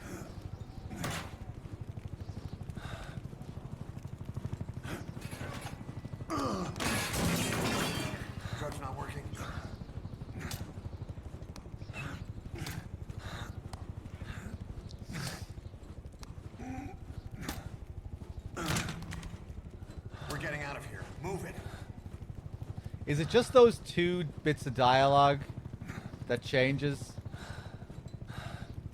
The, obviously the mention of the surgery, which they'd never give you subtitles for in the opening. And then there's a change when he holds up the mirror as well. In the opening to the game, he says, "This is you as you've lived until this day. Tomorrow it becomes your phantom," or today it becomes your phantom. Today or tomorrow, I forget what he says. But when he holds up the mirror this time, he just says, "Is everything all right?" I guess implying, you know, that what he said before wasn't really the truth. This is you as you've lived until this day, as he holds up a picture of Snake. Obviously, this isn't who he has been until this day. I think those are the only 2 things that really change. I think.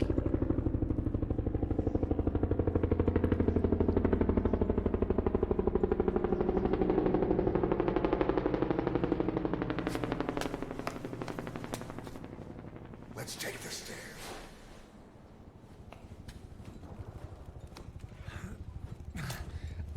Peace Walker and Phantom Pain were a bit faster this time.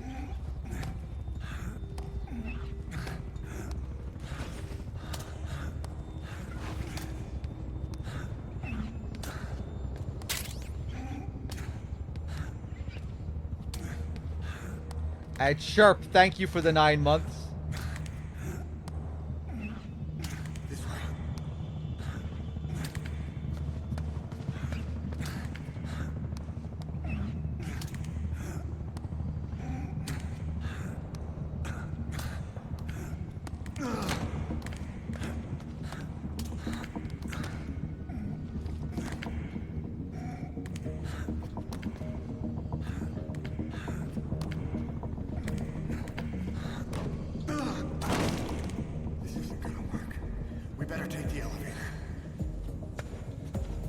No, DRK usually does do his glitch shenanigans.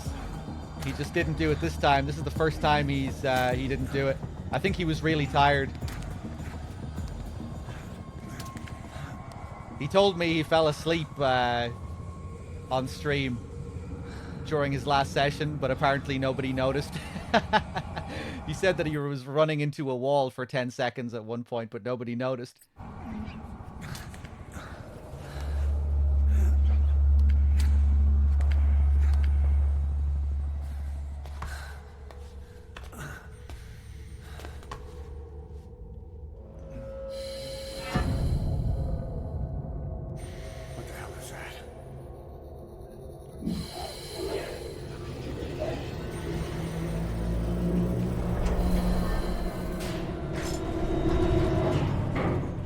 Something's coming.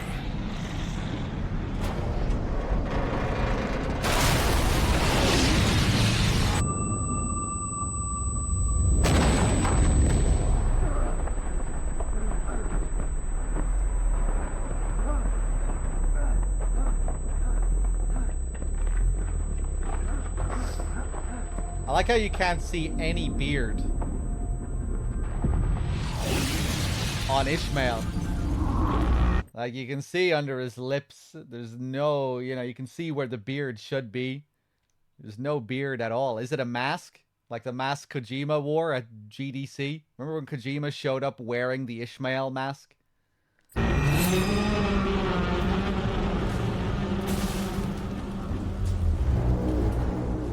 Base camo.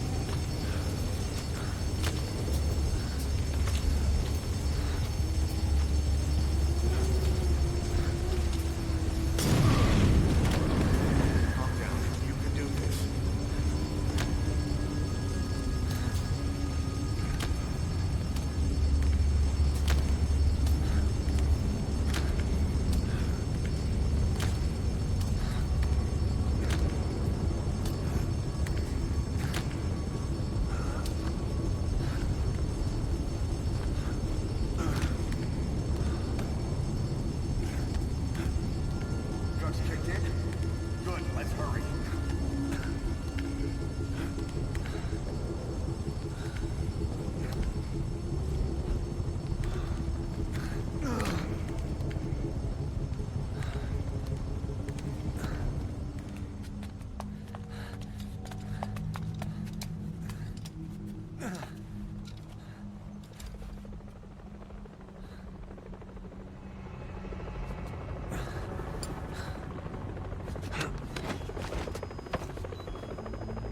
Hold up, let's fix this.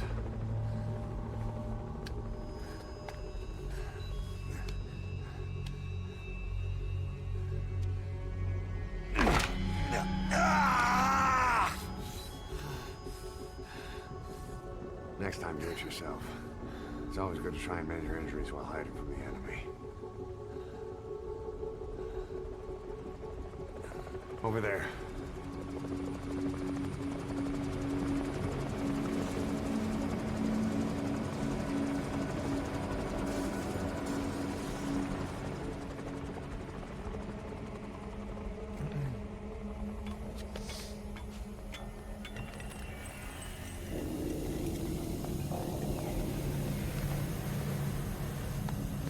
Let's go.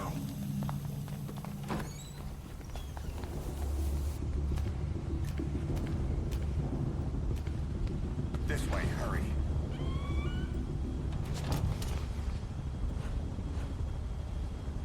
Keep your head down. Shut the fuck up. I'm keeping my head down.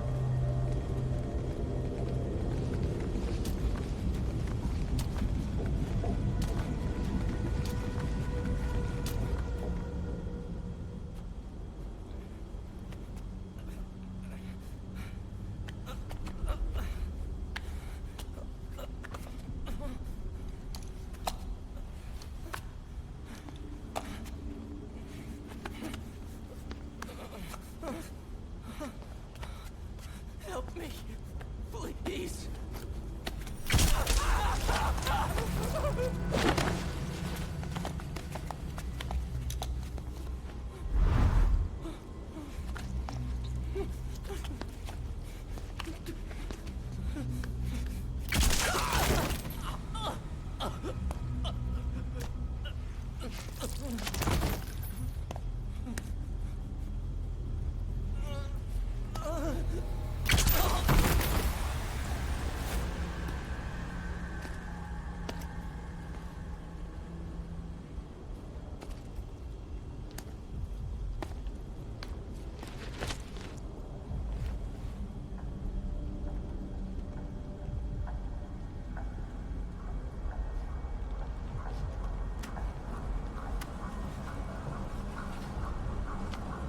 I love how safe we always are under these beds. It's like 99% camo index under here, under these beds.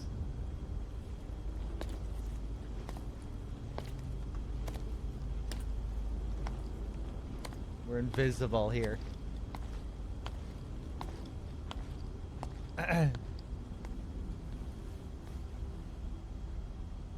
Let's move.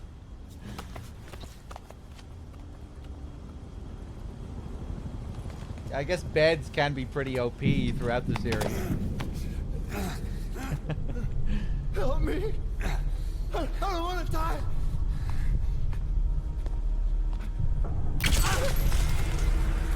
Not even now? Nah, it's nothing.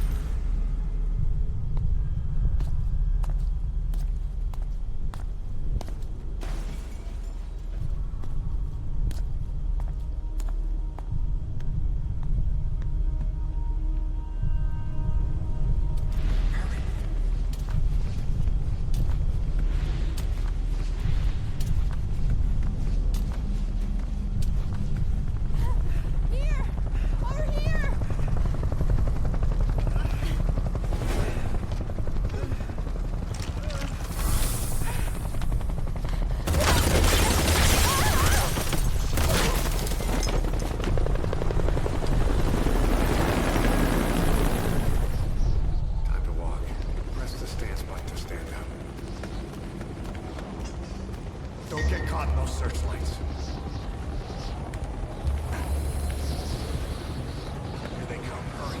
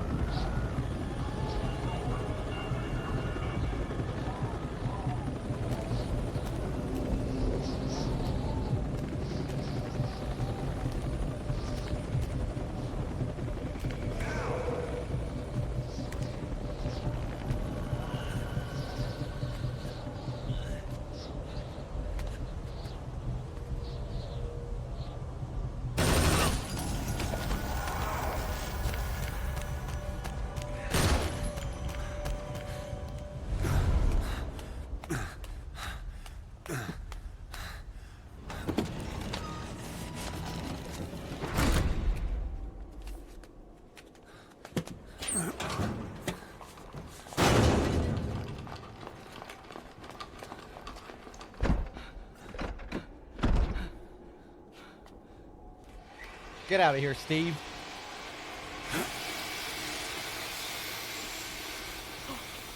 Get out of here, Steve! Move! Fucking go. idiot.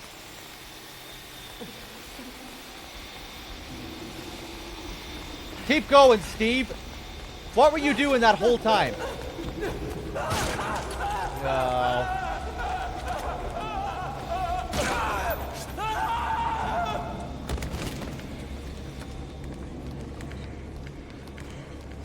Come on. This way.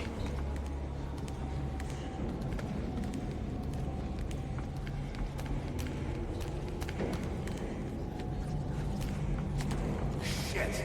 It's ugly down there. Turn back. No, they didn't throw him. They shot him and then he fell over the banister. This way. Or, you know, fell over the railing. I'm Agricola. Come on. Σας παρακαλώ, τι συμβαίνει? Δεν βλέπω τίποτα. Δεν μιλάει κανένας, θα μας σκοτώσουνε. Ναι, τον είδα πριν λίγο. What's happening out there? It's all right, we'll be okay. I can't see what's happening. Do you hear that? What's going on out there? Hey! Oh, πρόσεχε. Hey. Hey! Hey! I can't see what's happening. What is that? What's happening out there? Does anybody know? Hey! Should... Hear them coming? Who are they?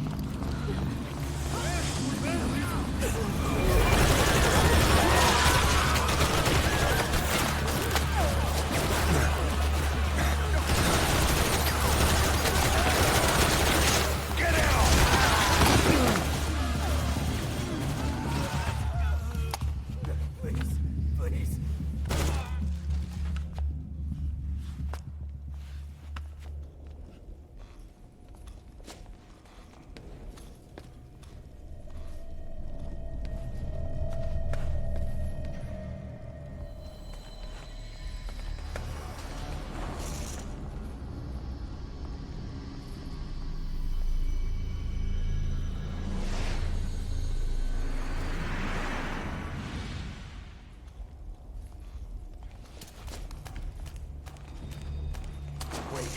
Hide behind the curtains.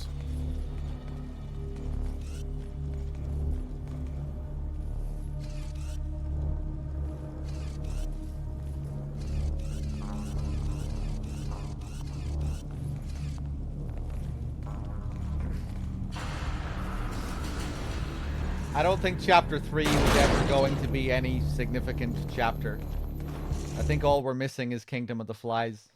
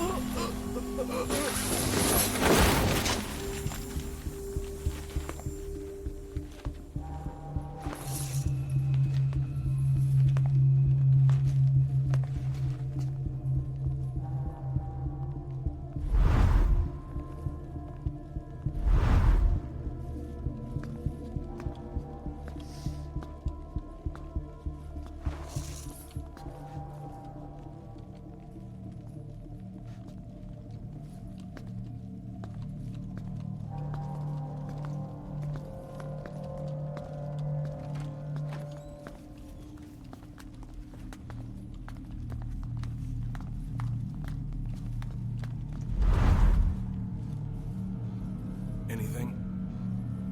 Negative. He came in here. Keep looking.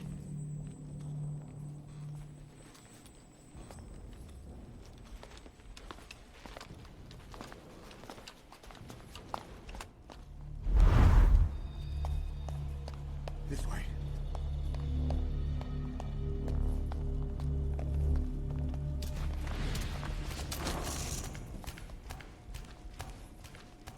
This way.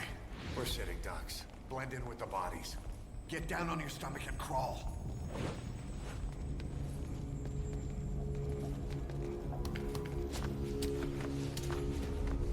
If you move, we're done for. Play dead. Freeze. I can't play dead. This is the best thing I've got.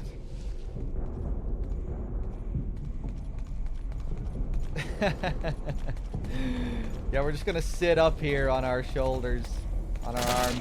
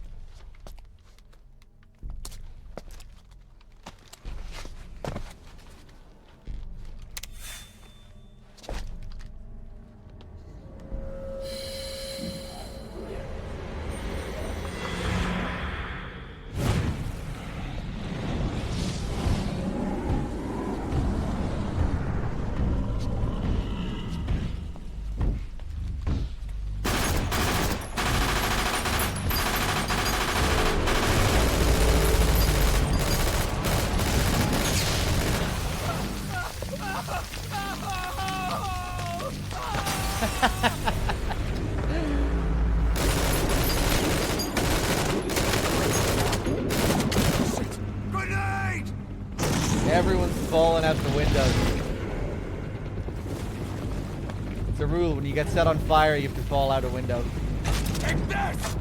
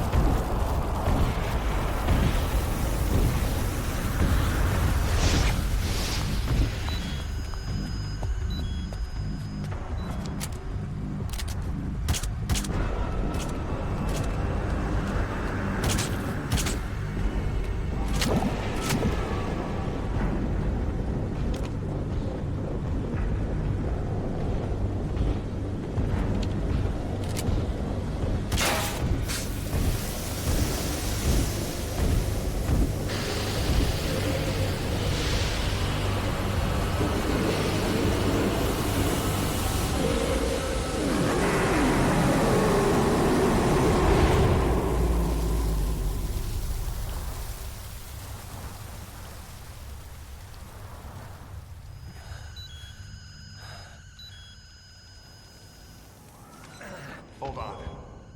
We better stop and treat that. Didn't feel a thing! You're wasting your ammo.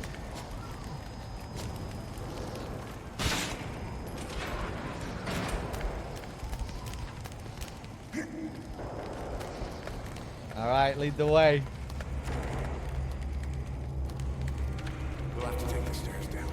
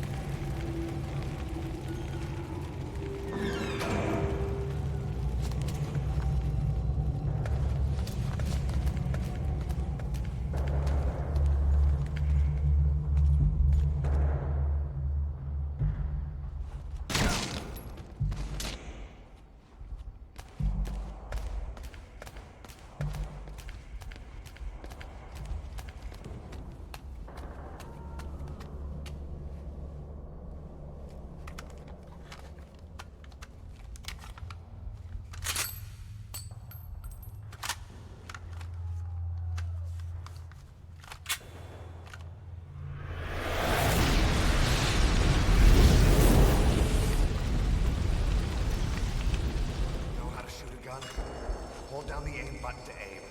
Then press the attack button to fire. Destroy it. Nah, I'm good. Hold up. I'll take the right. You take the left.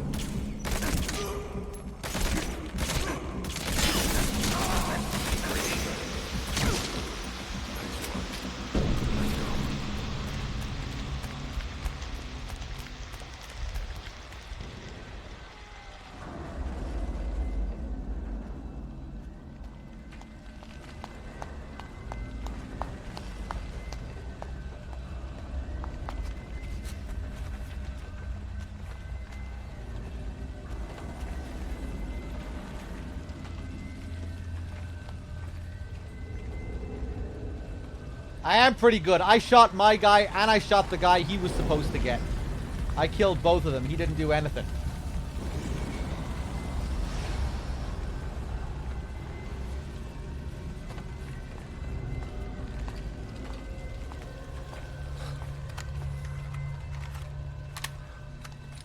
I'll run interference.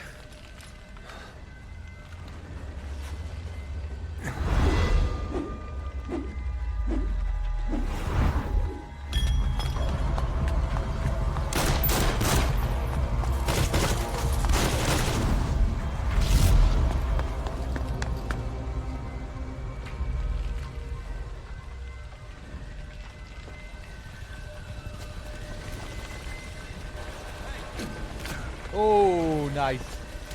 Thought I was gonna get caught.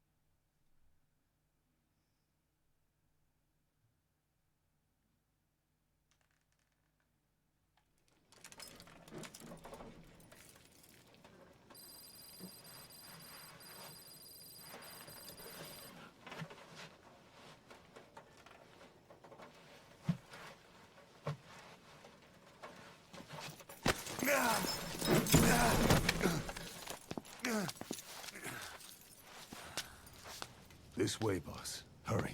2:32 a.m.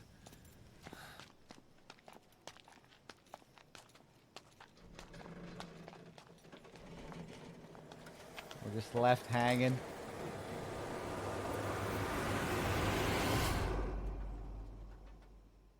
Then he comes back to get us. And then, like 4 hours later, Ocelot comes back. Use that bike. It's tuned up and ready to go.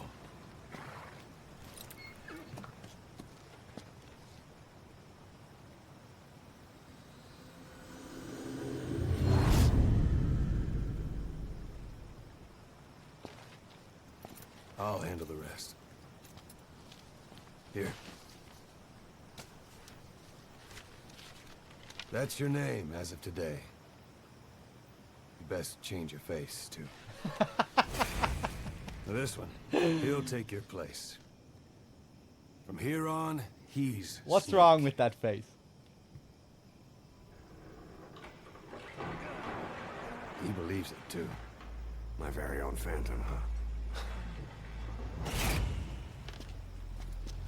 Boss, the whole world wants your head.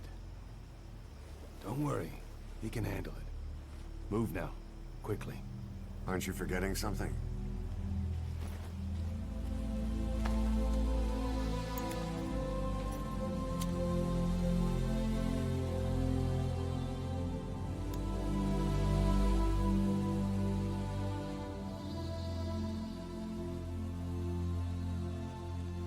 We'll meet again.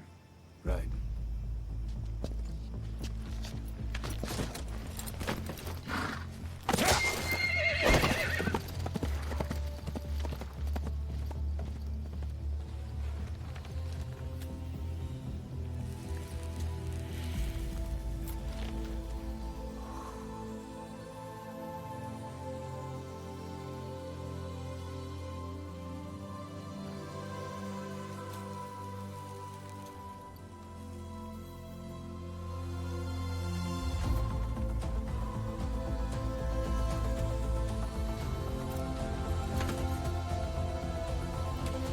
See you later, fuckers. I'm out.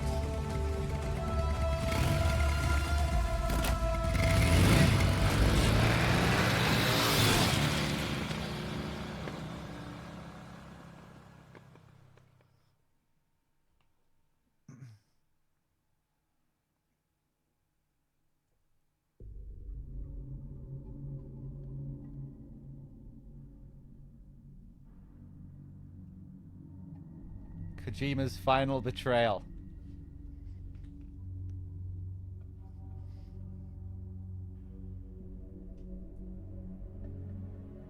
It's really interesting what he does with the motorbikes in his last few games. Peace Walker begins. He's riding the motorbike in to greet his men. And this game ends with him riding away on the bike, essentially abandoning his men, his former men. Then Death Stranding begins with Sam riding his bike into this new world.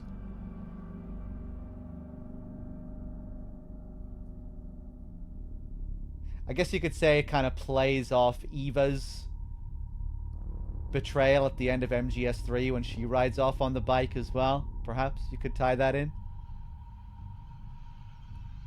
He really likes using bikes.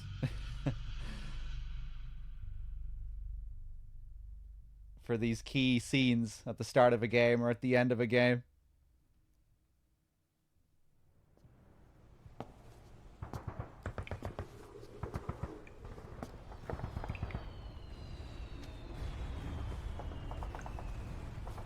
Eva also had the leather jacket, didn't she? Yeah. Never thought of that.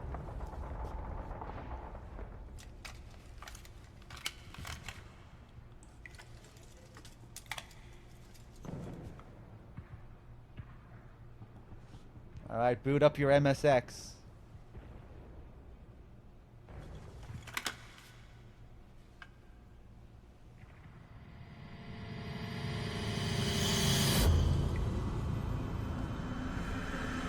No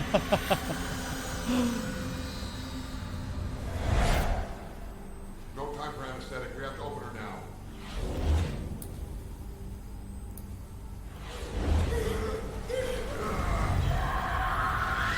I wish he was my doctor. Oh my god, he looked scary there. I wish this guy was my doctor. Boss.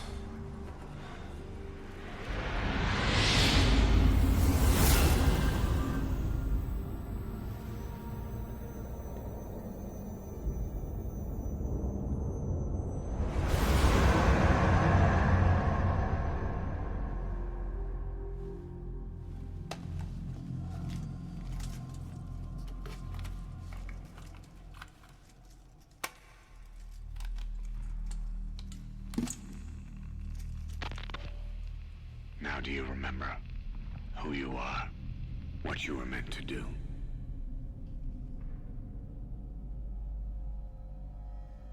I cheated death thanks to you.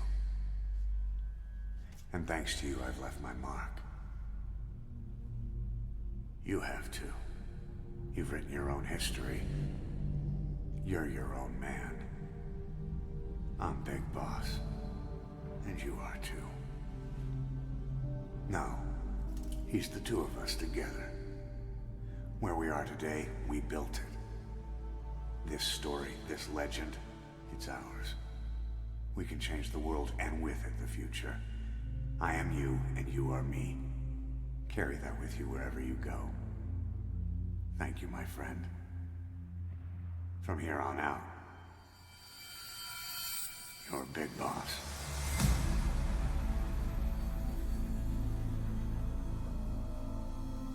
That's good, right?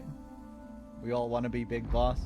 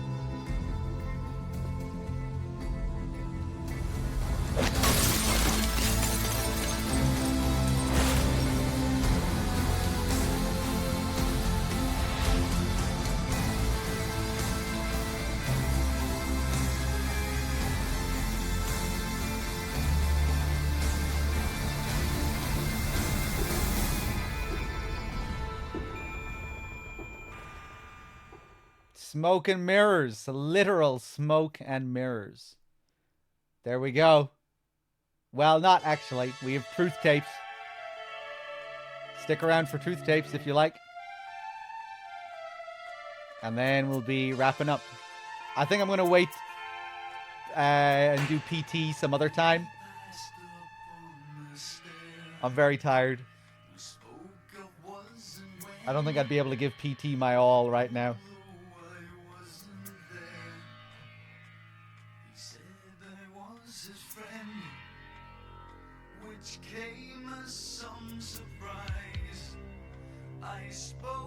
Ah, Z29.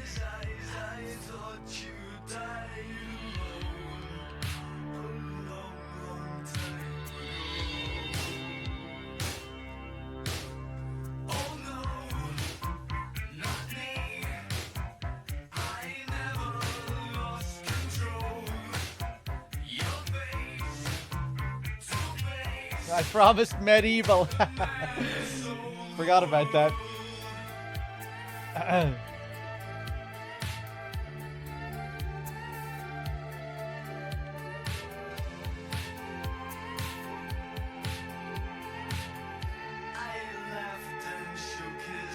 Ba ba ba bo.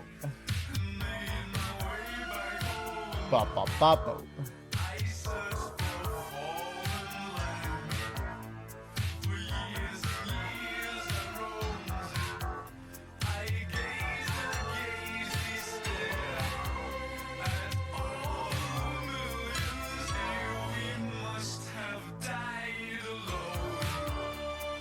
A long, long time ago.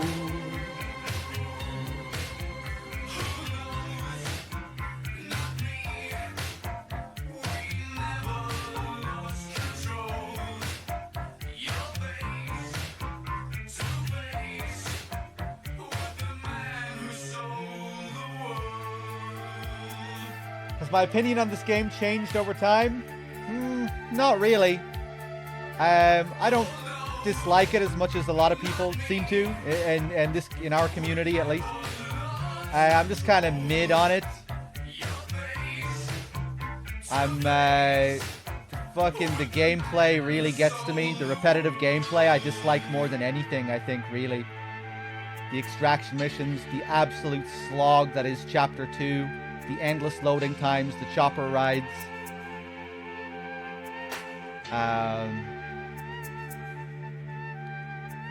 There are parts of the story that I find pretty interesting. The whole big boss Venom twist, the inversion of MGS2 and MGS2's ending, with the ending of this game essentially being the opposite of MGS2's. I think that's an interesting way to portray Big Boss as a villain, or to show his final turn, I guess, in this game. And how that doubles as a, commentary from Kojima. It's interesting, as a message to the player. That sort of cynical reversal of MGS2. I kind of see the ending scene as being, contradictory. I think there is a part of Kojima that is genuinely thanking the fans through Big Boss, but it's also a deception at the same time. It's like contradictory feelings clashing with each other.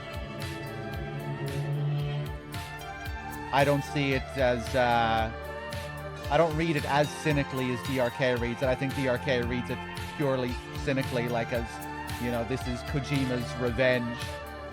But I think it's trying to be something a bit more, like I said, I feel like there are kind of contradictory feelings at play. I think maybe the song ties into it as well. I think the general consensus is that Bowie wrote this about himself and all the personas he was juggling as a part of his act. I think maybe Kojima relates to that. You might feel the same way.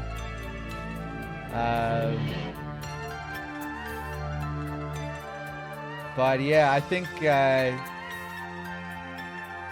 this ending is interesting.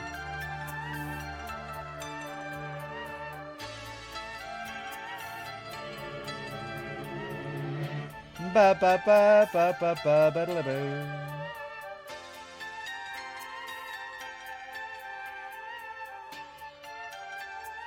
Of course, Kojima would have the ego to feel like he relates to David Bowie. What? Why would you need a big ego to relate to David Bowie? Can't anyone relate to music that they listen to?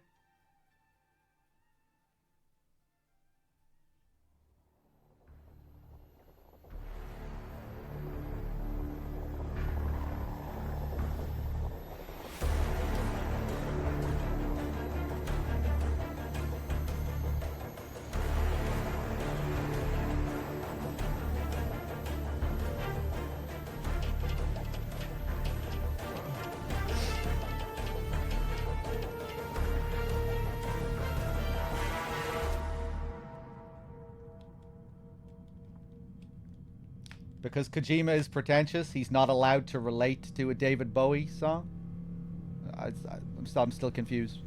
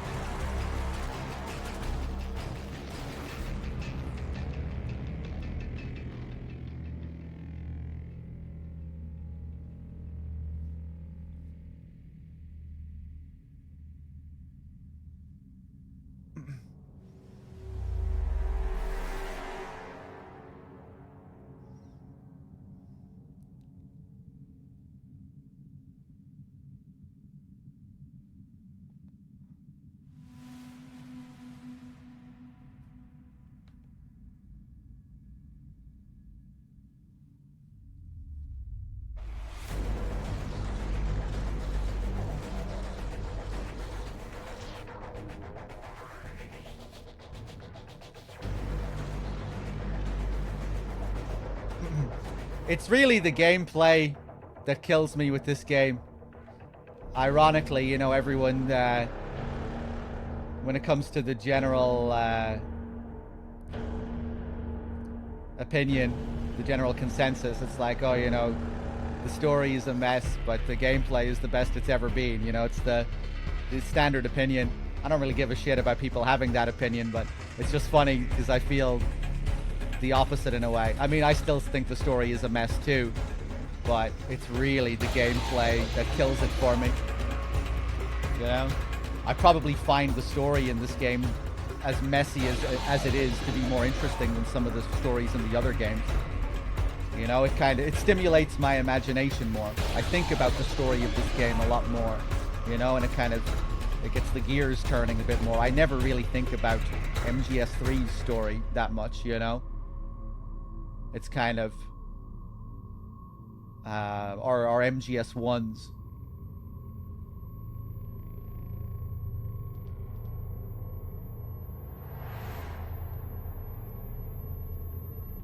I would say those are better games, but they don't really yeah, I guess they just don't, the stories in those games don't make me think as much.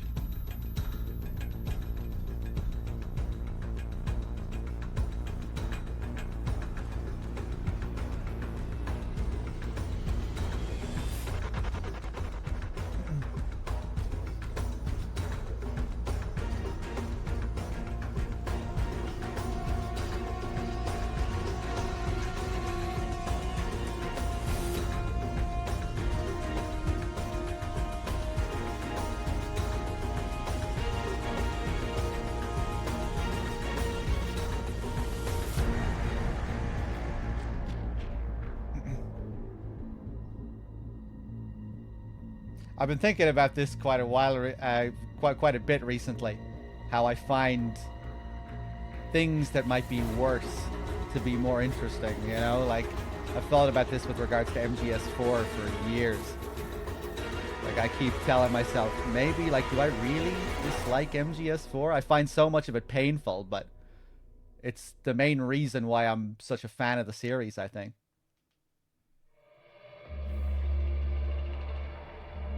Like, just digging into why that game is the way it is. I feel like that's one of the main reasons why I'm such a big fan of the series. Just seeing how personal it became to Kojima. And how, well, I guess how personal it was.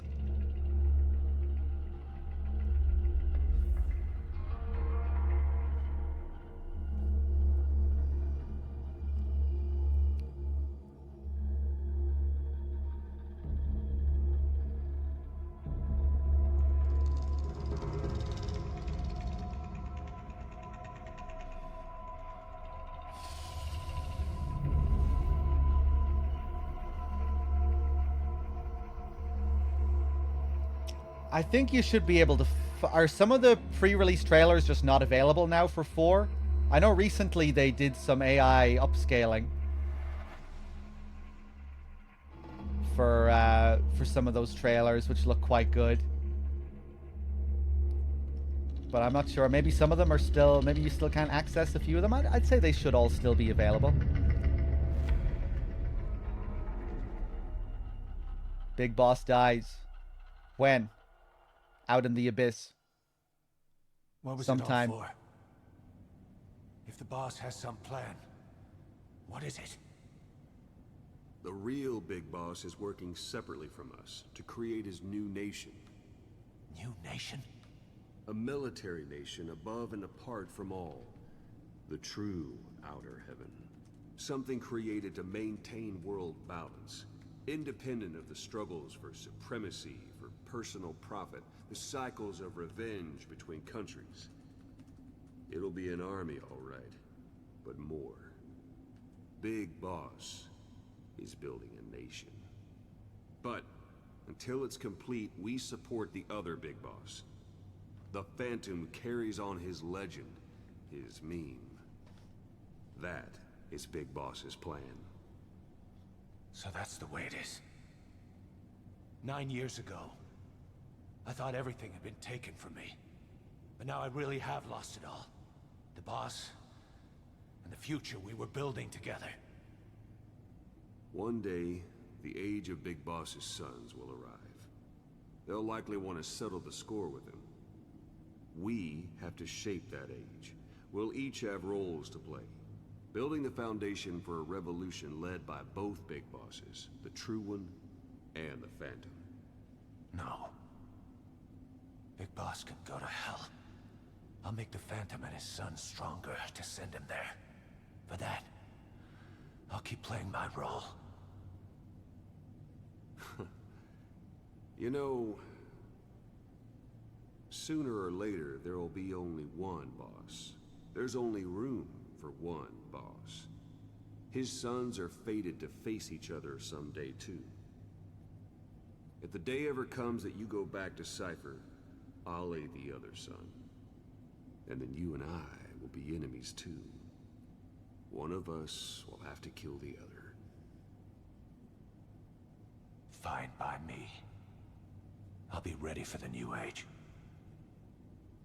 Until then, we'd better get used to coexisting.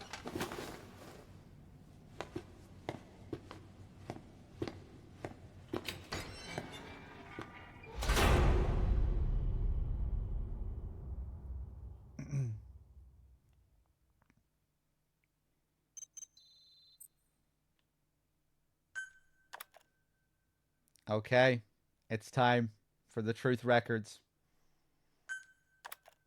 I hate how Ocelot is all-knowing. Yeah, I really dislike when they do that. Just generally in the prequels. When they're like, you know, wink, wink, nudge, nudge towards the future games. I think the best example of it is in like where it's actually well done, where I think it's like really cleverly done, is in Peace Walker. You know how Miller is this business-minded, entrepreneurial, visionary capitalist, right? He can see the future of the PMCs and where this war economy is going, and he wants to be there from the ground floor. And you know, he sees how he sees this new age coming. I feel like that's really well done in Peace Walker, right? Because it fits in with him as this business-minded visionary. You know, you can kind of, it's much easier to accept, I think, you know, when he's talking about, you know, at the end of Peace Walker, when he's basically predicting the future with MGS4 and all these PMCs, or just whenever he talks. There are several tapes where he's talking about, you know, the future and the kind of business he wants to start and the kind of business he wants MSF to become. I really like how that's done in Peace Walker specifically. Because it just feels like it makes real sense with the character being this businessman.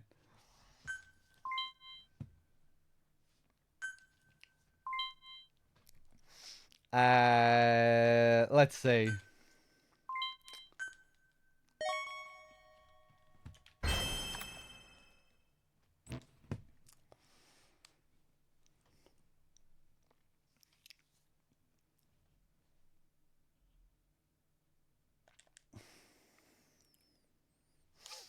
Yeah, I liked hearing Zero in the Truth tapes. I'm glad they kept the quirky side of his character as well. You know, still drinking his tea and shit. They didn't just make him, they didn't turn him too much into a different character.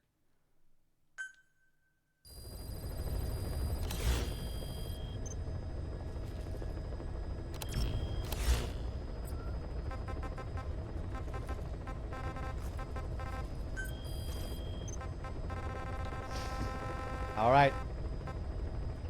Let's play the truth tapes. Hold on. Let me just check my stream elements.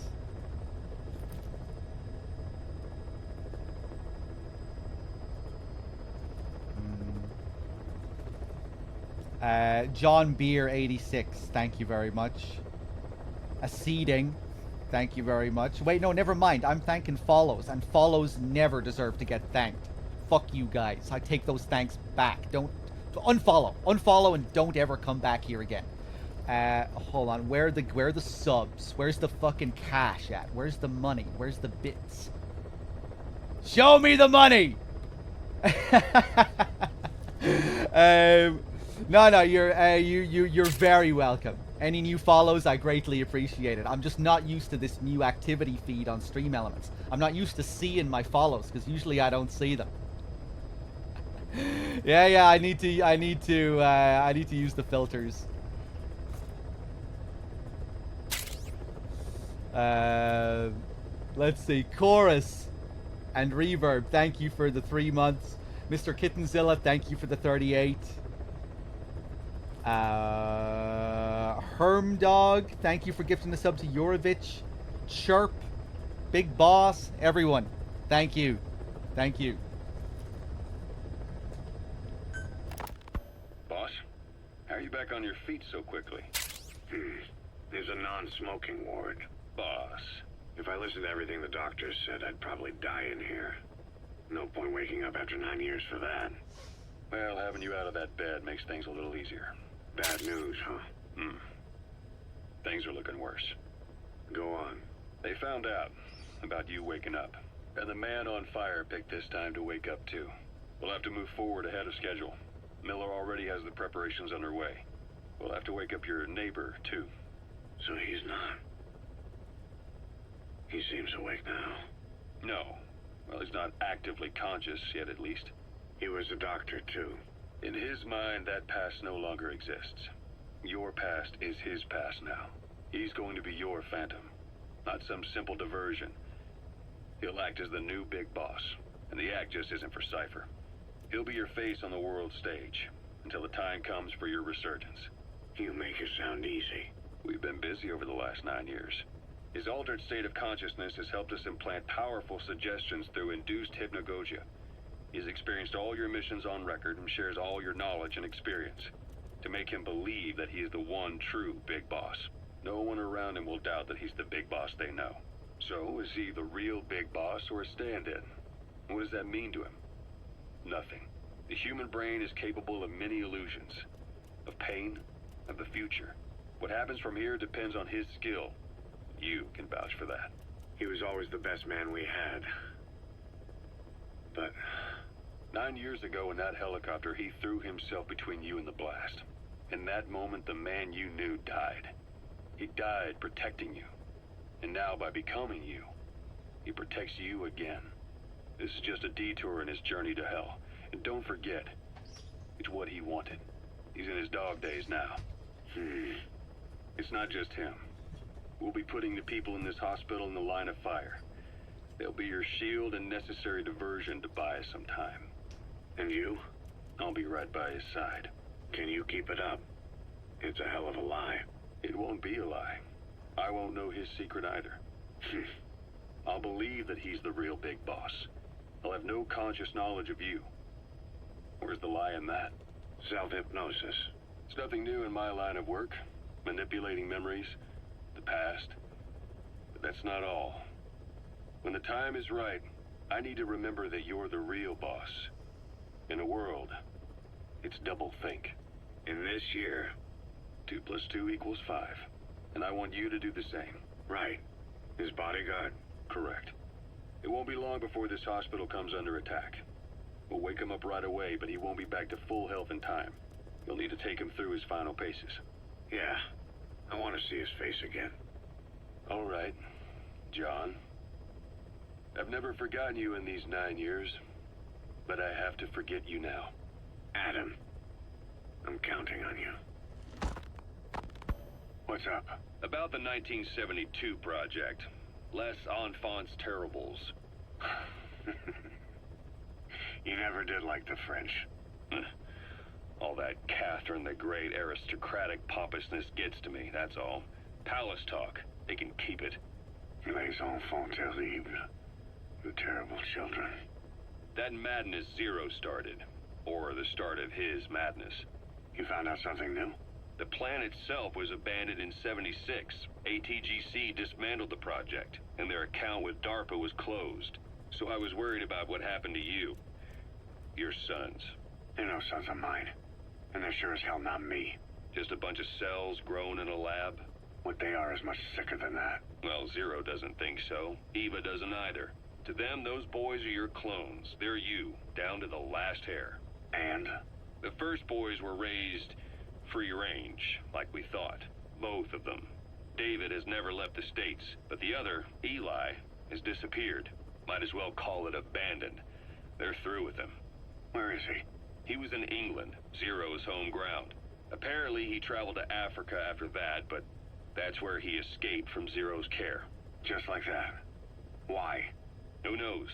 Maybe he found out about his birth.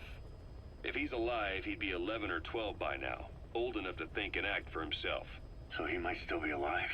On his own, there? I wouldn't bet on it. John, if he is alive, what's the plan? I have nothing to say to him. Treat him like a human being, just another person. Boss, this war business you and Miller started. Since the industry spread out to the PFs, it may have a favorable influence on Cypher. To a ruler, an everlasting enemy is convenient. By directing the public's animosity outside his borders, he could unify their frame of mind.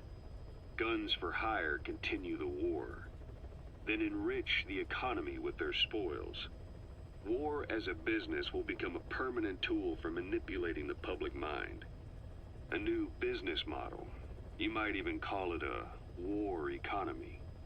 Before long, Cypher, or rather the Patriots, will be drawn to this. Probably only a few decades before it takes hold. It's not far off at all. Still no leads on Zero. We don't even know whether he's still alive. But the protocol he put in motion's making steady progress. Every day, SIGINT's web covers a little bit more of the globe. Total information control. Big Brother Zero. And it'll happen before anyone even realizes. I don't like it. You're the big brother of the battlefield. You've earned a firm grip on the world's military power. But soon, Zero will have nations in his. He'll erase the Cold War. All war from people's minds. And with it, the world's borders. Zero's will, his influence, will be unleashed, with nothing to stem the tide. When that happens, opposition will no longer match the lines on the map. And boss, with no borders left, what difference can we make? War will have lost any true meaning to the world. Just one more gear keeping the wheels of economy turning. Another product bearing down the capitalist conveyor belt. The future your friend Miller wanted. That's all there is in store. Perhaps it's already too late. But human will should only be handed down and nurtured by human hands. It can't be entrusted to the system. Especially not that soulless phantom that Zero's left in his wake. No matter what happens, we'll have to fight someday to reclaim our truth. Until next time, Big Boss. Someone has successfully struck at Zero. Since Zero's using a private network, we get information, but we have no way to trace his location. That means the details are still fuzzy at this point, but apparently some new bioweapon was used. As soon as he noticed the dip in his vital signs, he had his stomach pumped and even underwent blood dialysis. But he didn't fully recover. Ironically, if Zero kept more company, he'd have been safe. Since the incident, his speech and actions have been getting more unhinged by the day. He's probably been rushed to another safe house for intensive care. But the location is a complete mystery. That's the way he operates. He went to incredible lengths to make sure his great escape went unnoticed. So far, I know at least Langley and the Pentagon were involved. He had a blackout triggered in New York to disrupt the transportation and information grids, and at least 2 submarines were sighted off the coast. The personnel involved were working off a cover story. Naturally, the White House was fed the same thing. The project is buried under a pile of dummy ops and backup plans stretching across multiple organizations. It's safe to say not one of the people involved knew what they were moving or to where. All top secret, no trail, no leads. He's living up to his name as usual. Only this time, even I can't find him. Now, the only record of his location lies within the Cypher AI that was at the heart of the escape plan. And that's closed off, with its data sealed away in a secret location. Skullface was able to put together this assassination attempt, but even he can't possibly know where Zero is now.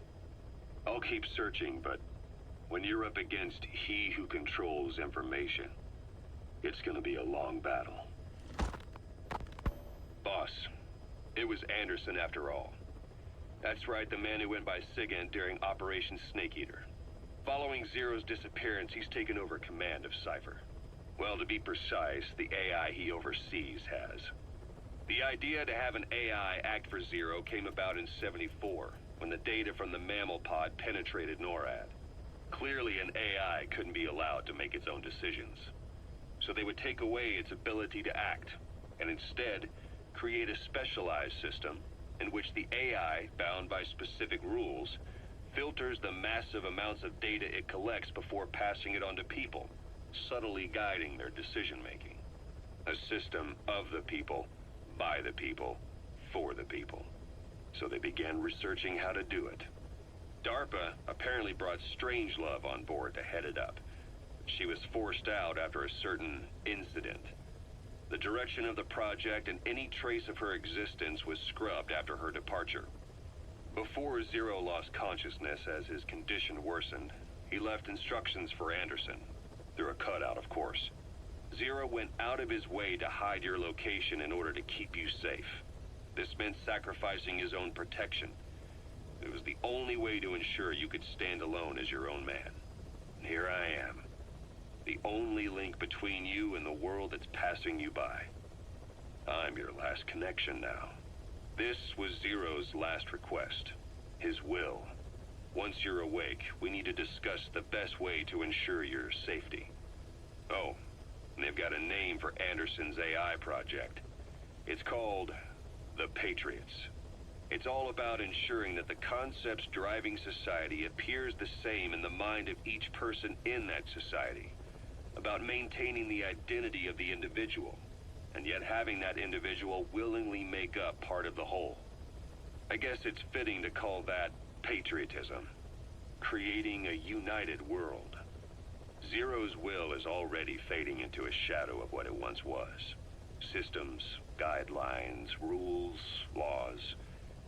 When you take a mentality and fix it in a solid shape, put it out there in the hands of people, it can only begin to decay. No mentality can last forever. When the body dies, the will dies with it.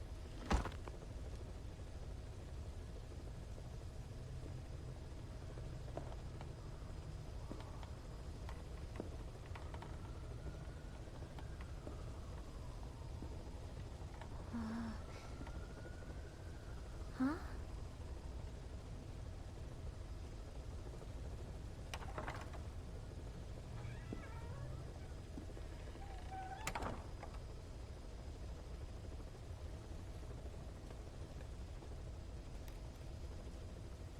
Over here.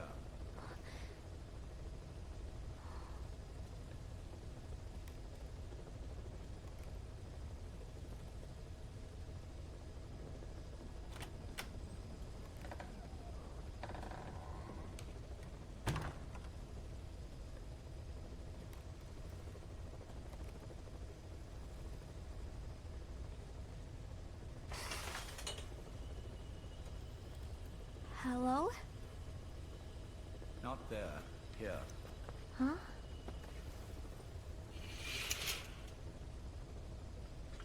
Thank you for coming. Please. You're...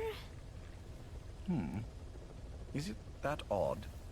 I suppose the cuffs have gotten a bit loose. Although, truth be told, I have been spending more time in pajamas as of late. No, nothing. The tie, perhaps. Not the most fashionable pattern, I admit. No, it is very nice. How sweet. Will you take a little brandy? You're hardly underage, after all. No, thank you. Please, sit.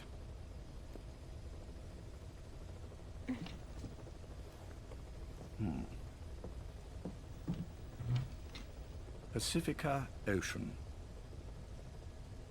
What? Ah, yes. You've already begun. Not bad. A schoolgirl through and through. Even he won't suspect otherwise. Here you are. Thank you.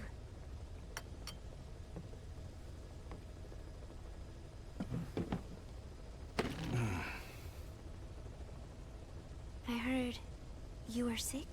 Poppycock. I just like to take a little time off work. You? You must feel that way sometimes. Well... Anyway, I could hardly greet my first guest from that damned bed. I, missed my chance to catch you snoring. Now I'm twice as glad I got ready in time. Drink, before it gets cold. English breakfast tea. All I have, I'm afraid.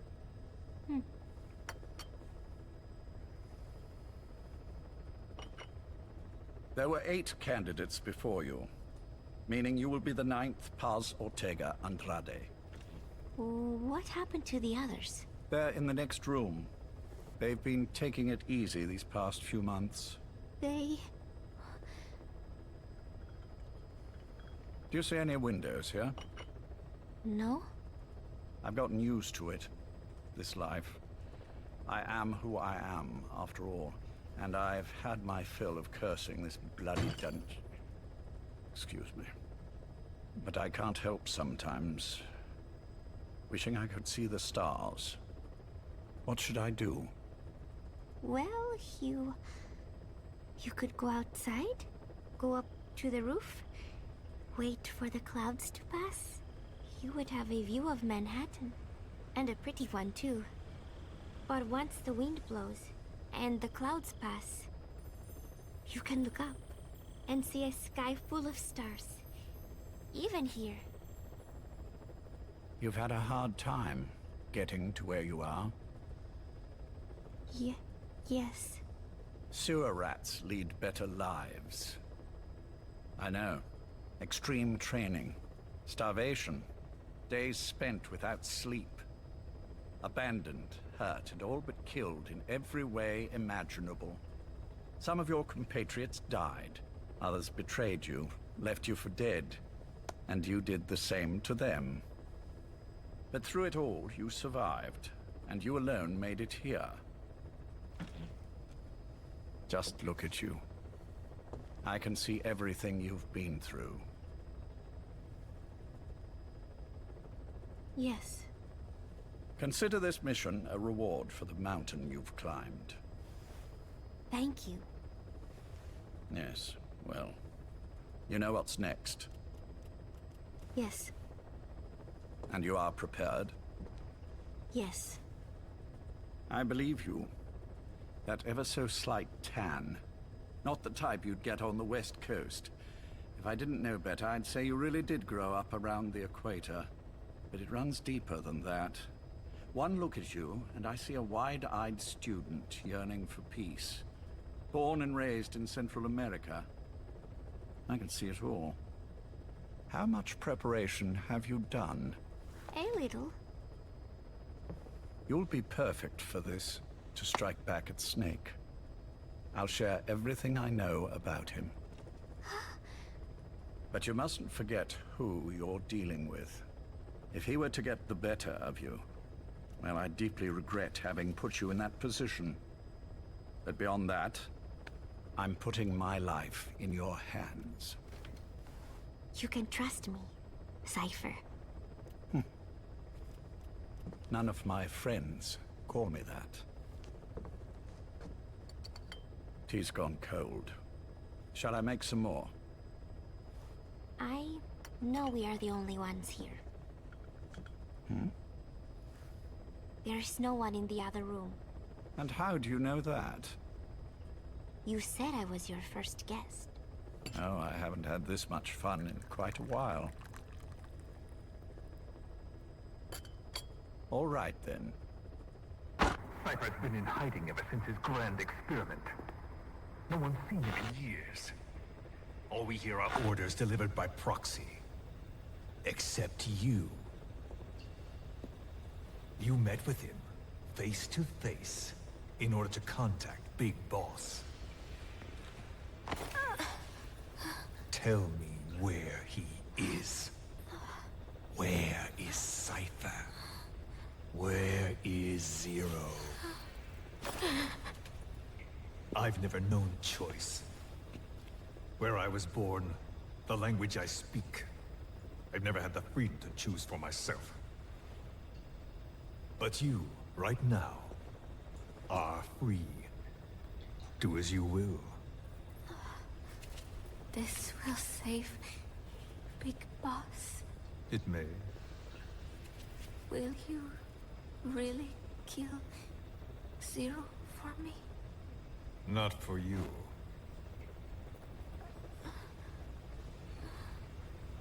All right. Zero is Hell's Kitchen, 10th Avenue. He is undergoing treatment there. Not exactly Hyde Park.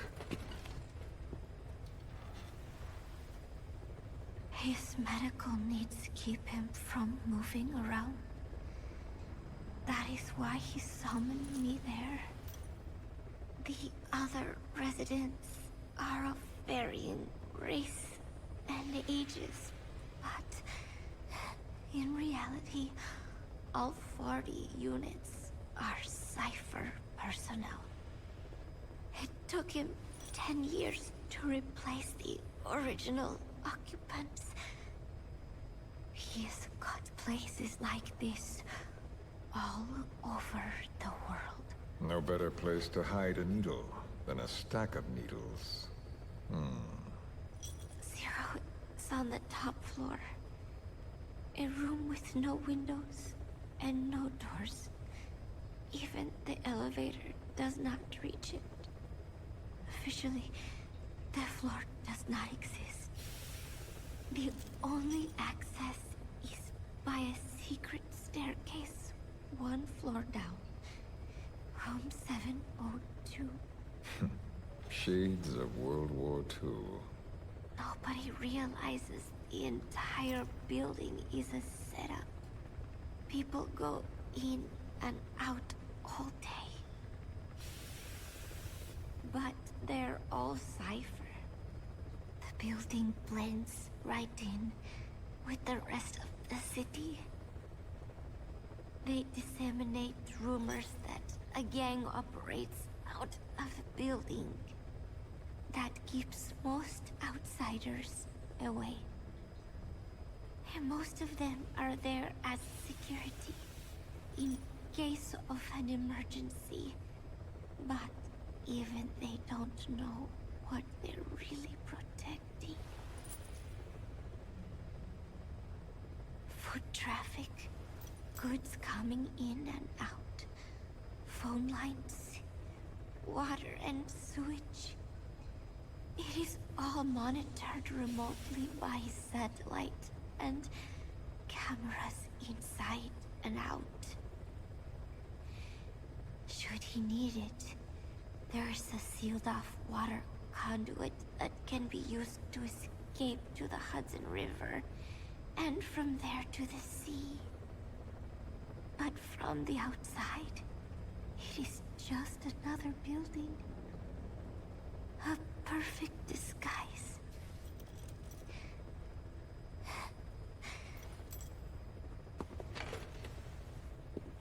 So the Major believes zero suspicion equals total security. Very bold. It's just the kind of ruse I'd expect from him.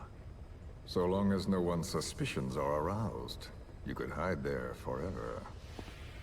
On the other hand, if someone figures it out, there are dozens of ways in. And he's so paranoid about information slipping out, no one involved has the full picture. That ignorance is a weakness, the downfall of a need-to-know system. The pitfalls are clear.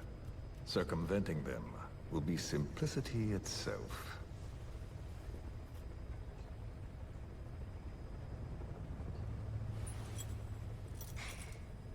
You hate him, don't you?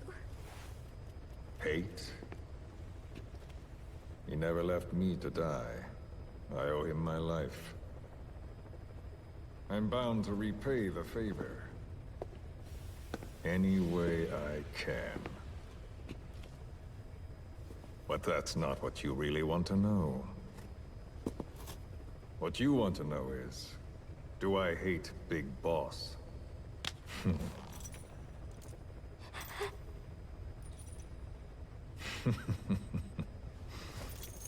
I don't hate the man. I do deserve a little more of his gratitude. But he probably has no idea who I am. So you see, I have no reason to hate him at all.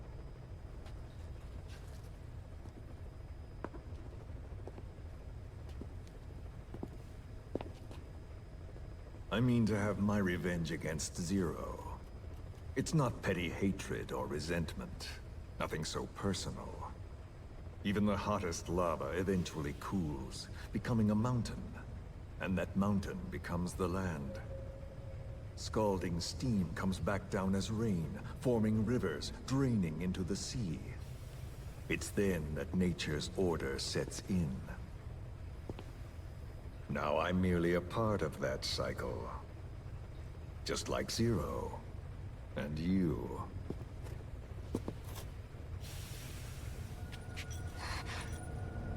And Big Boss. Don't do it! That lava, that vengeance, is already set as stone. Too late to change things now. Don't kill him! The choice is not mine to make. Please, let Big Boss live! Proceed. Please!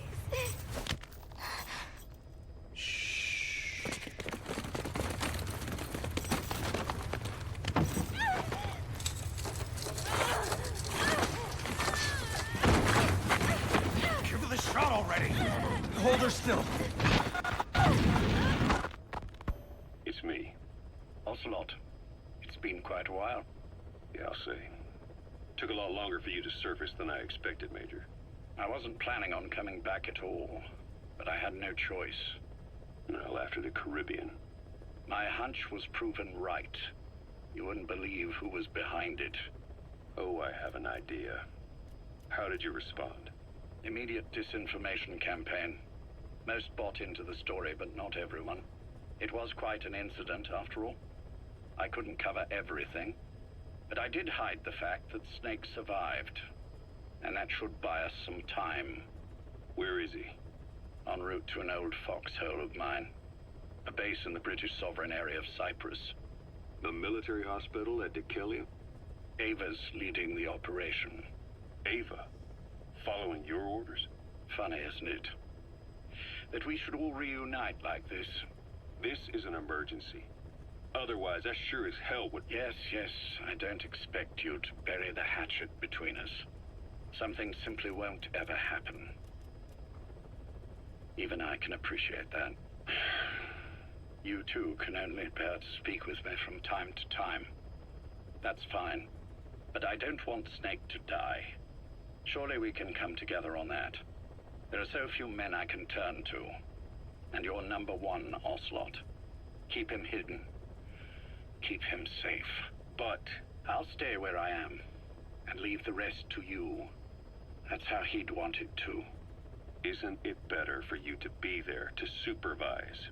Where I am, where he goes, it makes no difference. All that matters is getting him the very best treatment and security. The latter being where you come in.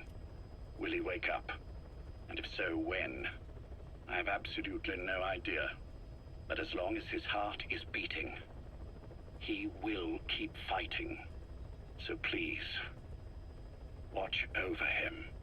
This location, it's safe? No one will find him. And if they try, I will deal with them. The information must be suppressed. Which is what you do best. Guess you're still at the top of your game, huh? Anything but. I'm sick, Ocelot.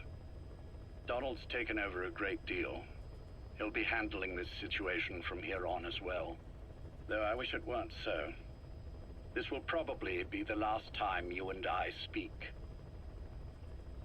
So, you won't say no, will you? I have no choice. Thank you. Save your thanks. One more thing. A proposition. Yes. I've prepared a ruse of sorts. One I imagine you'll quite like. What is it? You could say I've made another Snake. Major? I'm not talking about the children. A mental copy. His phantom, if you like. I don't understand. You will when you get to Cyprus. I've set the ball in motion, but the rest is in your hands. You're good at this kind of thing. The best. I need you on this.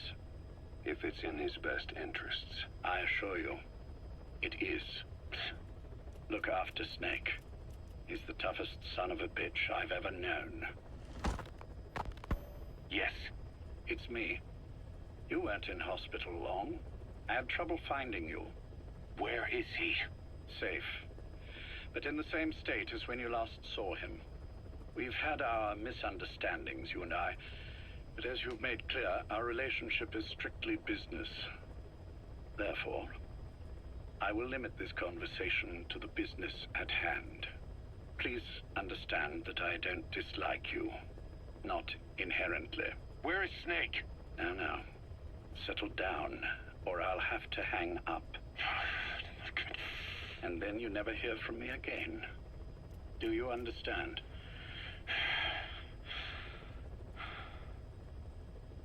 First, about your boss. I had him moved once he was stabilized. I'm sure it came as quite a shock to you when you woke up. You'll have to forgive me. I told him to stop putting me under. Surely you understand. Specialized medical treatment in places like that can be positively nightmarish. We couldn't have left him there forever. And to be honest, I wasn't entirely comfortable leaving matters in your hands. Don't take it the wrong way. Anyone looking for him would be looking for you. He needed to be as far from you as possible. In fact, I'm still not sharing his location, even now. Problems could arise. So, instead, I'm giving you a point of contact. An introduction to a network of messengers who will lead you to a man. A friend to your boss. I'm sure he's mentioned him before. He knows Snake's location. More than any man alive, I trust him with this sort of thing. Keeping secrets, or men in the dark. He's known Snake quite a while. 10 years longer than you. Kazuhira, I don't care if you don't trust me, but I require your absolute trust in him on this. Snake will be brought back into this world, however long it takes. Understood? The only reason we're having this conversation is because you still have a role to play. Which brings me to the next issue. What happens after he regains consciousness? When Snake wakes up, and he will, he'll need your help again. So when he does, I promise you'll be the first to know. The code phrase will be, V has come to. I'll then mobilize all the necessary parties. Think of it as an overture to a prologue. Until then, do what you like. Just be ready when the time comes. But you don't need me to tell you that, do you? I know it's been hard on you too. But I can't imagine you're willing to just walk away. What are you talking about? If what you're saying is true, then this is like wrapping a rope around your own neck and throwing it over a branch. What's your play in all this? This is for Snake. So that he survives after he wakes up. Nothing more. After that, I don't care what you do. Then tell me something. Go on. I only joined you after I found out what you were after. To make the world one, you need Snake for that. And he's already done a hell of a lot for you. He has. So on some level at least, I think you're being straight with me. Then why'd you do that to him? I get what you were trying with Paz. You wanted to get Snake any way you could. But after that, what you did, how could you do that to him? After that wasn't me. You may not believe this, but I never intended for any of this to happen. My organization has many arms. It's just going to take a little longer before we're all on the same page. I admit I may have been lax in my supervision, but something like that will not happen again. Whatever. One day, I'll know the truth. Just as soon as the boss wakes up. And then we're coming after you. This ends with you begging us to put you out of your misery. Is that so? Fantasy can make for a powerful ally. But remember this reality, Kazuhira Miller. Big Boss will wake up. And when he does, be there for him.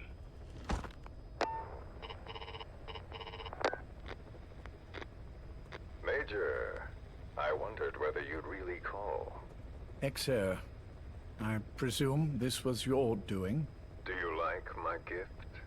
I've been searching a long time for this. It is what you were looking for, yes. The winged dagger of a comrade lost to the sands of Egypt. He served under the boss back in Rayforce. I delivered this pin to her after his death. We were both so very young. From that moment on, she never let it leave her side. She was still carrying it in Selinoyarsk. How about the back?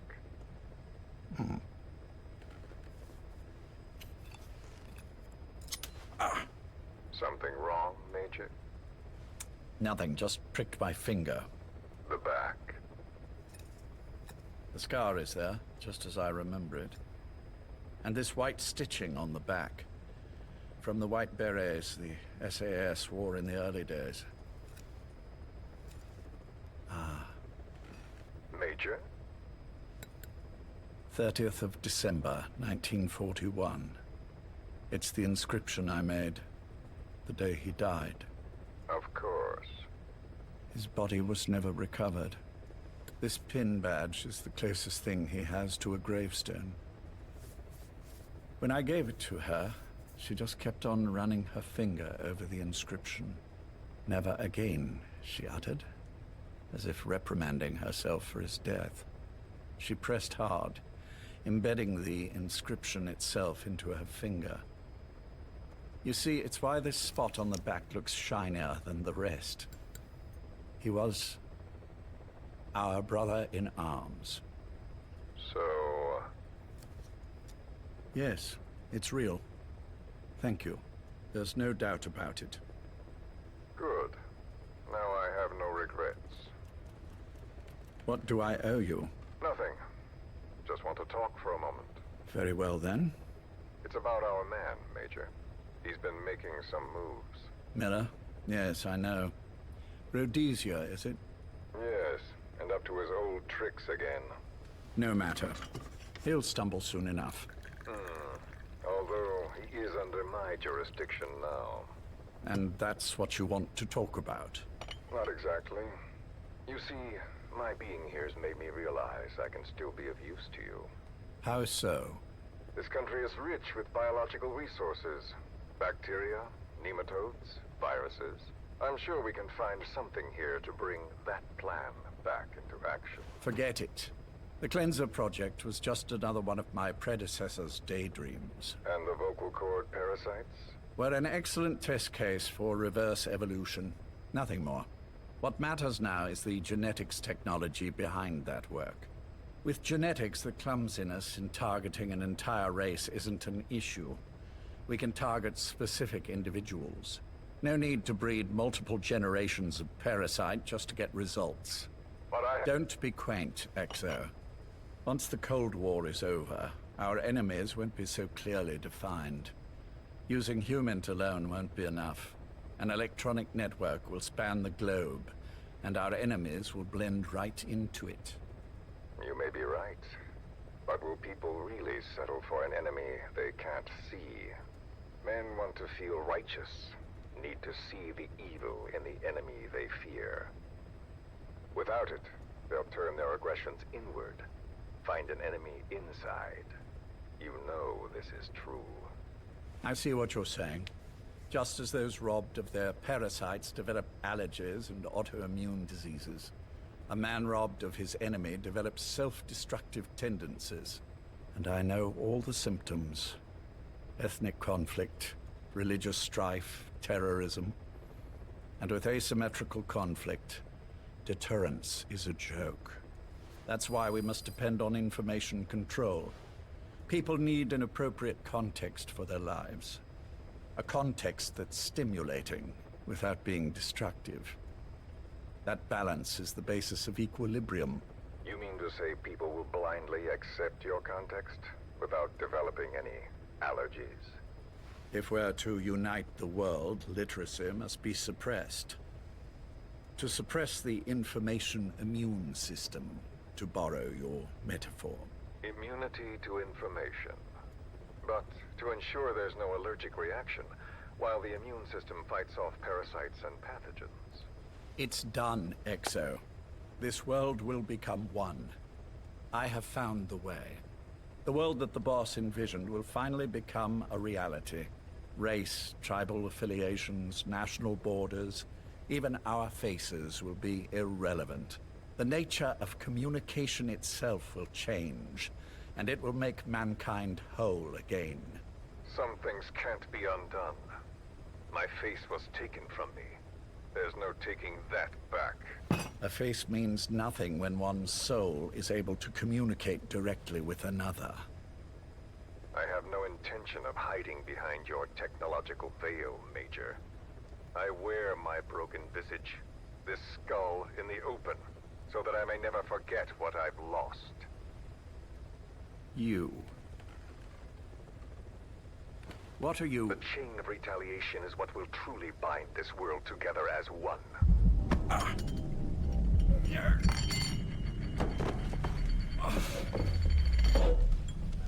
Major? You son of a... The pin. You... Yes, the pin.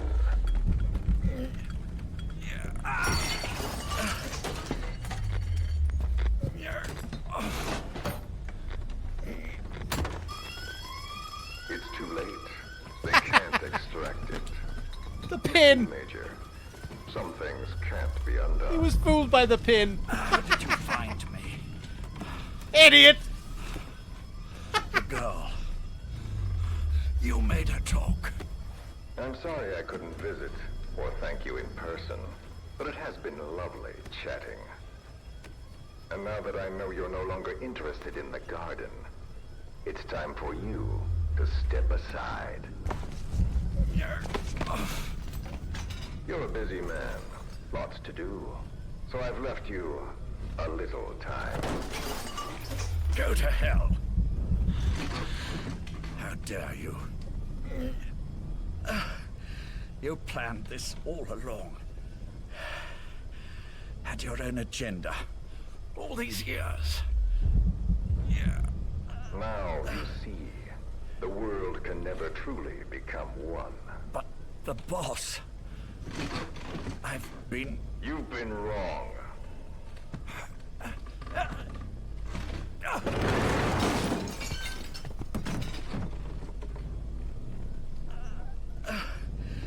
You're no different. Just like him. None of you understand the world she saw. I would say the same to you, Major.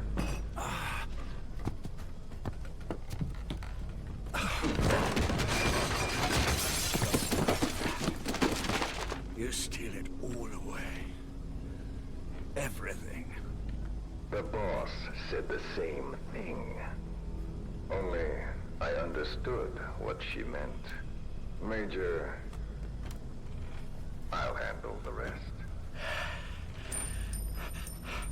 Oh, and one more thing. That pin badge, it was a fake. I held on to the real one. I'll take good care of it. And continue the boss's work.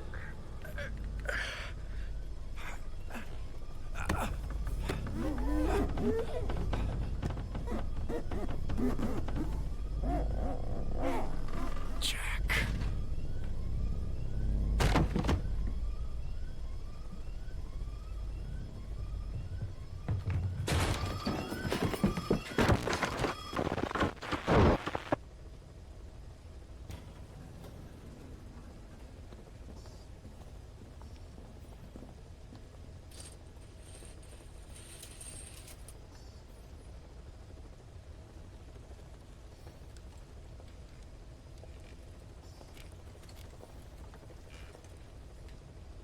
Go.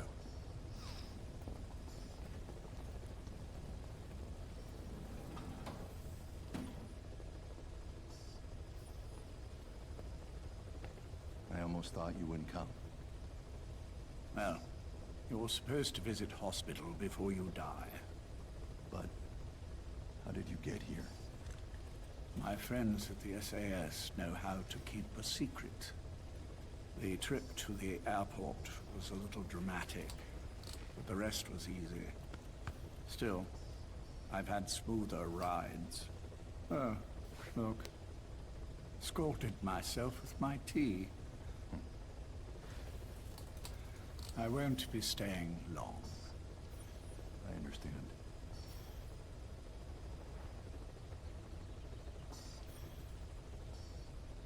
Which one is he? On the right. And the left? We did just as you instructed. Has either of them awoken? Neither of them, no. Not once? Not in 2 years. Their weekly EEGs show stable activity levels. There's been practically no change.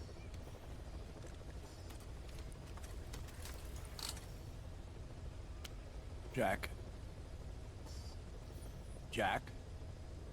It's me. You look fit to run a country mile. Every 4 hours we move all of their muscles, subject them to load. They're stable, but eventually... Yes, of course. We've done everything we can to ensure they're ready to move, should they wake up. Still, it's been a pretty long time.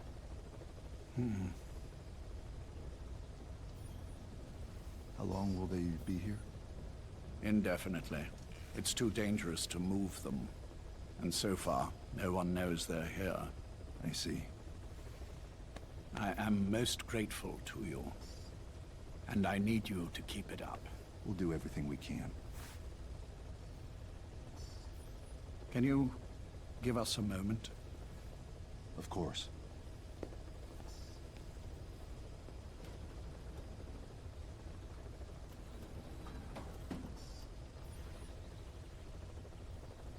Jack, can you hear me?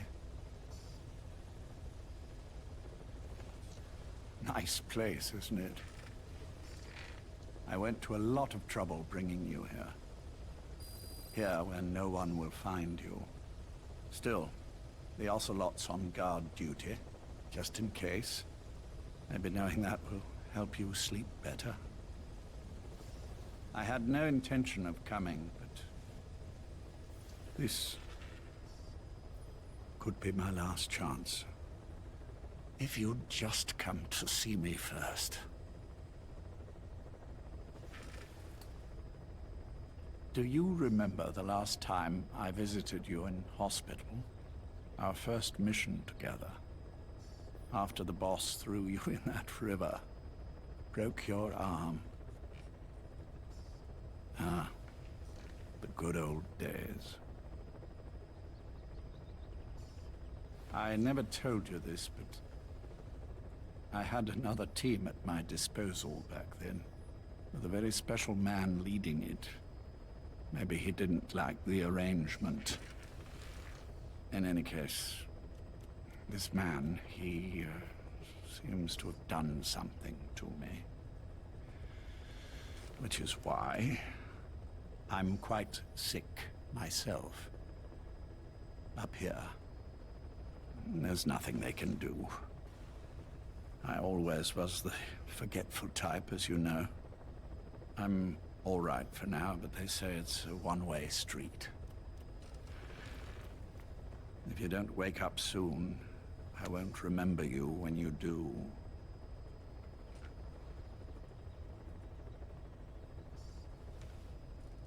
I don't mind about myself, but what he did to you, I can never forgive.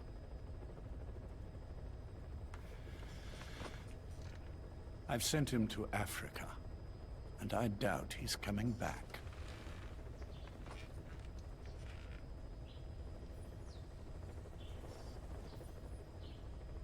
Jack, once your little holiday here is over, well, who knows when that will be. But anyway, I probably won't be around. I'll be somewhere even you can't find me. A tombstone chiseled into the code of a machine. That is all I leave to mark my existence.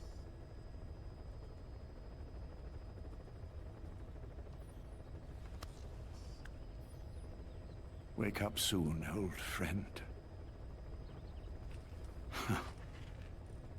Time is running short.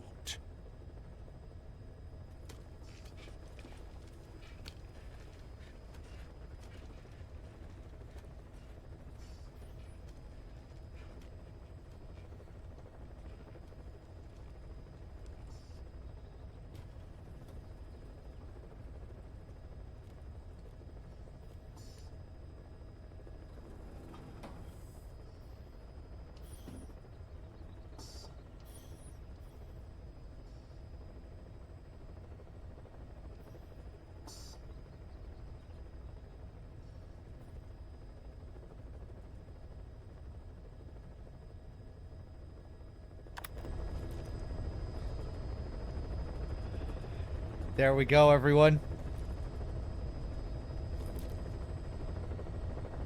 The marathon ends on life support. The series ends on life support.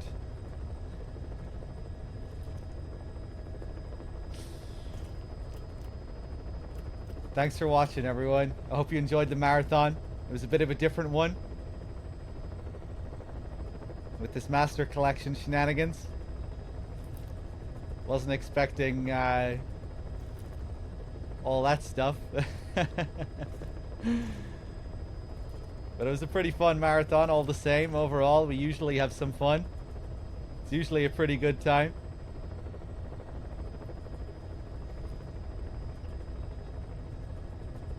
There we go. I was thinking about doing some playing PT at some point, but I don't think I'm going to do that now. I'm very tired. Been going for 10.5 hours. But yeah, maybe I'll come back and do a short PT stream tomorrow, and then Silent Hill 2 on the 31st. I'm gonna do Silent Hill 2 for Halloween night, like I usually do.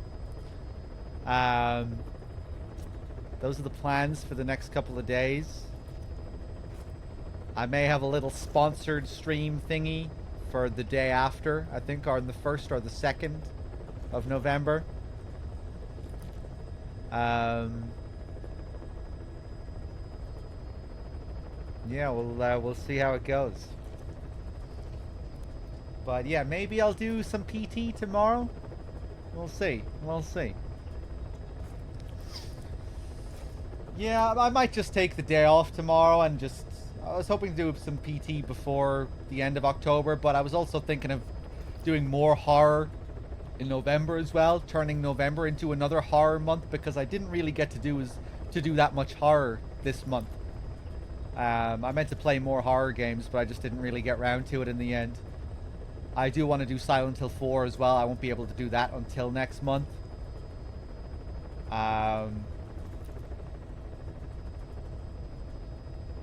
Yeah, we'll see.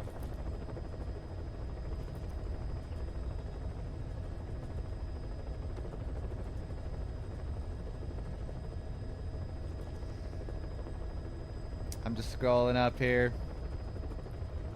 Hey, cheers, Yappa. Cheers, everyone. I'm glad you all had a good time.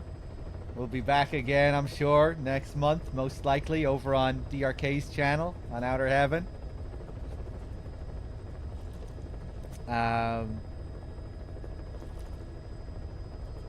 Yeah, I wouldn't mind getting back to my drum can playthrough as well sometime next month.